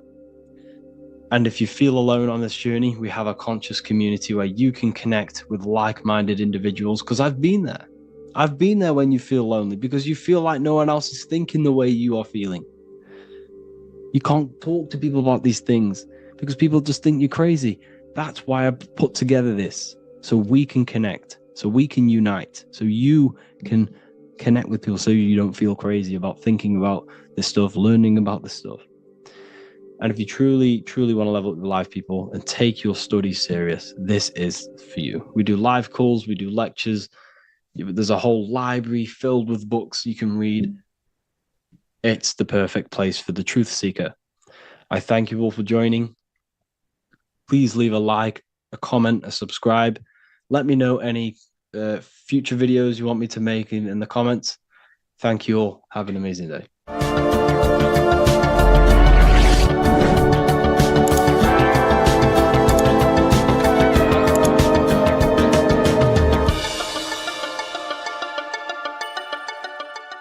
Religions were made to hide the truth about yourself, God, and the universe. You see, religion teaches there is a God separate from you. He created the universe separate from himself. They did this to truly disconnect you from consciousness, from God, and from yourself. Now let me explain. It's going to be very difficult to understand this from a left hemisphere dominated perception. The left hemisphere sees everything individual. The right hemisphere sees the whole. For example, if you're walking through a woods, the left hemisphere sees individual trees, leaves, twigs, and branches. The right hemisphere sees the interconnectedness of the whole woods. We've been trained our whole life to be trapped in the left hemisphere, to think logically, scientifically, with evidence. This way of thinking traps you in illusion, division, and separateness from everything. Plus, in science, they teach you the universe exists outside of you. You exist in a universe, and the universe exists whether you exist or not. This is completely false. You are the universe experiencing itself. There is only one person in the universe. There is only one awareness in the universe, and that is God. That is your consciousness. Not your name, your job, your reputation, your thoughts, your beliefs. That is not God. God is the infinite awareness that you are, the alertness, the essence of life. You are an individual. You have a dual nature, an inner world, consciousness, and an outer world, this physical body. The inner world is the immortal, consciousness, awareness. This physical reality is for the immortal within us to experience and enjoy. And the immortal consciousness, the immortal self, the individualized expression of the only thing that is truly real, which is God, consciousness, is seeking a way to understand itself through infinite vantage points. The same consciousness inside of you, inside of the dog, the squirrel, the plants, the stars, the same awareness is in absolutely everything. Only the right hemisphere can see this connection. The universe is one mind separated into the infinite bodies and life forms. This is why scientists tell you that the universe is forever expanding. It's truth in plain sight, because the universe is the mind, and the mind is always seeking more vantage points to understand itself. And the mind is always expanding into new realms of thought. The mind cannot be filled up. It does not exist in space. However, human awareness, human consciousness is very sacred. And the reason why I say that is because humans possess a two-way consciousness, unlike a dog, an animal, or a squirrel, for example. The dog looks in the mirror. It is not aware of itself. It doesn't look in the mirror and see that it needs to improve something. However, humans, we can look in the mirror and say, who am I? Where do I come from? And I need to change this aspect of me. I'm lacking in this area. Dogs do not have this awareness. They function only on their immediate surroundings, on survival and instinct. Human awareness is special because we have the ability to reflect on the self. We can question our consciousness. We can question, who am I? Where do I come from? And where am I going after this? The human mind has no limitation. We can surpass our animal nature and rise to a godly nature. This is the whole purpose of reaching Christ consciousness, which is just an ideal consciousness where we have control over self and we know who we truly are. Humans have been given the tools to awaken. Our five senses are locked only to perceive the physical world, but the mind holds the gateway to understand the unseen aspects of reality. The mind holds the secrets to the universe and consciousness. We just have to study ourselves to understand God. We are all individualized aspects of consciousness. There is only one pure consciousness in the universe, but we're fractaled into infinite life forms, experiencing this consciousness in a different form, molding this consciousness into individual egos and individualized consciousness. Me and you are made of the same fabric. However, I have thought different things, believed different things, experienced different things, which has conditioned my consciousness to be my own individualized aspect of God. And that's what makes me, me, and you, you. God is the creative power within us to turn thoughts into physical reality, to create things. We are a creator. Each one of us is a miniature earth, creating and building in this physical 3D reality. Our consciousness holds power over the 3D reality. We can mold it and create anything we wish. However, we have been conditioned to live like an animal, living in our animal nature, eating, surviving, lusting, and these low-level desires keep us trapped from figuring out our creative power. This is why the ancients always depicted God inside of the brain. Even in ancient Christian artwork, William Blake, Anton Raphael, all depict God inside of the brain. Why is this? Because God is our creative power. The spinal column acts as a type of ladder of consciousness. If you just think about sex and act on sex, eating, consuming, and living in a survival animalistic state, then your consciousness is functioning on the lower end of the spinal column, where your reproductive organs are and your gut organs are to consume food. In order to activate the God within us and to us to truly know God, we have to be aligned with the God consciousness. We have to unlock the God within us so we can truly actually experience God and understand it. However, God exists beyond our personal consciousness, beyond our human identity. In secret societies, satanic rituals and satanic societies, they are seeking a way to escape the human identity through ritual work, meditation, and trance-like states. A trance-like state is like the state that you enter just before you fall asleep, where there is no thought present in your mind, because you are not the mind, you are the observer, you experience the thoughts.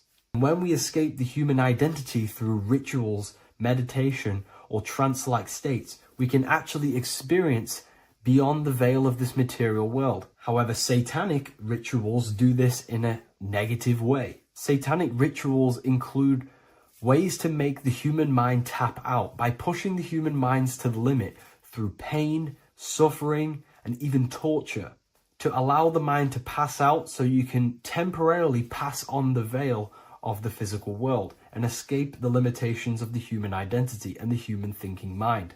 Now, you do not have to do it this way. You can experience the divine and beyond your human identity through many different ways, such as deep, deep meditation, rising above your thoughts, and setting 3 alarms, one for 6 a.m., one for 6:30, and one for 7:30. And when you wake up at these times, what you need to do each time you wake up is allow your mind to stay awake but your body to fall asleep. And you will enter this trance-like state. And you can gain ideas, experience lucid dreams, and maybe even astral project. All of these rituals in secret societies and satanic societies is all about escaping the human identity and experiencing the divine planes beyond the physical. To wrap all of this up, this is all about consciousness. Consciousness is the infinite awareness of the universe, just fractaled into separate bodies. And this consciousness is seeking a way to understand itself in infinite angles and vantage points. And religion was made to cut off your connection to the divine planes beyond this world and beyond your self-identity. Therefore, if you want to know God, you have to study the attributes and qualities of God, such as geometry, numbers, consciousness, the mind, the subconscious, human anatomy. All of these things are aspects of God. We have to study ourselves and study nature so we can see God. God is the infinite awareness of the universe. If you love this video, please leave a like and share it with a friend. I'll leave a link in the description for the Book of Wisdom, Volume 2. Matthew 21:1, Jesus went into the temple of God. Corinthians 3:16, do you not know that you are the temple of God? Now what is this telling you? That God is within you. Hence why in Luke 21:12 it tells you the kingdom of God is within you. And the side of your head region is called a temple for a reason. Because the brain encapsulates the mind. The brain is a physical manifestation of the mind. The heart is a physical manifestation of emotion.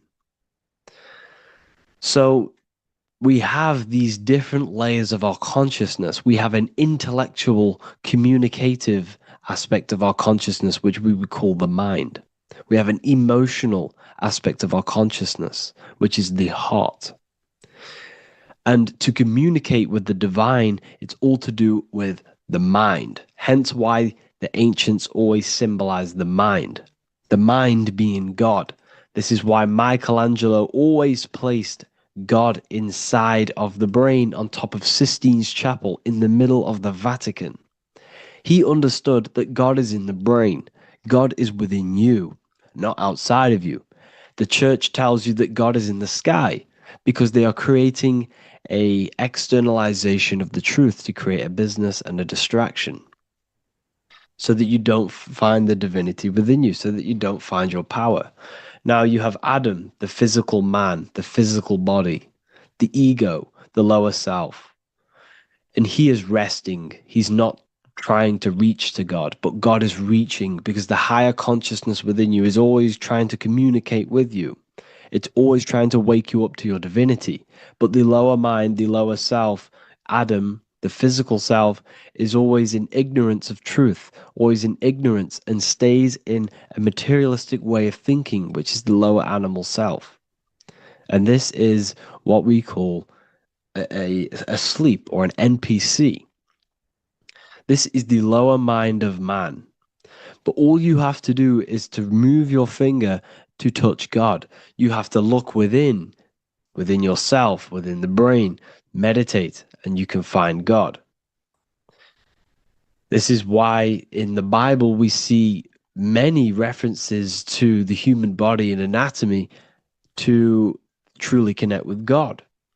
Kings 6:8, the door to the middle chamber was in the right side of the house, which is the right hemisphere of the brain. The middle chamber is the pineal gland, where the seat of your consciousness is, where the seat of your higher consciousness is, the mind. And they went up the winding stairs, which is your spinal column, into the middle chamber, and out of the middle chamber into the third. So they went up the winding stairs. This represents raising your consciousness up the winding stairs. Your spinal column acts as a stairway of consciousness. Depending on what sort of consciousness you are operating in, depends on what part of the spinal column you are using. Because the spinal column ascends and descends consciousness. What do I mean? If you are in a reproductive way of thinking and you're always thinking about sex, you're jerking off all the time and you're always eating, all of your brain's power and your mind's power is being descended into the lower aspects of the spinal column, which represents hell, the physical state of man, Adam, the ignorant state. We're basically living off low-level pleasures like an animal. And the stairway to heaven is your spinal column. They went up the winding stairs into the middle chamber, which is your mind, your pineal gland, and out of the middle into the third stage of consciousness, physical, etheric, astral. When you meditate and you start to raise your consciousness during meditation, you enter the astral plane when you turn off thought. But this is the middle chamber inside of the brain. Here we see another painting inside of Sistine's chapel of God inside of the brain. This is the brainstem. This is the brain. This is the frontal lobe. This is the back lobe. This is the back lobe. This is the cerebellum. Here's the reptilian brainstem. Here's the claustrum. This is what we are seeing here. Anatomy. Here is another one in Sistine's chapel in the middle of the Vatican. This is depicting the brainstem. God's neck looks exactly like the brainstem. Here we see a real brain compared to God's neck, because the neck is just below the brainstem. And this is what they are symbolizing, because they knew that God is within you. God is a part of the human body. God is inside of the body, because the body is a vessel for consciousness, for universal consciousness. Inside of you, inside of me is the same spark of consciousness. And this same consciousness is spread out into every living essence, because everything comes from the one source, the one God, the one consciousness. Matthew 6:22-23. The light of the body is the eye. If therefore thine eye be single, thy whole body shall be full of light.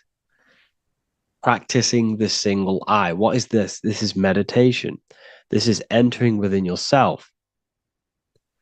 So the Bible's telling you to practice the single eye. But if thine eye be evil, thy whole body shall be full of darkness. What does this mean? If your consciousness is in an evil way of thinking, if your mind is filled with an evil, negative mind space, then your body shall be filled with darkness, with evil, with negativity. Because negative thoughts destruct the body. Positive thoughts heal and regenerate the body. So he tells you to be, the light of the body is the eye, your consciousness, the inner eye of consciousness, the eye that lets you see. And what do I mean? You look with your two physical eyes, but you see with the inner eye. What you see is perception. You look with the two eyes, and what you see is perception. You are seeing, you are understanding, and that's what consciousness, the mind, gives you. Consciousness, or the mind, is the force that allows you to be a human being, that allows you to understand things and interact with things and make decisions. It's an infinite intelligence. See, the mind is not the brain. This is a big confusion with people. Hence why the eye on top of the pyramid is separate from the bottom half of the pyramid, because the consciousness is separate from the body, the eye, the all-seeing eye. It represents the observer, the eye that sees into this body, into this world, into this. You are the perceiver. You are the invisible spirit within the body. Theologians 4:17. After that, we are still alive, and our left will be caught up together with them in the clouds to meet the Lord in the air. You don't meet the Lord in the physical air. Okay? This symbolism of the ancient Christian artwork is showing you this is symbolic. These things never happened. There's no man in the sky. Moses didn't go on a mountain to meet with God. The air represents the mind. This is why you say you're an airhead when someone's very stupid. Earth is your body. Water is your emotions. Fire is your spirit. Air is your mind, the invisible mind.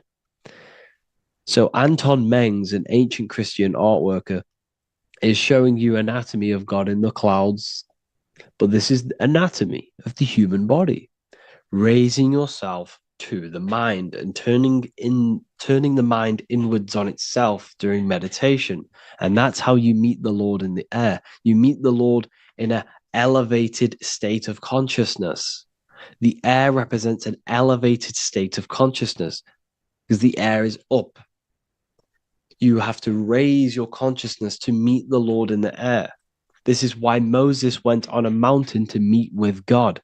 The mountain represents elevation of consciousness, raising the mind up the spinal column, taking all of the mind's attention away from the reproduction and the physical aspects of self and raising it to the brain and turning off the brain and going inward into the air. It's talking about raising consciousness. It's allegorical. It's a spiritual, metaphorical text. The side of your head's called a temple because inside that where that temple is, right in the middle of where you call the temple, is the inner chamber, the open room, the holies of holies in the Bible, or the land flowing with milk and honey, or Mount Zion. There's so many different names for the brain, or the upper room where Jesus meets his 12 disciples, the 12 cranial nerves in your brain.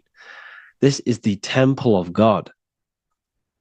Your body is a temple of consciousness. It encapsulates the consciousness. It encapsulates the mind and soul. John 10:30, Jesus states, I and the Father are one. Psalms 46:10, be still and know that I am God. He's talking about the I am within you, not within Jesus. Everyone refers to ourselves as I.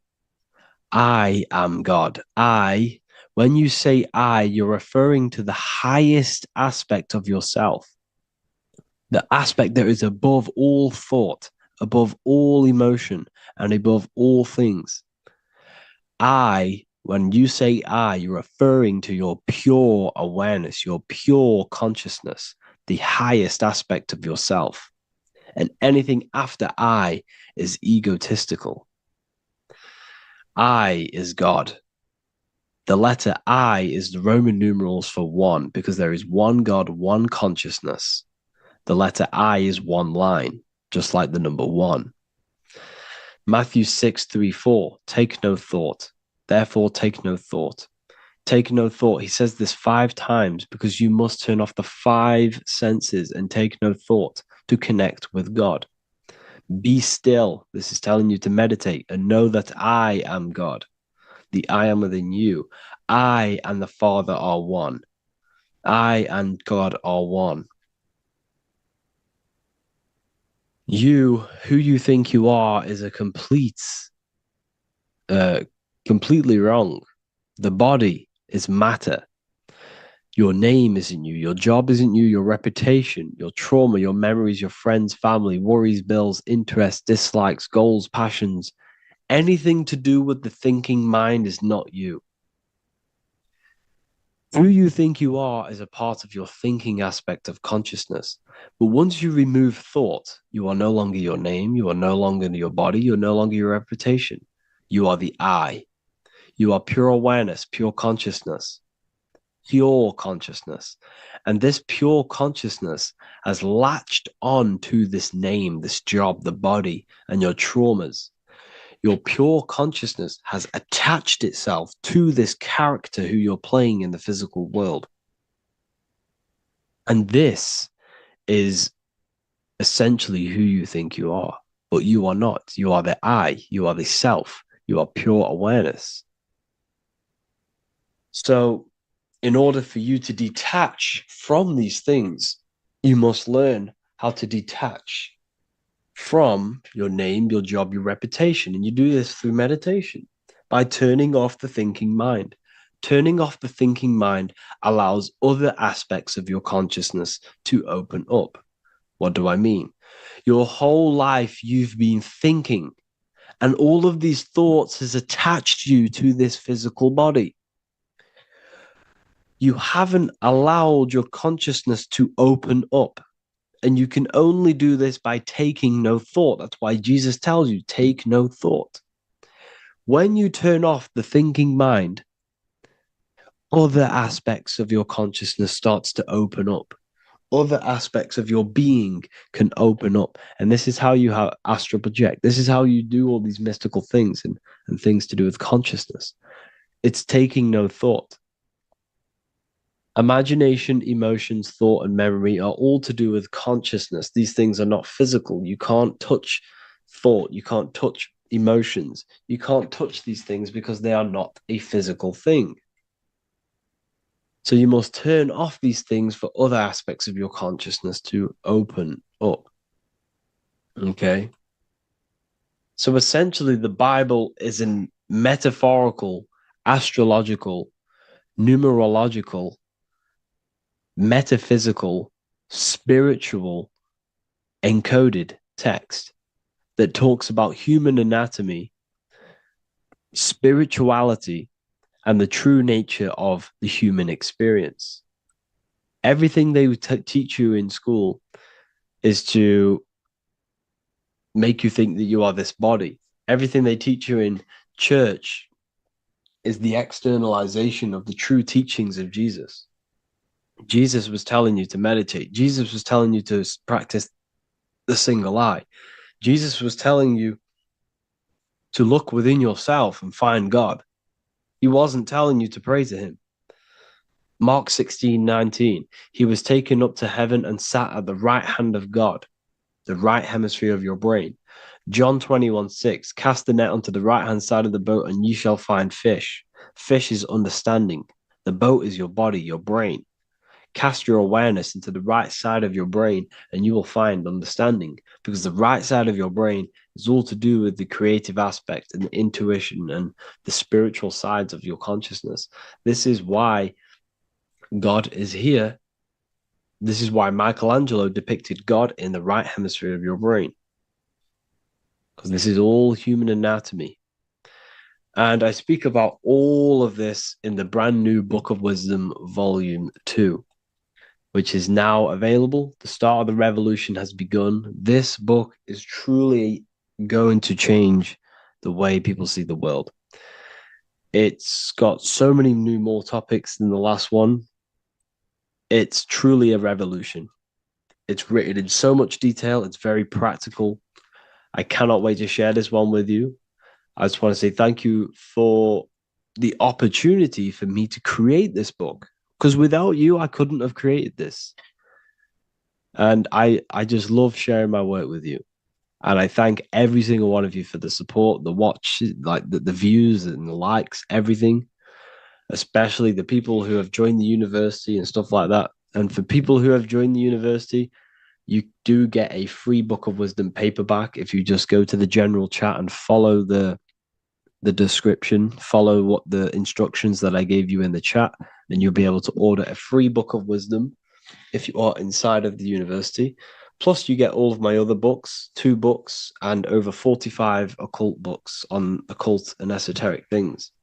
You get lectures, live calls, a community, a manifestation mastery course, and a whole library and reoccurring updates every month, every week. So yeah, I hope you all enjoyed this video. Thank you all. Please leave a comment to help the algorithm, and leave a comment on what videos I should make. And yeah, I'll get to uploading on the YouTube a lot more now. The second book is now released. I have a lot more time on my hands. No longer using my energy to create the book. I'm now going to redirect this mental energy into the YouTube. So there will be a lot more content coming. So I need some content ideas. So feel free to comment some ideas, some YouTube videos that I can create. Thank you all, people. Have an amazing day. Hello, everyone. Today we're going to be discussing the esoteric and occult meaning behind the story inside of Genesis. the story of Adam and Eve. This is a widely known story, but not many people know the true esoteric meaning behind it. Okay. So today we're going to be breaking this symbolism down. Before we get into this, please leave a like and a subscribe on the channel. I would greatly appreciate it.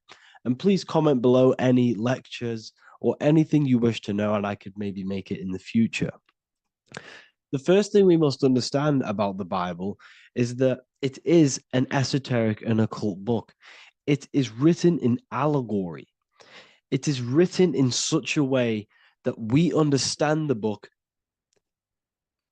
compared to our level of perception. Now, what do I mean? If a child read the Bible, they would gain a standard meaning and story behind it. They would gain a normal interpretation of the book, of being good, praise God, and be a good person. However, me, who have studied the occult and esoteric and symbolism for a very long time, when I read the Bible, I see a deeper meaning. I can read between the lines of the allegories, which means the Bible is written in such a genius way that it speaks to your level of intelligence. Depending on how advanced you are mentally and with knowledge, will depend on how you decipher this book and how the parables inside the book can speak to you in your personal life. Okay. So the Bible is the greatest psychological book ever written in history. This is why it's known as the greatest story ever told. It's a story.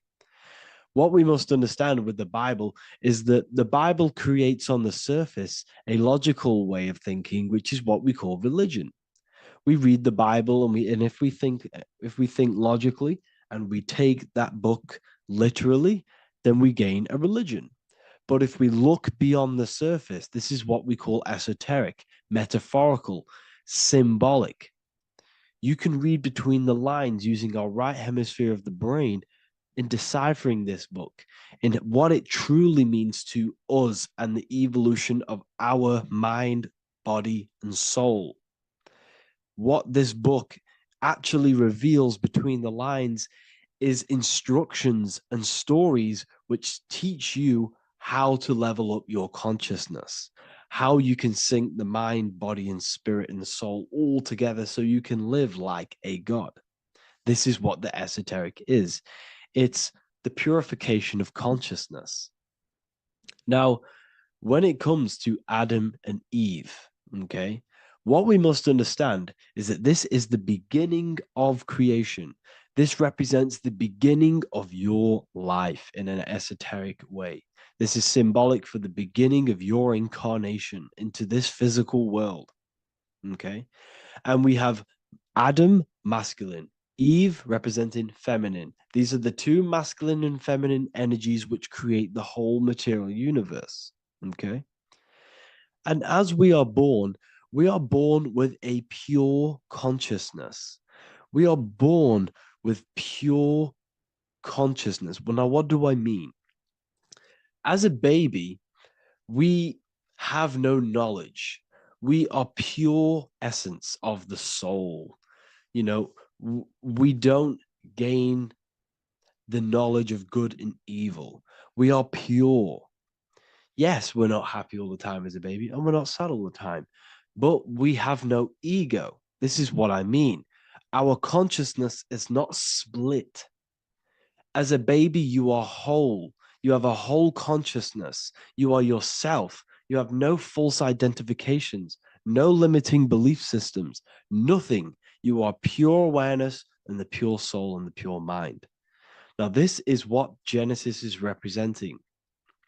As we grow older, the more experiences we gain, the more thoughts we start to think, the more knowledge we gain of this world, the more impure our mind, our heart, our soul, our spirit becomes, the more impure our body becomes. As we grow older, we're infected with negative beliefs, negative thoughts, and society norms. This is a big one. As we grow older, we are molded by society. We shut off areas of ourself and we push them away so that we fit in with society. We all know this. We all did this in school. We pushed away parts of ourselves to act cool or to fit in, whatever it may be. Whatever type of person you were in school, we all went through this because society and culture is programmed. So as we grow older, our consciousness splits. We gain a persona, an ego, and we gain a shadow self, the subconscious, and we gain an ego. Now, the ego is what you show to people.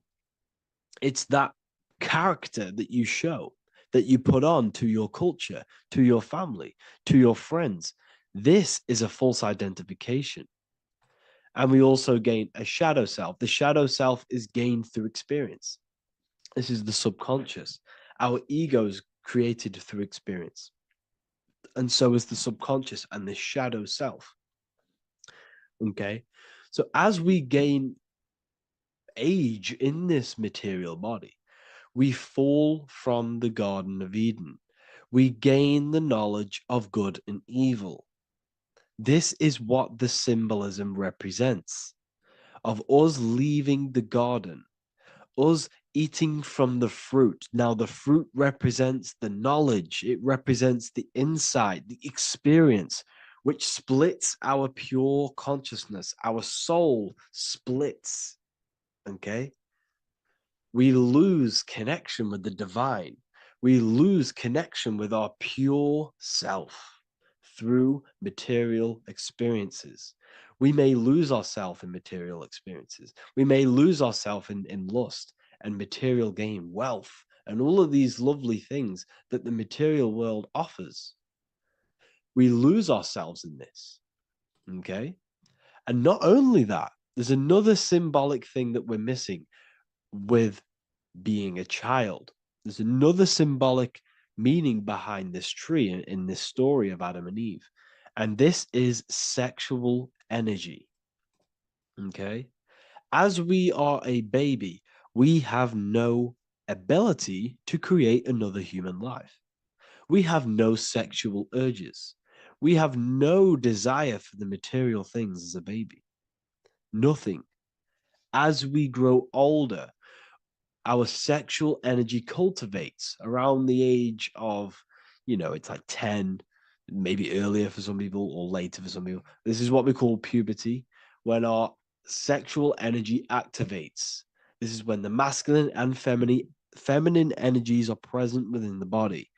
And we are now given the ability to create human life.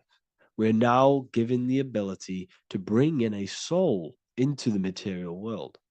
Now, this is what we believe and know in the esoteric world. That is what sex is. You're bringing a soul from the astral into the physical. Okay? So, as you grow older, you gain this ability to use the power of creation. You gain this force within you that allows you to open a portal in the astral and bring in a soul to the material. Now, this power can be misused. This power is very powerful and should not be misused. In occult and esoteric teachings, we teach and learn sexual transmutation, how we transmute sexual energy into different areas of our life so we can grow and create. Because sexual energy is creative energy. It creates a whole new human being. So if we retain it, we can transmute it into creativity. So this energy is kind of corrupting us as well. And now I'm not saying growing up is evil, all this thing is evil. This is a natural cycle that we must go through. The soul of us must go through this cycle so that we learn, so that we overcome it, so that we gain mastery over ourselves, so that we expand ourselves. I recommend you watch the Evolution of Consciousness lecture that I did on my YouTube. An amazing lecture.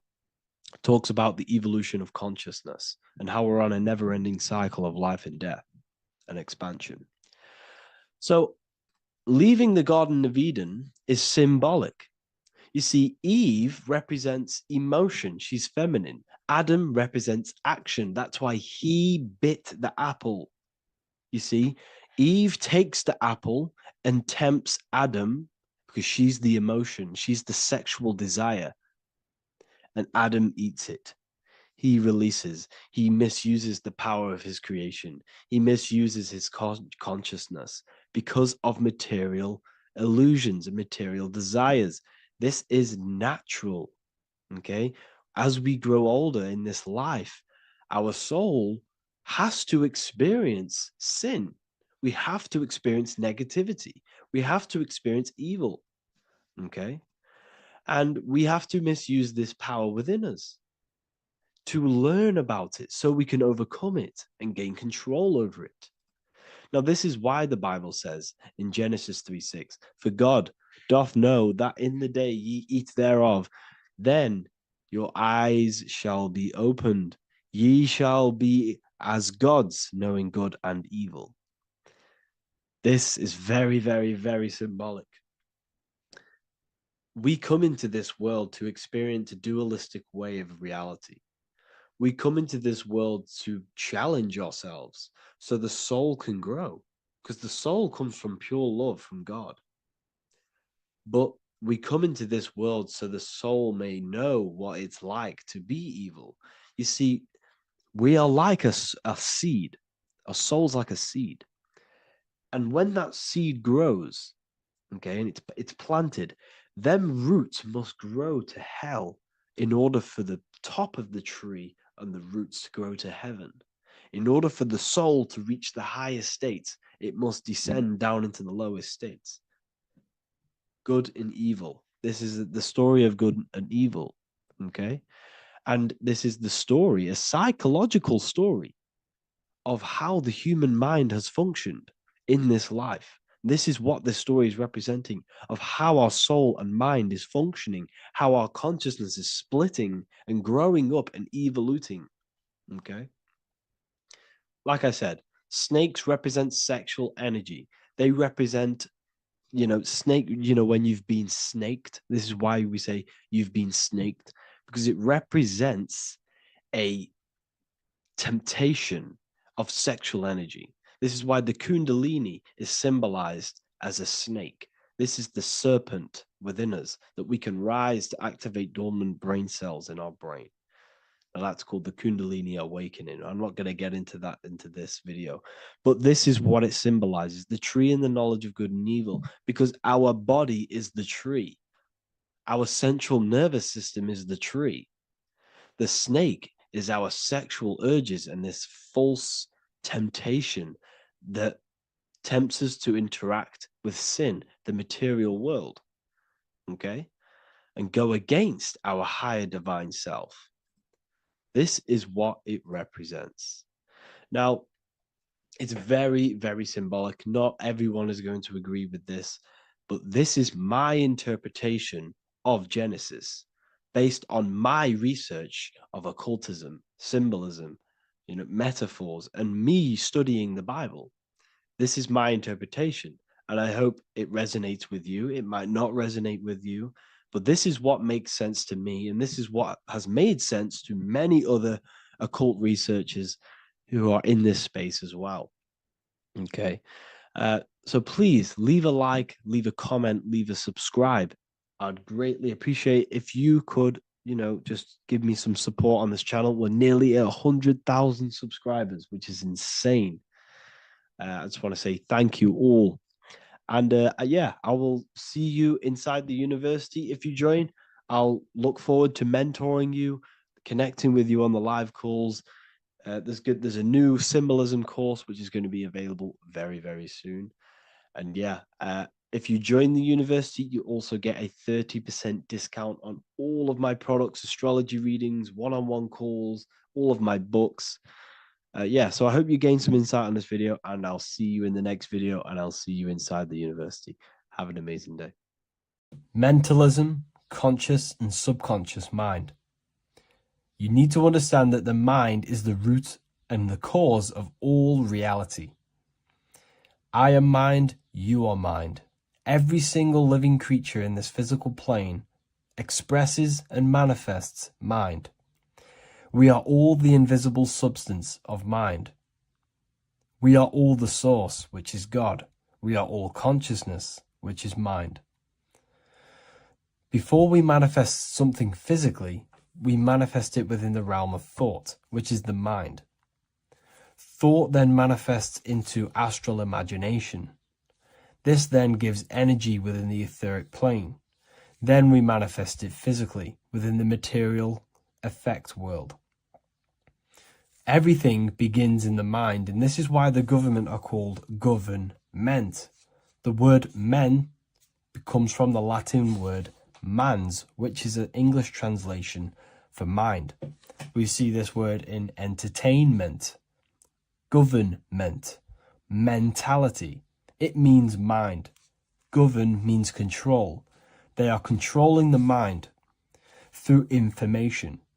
Information creates perception within our minds, and so do the words that we use and the language that we speak. It all creates perception within the mind. It is our perception that creates reality, and our reality is a level of realization. Your reality is realization. Everything begins in the mind. This is why they are controlling your mind through many different things. Okay? So essentially, they understand how the mind works. So this is why they manifest all things through mentally and not physically. Okay? You have a conscious and a subconscious mind. The conscious mind is what you are consciously aware of. It is the 10% of your mind. It is the mind that keeps you alert. A part of your conscious mind is for survival. A part of it is your visual field. A part of it is your just five senses. It is basically what you are consciously aware of right now. Your subconscious mind is the 90% of your mind. The subconscious mind is what holds all of your memories, your programs, and all things that you have ever experienced is all stored within the subconscious mind. It is this part of you where you draw memories from, where you draw your words from. I am consciously speaking, but the words that are coming out of my mouth are not thought about consciously. They are coming straight from the subconscious mind, where all programs and memories are stored. It is essentially this part of the mind which is manifesting our daily basis behavior, because the subconscious mind stores the programs which we are operating our life off. For example, if you tie your laces, you do no longer have to consciously do them. Your hands literally just know exactly what to do because you've done it that many times. So essentially, you create these programs within your subconscious mind through repetition and emotion. These are the two main ways your subconscious mind is programmed and installs things that you do on autopilot. The subconscious mind, like I said before, manifests 90% of your daily basis actions and 90% of your daily basis thought patterns. For example, if you were in a car crash 10 years ago and you had a very traumatic event, that car crash and that emotion that you felt in that time impressed your subconscious mind with a program. And even to this day, 10 years later, you are still wary about entering cars because of that program. Even though you may be not thinking about the car crash, you are still wary about entering cars because of that program, because of that emotion impressed upon the subconscious mind. You see, everything you say, everything you think, and everything you feel is telling your subconscious mind, that is what I want. The subconscious mind takes everything literally. Even if you are talking about someone else, your subconscious mind only knows you, and it only knows yes, and it only knows the now, the present moment. So this is why the golden rule back in the ancient days was treat others like you want to be treated. Because the way you treat others is telling your subconscious mind that is how you want to be treated. And this will create subconscious programs within you affecting you. So, before you go to sleep every single night, what you want to do is to impress your subconscious mind with thinking and feeling of something that you want to become. Become that reality. Think and feel that reality. And by doing this, you are impressing your subconscious mind, and you will wake up in the morning with ideas. Because when you install a program within your subconscious mind, like I said before, it manifests into at least 50% of your thought patterns. So let's say I created a program within my subconscious mind of how to become financially free. Well, I created the program that I am financially free. My conscious mind will start to slowly think about that program and how I can achieve that program, because the conscious mind operates on survival. So if you create a subconscious program of I am financially free, your survival conscious mind will start to operate and think and act on this program subconsciously. You won't even know that you are doing it, but you are. And this is the power of the subconscious mind. You have to reprogram it properly. You have to be careful of the things you think, say, and feel, because all of this is contributing towards molding your subconscious mind, which essentially molds your reality. It draws things to you. Welcome to Revival of Wisdom. What is good, people? Is Revival of Wisdom. We're back with another video. Today we're going to be talking about the importance of Saturn and the occult. Let's jump straight into this. So Saturn is the god of the earth, right? It's the time of God, change, destruction, physical matter. He creates and destroys, because the energy of Saturn is the key to crystallization. It wraps things in physical matter, right? He creates everything, all life forms, and he takes things back, because the day that you're born, that's the day that your expiry date is coming. The time is ticking until Saturn takes your life. This is why he's known as the Reaper. Okay? As he's personified as eating his child here in this ancient Roman painting. As you can see, he's eating the child. We are all children of Saturn, right? He creates physical matter, our physical bodies, right? He's the god of time because he's the slowest moving celestial body. He's the Lord of the Rings, as you can see here. He's the last one on the ring. He's the slowest one moving, okay? So he is the Lord of time, destruction and creation, okay? This is why his name is Saturn, Satan. He's the devil, okay? But I'm not saying Saturn's evil, guys. It's a part of life. Everything lives and dies, right? He's the key to crystallization. Now, as we have the clock here, our god Saturn, or Chronos in Greek, just means time. He's also the god of time, as I've already said. 60 seconds in a minute, 60 minutes in an hour, 24 hours in a day. Add 2 plus 4 equals 6. 60 seconds, 60 minutes, 2 plus 4 equals 6. That's 666. Okay? And as you see on the clock, 6 take away 12 equals 6. 7 take away 1 equals 6. 9 take away 3 equals 6. 6 is the number of Saturn. It's associated with Saturn, right? He's the god of time, of justice. Everything goes back to the Reaper in the end. Everything lives and dies. Now, the artwork of him, he's always got the Reaper staff. You see, it's personifying death. Now, when you see this, the Romans were not saying Saturn was a real person, a real god in human form. No, This is personification. This is what the ancients always did. They personify, just like the Bible.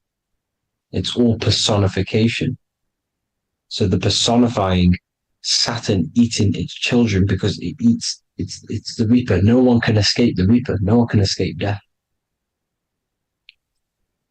Now, Saturn is 666, which is in the Bible, the number of the beast, right? The number of the beast, Satan, 666, right? So on the North Pole of Saturn, you have a hexagon, which makes a cube, right? Now this hexagon, when you join up all the corners, creates the six-pointed star known as the Star of David, right? In the Jewish religion. Now, as you can see, the six-pointed star has 6 points, 6 mini triangles, and a six-sided hexagon. That makes 666. And also, your Saturday is named after Saturn, the sixth planet, the sixth day of the week, and has a six-sided polygon in its north pole. That's also 666. Now, this Star of David, this symbol goes back thousands of years, and it originates from Saturn. It's not the Star of David, right? It originates from Saturn. It symbolizes the physical and spiritual aspect combined into one, which makes us humans, right? Also symbolizes the male and female combined into one. These two sacred energies create the human. We consist of both male and female energy, also known as the Seal of Solomon. And we all know if Solomon was a real person, he talks about communicating with 72 demons. He could apparently, in the text, he could communicate with 72 demons, and this is sorcery. This is black magic. Now, this symbol is associated with hexing people. When you place a hex on someone, that is a form of witchcraft, which a hex is just a curse. When you're cursing someone, this is black magic. Now, the black magician would stand in the middle of the symbol and cast his spells onto other people. Now, this symbol is obviously on the $1 bill, twice on the $1 bill. And it's very, very ancient symbol. And it originates from Saturn. And let's keep going. So the cube. So I've just said how you see the cube on the North Pole of Saturn, right? The cube is limited. It's a 3D shape. It symbolizes limitations to the physical 3D dimension, the third dimension, the physical realm which we are in. Now, as you can see, the color associated with Saturn is black, right? Black is infinite potential. Black is the creation of all things before there was light. Light is born out of blackness, darkness, okay? Now, black is physical matter. And as you can see, the black cube, black symbolizing physical matter, the cube being limited, as the physical realm that we are in is limited. It's not like the fourth dimension where everything can exist in a thought. The third dimension is limited, right? And this is what Saturn is. It limits you to the 3D 666. Your body limits you to your physical body. Now, these black cubes are placed everywhere. As you can see, Australia, Denmark, Manhattan. There's one in New York. As you can see, the Apple have a cube. The Nintendo GameCube. Trump Tower is a black cube. This is worshipping the energy of Saturn, the god Saturn. Okay, it's not a god, it's a celestial energy. However, it rules over Earth because it pretty much created the physical realm. Now, as you see, when you go to a funeral, you wear black, a black suit symbolizing Saturn, which is the color associated black. And as you see in Mecca, they walk around the black cube in rings. As you can see here, they're stood around in rings, like the Saturn, the rings of Saturn. The Mercedes symbol. You probably wouldn't notice that, but yes, it's Saturn.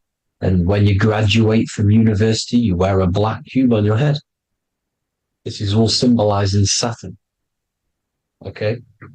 Now, as you can see, the Jews here have a black cube on their third eye whilst they pray. Notice how he's shutting his eyes into blackness, darkness, and he's wrapped around a black strap around his arm. This is symbolizing the wrapping of physical matter, of how physical matter wraps things into existence. And as we all know, the Star of David is a Jewish symbol. So he has the black cube and the Star of David, right? So all of these religions are secretly worshipping Saturn. Okay, this is all Saturn worship, Kronos, the god of time and destruction, the physical reality. Now, as you can see, it's symbolized everywhere in all major corporations. Pepsi, internet, that's obvious. NASA, of course, NASA.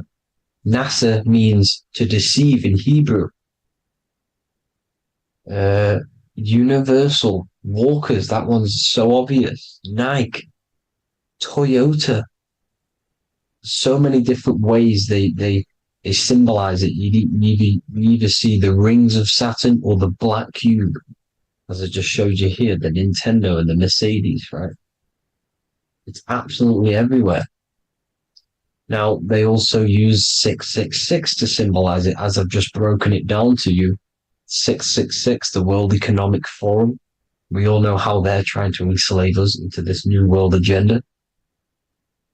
Google Chrome, CERN, Disney, Coca-Cola, Cadbury's, all of these have 666. Now, every UPS barcode has 666. And even www is Hebrew for 666, as you can see here. Monster. It's the same Hebrew letter that means 666. Drake, 6 God. That's his God, Saturn. Why? Because they love physical realm. They love the physical dimension, the third dimension. Because they can rule here through riches.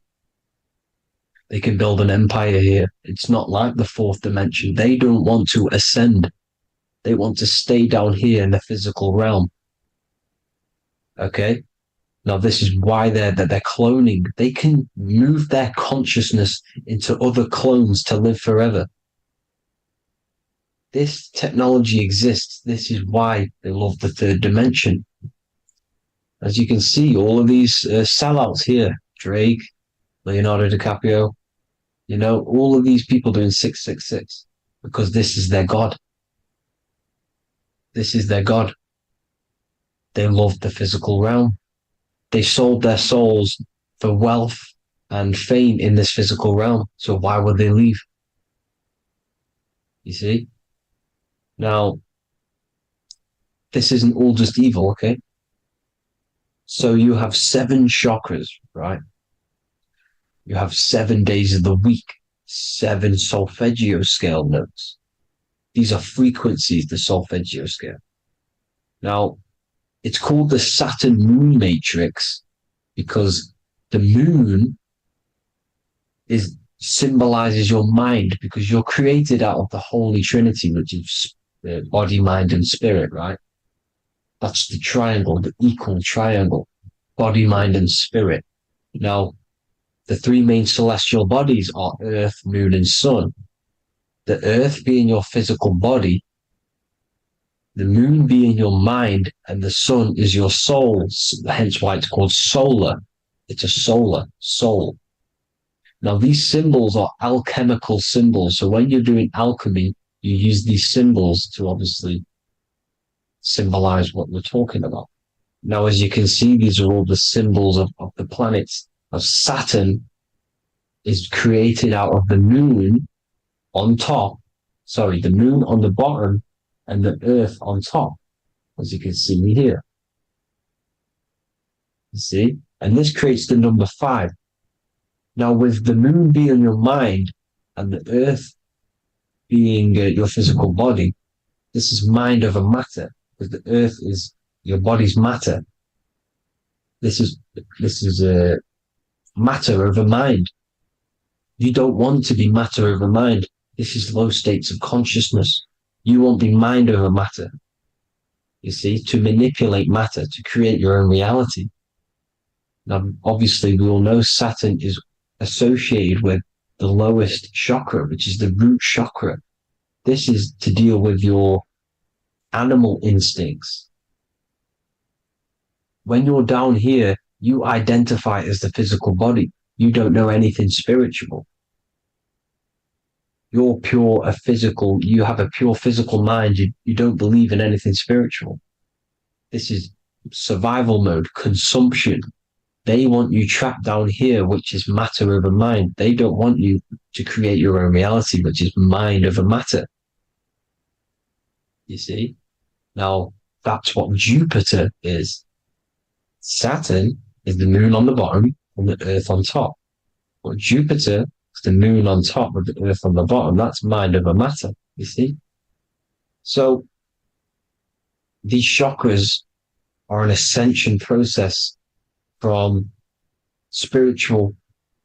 matter, physical matter to spiritual. This is the ascension. This is the stairway to heaven. This is Jacob's ladder. You see? Now, the number 5, which is obviously associated with Saturn as well, which create the symbol for Saturn, created the number 5. You have 5 senses, 5 elements, 5 physical elements. As we all know, Saturn crystallizes everything into physical matter out of the 4 elements. 5 fingers and toes, 5 points of man. Okay, the number 5 is the number of justice. Saturn holds things back. He restrains things from you, makes you learn the lesson. Now, 666 is not all evil. 666 is the atomic structure of the carbon atom. 6 protons, 6 electrons, 6 neutrons, right? We are carbon-based life forms. All life forms are based on the bonding properties of the element carbon. Because Saturn crystallizes everything into physical matter. Now, the Masons symbolize this with the checkered boards. They have the black square, which is obviously matter. As I just said, the black cube. And spirit is the white square. Because white is eternal light. White and light. You see? Black is physical matter. Now, this is what we are. The point of our soul is to transmute from matter to spirit. But these are interchangeable.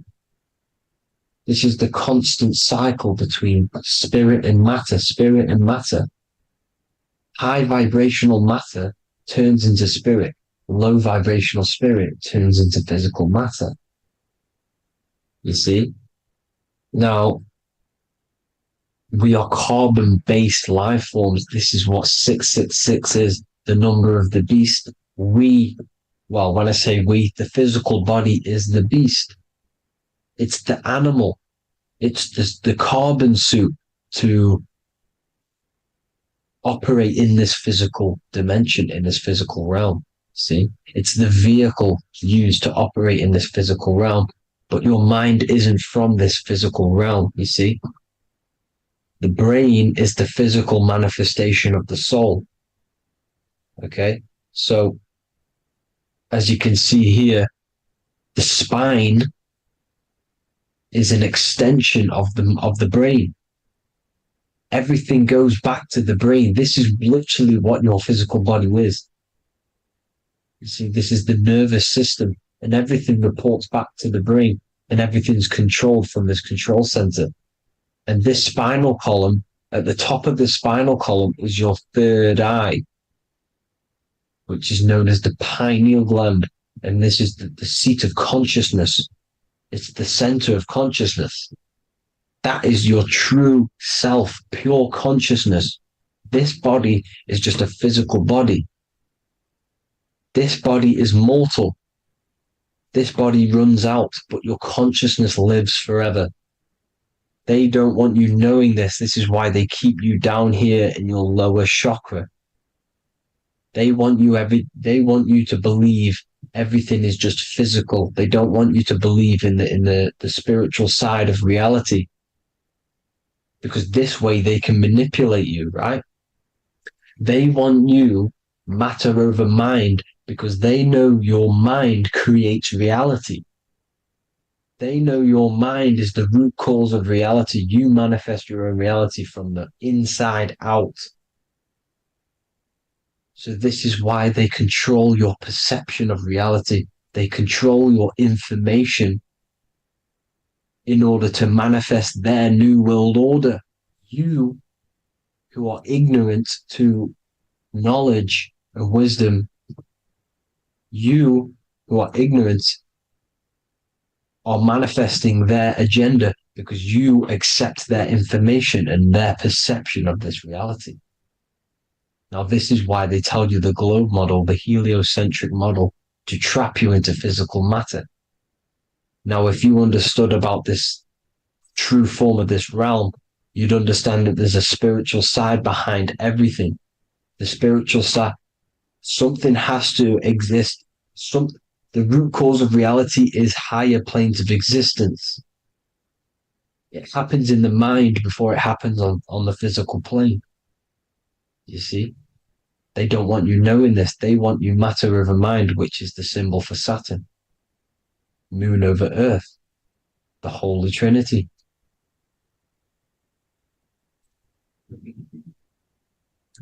Now, as you can see, the cube also makes IXXI. This is Roman numerals. This is Roman numerals, and when it's translated from 9/11. Yes, 9/11.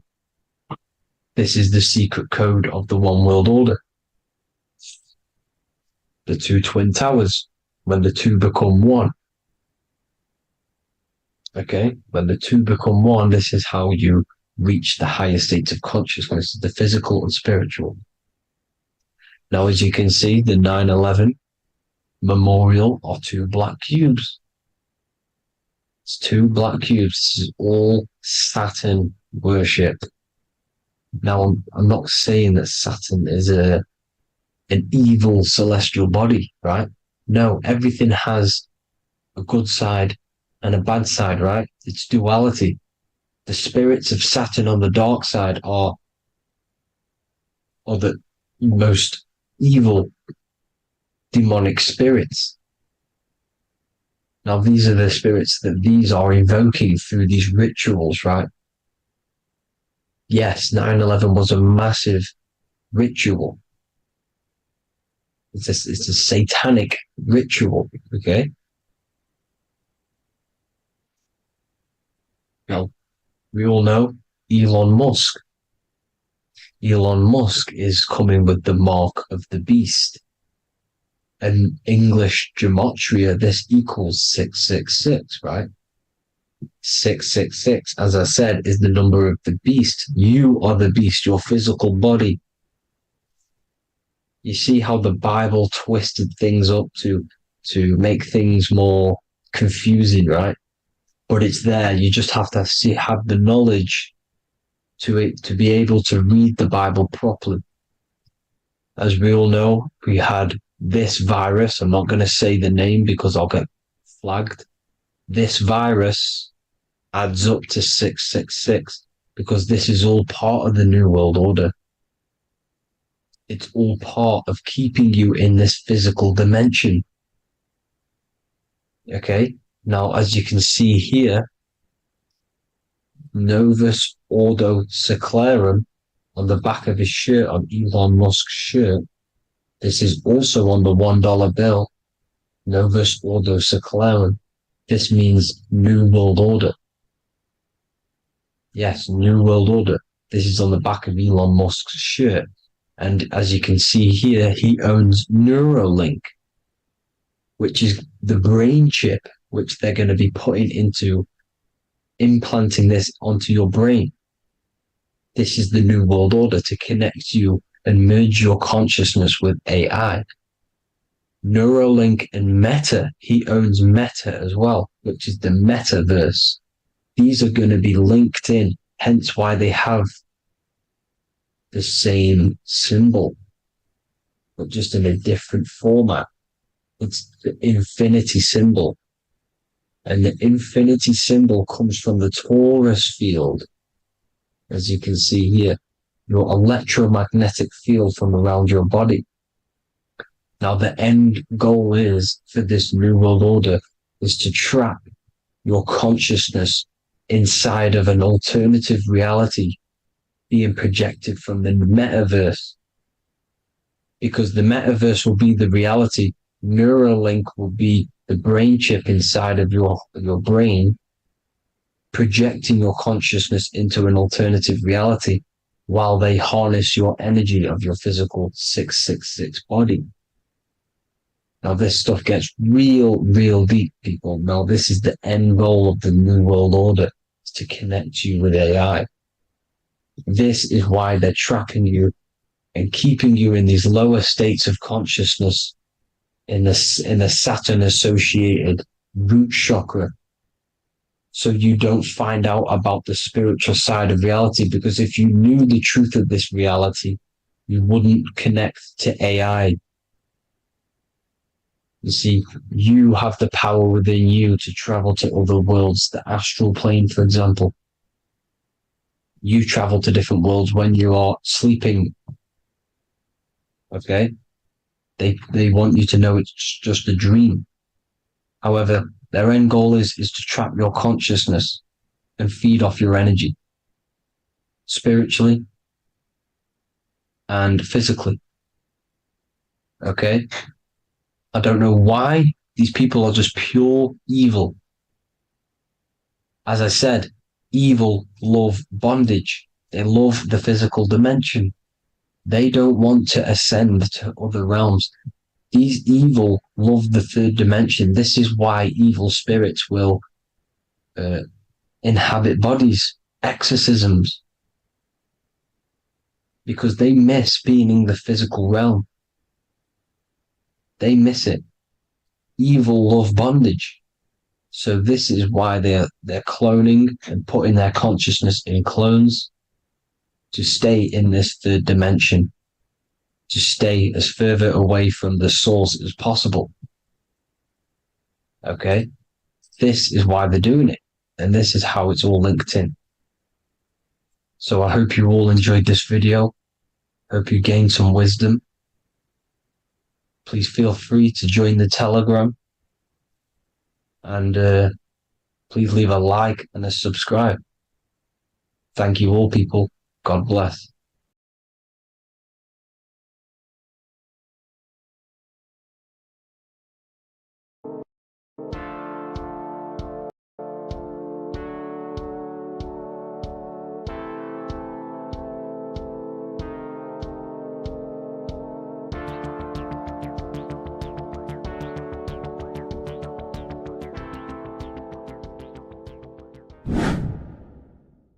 The earth has become a realm in order to trap souls within so that they can harness our electricity, our energy.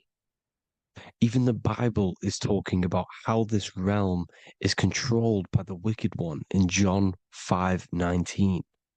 We know that we are the children of God and that the whole world is under the control of the evil one. Ephesians 6:12. For our struggle is not against flesh and blood, but against the rulers, against the authorities, against the powers of this dark world, and against the spiritual forces of evil in the heavenly realms. So the Bible is telling us that this is not the only world.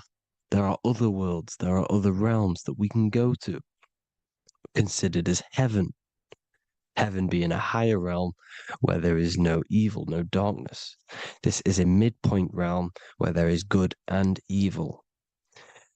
Now, we're going to explain how the soul trap is how it's working and how your soul is being harnessed for its energy and how you are tricked to come back to this realm after death.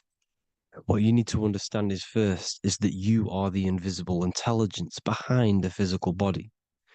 You are the mind and soul. The soul is the true you, the good you. It is pure love, pure bliss, eternal, never dies. The mind can be corrupted though. The mind is the intelligence of the soul. It is invisible. It has no true form. The intelligence inhabits the brain. The brain is the computer to control the electrical machine called the nervous system, which is choice, program, and action. You are the invisible intelligence behind the body, and this will prove it even more. You do not even see into the external world. You are seeing an image produced by the brain because the light is being sucked through the retinas of the eyes. The image is produced in the visual cortex at the back of the brain. What does this mean? This means that we are the consciousness in the center of the brain, in the pineal gland, that is experiencing the program being ran by the central nervous system in the brain. This is the sigil of Lucifer. Lucifer in Latin is Lucy. Lucy is light in Latin. Lucifer is known as the light bearer. This is how the eyes work, people. It's not a demon or a devil. The sigil for Lucifer is how the eyes work and how the left eye is controlled by the right brain. The right eye is controlled by the left brain. There is a crossover. It's the same with the body. The left side of the body is controlled by the right brain. The right side of the body is controlled by the left brain. There's a crossover with our hemispheres in the brain. Now, this empty chamber in the center of the brain is where this universal cosmic intelligence is held, known as the most holy place in the Bible, the throne of God. Okay? This is above the 33 vertebrae on the spine. As you can see here, you are the being in the center of this point. All of the nerves are being sent back to this one particular point, which is the seat of our invisible intelligence. You can see it's an empty chamber. Our consciousness, our intelligence is not a physical thing. This intelligence is the true voice inside of your head. This is why your head is heaven, your heart is earth, your heel is hell. Your head is heaven because this is the seat, the throne of God. God is in heaven because the consciousness, this divine intelligence that's controlling the body, is sat in the center of the brain. The brain is taking commands of this invisible intelligence. When you close your eyes, you can feel your awareness, your consciousness, your intelligence is all in the brain. Your awareness is not in the feet, the heart, the legs, the arms. It's all in the center of the brain. Now, if you meditate deeply, you will find that you are beyond the mind. You are the being observing the thoughts. You are the soul observing the thoughts. Now, with this being said, you are the consciousness experiencing the program being ran by the central nervous system in the brain, because you're not seeing into the external world. It's an image, it's a simulated image produced by the brain and the central nervous system. You do not experience the external world. You do not feel the external world. You feel electrical impulses on your nervous system. Your nervous system is decoding what you are feeling. So the only thing that you truly feel is the electrical impulses on your nervous system. This is why the nervous system is the tree of knowledge of good and evil, because it gives your invisible intelligence, your mind, the knowledge of good and evil. It can detect good things, it can detect bad things. If it's hot, if it's warm, if I need to go, the nervous system is doing this. It is the tree of knowledge of good and evil. Okay? Now this universal intelligence is symbolized as the single eye. Okay? Matthew 18:9. It is better for you to enter life with one eye than to have two eyes and to be thrown into the fire of hell. What does this mean? It's symbolic, it's metaphorical, people. It is metaphoric. Your universal intelligence is the single eye, the one eye. It's the balance between the two poles, between the left and the right, the good and the evil. It knows the right thing to do all the time. This is our inner guide. The inner self is the inner guide. And when you are operating your life off duality, using your two eyes, you'll be thrown into the fire of hell, lower states of consciousness. Because you're split. You need to live in oneness, even, balance. Matthew 6:22, the light of the body is the eye. The light of the whole body is the eye. You are a light being. Human. Hue means an attribute of a color. Man is the word manifested. We are light manifested into physical form. Depending on your vibration is depending on what color that you are vibrating on, which is a hue, a human. If therefore thine eye be single, thy whole body should be full of light. Again, it's talking about the single eye, oneness, completeness. When you balance the hemispheres of the brain, we'll go over that later. But anyways, the body is the earth. This is what we need to understand, people. The body is running the simulation, the program that our consciousness is experiencing. So when we leave the body during death and astral projection, we leave the earth. This is how it works. The body is the vehicle for the earth, for this realm. Everything exists within our mind. You have the soul, mind, and body. The soul is the observer, the watcher, the true being. This is why she has many different heads, because the soul inhabits different bodies. This is the serpent, which means knowledge, which is the mind, wisdom. And this is the body, soul, mind, and body, Brahma, Vishnu, Shiva. The mind is the bridge between the soul and the body. So what do I mean? When you astral project, you are using your mind to project your awareness, your observing consciousness outside of the physical body. The mind is the projector, projecting consciousness. By using your mind, you can project your consciousness outside of the body, which is known as the astral realms, which is known as walking on water. Jesus was never walking on physical water, people. It's metaphorical. Leaving the physical body. The water is the ether, which is the veil between the physical and the astral realm. It's a fluid substance. It's on either side. It's physical and astral. The ether is the fifth element that they hide from us. Why? Because they're trapping you in the physical. They are hiding all of these realms. Etheric, astral, and mental. People think their mind is their brain. It's two separate dimensions. These are completely different dimensions. The mind is way more intelligent.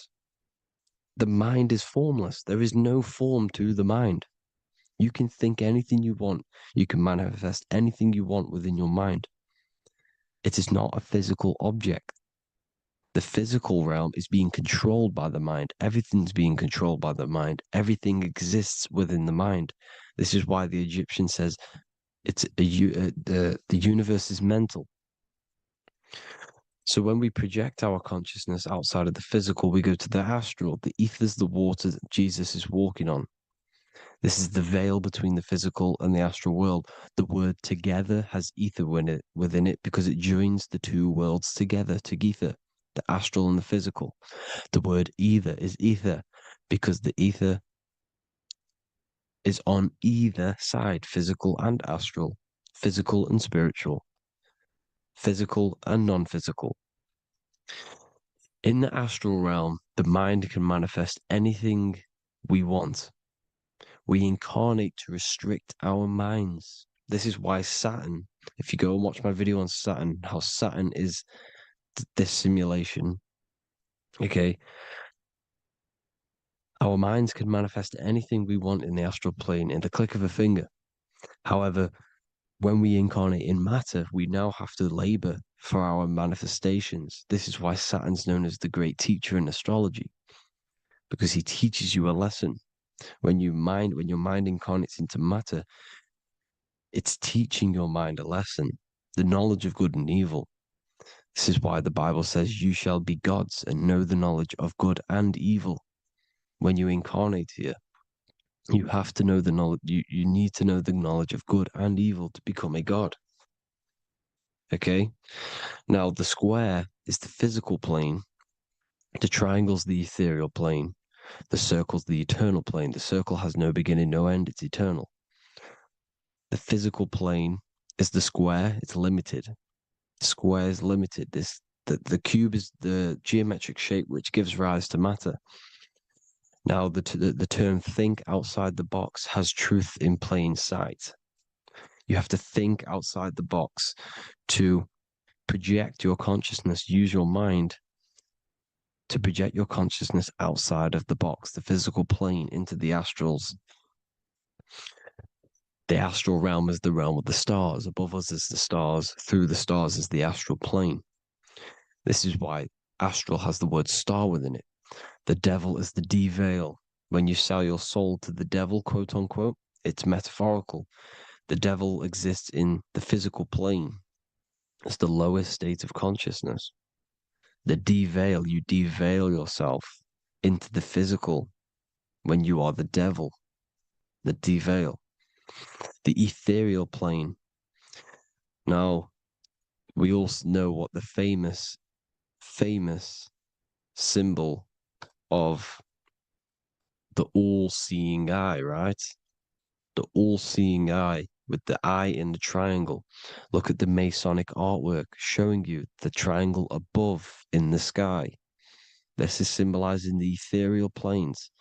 The eye in the triangle symbolizes your invisible intelligence, your mind, which has the ability to see on either side. Because the triangle's the ethereal plane. The eye is your consciousness, your intelligence. And this intelligence has the ability to see in the physical plane and to see in the ethereal planes, in the astral planes. This is why it's above the earth. It's above the ground. Because it can see here, it can see in the heavenly realms. Now, the stars are, well, this is known as heaven, the realms of the astral planes. This is some quotes from the Emerald Tablets of Thoth. Out of the darkness ye must rise upwards, one with the light and one with the stars. Man is in process of changing to forms that are not of this world. Grows he in time to the formless, a plane on the cycle above. So there's other worlds. The Bible's telling you there's other worlds, there's other realms. Know ye must become formless before ye are one with the light, the astral light above, which shining through the stars. Not of the earth are ye, earthy, but a child of the infinite cosmic light.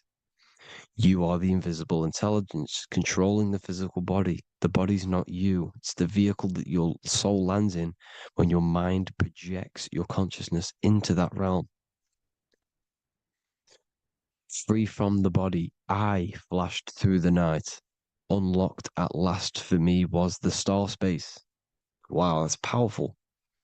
The star space, the astral planes. This is what it's talking about.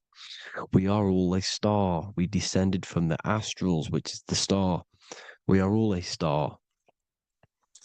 Look at the ancient paintings of Jesus' birth. It's the star beaming his consciousness down into the physical plane. Here's another one. Here's some Freemasonic artwork showing you, again, the ether, that invisible intelligence, the I, manifesting itself inside of here, in the physical realm, where the people are. You see? It's the same here. This is Jesus. The bird symbolizes the Holy Spirit, your invisible intelligence, descending into the waters, the ether, the ethereal, everything. The ether is the base of all physical matter. His Truth in Plain Sight. Mr. Bean, the famous TV program in England, in the UK. He begins the program like we all begin the program from falling from the stars. He falls down with a beam of light. And this is truth in plain sight. This is false. The aliens don't exist. They're a lie, alien. But this symbolizes the star beaming our consciousness. And when we die, this star will suck us back up. Just like this UFO is doing. It's truth in plain sight. So, this is some more Freemasonic artwork going from duality to singularity. Sun, moon, masculine, feminine. Right hemisphere, feminine, left hemisphere, masculine. The consciousness in the center, the balance point. Here's another more Freemasonic artwork. The two pillars, left and right hemispheres, and the invisible intelligence between the left and right hemispheres, the light of the body. This is why light's coming off it. Because it's light, it's pure light. The blazing star. The stairs go from the checkered board, the duality, up to oneness, in between the sun and the moon, the masculine and the feminine. This is symbolizing going into oneness. What did the Emerald Tablet say? You've got to become one with the stars, one with the one with the self.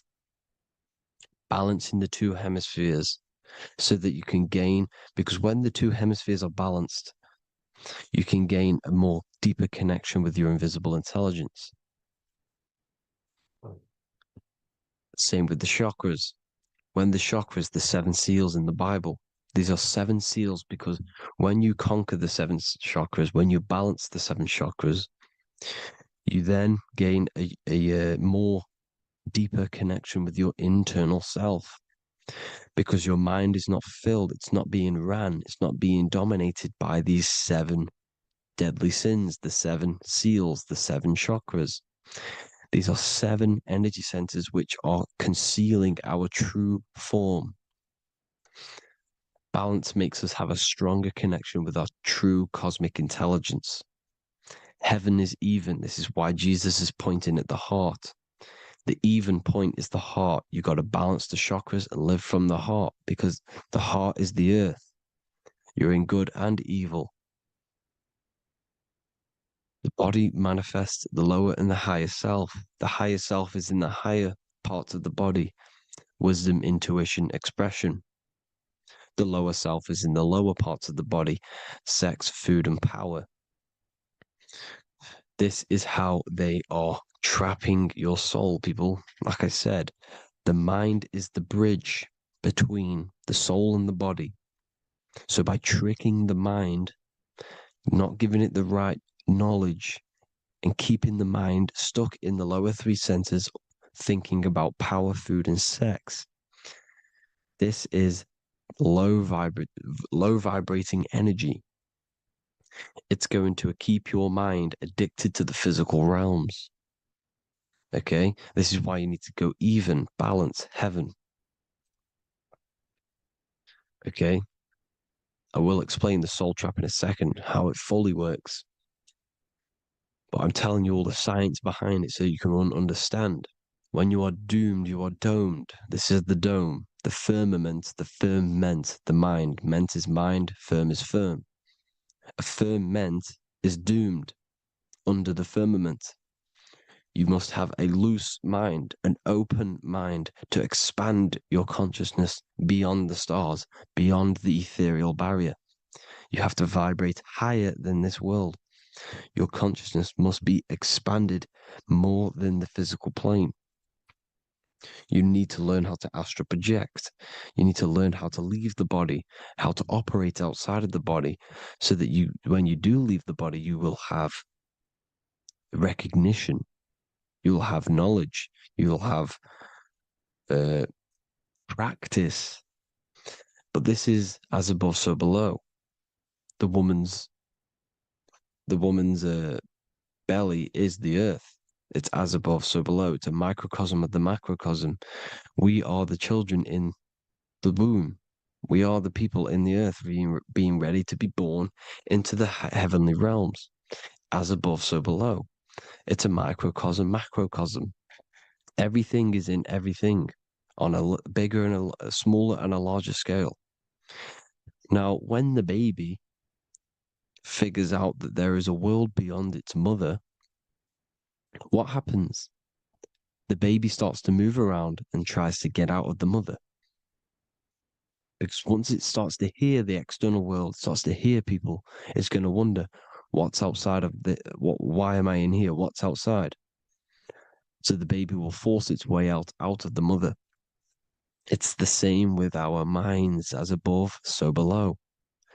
When our minds figure out that there are other realms beyond this world, we will seek a way out. This is the womb, the mother earth, mother nature. It's the mother. We're in the womb. We can be born out of this world, which is being born again in the Bible. When you are doomed, you are domed under the dome, under the firmament, the firm mind. The firm mind will keep you under the firmament. Due to the law of polarity, there has to be other realms. There has to be. Because the law of polarity works in this world and it will work on every scale possible. It's universal laws. These are universal laws. The law of polarity means that there are other realms polarizing this realm. There is a hell, there is a heaven. There is a midpoint, which is Midgard, which is the one we are in now. Earth, heart. Earth is the heart. Heart is the center, good and bad. The balance between good and bad. Your reality is your level of realization. Your mind realizes other worlds, you will seek a way to them worlds. It's that simple. The soul trap is to keep you stuck in this physical body, which is the earth. This body is the earth. It's running the program, like I said at the beginning. It's running the simulation that your consciousness is experiencing. You are an electromagnetic being, and you're hidden in a cage, your rib cage, and you're stuck in cells, a prison cells. Look, you're in cells. We produce electromagnetic energy. Your soul produces this energy.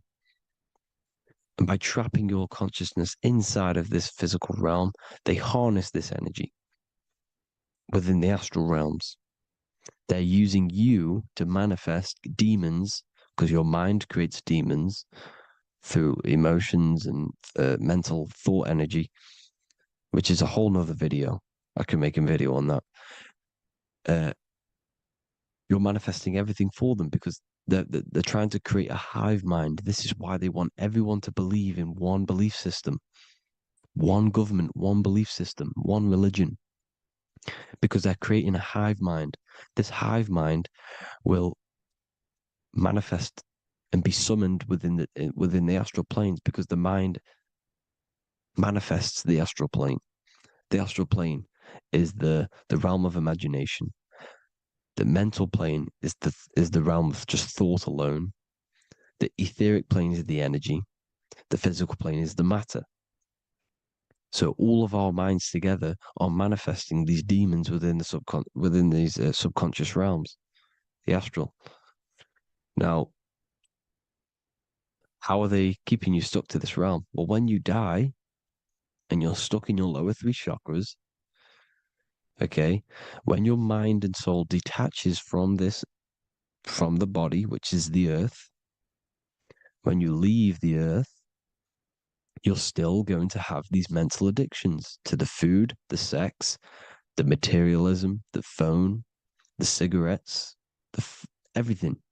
This is why they get you addicted to everything possible. The TikTok, the YouTube, they get you addicted to as many things possible. Because when your mind is addicted to these things, and when this mind leaves the physical body, you're still gonna have these addictions. Okay? You're still gonna have these thoughts. And you will be manifested into the lower astral realms because you're thinking materialistic, you're thinking negative, because your level of realization was your reality. You were manifesting hell on the earth. When you leave the body, you're going to manifest hell in the astral planes, which means you'll be vibrating on the very low, which will put you in the lower astral realms. So guess what? You're going to come back. You're going to come back into materialism. You're going to reincarnate. Because you haven't prepared for life after death. You must detach from the external world. Okay? Moon is mind. The sun is the soul, the earth is the body, the moon is the mind. This is why we say lunatic. In your mind, you have a specific mood. Moon. Money, M-O-N, is the moon. Money exists in the mind. They get you addicted to the money. The Bible's telling you this.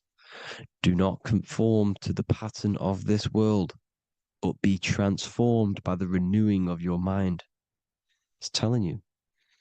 Of this world, but be transformed by the renewing of your mind. Who knew that the Bible was this deep? Matthew 16:26, what good will it be for someone to gain the whole world yet forfeit their soul?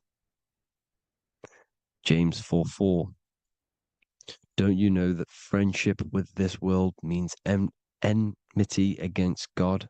Therefore, anyone who chooses to be a friend of this world, of the world, becomes an enemy of God. John 4:4, dear children, are from God and have overcome them, because the one who is in you is greater than the one who is in the world. It's talking about the invisible intelligence. It's greater than the physical world. John 2:15, do not love this world, nor the things it offers you, because this world will create you to, if your mind has attachments to what this world offers, sex, money, and power, pretty much, you will reincarnate here. You will come back here, because when you leave the body, your mind will still have these addictions. Do not love the world, nor the things it has to offer you. All of this is in my newly published book. The paperback versions are now available. Finally, for all the people who have been waiting, the Book of Wisdom. All of this knowledge is inside of the Book of Wisdom. The paperbacks are available. There's worldwide shipping. You can get it anywhere, pretty much, any country. My new website, it's amazing. There's going to be some amazing products coming on the new website. But I thank you all for the support. Before I leave, I need to explain what is going on with the soul trap. Like I said at the beginning, the mind's the bridge between the soul and the body. The body's the realm. By tricking your mind with false knowledge, they are keeping your soul stuck to this realm. They get you addicted to all the physical things, and that is it. As soon as you're addicted and you die, you're going to come back. So by tricking your mind, which is the bridge between the realms, they keep your mind stuck within this body. They keep you in physicality. They deveil you, the devil, the deveil. Thank you all for the support, people. If you do want to join the Academy, all the links will be posted below this video for the book, The Academy. Thank you all for the support and have an amazing day.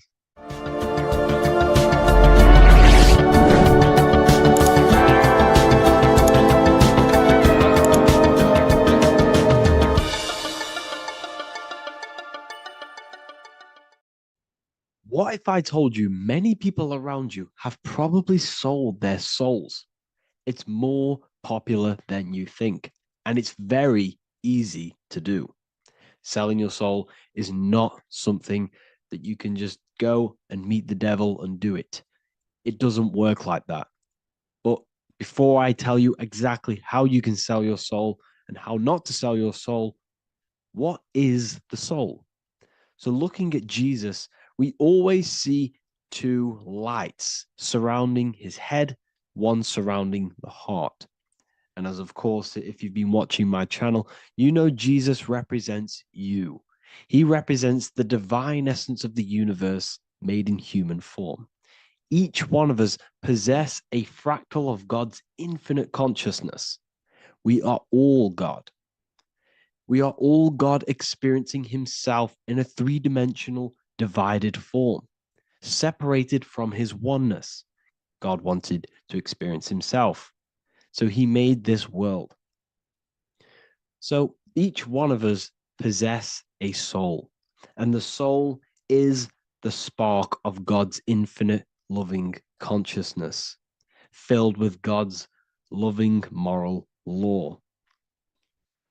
So the reason why Jesus is always have a light above his head and a light on his heart is because this represents the brain and the heart. The brain is not the mind. The heart is not the soul. The brain is the physical manifestation of the mind. It is the physical mechanical computer for the spiritual mind. The heart is the physical manifestation of the soul. The heart is a brain. In fact, it contains 40,000 specialized cells, which are the exact same cells found in your cranial brain. Yes, your heart is an emotional brain. Your cranial brain is a thought brain. It's a computer. Okay? Everything that exists physically exists non-physically. This is what the ancients called spirit, just means invisible force. The mind, the thoughts are not made of atoms. You can't touch, you can't find tangible thoughts, imaginations. These things exist spiritually in metaphysical counter space. It's the same with your emotions. The emotions are spiritual. They are not physical. You can't touch them. So thoughts are the language of the mind. Emotions are the language of the soul. Sometimes we can become eluded by thought and we can become eluded by emotion. If we are led purely by emotion, we can create illusions in our perception. The same if we rely only on thought. We must balance these two. Okay? So the mind is the creator. The soul is the operator. Every thought we think is being judged by our soul. The soul is the judge. The soul tells you what is right, what is wrong. And even the Freemasons depict this spirit and matter in their black and white checkerboards. White is spirit, black is matter. Matter is dead, spirit is life. This is what this represents. Physical reality is not just physical. For every physical object, for every physical manifestation, there is a spiritual force bringing it into existence. Consciousness brings everything into existence. Before you kick a football, there is a change in your inner consciousness before you take that action of kicking the football. Everything exists in spirit before matter. You existed in spirit before you were physical. We also see this in alchemical Freemasonic artwork. This represents the clouds. This is the mind. This is the heavens. And then coming down into the heart, which represents the earth. The light entering the mind into the heart, because every thought we think is being judged by the heart. The heart speaks to you through emotion. The soul speaks to you through emotion. Every thought you think, your heart is telling you that is right, or it's telling you that is wrong. Why? Why is this? Emotions can guide us, okay? Emotions are the language of our soul. Our soul guides us to our soul purpose. Each one of us contains a purpose in this physical life. There is a reason you are alive. There is a reason why you came from spirit into a material reality. Your jealousy reveals where you need to be in life. If you are jealous of someone, this is your soul saying you need to be there. That's where you need to be. Your fear reveals your greatest growth in order for you to reach your life's purpose. If you fear something, this is your soul telling you you need to overcome this in order to reach your life purpose. This is the next obstacle. The soul, your life purpose is not found in your passion. It's found on the other side of your greatest fear. The soul's always seeking, it's always seeking truth. It's always seeking to expand, to learn. The soul must go through pain in order to overcome, in order to grow. That's why we are here, to grow and expand and create. We also see this in alchemical artwork. Again, the mind in the clouds, the heart and the soul. They must work in unity. Each one of us contains the spark of the divine, which is the soul. Okay? Which is the soul. This is the operator. God, generator, operator, destroyer. The generator is the mind. The operator is the soul. The destroyer is the body. Everything will generate, everything will operate, and everything will die. That's the Trinity, the Father, the Son, the Holy Spirit. There's always a Trinity, Brahma, Vishnu, Shiva. Okay, so each one of us contains God's law, and it's encoded within our consciousness, within our soul, within our heart. That is what's judging everything you do. Every time you hurt someone, you can feel it. If you've ever punched someone, you can feel it. You know it's wrong. If you've ever stole something from someone, it doesn't matter what you've learned in the past. If you steal something, you know deep down within your soul it's wrong. This is because each one of us are encoded with God's law of love and integrity. I don't care how tough you think you are and how hard you think you are and what you've done in your life. I don't care. You know what is right, what is wrong, because you are encoded with love.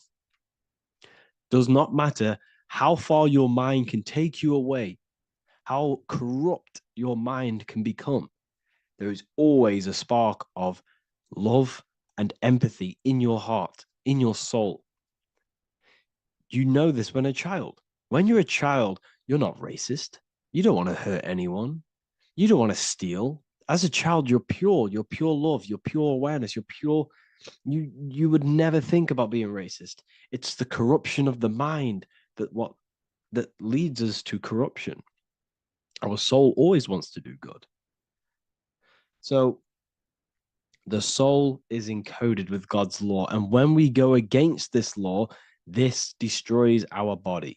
Yes, because your body is electromagnetic, and that's being casted from your heart. So every time you go against the heart's guidance in moral law, we weaken our electromagnetic field, which weakens our body. If you've ever looked at someone who's very negative, you can see them. You can see that they are aging quicker. You look at Scrooge, for example. If you ever watched Scrooge, look at how corrupt he looks. That's his heart. You can see the people's hearts on their face. People who do negative things and have negative thoughts, negative emotions, you can see it in their eyes and their face. It's because it corrupts you. It corrupts the body. It ages the body. Goodness is life. Okay. So can you sell your soul? You cannot sell your soul physically. But what you can sell is your conscience. What you can go against is that moral law. And you can exchange physical material things such as money, fame, cars, houses, business, in order for you can exchange that to go against your inner dialogue. For example, these rappers, celebrities, what are they doing? They're not selling their soul. You can't sell your soul to some entity on the astral plane. But what you can do, you can take money to say, I'm going to go against my heart. I'm going to go against my inner moral law. I'm going to take that money and I'm going to do something wrong. It's basically going against your soul. It's selling your soul's guidance of moral law. That's what selling your soul is. And that's what these rappers are doing. That's why they're so sad. You know, this is why all these rappers are on drugs, doing all sorts of things to escape, to short-term escape what they've done. They're going against their inner guidance for money. And yes, short-term pleasure may be happy for now, but in the long run, it will leave you feeling voidless because nothing material can ever satisfy your soul. Nothing. You could gain £1 million tomorrow, guaranteed within 2 weeks, you'll be back to the exact same position mentally, emotionally as before, because nothing physical can ever satisfy you. Guaranteed, if you received $1 million in yes, if you received $1 million now, in a week's time, you'd be hunting for the next million because it does not satisfy you. There's a reason why these billionaires don't stop working, because they're so addicted to earning and earning and earning. It doesn't satisfy you. The only way you can satisfy yourself is through Christ consciousness, is through self-love, is through loving thyself, knowing thyself, and becoming balanced internally in consciousness instead of seeking external validation through material things, which end up leaving you feeling voidless, empty inside, and sad and depressed and anxiety. Everyone's looking outside of themselves for validation, when true validation comes from within. True satisfaction, true happiness comes from within, reaching Christ. Christ is a state of being, a state of consciousness that we must cultivate within ourselves so we can live a happy, balanced life. You can have all these material things when you're satisfied inside, but don't rely on them. Me, I enjoy material things, but I don't desire them. I don't chase them. I don't rely on them for happiness, for validation. You can have big cars. You could have your favorite watches. You could have Lamborghinis. Yes, it's fun, but don't let it give you your happiness. As long as you're happy on the inside, it's okay to have these things. You should seek balance with your inner world and outer world. Okay, so this is what they are doing. Rappers, celebrities, actors, Hollywood. This is what they've done. They've exchanged their inner integrity, their inner law, their inner moral compass for exchange for material wealth, fame, money, and cars. That's what they've done. And power. It corrupts you. They slowly corrupt you. So yes, you cannot sell your soul. And if you wish to learn more, I'll see you inside Ethereal University with my community, where we are learning every day to master ourselves, to expand our consciousness. If you want to lucid dream, astral project, master yourself, create the desired reality you want, learn about human consciousness and your full potential, then Ethereal University is for you, and I'll see you inside. The link will be in the description. Thank you for watching.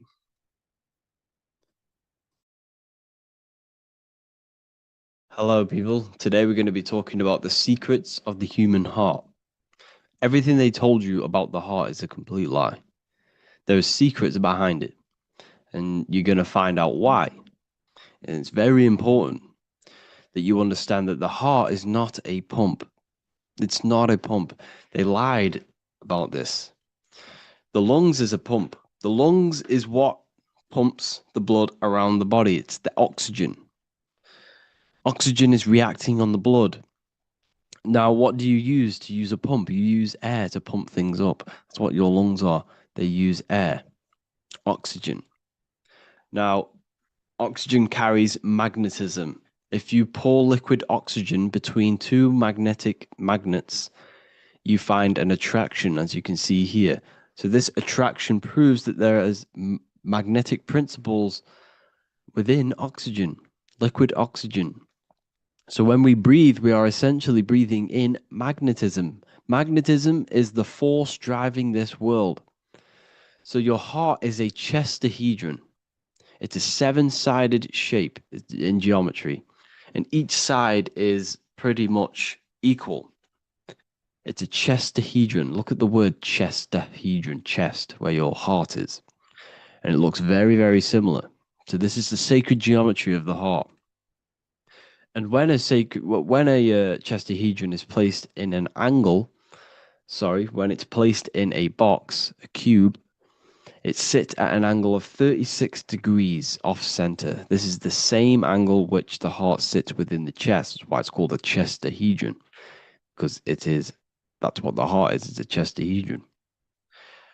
And when you place a chestahedron into water, it causes a spiral. It causes a vortex motion, because your heart is essentially a vortex generator.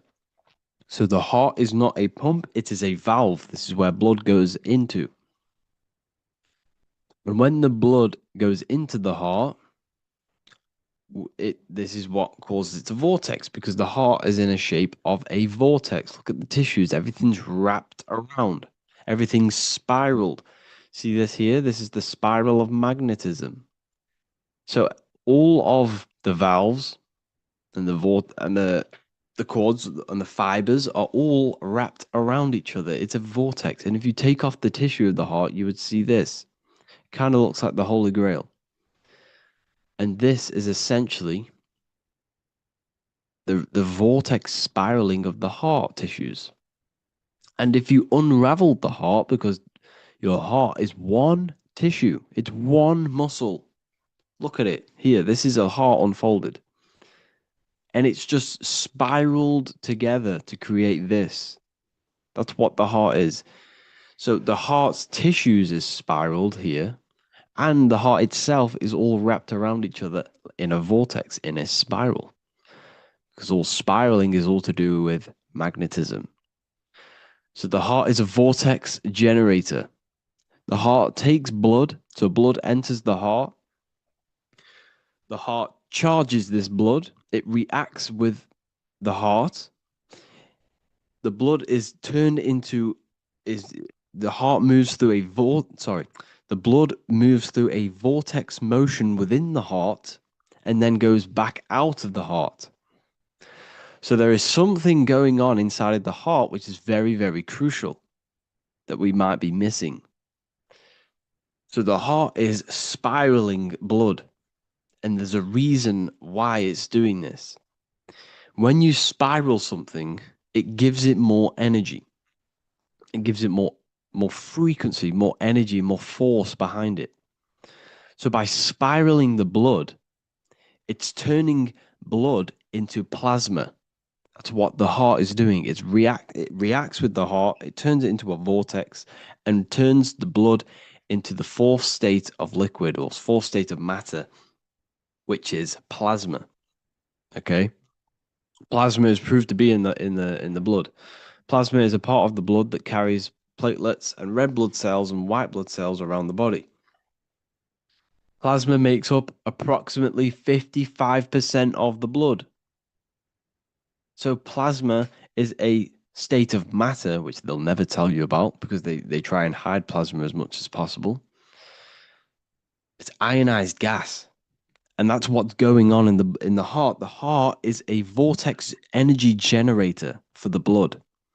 And the blood and the body is being fed by plasma.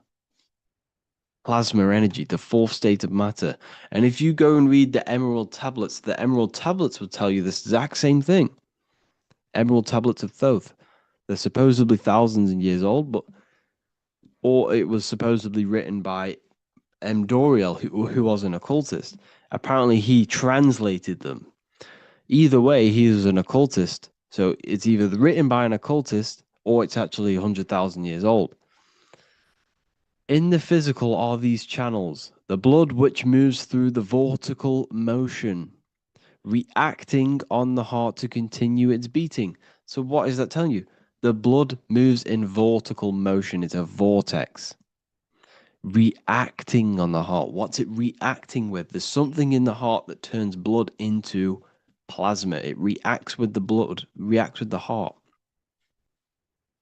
Then it says magnetism, which moves through the nerves paths, carrier of energy to all the cells and tissues. So your body's being fed by magnetism, people. They'll never ever teach you this in school. That your whole body is running off magnetism and plasma. You're literally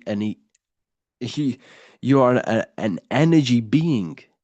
When you understand this, you are made of energy. You're running off spiritual etheric energy that you cannot see. They just teach you in school that you're running off blood and oxygen. It's way deeper than this. We're being run by magnetism. Magnetism is the driving force of all creation. Magnetism, which moves through the nerve paths and carrier of energies to the cells and tissues. Akasa, which flows through the channels, subtle yet physical, completing the channels. Personally, I think Akasa is plasma. Okay, plasma is Akasa. Completing the channels. Each one of the three attuned with each other, each affecting the life of the body. So all of these three things, okay, the heart, magnetism, and Akasa they're all working together to create the body, to create the life. Form they the skeletal framework through which the subtle ether flows. So it's telling you ether is real. Ether is the substance that connects the physical and the astral. It's your etheric body is where your chakras are. So your chakras are your etheric energy body. And these energies, these 7 energies, is what gives life to the physical form. They feed energy into the physical form. So the ether, subtle yet physical, is charging the body through the skeletal framework. So it's telling you this, and even the word heart has ether within it if you just rearranged A and the E. Put the H on the beginning of, put the H on the end of heart and you get earth. Because what the heart is actually doing, it's taking the energy of the electromagnetic field around us, which is everywhere, that everything is filled with magnetism and electromagnetism. The earth is a giant electromagnetic torus field, and all of this energy from the center is feeding directly into your heart. Because the center of this earth is the heart of the earth. The center of you is your heart. And the center of the aura borealis, whatever you want to call it, this energy that's emitted from the center of this earth is feeding directly into you, and your heart is transmuting this energy from the earth to react with your blood, and your blood is then feeding your physical body through plasma. That's what's going on. You yourself and your heart is directly connected to the earth. That's why your heart rearranged its earth.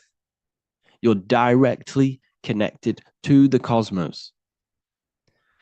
Everything they do to poison you and give you all this stuff is to keep you disconnected from the universe. You yourself are the universe. Your body is directly in correlation electromagnetically with the earth. So the heart is the balance. That's how you connect with things, through the heart. Okay. Here you see Jesus with the Sacred Heart, always pointing at the heart. Matthew 6:21, for where your treasure is, there your heart will be also. What's that telling you? What's your treasure, your goal, what you're doing in life? There your heart will be also, because your heart is a guide through this lifetime. Your heart has an intelligence. Every single organ in your body has consciousness, and you think with it. You can think with these different organs. You can think with the brain. You can think with the heart. You can think with, the reproductive area. That's why, everyone always says you're thinking with your penis. For if you're a man, you know about this. People say that. That's just a saying, but it's true. You think with these body parts, people, and your heart is a guide. It knows everything that's right. It knows the things that you need to do. So that's why your heart is called a chest, because your treasure chest is in the chest. Sorry, your treasure is in the chest. And what's the treasure? Your heart. All of the wisdom, all of the understanding, all of the guidance is inside of that heart. And you need to follow your heart. That's why we say follow your heart, to find your treasure in this life. Find your purpose. That's what your treasure is, your purpose in this life. So the heart is also producing your electromagnetic field around your body. And the heart is all to do with emotion. So thought happens in the mind, which is not the brain. Then the thought in the mind produces brain activity, electrical signals, and then these electrical signals are sent to the heart, which produces an emotion. So essentially, the brain and the heart are directly connected. You need to sync them. You need to sync the brain and the heart. Why? Because you need to be thinking with emotion behind it. If you think with lack of the heart thinking, also, if you think without the heart, you are only thinking for yourself and not for the empathy of others. You have to think before you take action of the emotion of others and have thought of people's feelings behind. So you must sync the heart and the brain. The actions you must take must be in line with your heart. Your heart tells you everything. Before you do something, you can feel whether it's right or wrong. You can feel it deep down within you. When you quieten your mind, you can feel it. Where when you're doing something wrong, especially when you're a child, because as you get older and you constantly do negative things, then yes, you can block out the heart completely. But deep down within people, they know what they're doing and they know whether it's right or wrong. You feel horrible when you do something bad. You feel it inside of you. And Manly P. Hall said, every time you go against the heart, you are destroying your electromagnetic field. It kills the magnetism of your body every time you go against it. Obviously, I don't know if this is true, but I agree with this. Manly P. Hall was an enlightened individual who understands the anatomy of the body, understand all of the occult things. And essentially, every time you go against your heart, you are killing the magnetism of your body, your cells, and everything about you. Because your whole body is magnetic. You have magnetic attraction all over you. So there's a saying, well, obviously in Christianity, what happens in heaven happens on earth. Well, what happens in the brain happens in your heart. Heaven is the head, earth is the heart. Every thought you think produces an emotion in the heart. Every single thought triggers an emotion. When people say they got a broken heart, because all of that emotion is in the heart. Not in the heart, but in the invisible intelligence behind the heart. You must understand there's a consciousness, an invisible spiritual consciousness behind every physical thing. So your brain is dual, your heart is single. Your brain consists of two hemispheres. So when it comes to decision making in the brain, there can be confusion between the left and right hemispheres. This is why when people are confused. But the heart is a singular organ.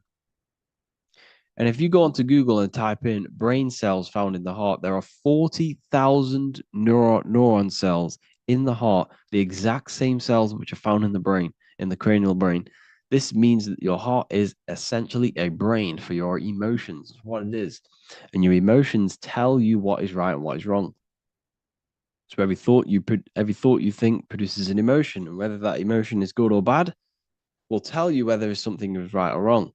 So the heart is the guidance through this life, and your higher self resides in the heart. You have to follow the heart. You have to do what the heart tells you all the time. So I hope you enjoyed this video, people. Please feel free to contact me if you have any video ideas or anything like this. And welcome to the university. I look forward to connecting with you all. What if the word Yahweh is proof that God is embedded in our very own being? Stay with me, because what I'm about to show you might change the way you see yourself forever. Today's topic is decoding the mystery name of Yahweh, the sacred name of God from the Hebrews. By the end of this video, you'll uncover the true meaning of the word Yahweh and how your connection to it unlocks your own personal power. When we look at the word Yahweh in Hebrew, we flip it on its side. We're actually looking at the human body. These are the legs, this is the torso, here are the arms, and here's the head. So if we actually switch this on its side, we see the human body. The Hebrew name Yahweh often translates to I am. The I am. Now, what is the I am? The I am, when you say I, you're referring to your highest self. Everything with the letter I in the beginning, most of them words are referring to our inner self, inside, intelligence, internal, in. The I represents the inside self, the invisible self. You cannot see the I am, because this is the spirit, this is our consciousness. It's the intelligence controlling the human body. When you say I, you're not referring to your name, your job, your reputation, your ego, or your thoughts. You're referring to the observer who is beyond the thoughts, the one who's observing the thoughts. That's the soul. Look at the word Yahweh, Yahweh, the sacred name of God. Yahweh can be observed in the natural rhythm of the human breath. When inhaling, we subtly hear Yah. When exhaling, we hear Way. Do this yourself. Breathe in through your nose, you'll hear Yah. Breathe out, you'll hear Way. And in fact, the letter H, H, when it's pronounced, it carries the soft sound of wind or breath, a gentle exhale that mirrors the very essence of life, giving air. Breath is the spirit of life. It's what connects us with consciousness. If we stop breathing, we lose consciousness. The body shuts down. We're breathing the spirit of breath. We're breathing in the spirit of life. It's the very essence that gives us physical existence, and we're constantly staying connected to this breath at all times. Now let's look at Yahweh. 1, 2, 3, 4. There are 4 letters. The tetragrammaton is the 4-letter Hebrew name for God. Okay? Tetra meaning 4. We have 4 gospels of Jesus. Jesus is depicted with a cross with 4 sections. Jesus has the 4 sacred animals around the side of him, always depicted with these 4. A bull or an ox, an eagle, a man, and a lion. These are the 4 fixed signs of the zodiac. Aquarius, the man, Scorpio, the eagle, Leo, the lion, Taurus, the bull or the ox, which are related to the elements. Leo is a fire sign. Aquarius is an air sign. Taurus is an earth sign. Scorpio is a water sign. These are the 4 elements. And the 4 elements correspond to the 4 bodies of consciousness, as we see here. This is fire.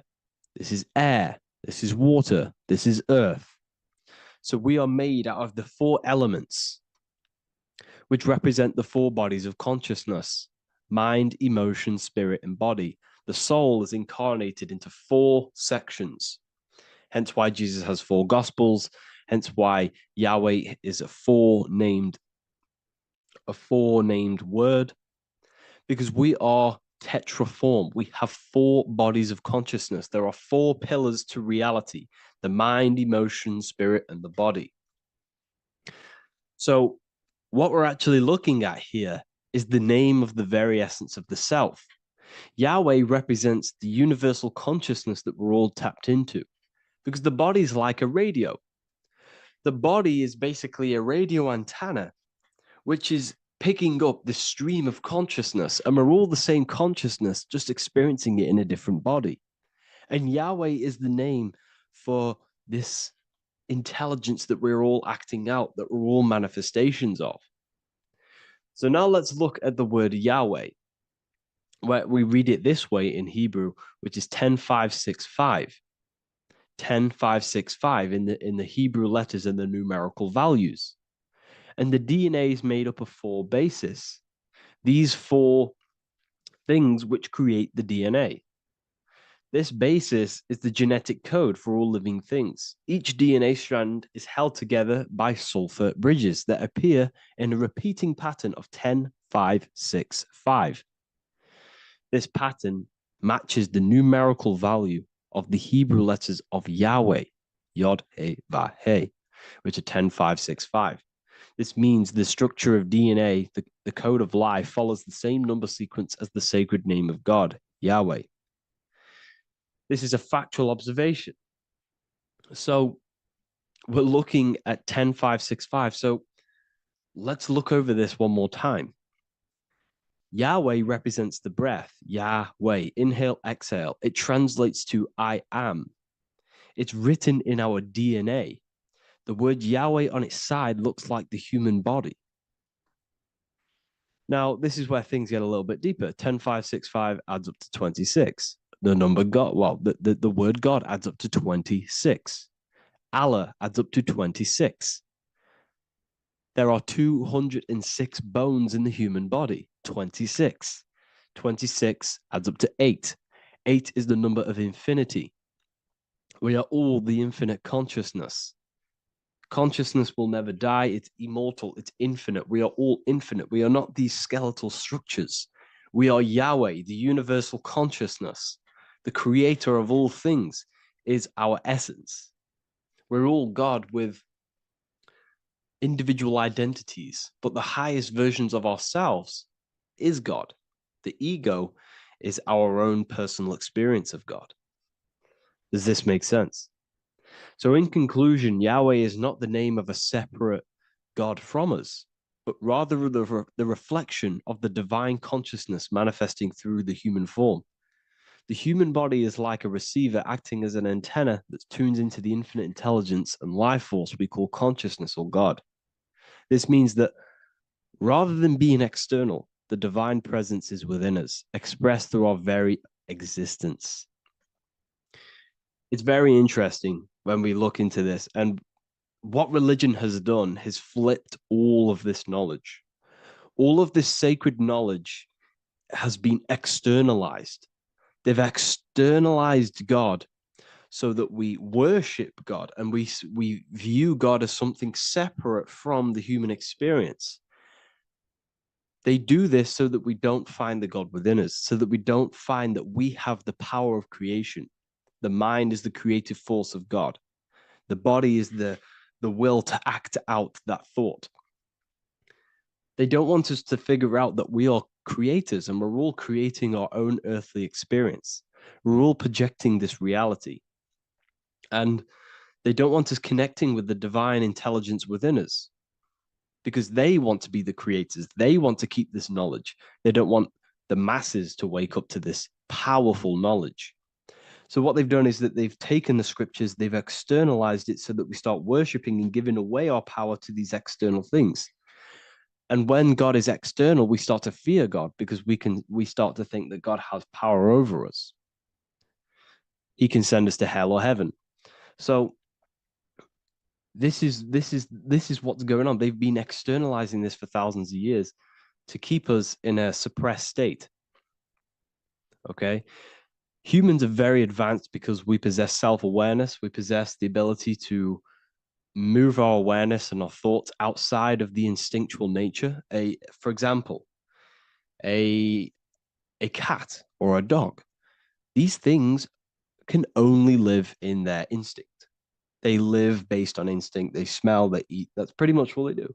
But humans, we have the ability to rise above that nature and turn to our infinite selves, our higher selves. We can move beyond our instinctual nature and create very advanced things. That's why humans are made in the image of Yahweh. We are literally God in human form. So this is what we all need to realize. And I hope this video has helped. Please leave a like, a comment on inside of the description. I'll have some links to my books and my university. The people who have read them have just absolutely changed their lives. You could probably see that in the comment sections if someone leaves a review of the book. We also have Trustpilot. But yeah, I thank you all. And I'll see you in the next one. The Freemasonic square and compass is not just a symbol that represents Freemasonry, a lodge, or a secret society. It is a symbol of gaining your own personal power. Now, in this video, I'm going to be breaking down this symbol in the most detail I can possibly go into. Most people live in a state of illusion. They live their life impulsively, acting based on their five senses, tasting. They want to feel a certain thing like an orgasm, or they're basically just slaves to external things and their five senses, which leads to a very dark path where you'll never actually become a conscious creator and you'll never actually be internally happy. The Freemasonic square and compass reveals some deep wisdom about this. Now let me break this down. If you want to gain your personal power, listen up. The Freemasonic square and compass is a compass which is used to create circles. Now, if you notice something about the circle, they have no beginning, no end. You can't tell where it begins and ends. It's eternal, which means this represents consciousness. Now, if you don't know what consciousness is, if you close your eyes, you have an internal world. You have thoughts, emotion, visualization. This is all consciousness, spiritual. Then we have the square. The square creates squares or lines, which represents matter. It has a beginning and an end. You can quite see where the beginning of the end is, right? So we can even link this to Leonardo da Vinci, the Vitruvian Man. We see the man in the square with the circle. The circle is the eternal consciousness, and the man is the square, limited to the physical world. But consciousness is not limited. That's why it's outside the square. This is eternal. The body is mortal. The body will die. Consciousness will never die. If we look even closer at the symbol, we notice in this particular symbol, we have the compass overlapping the square. This is very, very symbolic. This represents spirit over matter, also known as mind over matter, consciousness over matter, the circle over the square. Like I mentioned earlier, most people are slaves to their senses. They go through their day and all they do is chase validation and feelings. They eat all day to feel good, which means they're a slave to their taste. They're slaves to their feeling. They masturbate, which means they're a slave to orgasms and external things. They're literally being governed by the external world controlling their internal world. They're literally living life on autopilot. And don't get me wrong, I was guilty of this too. We're all guilty of this when we join this world because we're not taught this sacred knowledge. Until you actually stop and recognize this, you'll be living life on autopilot, literally not even living. You'll be running off subconscious programs, seeking external validation and being ruled by these five senses. The square underneath the compass represents consciousness on top of matter, which means the internal world is controlling the external world. It is the mind controlling matter and not matter manipulating the mind. In the occult and esoteric world, it's very important that you are conscious of every action that you are taking in your day-to-day life. Never act subconsciously. Always be conscious. What are you thinking? What are you acting? What are you giving your attention? All of this is contributing towards creating. because you are a creator. Consciousness is a creative force. You need to make sure that the compass is on top of the square, that your inner world is controlling the outer world and not the outer world controlling the inner. As I've mentioned in many videos before, the internal world of consciousness is what's producing the external world. Your life is just a result of every thought and emotion that you felt in the past. Everything you own, everything you possess, your friends are all reflections of your consciousness. They're all reflections of what you are thinking about. When you change your thinking, your external world starts to rearrange itself. On a basic level, this symbol represents the combination of spirit and matter. You are a spiritual being and a material being.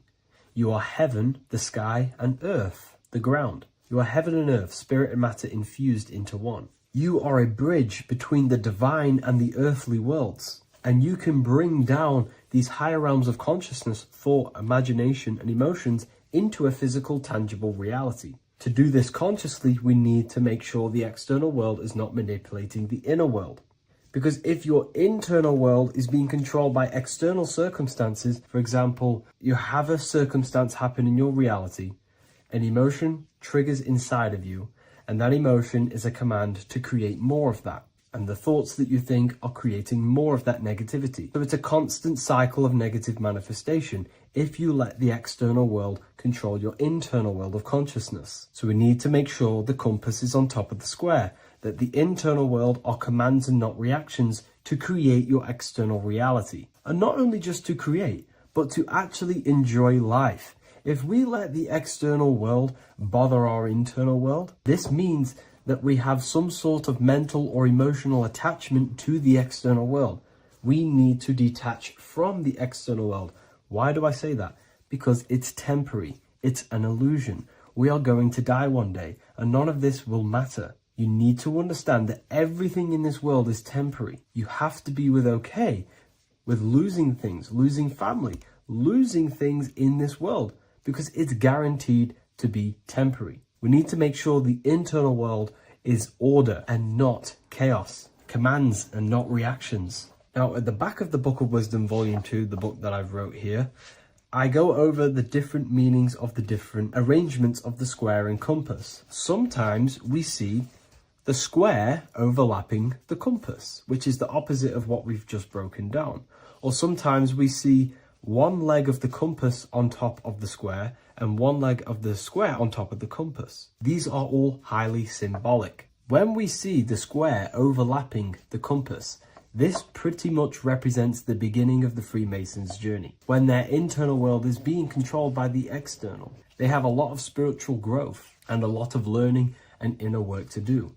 Now, when we see half and half, one leg of the square on top and one leg of the compass on top, this represents the Masons' gradual emergence from the material realm into the spiritual. This interplay of symbols reflects the process of gaining greater light and knowledge as the Masons ascend from material concerns towards spiritual enlightenment. And of course, we've just broken down what this means. This represents spirit over matter. They're not chasing external physical things anymore. They're actually chasing and gaining validation and happiness from spiritual growth, more knowledge and deeper understanding of consciousness and themselves. Most people chase external material things, which actually don't make you happy in the long run. You could be given £1 million today.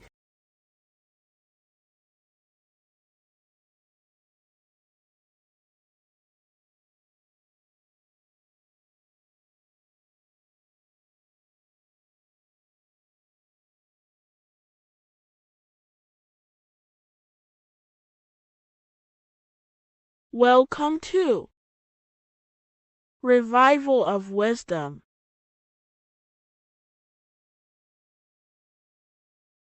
Today, we're going to be talking about portals, portal symbolism, what portals are, okay,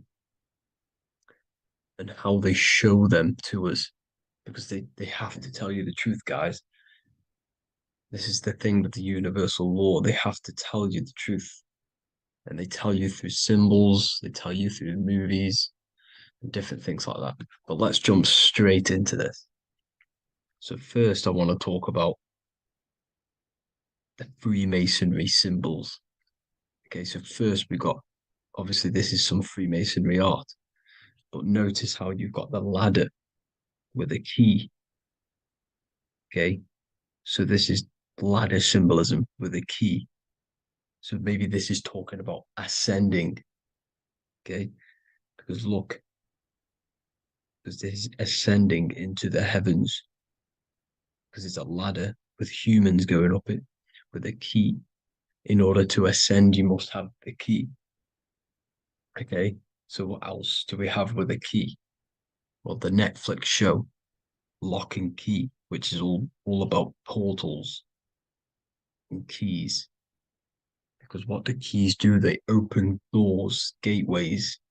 Okay. So what's interesting about this is that they've got this key here, which represents the Kundalini energy rising up the spine. Okay, but we'll come back to this. But it's that same portal key symbolism. We've also got the Vatican. The Vatican is in the shape of a key. Okay, so you can see the start of it here and the end. So this is key symbolisms. Keys open doors. And notice how it's got the 8-pointed star. Okay, what is the 8-pointed star? Okay, we'll come back to this.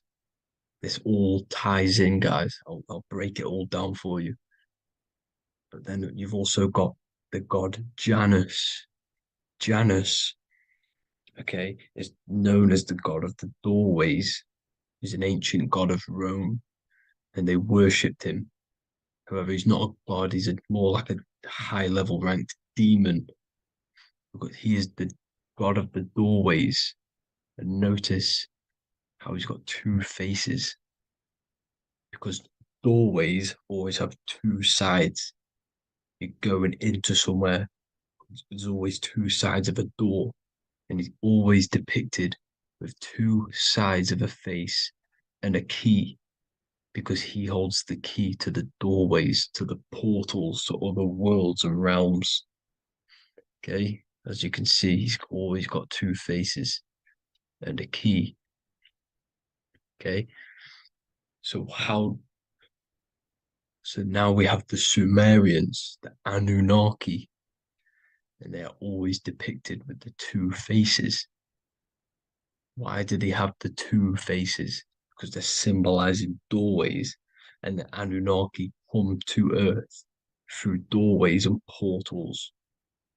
So these are what these gods are symbolizing in their artwork. But they always have the 8-pointed star.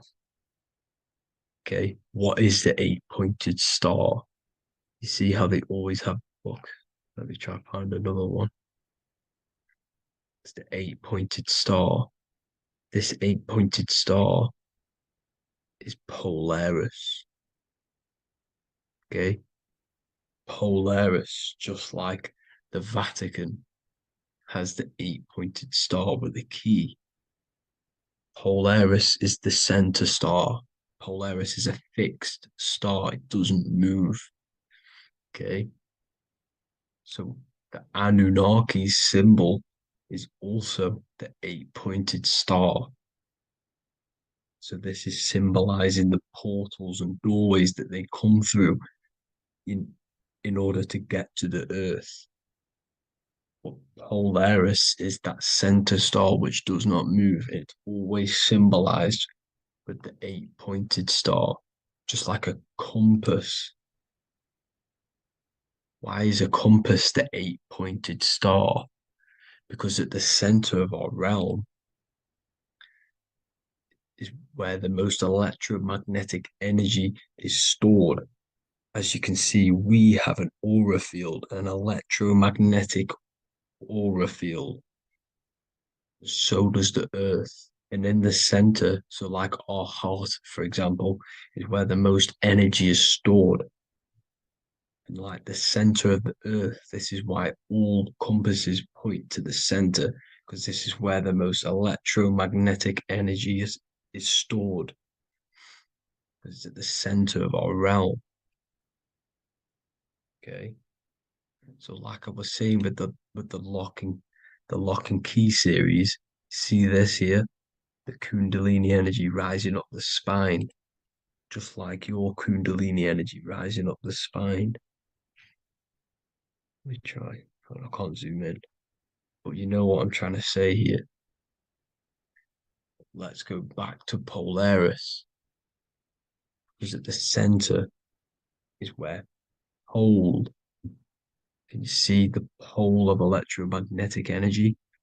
Polaris, the North Pole. It's symbolized. The truth is in the words. It's like a pole of electromagnetic energy. And this is where the aurora borealis comes from. Notice how it's got the word aura in it because it's the Earth's aura, electromagnetic field. Just like you have an aura, also known as the northern lights, because it's coming out of this center hole in the center of our realm where the black sun is. And this is where the electromagnetic energy is coming up from. And this is what the aurora borealis is, or the northern lights. It's just electromagnetic energy. And it's symbolized through our symbols, the original O, okay? Because it's like a pole through the middle, Polaris. So this Polaris is the sky vault. It's the portal into this realm. Because this is what the Anunnaki are always talking about. Always symbolize it with the 8-pointed star. And just like a compass is the 8-pointed star pointed to the center, to Polaris. Okay.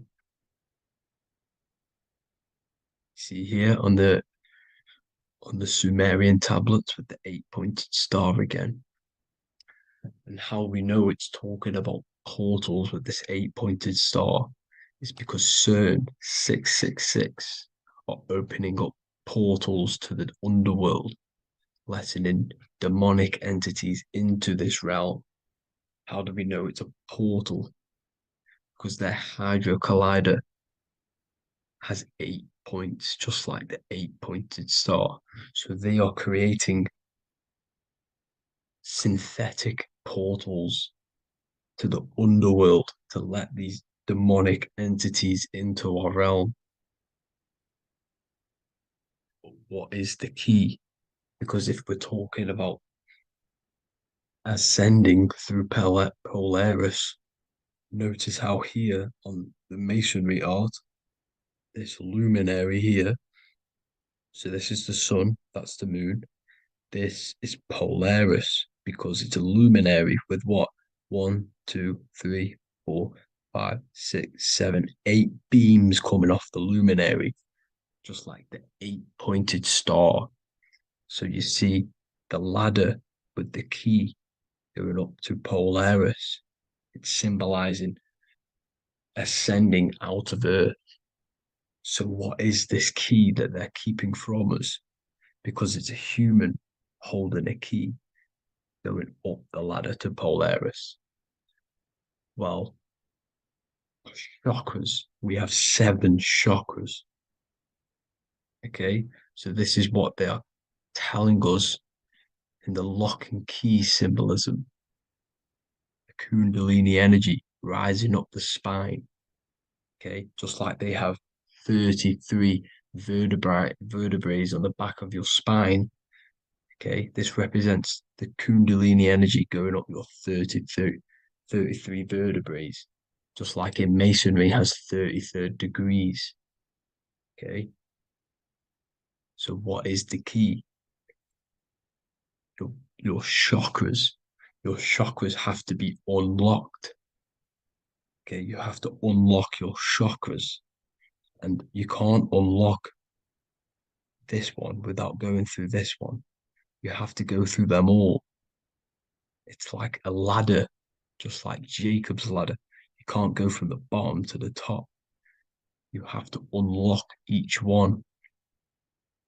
Okay, just like you have 7 chakras, you have 7 layers of your aura. Okay, you have to unlock your chakras to the highest point in order to reach Christ consciousness. And this is the key that they're talking about. They're symbolizing the organic portal within each and every one of us to ascend out of this realm.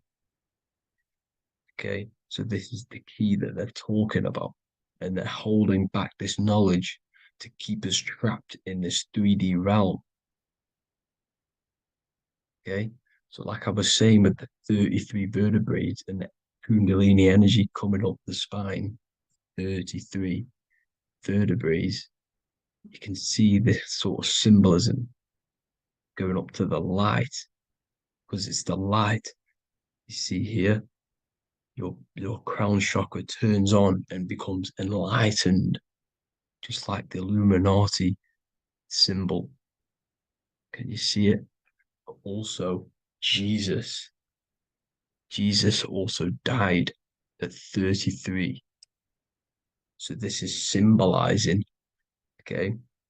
They're symbolizing the death of the ego, the body. So once you open up your chakras and reach Christ consciousness, which is your 33rd vertebrae, once your Kundalini energy goes up your 33rd vertebrae, your body technically, not physically, but spiritually dies, because you then become formless. You reach Christ consciousness. So then you can travel other worlds. Okay. This is what they're talking about with Vatican, 8-pointed star, and the key. Janus with the key. The Sumerians with the 8-pointed star.